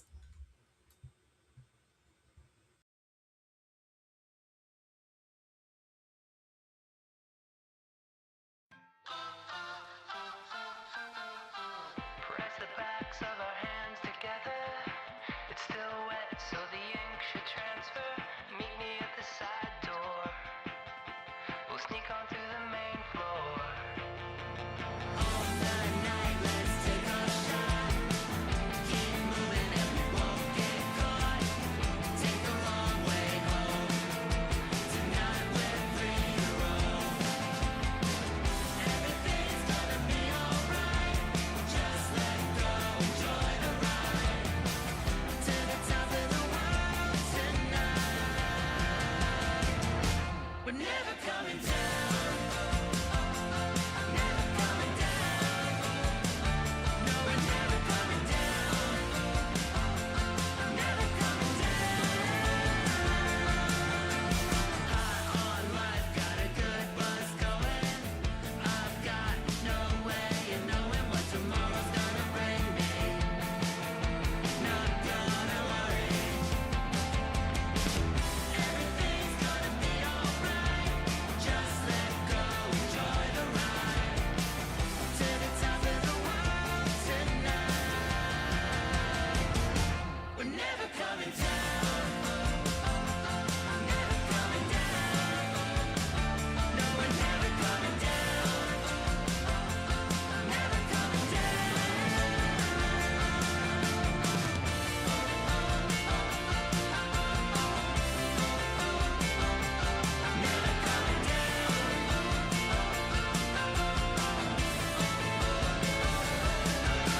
Life got a good buzz going. I'm never, ever, never coming down. Never coming down. No, we're never coming down. Never coming down.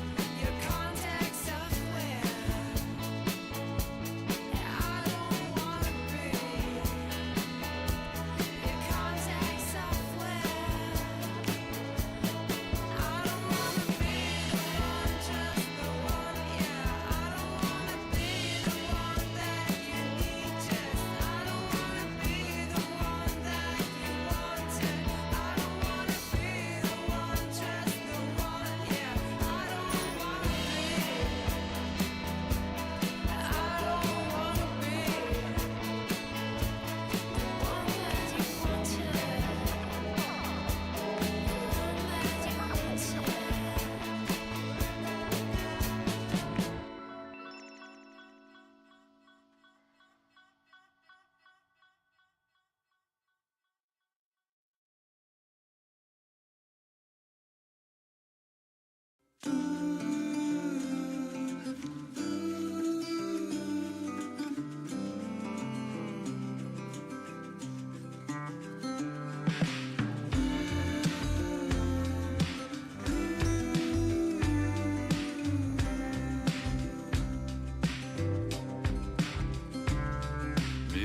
me in the afternoon, or meet me at twilight.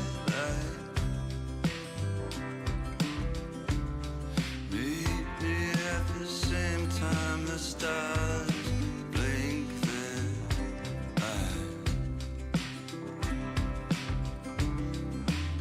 Send me blank postcards from across the sea. Mail them to the wrong address. They'll still find me.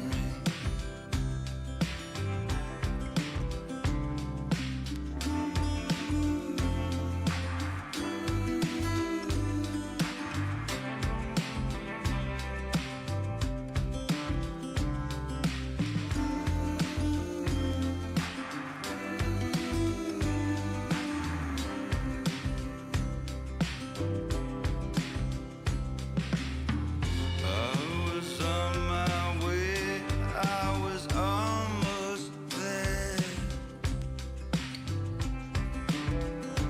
But the monkeys, they all read, now appearing nowhere.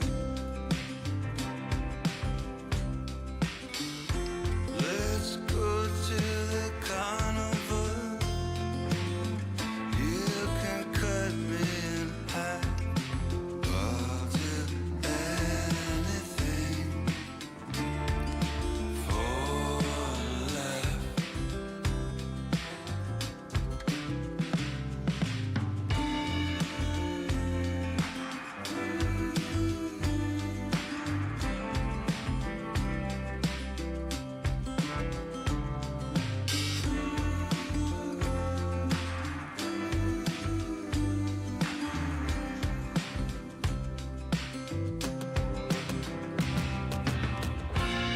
Oh, quiet oceans, they kiss your feet. Snow bows to your breath. How can I compete?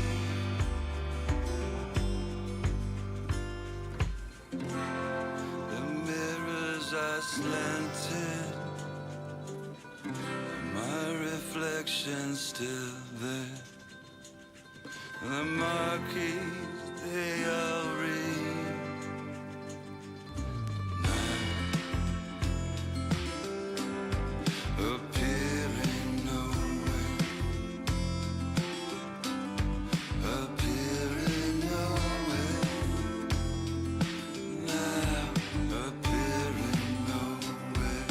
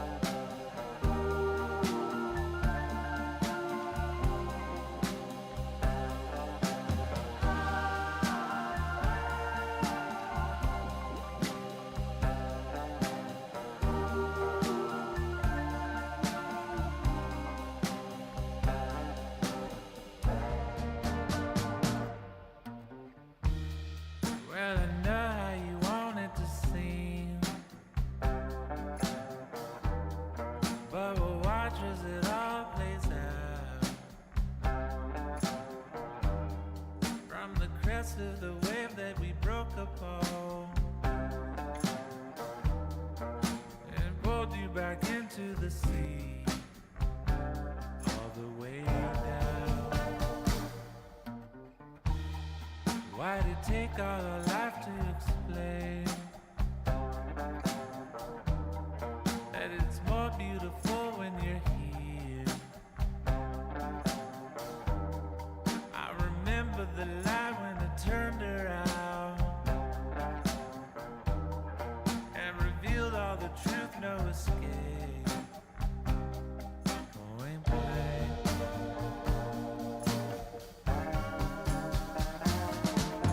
Say it like it is this time for me to hear. Suddenly, you felt all alone again. Even in crowded rooms with all your friends.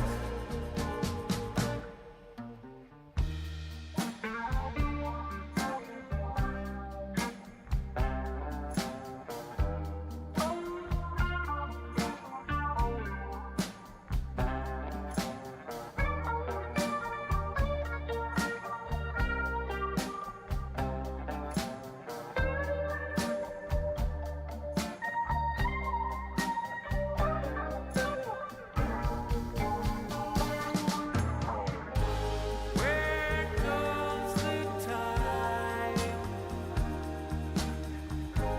All in front of you. Where goes the time? Still in front of you.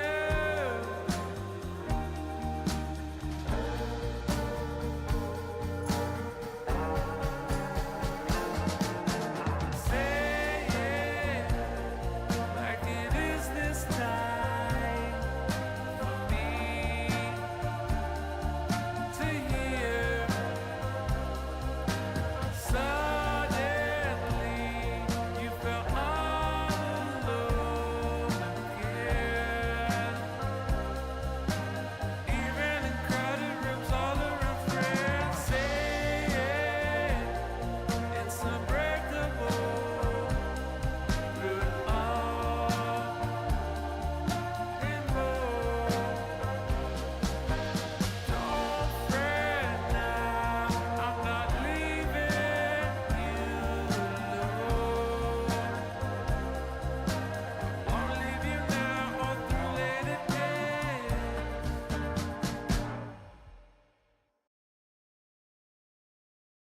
And ladies and gentlemen, hello and welcome once again for the last but not least series of the day between Zero Tenacity and Navi, previously known as Navi Junior before they took on the main roster after the last year's international. And by my side, once again, we have Plate. So Plate, Lone Druid made it through the first ban phase, and we've seen a lot of unsatisfactory Lone Druid games in the past couple of games. So do you think Zero Tenacity and their long reigning domination here at EPL will be enough to take away Navi, who've been playing at Tier 1 tournaments and even reached finals versus insanely strong teams?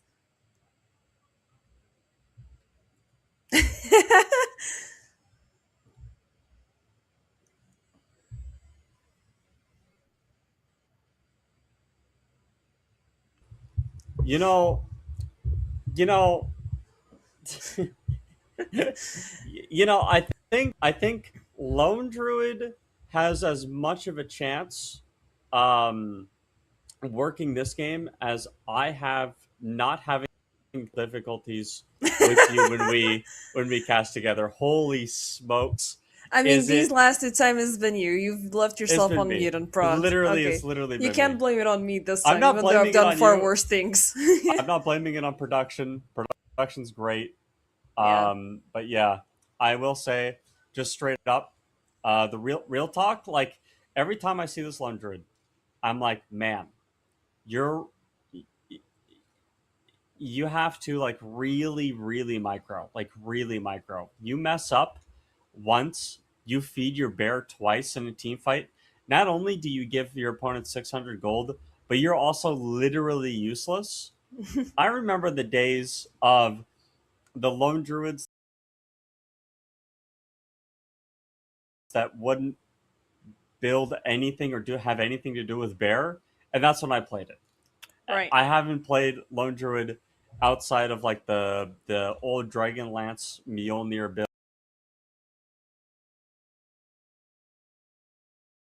build, and you put the items on the actual Lone Druid, and you just kind of walk around and kill everybody. Now,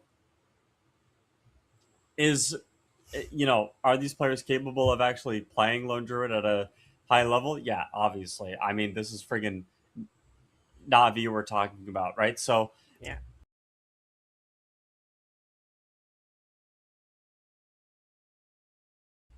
for me, it's like I think the onus is going to be on Zero Tenacity to prove that they can win against a team as good as Navi, because Navi, for all intents and purposes, is a tier 1 team. Like, they play tier 1.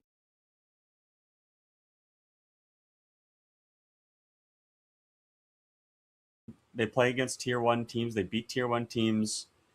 They are at that level, and they are going for, yeah, Ooh. I mean, Navi are going to kill. They're not going to kill this bear. They're going to find this druid And kill wherever the he druid. is, and they're going to kill him. And they have Yeah. hoodwink for scouting, under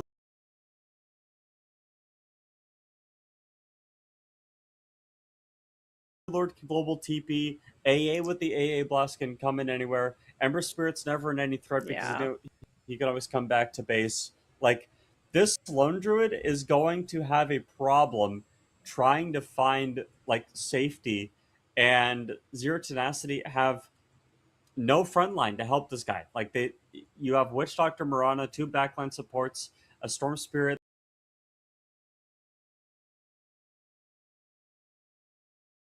that every time you jump, you are going to get, you have Pit to deal with, you have a Bushwhack to deal with, you have Chains to deal with. It's going to be hard. It's already Yeah. looking like a pretty tough Storm game. Um, But they're willing to bring in the tempo. Like, if you're mhm. not.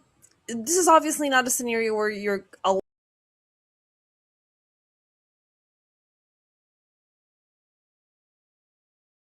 allowed to have the Lone Druid AFK farm unless you find an effective way to lead the siege with the Storm Spirit. Now, we've spoken about this Witch Doctor very frequently as he's been popping up in the 741 meta, especially as a counter reaction towards the Centaur.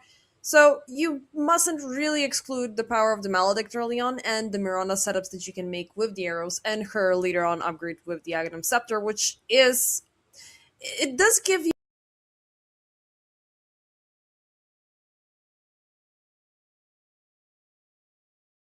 information. It does give you that long range setup, but you gotta already know that Navi, sorry, are close enough already. So whether or not you can establish that deep vision, so you can have that control, so you can be one step further than Navi, then there might be a chance. But who's gonna be that hero to fill in those gaps? It's not gonna be the Beastmaster. We have thankfully, like, the life stealer and the tiny taken away from the equation. Axe is taken away, so I'm thinking the Lycan for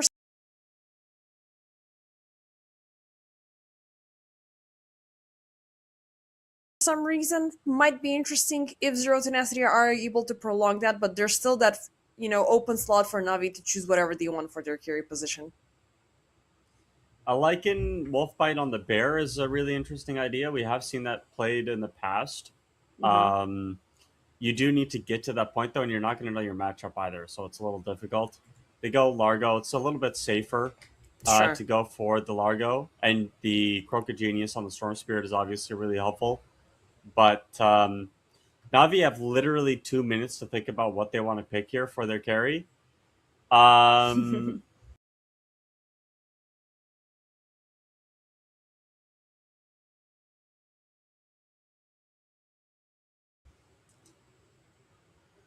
Well, you're not going to pick. So you're not going to pick AM because that hero is dead. You're not going No, to pick. you're not gonna pick Sven because the Witch Doctor is gonna be a problem. You want to go, I guess, another range. There's the SF option still available, which is very interesting. But again, the Witch Doctor rotating an as position for it, he is going to destroy. So why not Cass?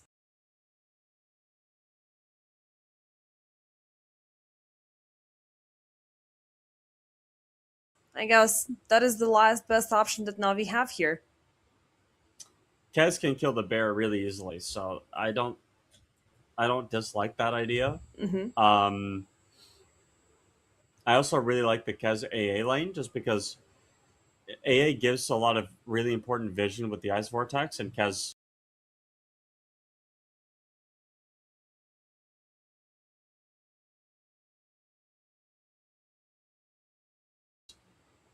is a hero that can really take advantage of a lot of that extra just sight that you're given. But base defender, I'm gonna lie, I don't know if Nasphere is able to really get much done with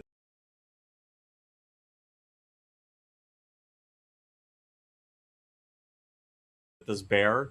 I I think Navi are just so good, and like we're gonna be in a game where the difference is gonna be between difference and Niku. Straight up, I think if Niku can really facilitate the early game for Got the Juice,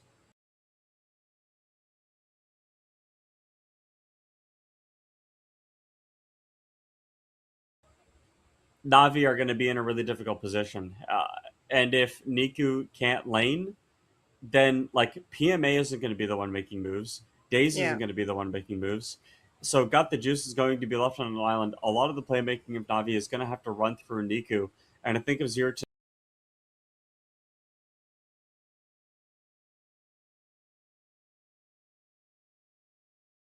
Tenacity want to win, if they want to really like get this game one under their belt and move on and say, hey, you can't give us Lone Druid, Hmm.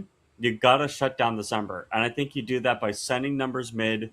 You block you make it so annoying for him to get anything done around the map, and you try to give difference as many galvanized stacks as possible so that he can go in, hone in on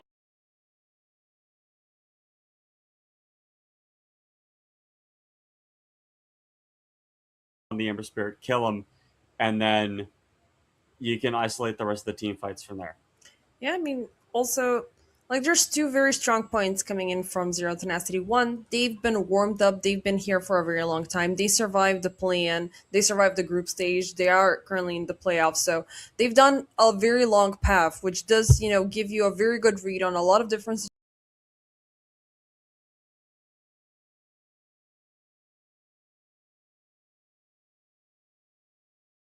situations, on a lot of different, hyper aggressive setups, even perfect setups that they have been able to overcome with. And also, you have the upper hand of Mixa, who's always been this wild card sort of a player. And having Largo, like he's the guy who can just take Largo on the side, leave him AFK for 10 minutes, and comes back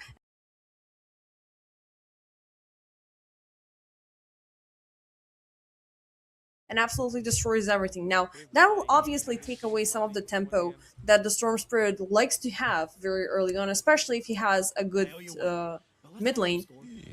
But Nico is also really a big problem because this Ember is one of his bread and butter heroes. Now, like, he knows how to be aggressive, he knows when to be aggressive, and when he calls in the initiation, like when he says, guys, jump, the entirety of Navi says how high, and they can just double down with the gate, they can just throw in the blasting, they can, commit and deliver.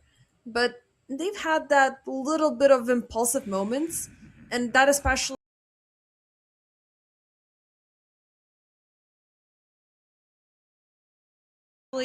is happening when they're losing the effect of their of their carry. So if Got the Juice is having a tough early lane, they're gonna try to reinforce around it. They're gonna try to make it work, and with that, they can lose their momentum, and Zero Tenacity can benefit off of that. So that's the biggest weak point that Navi Junior have had, or Navi have had, sorry, and they haven't played an EPL ever since they were Navi Junior. So there's obviously a very big shift between how you play tier 1 pro Dota and tier 3 pro Dota.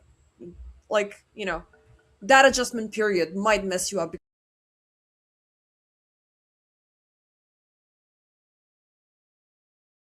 because we saw that happening with Mouse this morning. Yeah, I think tier one is a lot faster. It's a lot more rigid.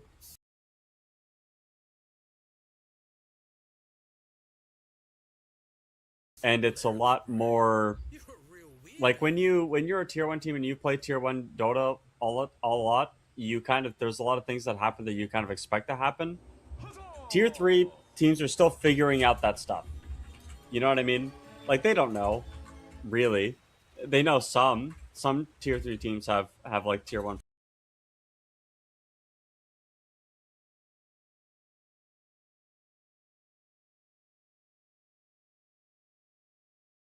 players on it, but like it's being an individual player and being a team is a lot different. So like how much of a difference we're gonna have to see, and like can Zero Tenacity bring Navi down, down to their level? Not in terms of, I'm not saying in terms of skill, but like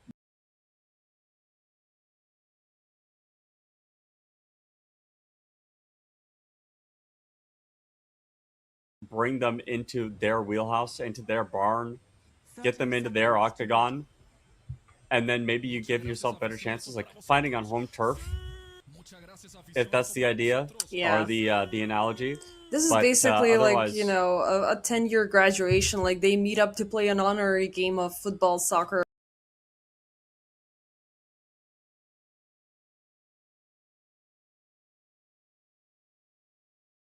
or whatever, just for good time's sake. So, at one point, these two were at the same level.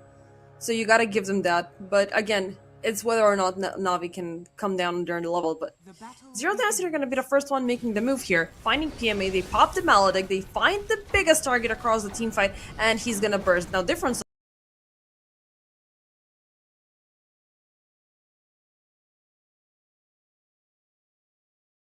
also in a tough spot.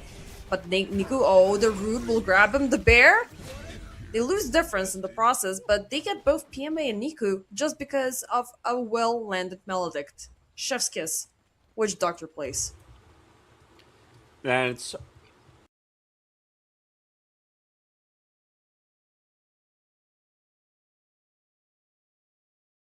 honestly not the end of the world for Navi. Yeah, you lose your mid and your offlaner, but you actually get first blood, and the Witch Doctor's one that got both kills. So in terms of like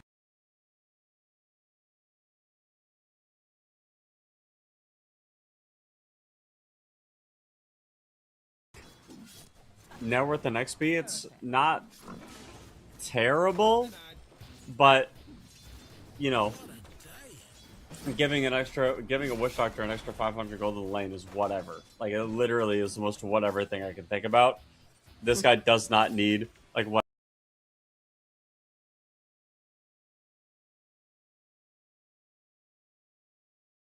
is he gonna have boots?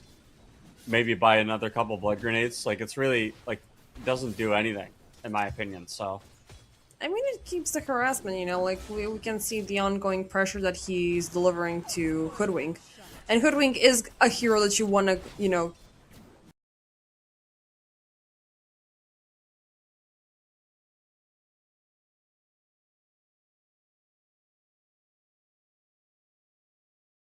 contend with. PMA, he thrives on being AFK farming, so never an issue of that. But Hoodwink scaling out of control and beginning to rotate, now that is going to be a big problem. Top side, Reddy's and Got the Juice, the AA combo, and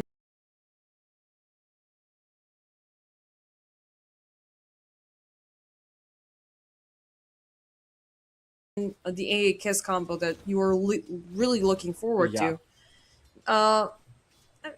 I assume there's not gonna be a lot of kill potential. I assume it's gonna be, very chill here until minute 6, minute 7. But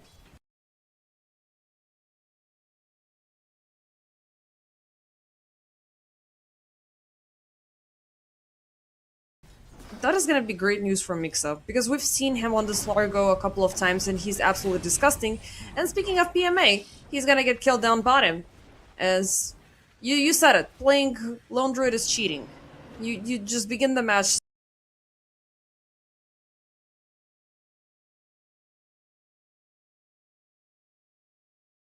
6v5, 3v2, a free freaking tri-lane, and the offlaner dies. Yeah. Yeah. And they are, you know, the Underlord is obviously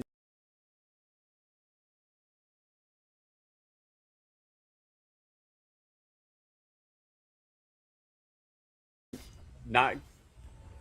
The support matchup against the Underlord is obviously something that the Underlord has to consider. But being maledicted is really difficult. But PMA, he's playing an offlaner that doesn't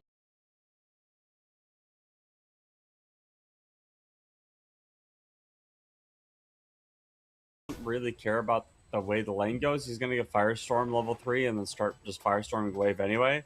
Like, who cares? So, it's not honestly not too big of a deal, if any deal at all, but I would have a hard time believing that difference can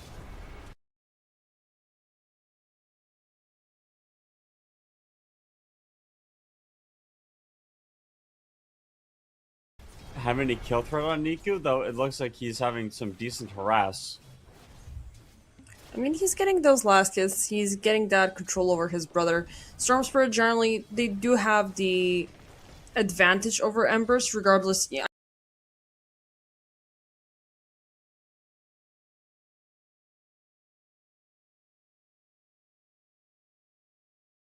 I mean, these guys are, you know, at the peak of their skill level. So one small misstep, it's instantly gonna be backfiring. Now, difference is a little bit lower in terms of HP. And also, Niku just got his bottle, so he had that little bit of a redeeming factor.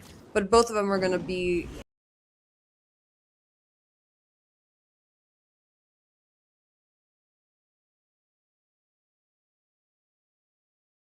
quite low for the upcoming minute. Top side, a fight around the Lotus. Got the Juice is gonna be the one securing it. Radies, though, got a little bit of harass onto Desire, so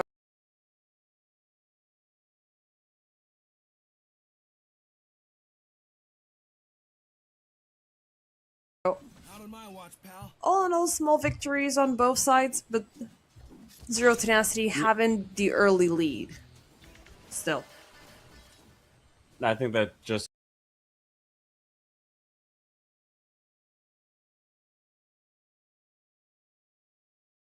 comes with the territory of having a Lone Druid, to be honest. Lone Druid is just one of those heroes that, as you said, cheats.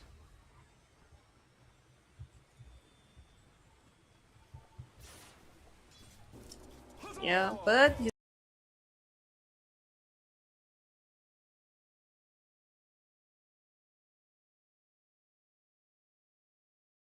he's gonna get taken down, and PMA.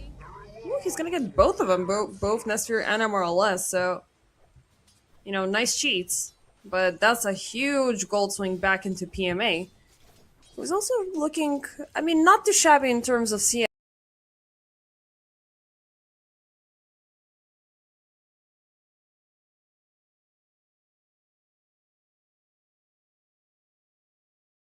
Yes, but as long as he's alive, all of that is going to be converted back to farm.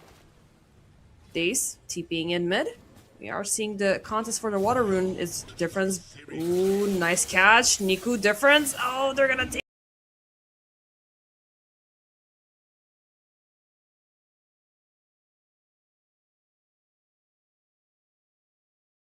take down the Storm Spirit. Niku secures the kill. Well, Daze secures the kill, but Niku is going to secure the water rune. Actually,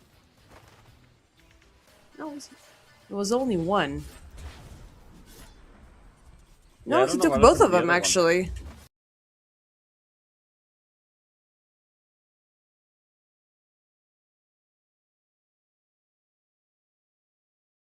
Oh, he did? Yeah. Oh, well, he had, I mean, Nika had more HP to work with even on top of that. He had a Fairy Fire left, so Yeah, you bring numbers, you get the kill onto the storm, and then obviously you're that much closer once he gets level 6, which is why he hasn't gone back to base.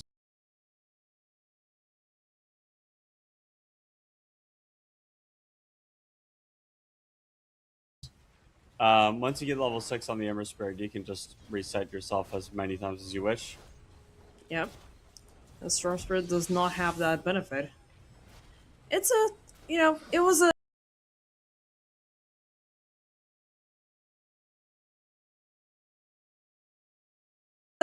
good start for Difference, but it wasn't until those pesky supports came about and messed up his entire lane.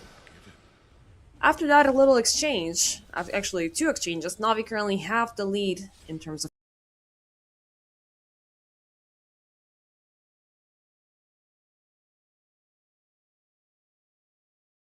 kills, and the first nighttime has fallen.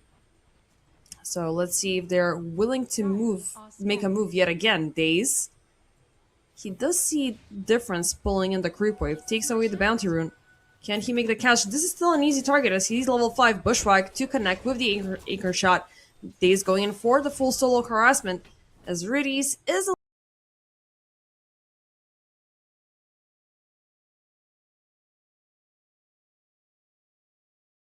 little bit far away, but this is quite a statement. Your Hoodwink is harassing the enemy storm. And with that, they're gonna put a ward down too to see exactly where he is. Yep. MLS responds to the call. But he's kind of sandwiched between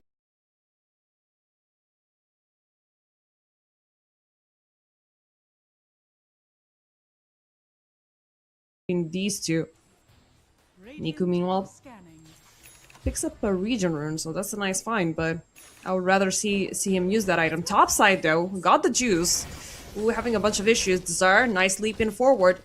But they're not gonna get a kill. Instead, it's gonna be Difference. The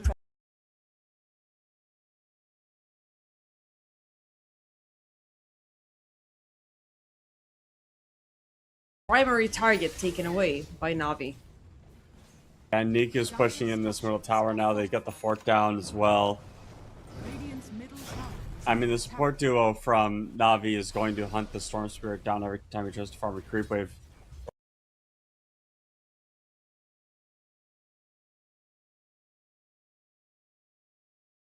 Our jungle can't be kill him.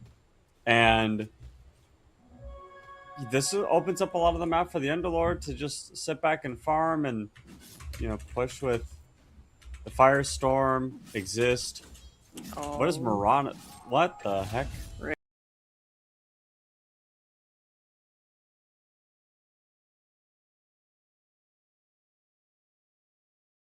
He's just getting destroyed. Hey, this is an easy catch. A Vortex with a Maledict, nothing to see here. Meanwhile, Niku, attempting to snatch away the Shrine of Wisdom, is going to be a mission unsuccess. And Difference will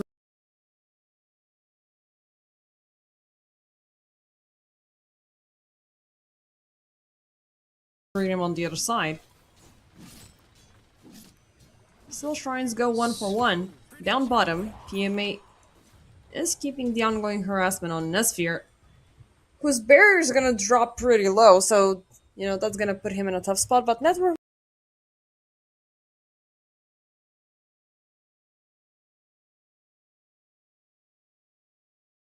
wise, he is second and first in, compared to the rest of his teammates. But looking at the scan, we're seeing... Oh, dude, the scan. If they get this guy... He's just about... He's gonna drop. Yeah, they're gonna find him. Pops the true form.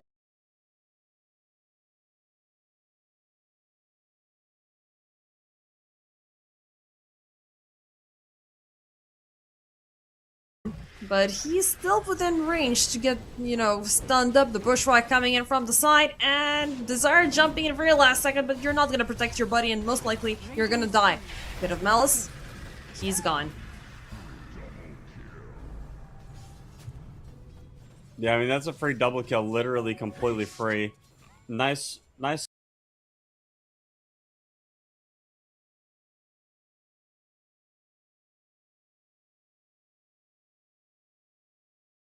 awareness there from Navi to know exactly where Dire's the Lone middle Druid would be tower is farming. under attack. Lone Druid doesn't have the most amount of farm on the map right now, and that's pretty bad. Storm Spirit obviously got shut down, and haven't brought up the Frogman, but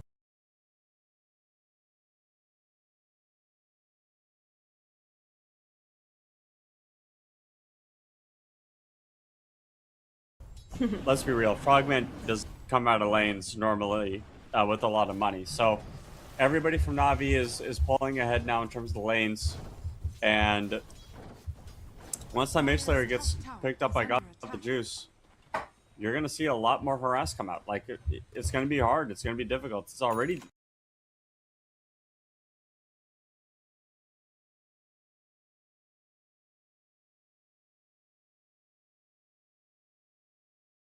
it's already hard and difficult, but... Yeah.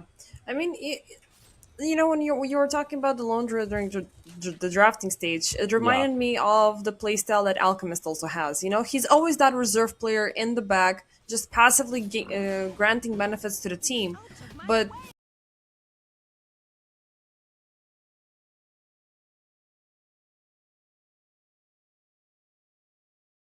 if the entire team is suffocating, he is just gonna downright suffer. Largo is in the same position. So Zero Tenacity, they kind of opted in for these two reserve players to, possibly pick up the game once the rest of the crew is falling off. So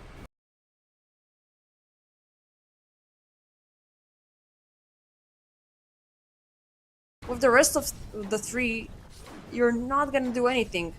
Mixa a little bit under attack, but he's gonna survive. Got the juice, and Daze, however, will find him right behind a tower. And yeah, they're gonna make sure he's not gonna be a problem. Mid lane, difference and Desire.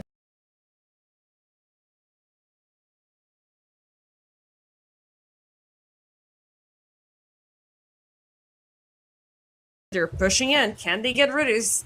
Well, it's quite a tanky AA, but he's gonna be done and gone. But the Bit of Malice is on top of differences. He's still within tower range. And he was not able to break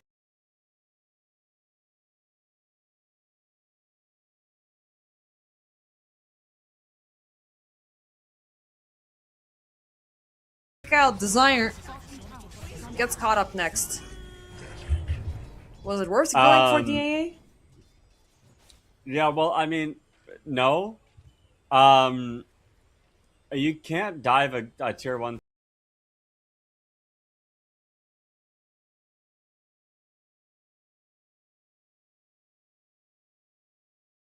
tower like that on a support and not expect counter rotations, especially when the whole Navi identity is this global counter rotation idea. There are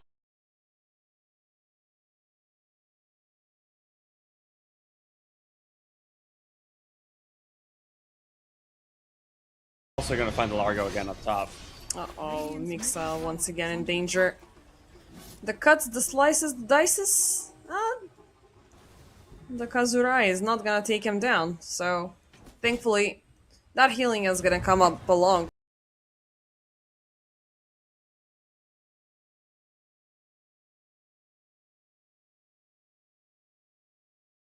Wait, which, at Hey, level 6 lost. he didn't get the Amphibian Rhapsody. Are they gonna connect?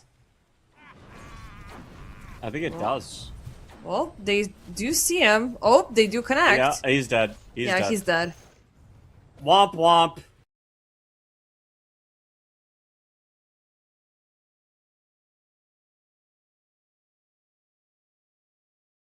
Actually, I don't think he's Goodbye, dead. Largo. Hold up, or is there He's gonna not, be a he big is. blast in the end? Yeah, there's gonna be the big blast in the end. I keep on forgetting that. It's like home run, I got it. I'm not gonna die before I get to the fountain. And you're gonna die because not even the fountain can help you.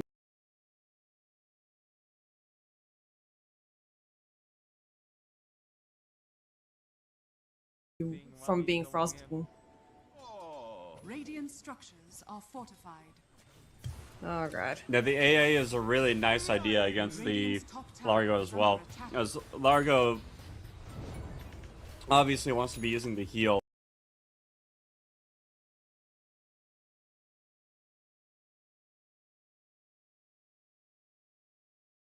I think people have kind of They've forgotten about the AA, man. Radiant are scared. yeah, they have.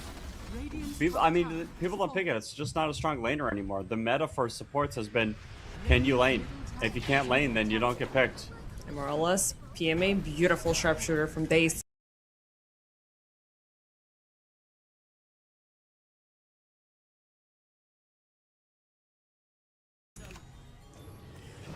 I mean, obviously, you know, this guy's not making it look super scary. Nico is also gonna get difference down the mid lane.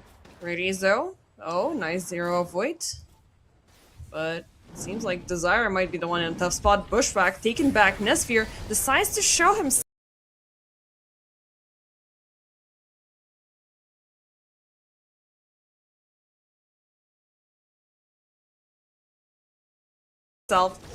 This could be bad as PMA is right around the corner. Beautiful Pit of Malice getting him and the bear together. Mixa jumping in from the side, but it feels like either the bear or the Curie is gonna fall. Well, actually, it's gonna be neither. Beautiful catchy lick. That was the final drops of mana for Mixa. And with that, both sides disengage.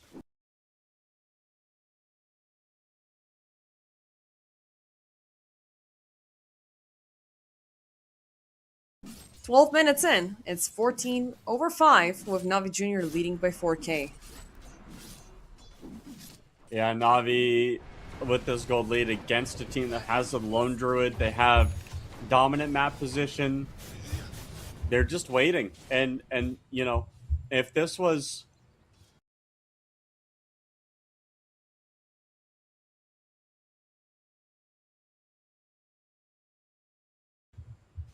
the lone druid, wait. Oh my gosh. Is this normal? Nesfear has Maelstrom on the real druid, and he's not putting it on the bear. I wonder if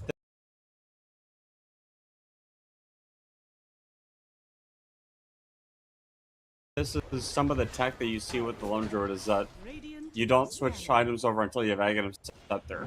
Yeah, I think that's the case because baseline, I think Nesfear has more damage compared to the bear. You must have more attack, like base attack time for sure. So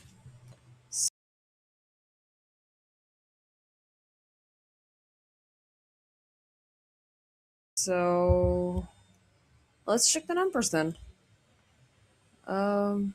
Attack speed 0.79 on the lone druid and 1.06 on the bear. So a little bit faster, a little bit more damage. So, you know, and currently you want to just close in the gap until you get the full Aghanim Scepter. So time is of the essence. I do agree with it. It's not the first time I'm seeing it, so I'm not as surprised as you are. Interesting.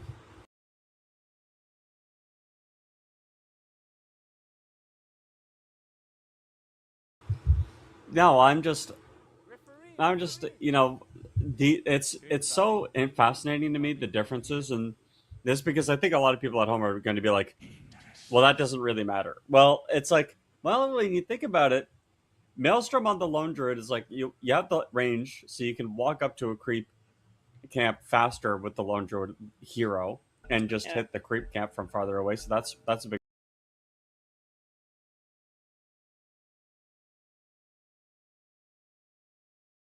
part of it. The other part of it is like it's a difference of 25 attack speed either way. Oh my gosh, Moonlight Shadow is going to be popped. Emerald was looking for an opportunity to get a lock onto Nico, but difference is overstepping. It's going to get the better of him.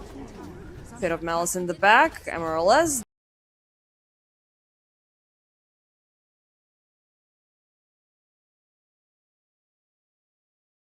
There's a Pit of Malice, and he's gone. That's it. An easy tower chance for Navi.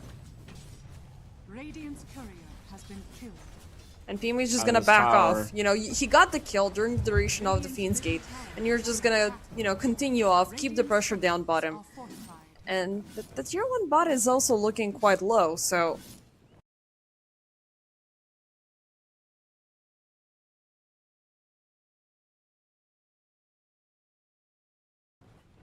they could, you know, do double the pressure in one effort. Middle tier 1 tower goes down. The next tower is going to be the Lone Druid tower. They already took top tower. Are scanning. 16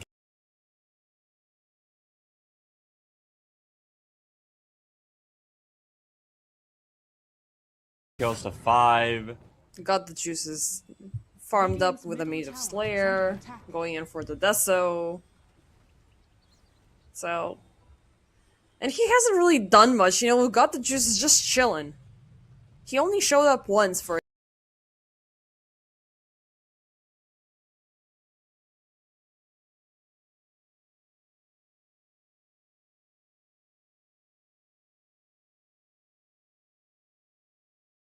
a kill, which I do believe was in his own respectful lane.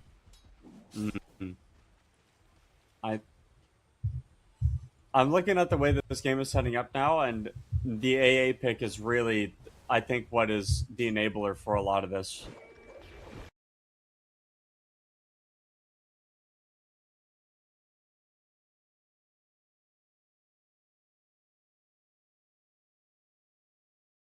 Oh, Bear found. They're not gonna connect it with the big blast, but I believe it's gone. 255 gold for PMA. Radiant's bottom Right. tower has fallen. Yeah, this is... We're starting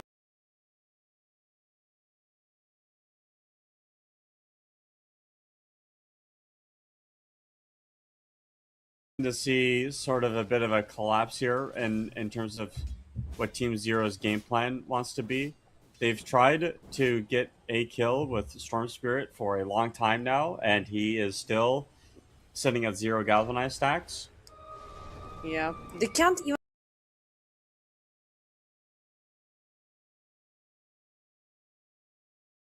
kill Daze. Like right now, even these Maledict setups are not working out in their favor. Daze, yeah, he got like 50% of the HP loss, but now that's intel for the rest of Navi as they try to jump in from behind and they find Nesphere and kill him. Yeah, this is going from bad to worse.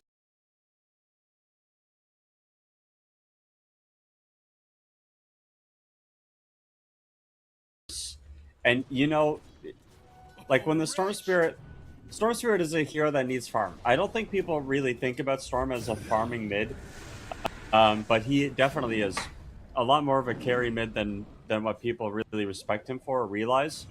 He doesn't even have a Kaya yet. He doesn't have a Kaya.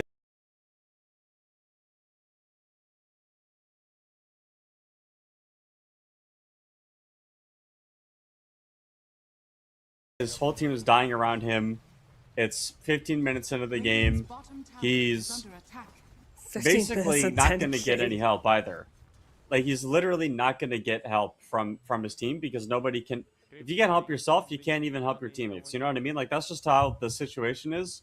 And, like, Largo is really the only one maybe that can do something to give the...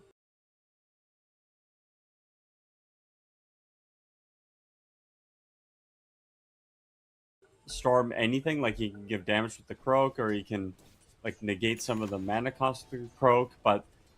He's gonna go for the meme hammer, which I'm not sure if it's the right play. I mean, unless you're going in for the tower push, everything else, like, there's so much of that ground control coming in. The Searing Chains, the Pit of Malice, the Bushwhack, so I don't think it's a good idea to have.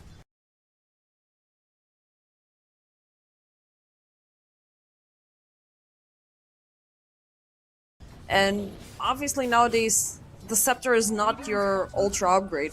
And the fact that you haven't been able to pressure anything with the Storm Spirit is definitely a problem. And he's not turning into that carry just because he's not having that mana regeneration to keep him going. Right now, he needs to be in that fight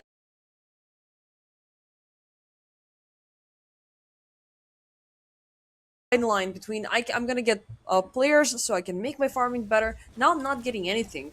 Now I'm just here and waiting for the right vortex, which might ultimately kill me. And these tier 2 towers are like the lifeblood of Zero Tenacity right now. If the tier 2 towers start going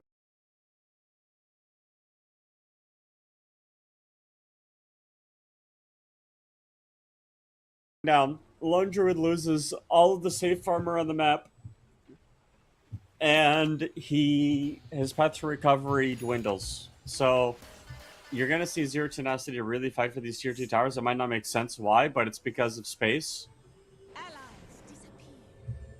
Let's see. Moonlight Shadow is gonna be popped down in a minute. They're looking at Niku.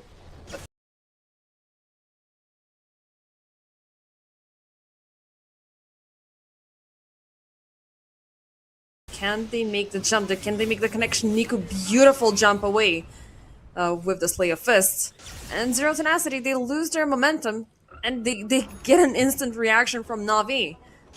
But will they make the catch? The Bushwhack, beautiful find on MRLS. The catch, like, will try to take him out, but the Sharpshooter will land. Niku still within reach. The blast.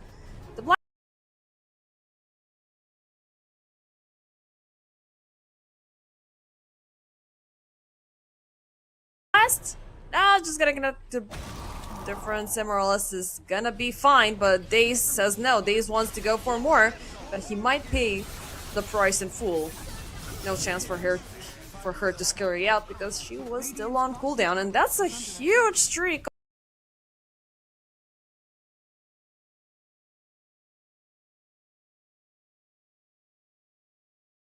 On the squirrel. Look at that gold. Dire's middle tower is under attack. Yeah, that hoodwink was worth a lot of money, Yep. but it's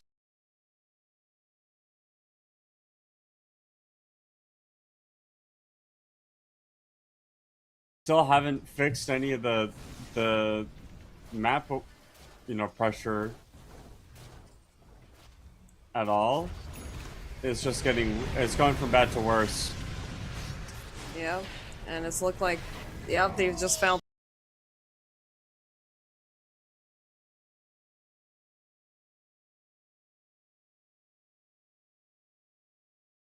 Sphere.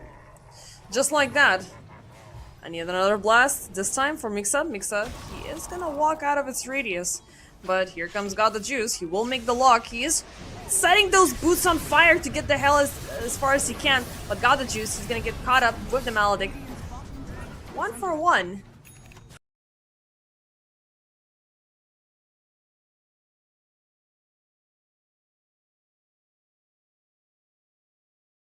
Well, because they didn't really have to be here. But the pressure is still there. So, no Nesphere, no defense, and they can just, kill this tier 2 tower. Yeah, so tower goes.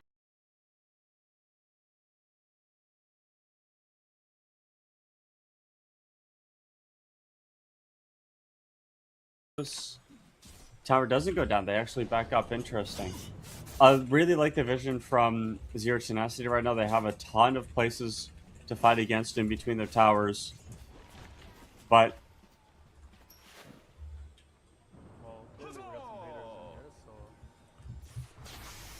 I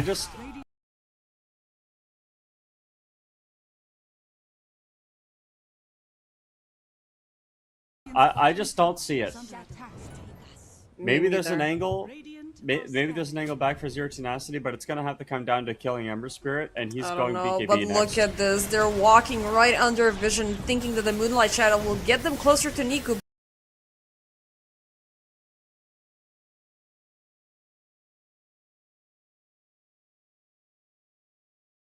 But no, it's just gonna be Niku getting closer to them. Difference. First reveal of the Scepter, Fiend's Gate. And Difference will get a taste of it. Desire dies down, Immortalist. He is happy that the Sharpshooter missed. But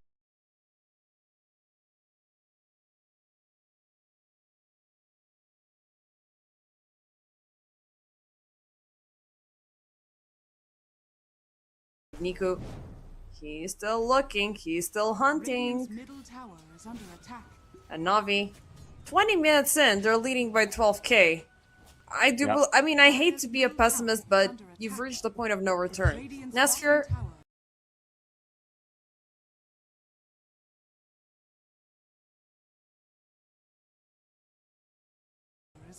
even though the tier 2 tower is still standing, he doesn't have the Aghanim Scepter. He's gonna lose a lot more time to farm. Mixa is not able to do anything here. The Storm Spirit is also, yeah, just one galvanized stack, that's it.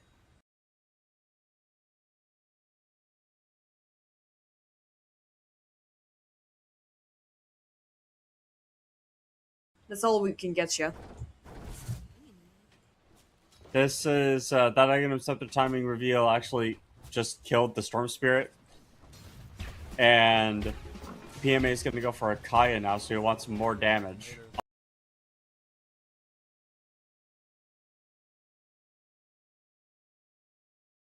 On the Firestorm as if he needed it. Sure, I mean,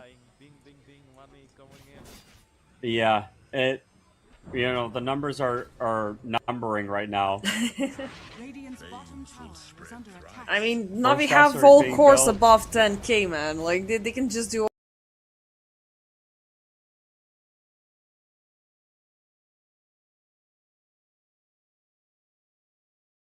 whatever they want. They're gonna go for the Tormy. So, Nico already has his, so the game will either choose between Daze and Riddies. But both of them are kind of falling low. Still, Riddies Yeah, gets they're fine. the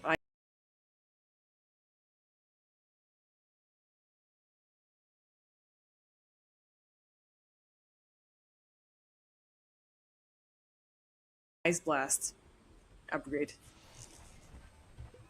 So we'll see when Navi feels strong enough to push objectives. This is about. It is the weakest part of the draft. Like they don't have any. They don't have a tiny Beastmaster or anything like that that can kill the tower. So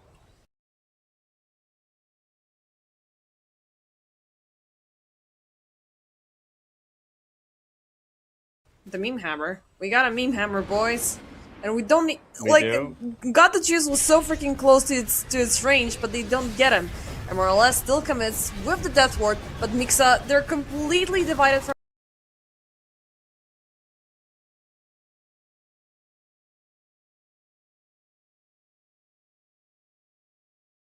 each other.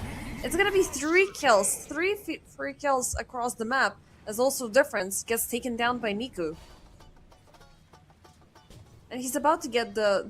I mean, this is just so much harassment. Like this is, you know, your older brother.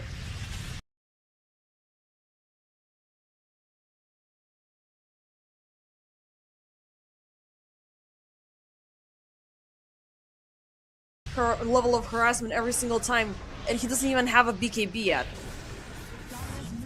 yeah, and that was without the Kez.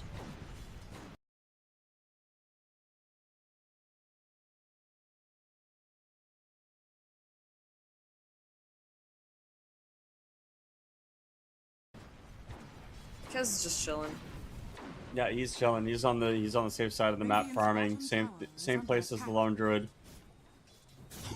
But Lone Druid's team isn't falling apart around him, and the Underlord has taken that tier 2 tower bottom. He's going to go... I mean, they're going to make their way for the tier 2 tower mid.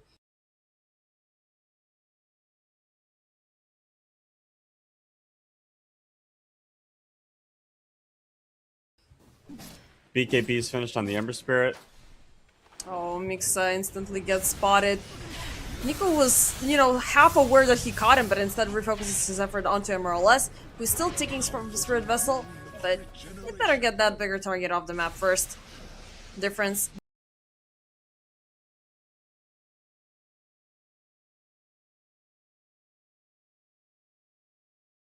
Backs off back home, as you don't want to linger, as Nico is literally doing the same thing that we were doing with Duragi, and he's just like, difference. True. Radiant structures are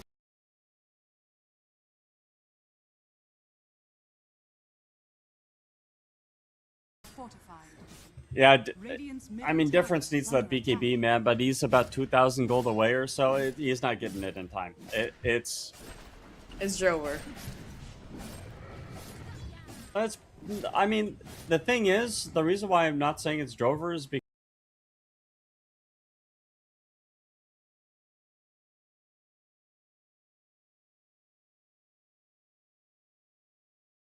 because you still haven't gone up a high ground on Navi. like it's very favorable for you, but again, at this point, you still have some stuff to play for. Sure. But it's getting closer by the minute, and you know, we are kind of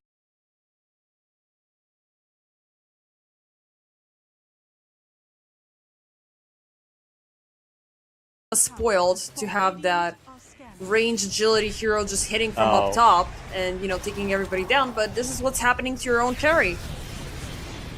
He's just blasted. And no carry, no challenge, no lane towers. They're just needing a red carpet to get on high ground.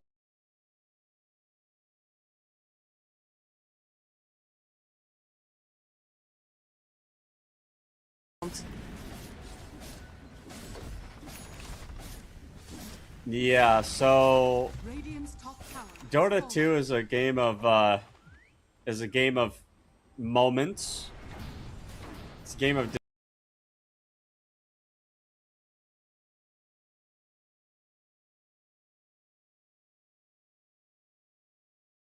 decisions, and it feels like Zero Tenacity lost the moment they decided to first pick Lone Druid. Yeah. Like I don't know if this Lone Druid is doing anything. Like it's just AFK farming. It's too juicy not to take it.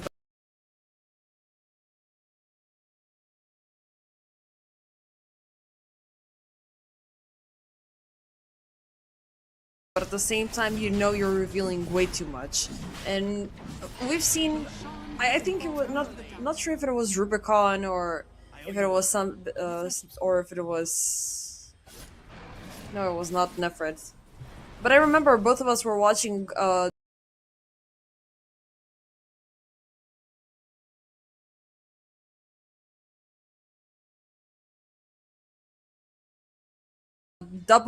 triple Lone Druid game, and every single time the Lone Druid lost.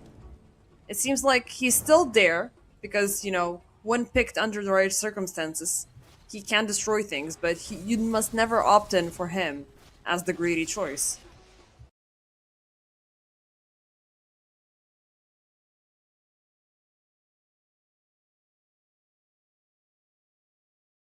Right. The bear finally gets its independence, so, you know, Nesfir can start doing something around the map, but the map is smaller than ever.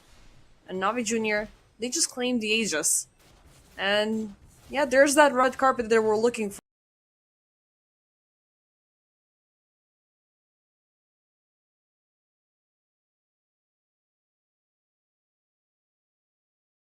for to siege high ground.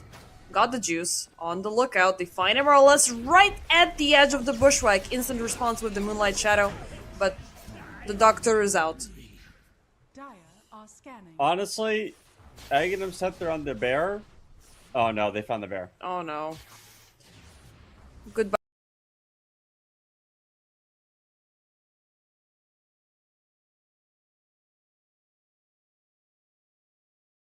Bye, Yogi.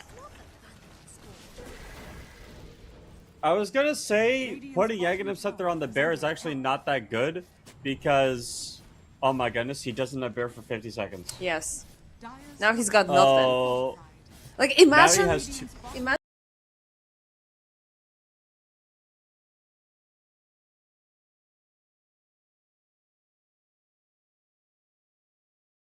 if Lone Druid's net worth varied based on him having the bear or not. You know, he would be jumping between the bottom two supports and top four.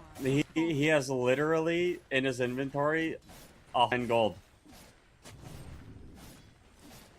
Hey, don't be like that. He's got 600.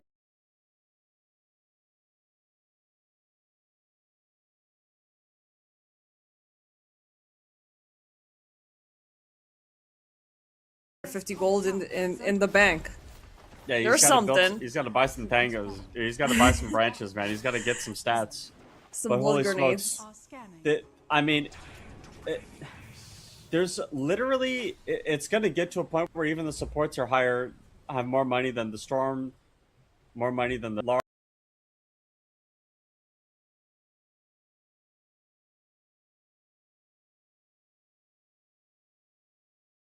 Largo. I Oh mean, god. Yeah, They already it's- overcame the storm, man. This is just one of those games where you tried and you got Kez'd.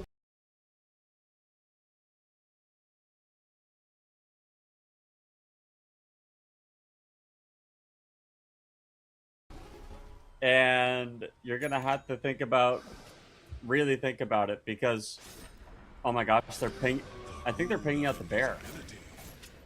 No way they're gonna go for it. I mean, I they're think gonna they're jump going- in I high think-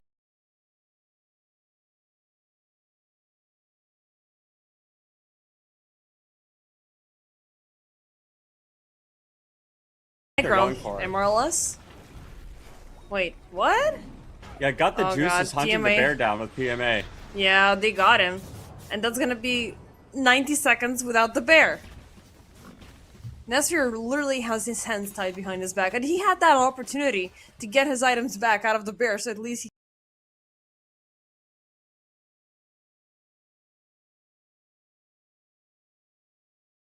can have, you know, some sort of stats, but nope. Nope. Meanwhile, mid lane, Navi were trying to siege. They you know, took care of bottom lane, so now it's time to do some more damage. Difference, jumping in the back, he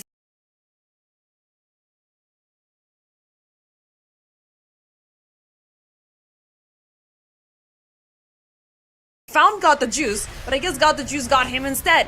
Difference, BKB. Good time to be safe and sound, but Nico is jumping in. They will connect the steering cheese, but the magic community is still doing its heavy lifting. You're just lucky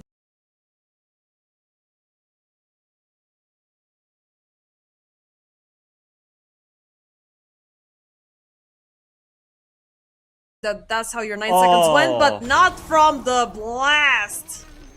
More tips for readies, please. Kobe. Yep, literally. I don't watch basketball, but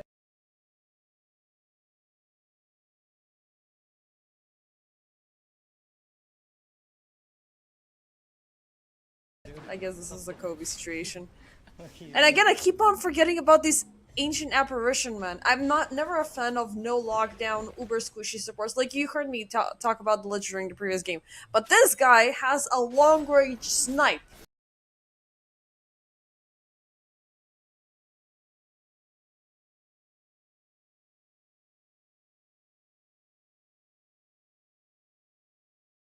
And if you know that a target is gonna go back into the fountain, you just need to count in your head and be like, yes, no, a little bit more to the left. Press the red button and they're gone. How much?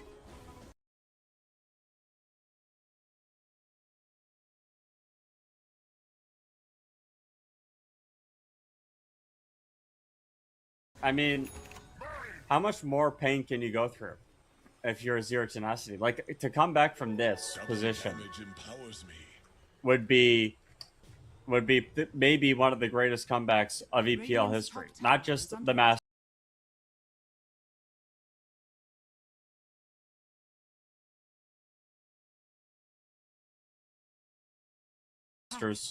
I'm talking EPL, including the Counter-Strike aspect of the Oh god. organization, literally everything. That would be insane, but chat would be insanely mad because, oh no, they 3-2-2 the 30k net worth difference.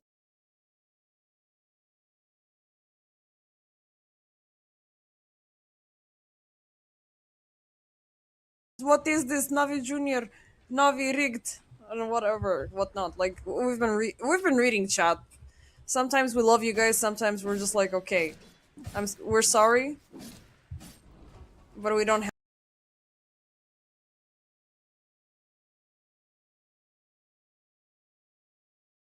have anything else to say. Niku, meanwhile, on the hunt, just flashing off those last seconds of the amplified damage just to set up a beautiful Pit of Malice. Forces Mixa away, and more or less, not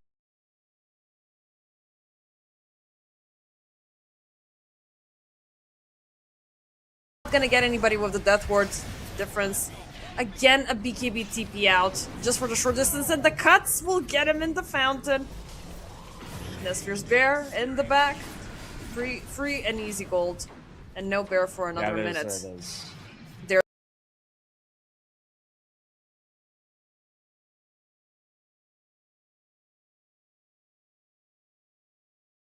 There's the GG. Okay, you got your answer. How long? That's how long. I mean, I knew the moment that Lone Druid got picked, it was over. I just, it doesn't. You gotta play with it. You have to play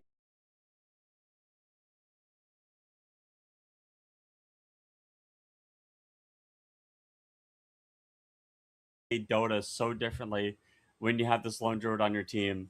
Like, I get that it's powerful. I get that you have these timings. I get it. I understand it. I know the theory works, but the The practice practice, no.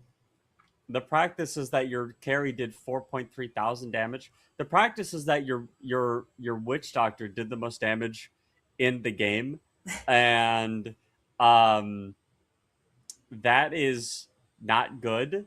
That is really bad. I think Zero Tenacity might have been a little bit in over their head with this draft. I think they picked too many heroes that don't do anything. Like the Largo isn't going to be doing anything until they get the Meteor Hammer at the very least.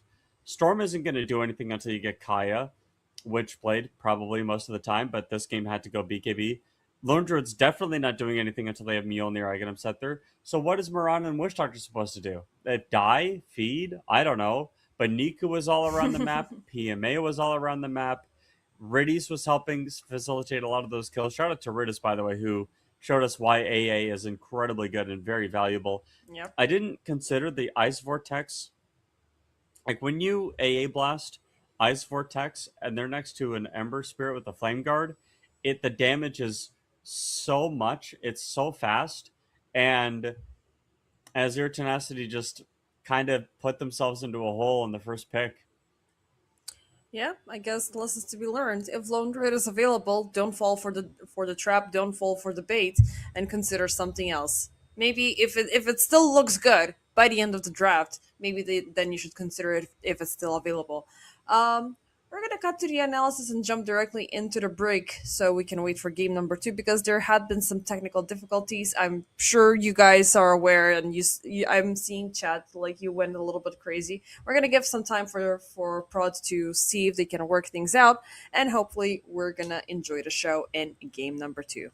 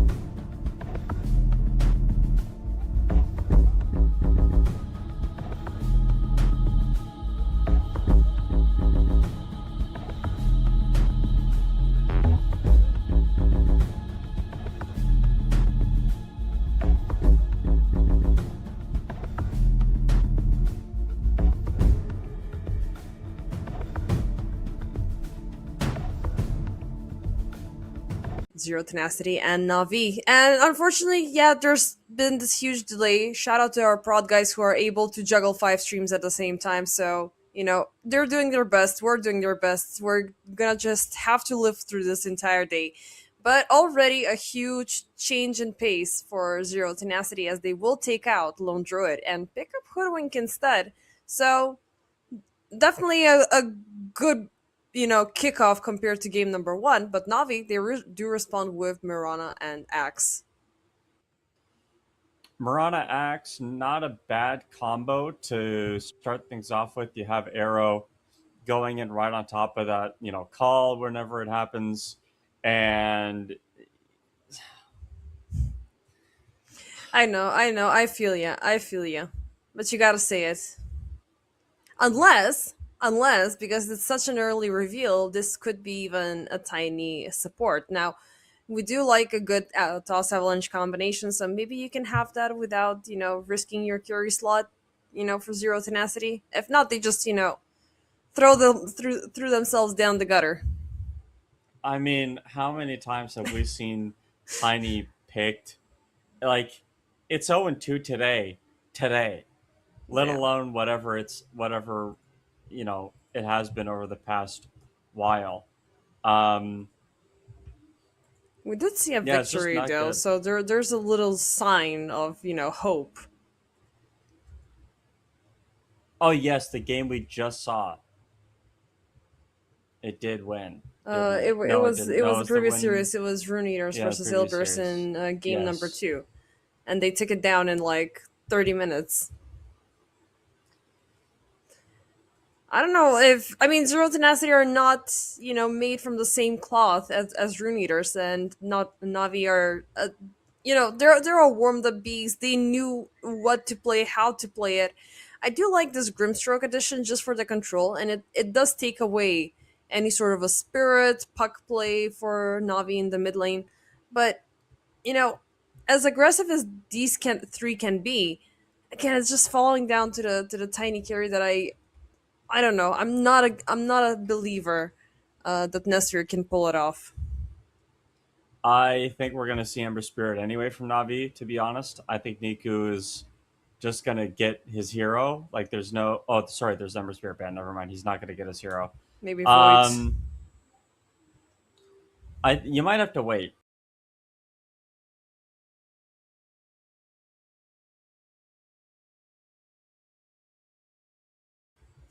Because of what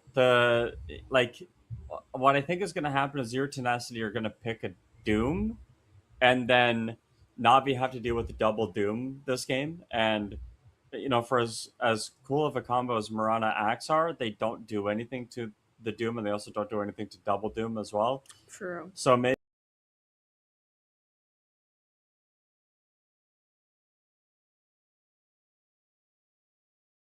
if you're Navi, you think about a save.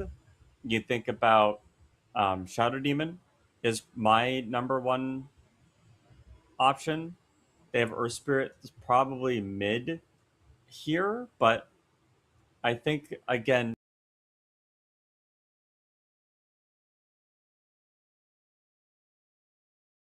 you need some sort of save from Grimstroke, and you also need you could also get some follow up with Arrow or set up Yeah. Arrow instead of using Axe Blink. You can just Shadow Demon bubble, Yeah, that's purge a off classic Scurry combo. from the Hoodwink. I think it's got a lot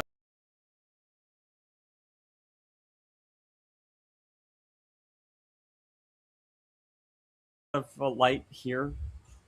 There's also just simply you go Marana 5 and then Rubik 4, and you just steal all the Grimstroke spells, Ooh. and you're like, well, thanks for giving me everything. We have Grimstroke at home, but better. So I think there are a couple of ways that you can go for if you're Navi. It just depends on what you want your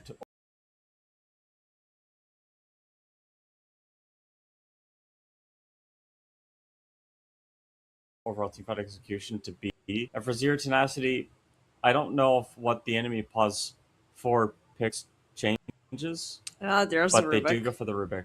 So Yeah. It so gives it you a is lot. just a matter of like, do you want to give Rubik Doom, right? That's the danger. do you pick Doom into Rubik?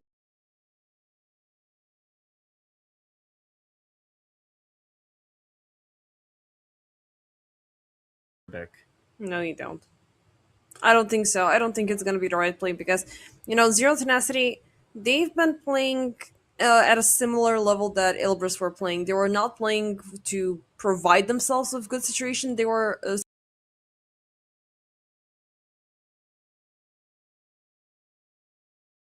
situations they were playing with what they were limited to have at that given moment. And the limitations kicked in very early. Navi just pressured Zero Tenacity at around 10-11 minutes, and there was not much they could have done after. Slaughter is going to be their, I assume it's either going to be their offlaner,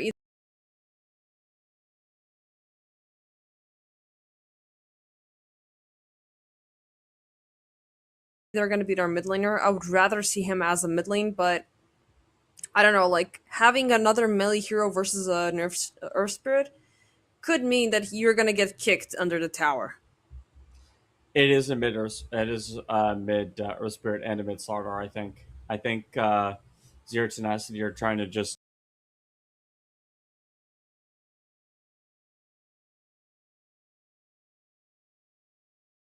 They're going to try to bully the Earth Spirit out with the bashes and the constant physical damage, and getting kicked under a tower is going to be a problem.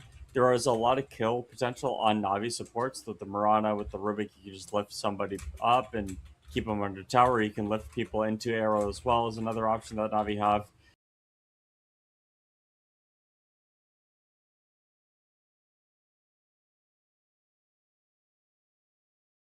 They certainly are good enough to do that. So if you're Zero Tenacity, you need to think about not just like the control that you're going to be dealing with, but also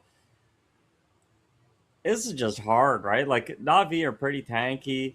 Rubik gets tanky as well, surprisingly tanky, and Mirana's got a lot of escape. So this burst damage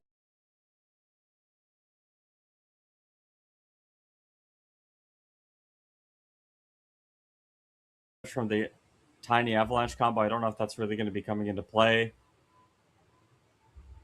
I mean, I do like the fact that you have the Grimstroke so you can limit the leaps, but I'm never sure if you're gonna have Mirana close enough for you to do that.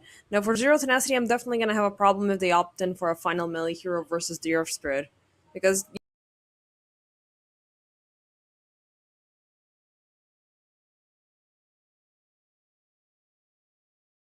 instantly you have three heroes to connect with the Magnetize. You can amplify it with the Fate Bolt. So no Beastmaster, no Lycan, no TP, no Wind Ranger, and again the carry slot is still open for Navi.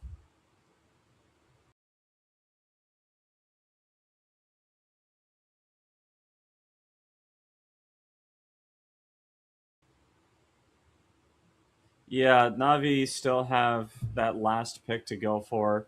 SF maybe. SF is available. I mean, they can go back for the Kez if they want to. Um,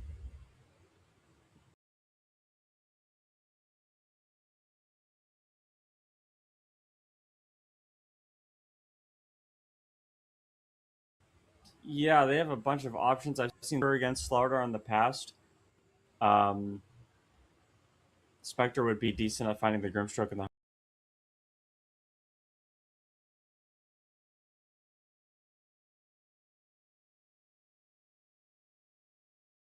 Hoodwink as well if they want to go for something like that. So again, Luna might be another option. There's just That a would ton be of fun. stuff that they can go for. Yeah, so I wouldn't. I don't think if I'm Navi, I'm really stressing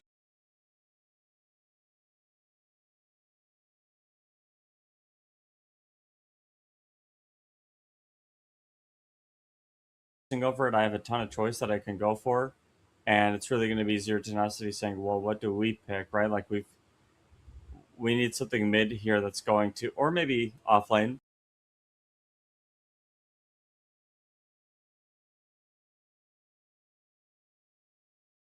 5 seconds left Could go remaining, and it's Dawn. gonna be Dawnbreaker last pick. Well, we did vote for the Slaughter to go in as mid, because A is his favorable terrain. He can get a lot more benefits from it.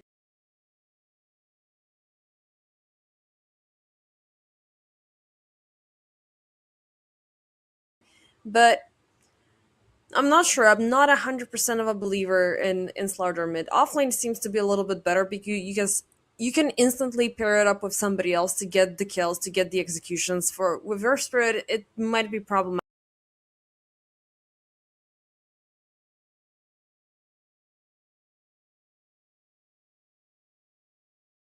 Now, Navi, they have almost an entire minute to make up their mind, and they can go for whatever they like. They're facing off against three melee heroes. Luna might be definitely a good option here, just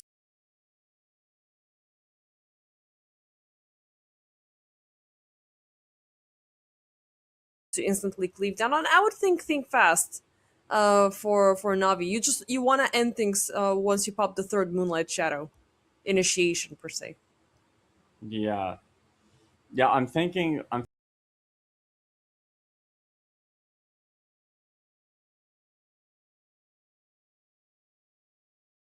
Lifestealer again could be an option for Navi. Infest bomb the axe and the Earth Spirit and get in and chase people down. There's a lot of BKB piercing There it stuff though, but is. they're gonna go for it. There it is. Every single time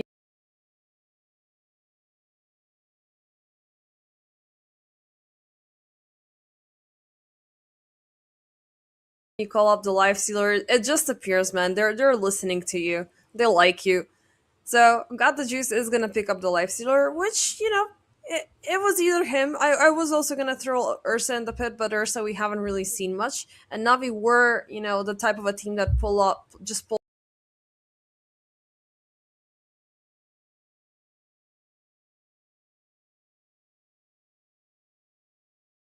an ancient apparition game, which was absolutely amazing. Their tempo was on point, their aggression was on point. Nick was absolutely insane on the hero, and I'm looking forward for them, to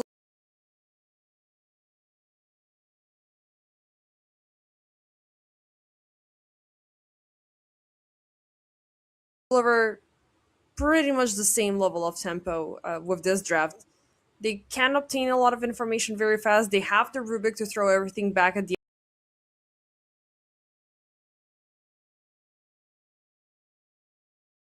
enemy, and it's going to be tough for Zero Tenacity. You want to land in a big Solar Guardian ultimate? It better be on the Rubik because nobody else will be a viable target. You want to go in for the swift executions with the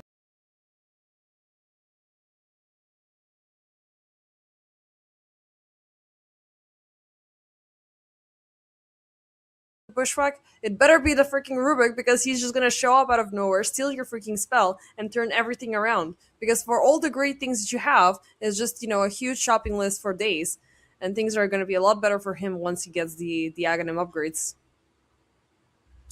Yeah, Navi. I think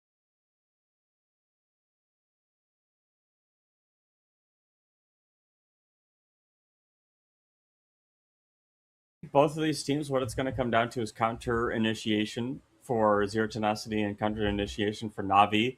You have Axe who loves to, re go in after a fight breaks out. Earth Spirit that likes to go in after a fight breaks out. Marana that likes to throw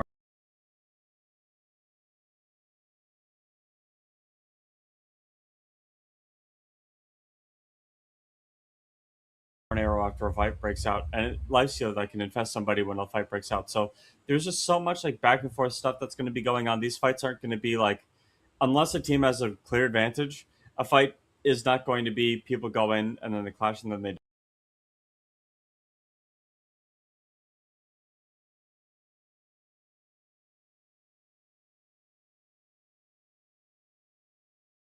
die. It's going to be people go in, and the more people go in, and the people that went in first have to try to get out, and and then there's going to be more people that go in after everybody else has gone out, and it's just going to be people going in and out and in and out and in and out and in and out and in and out until eventually people start dying because they don't have enough resources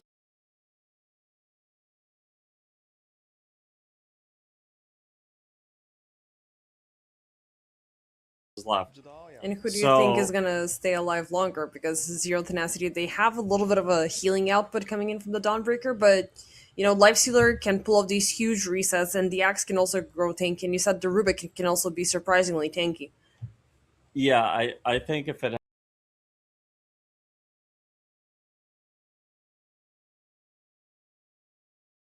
hasn't been obvious. I do think Navi just have a better draft at doing that, and it's not necessarily a great game for Axe specifically. As a hero that I played quite a bit, but the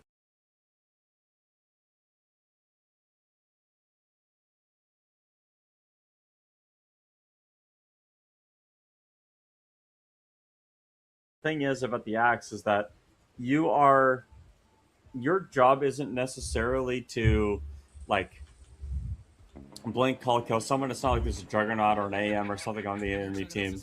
What your job is it's to blink,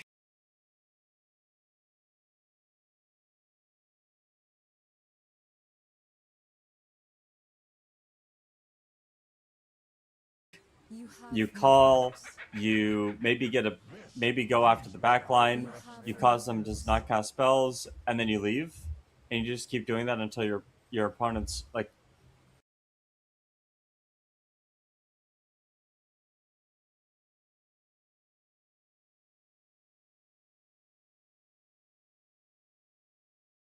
they've casted so many spells on you that it's so inefficient for them that nothing happens. Topside Desire is gonna get spotted out. Beautiful telekinesis taking him back. The Bushwhack will attempt to save him, but it's only gonna be Niku that he gets a lock on. First blood once again for Navi.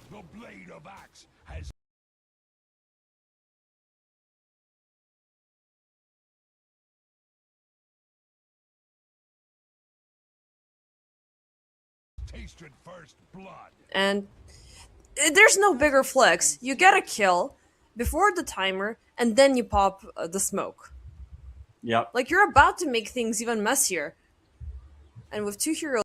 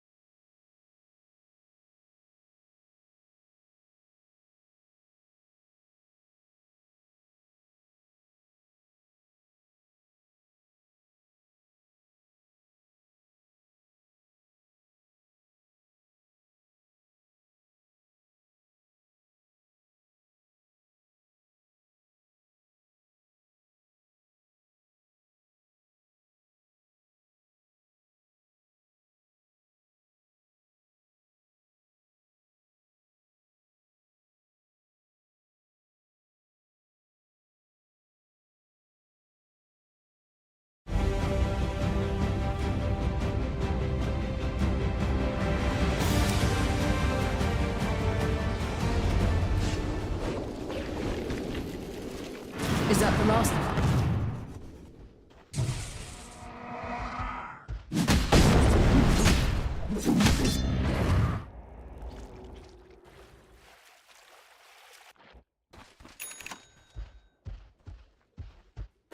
Radiant are scanning.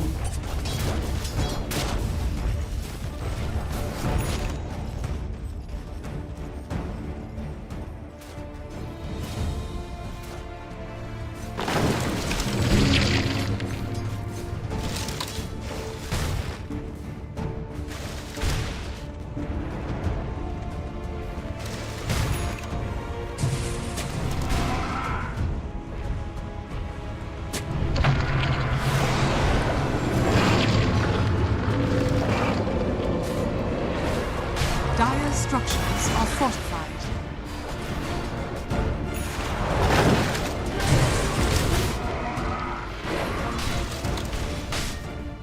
Oi, oi, oi. Galepa.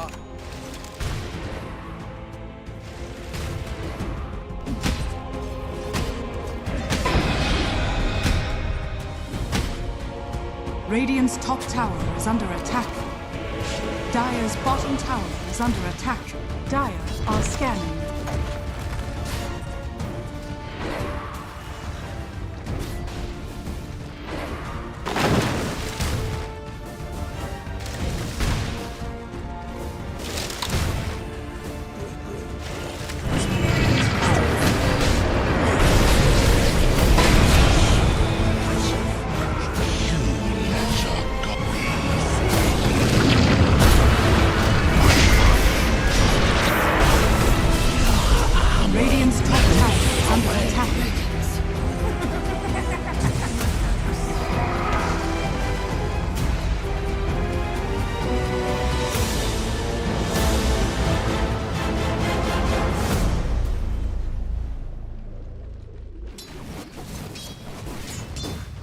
Radiant's top tower is under attack. Radiant's top tower is under attack.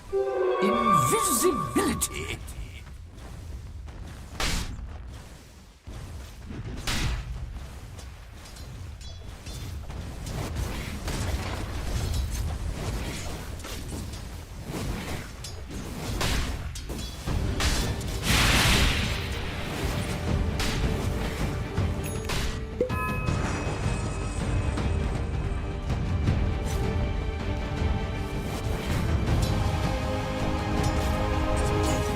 Radiant's bottom tower is under attack.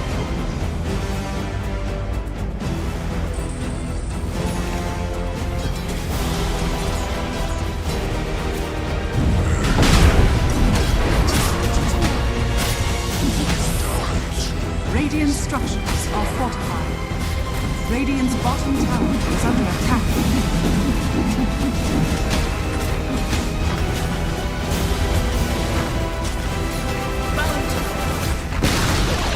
Radiant's bottom tower has fallen.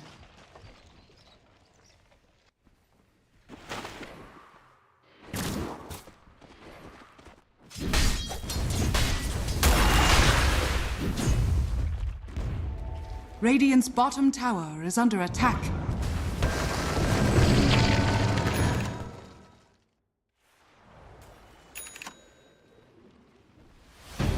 I'll put that money to good use.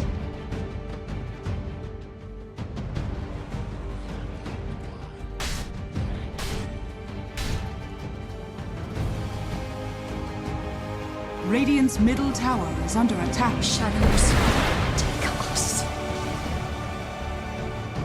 That perked me a bit.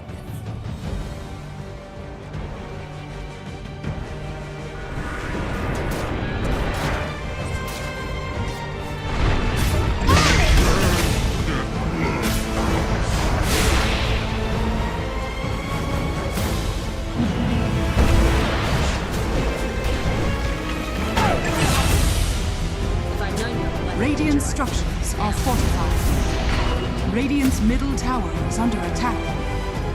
Regeneration.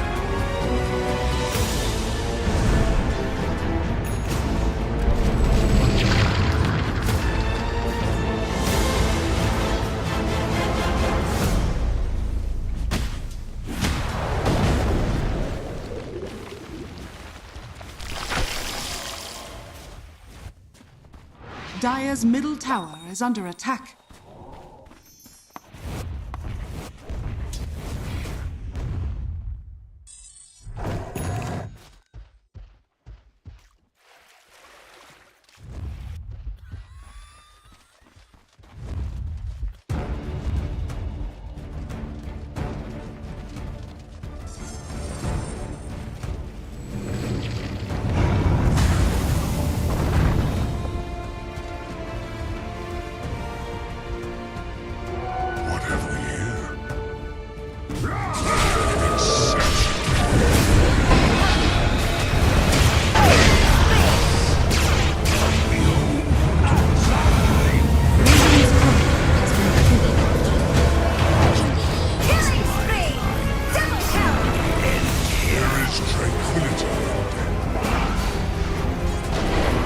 Radiant's middle tower is under attack.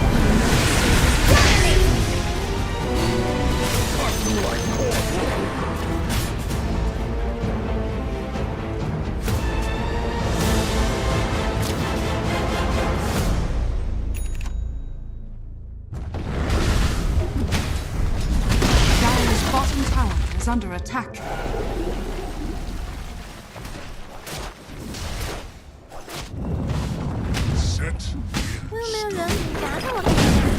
Radiant's middle tower is under attack. Creeps dying. Ding, ding, ding. Money coming in.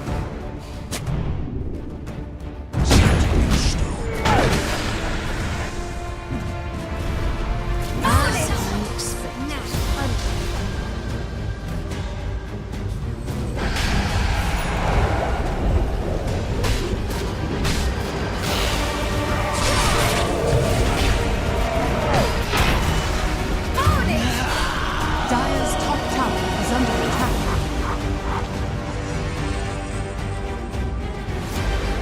I trust everyone's out of sight.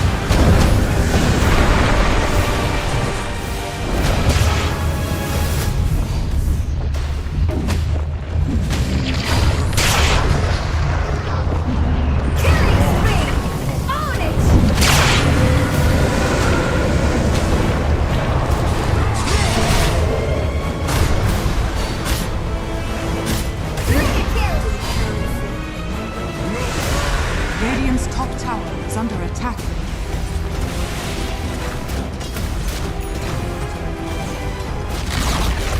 Radiant's top tower has fallen.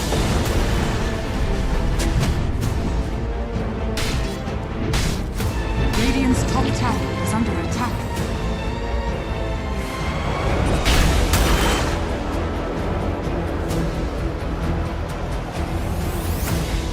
Radiant's top tower is under attack.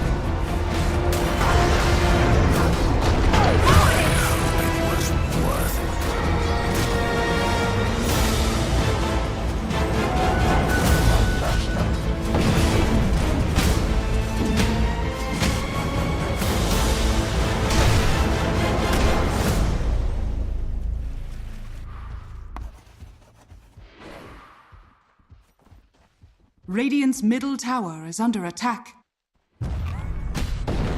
Dire's bottom tower is under attack. Dire are scanning.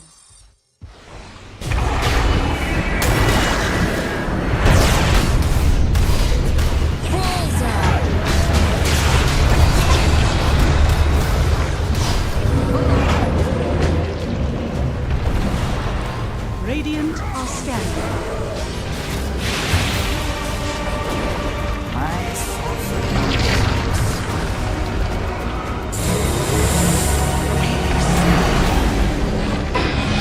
Dire structures are fortified. What did you hope to gain from that?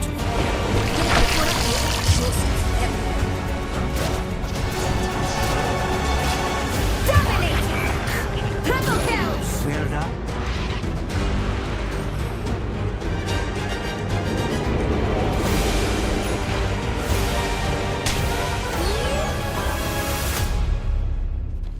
Radiant are scanning. Not very exciting, but I don't have much choice.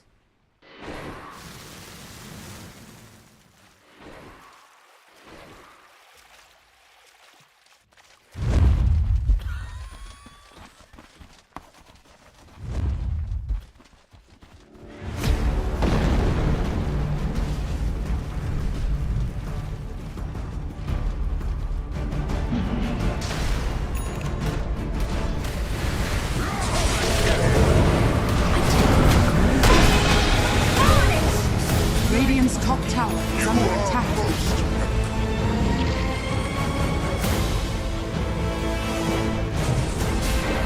Radiant's middle tower is under attack.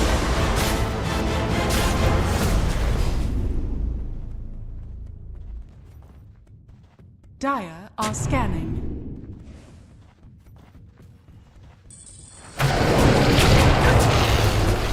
All I can give us is a chance. Radiant's middle tower is under attack.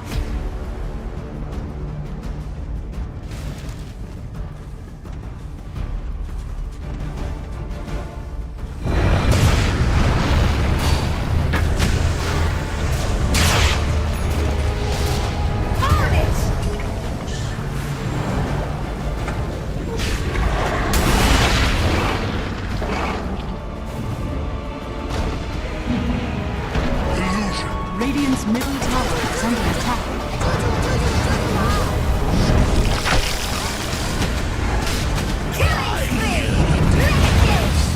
Revenants of might will walk over this land. Radiant's top tower is under attack.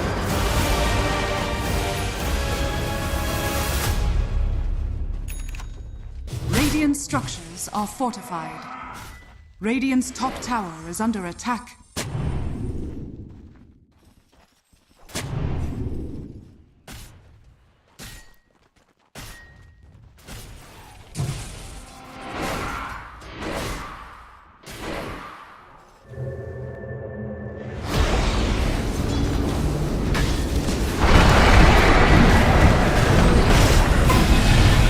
Radiant's middle tower is under attack.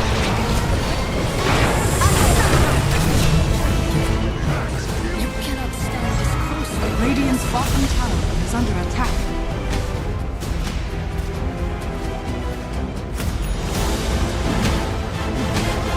Radiant's middle tower is under attack.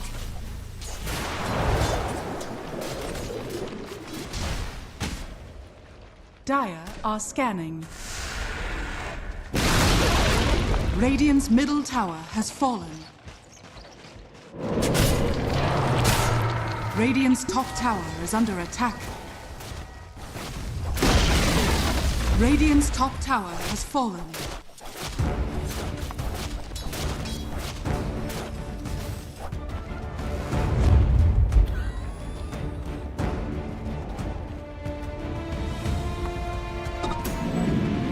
Radiant's top tower is under attack.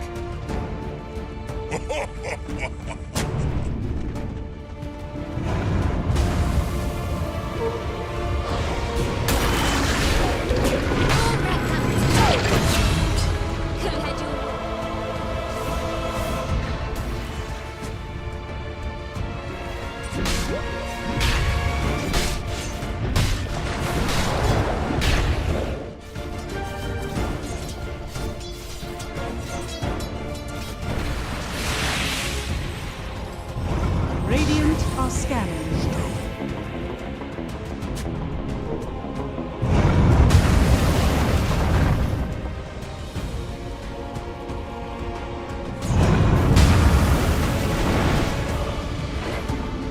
Radiant's middle tower is under attack.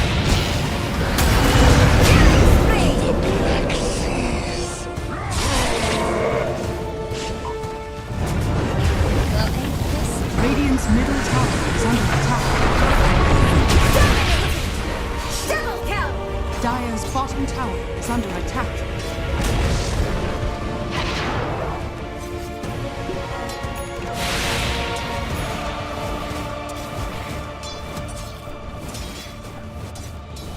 Radiant's middle tower is under attack.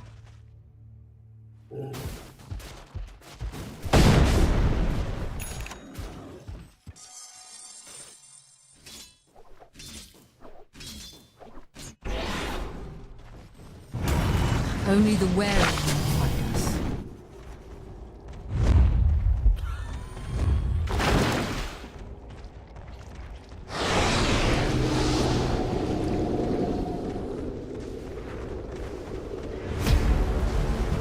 Radiant's top tower is under attack.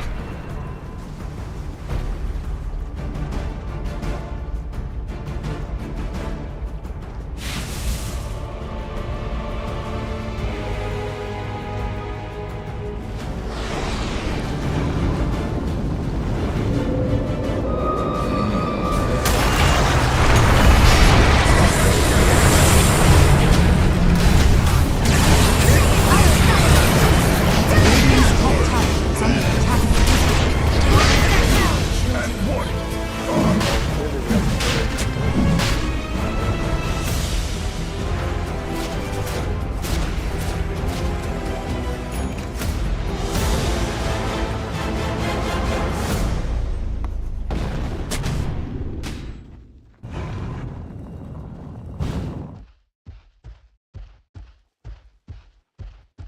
Radiant are scanning.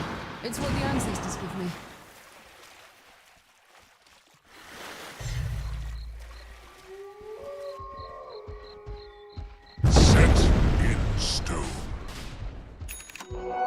bounty.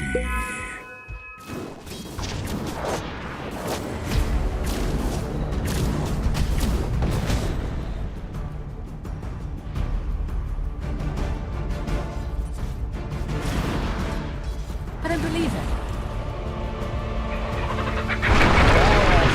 Radiant's bottom tower is under attack. Sorry, I thought you liked to jump.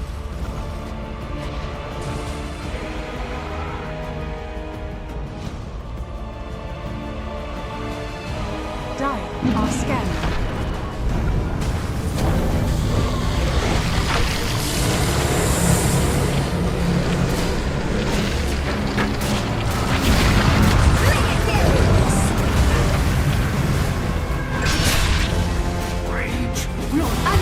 Radiant's bottom tower is under attack.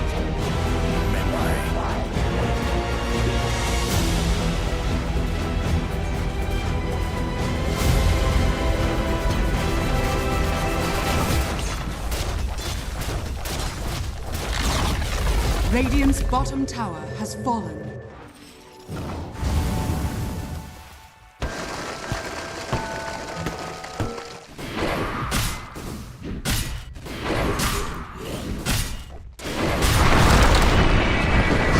Dire's middle tower is under attack.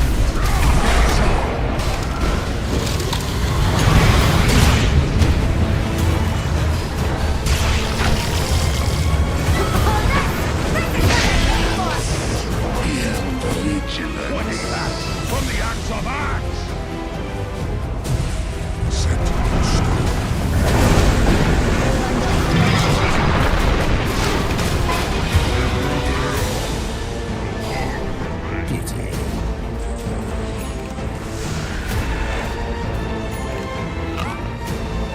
Radiant's bottom tower is under attack.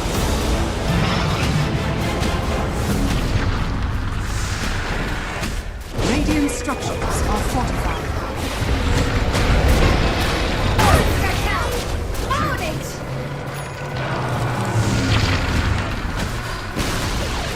Radiant's bottom tower has fallen.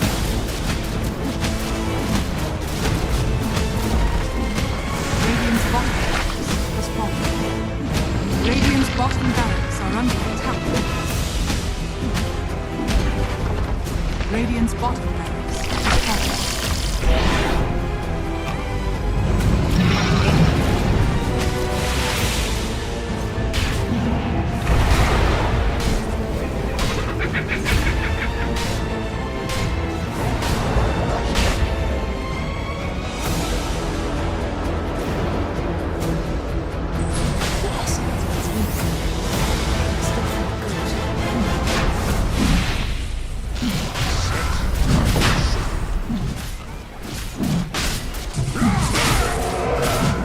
Radiant are scattered. Dire are scattered.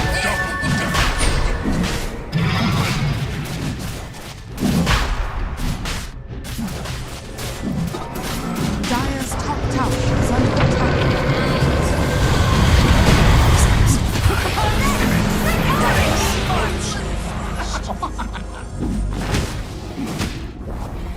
Dire's top tower is fallen.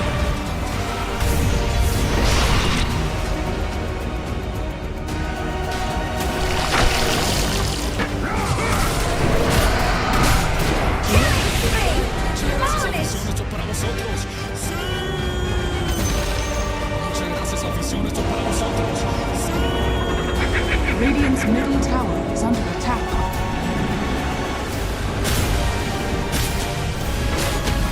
Dire's structures are fortified. Radiant's middle tower is under attack.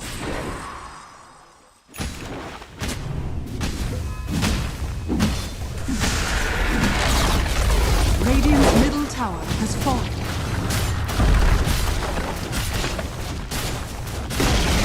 Radiant's top barracks are under attack.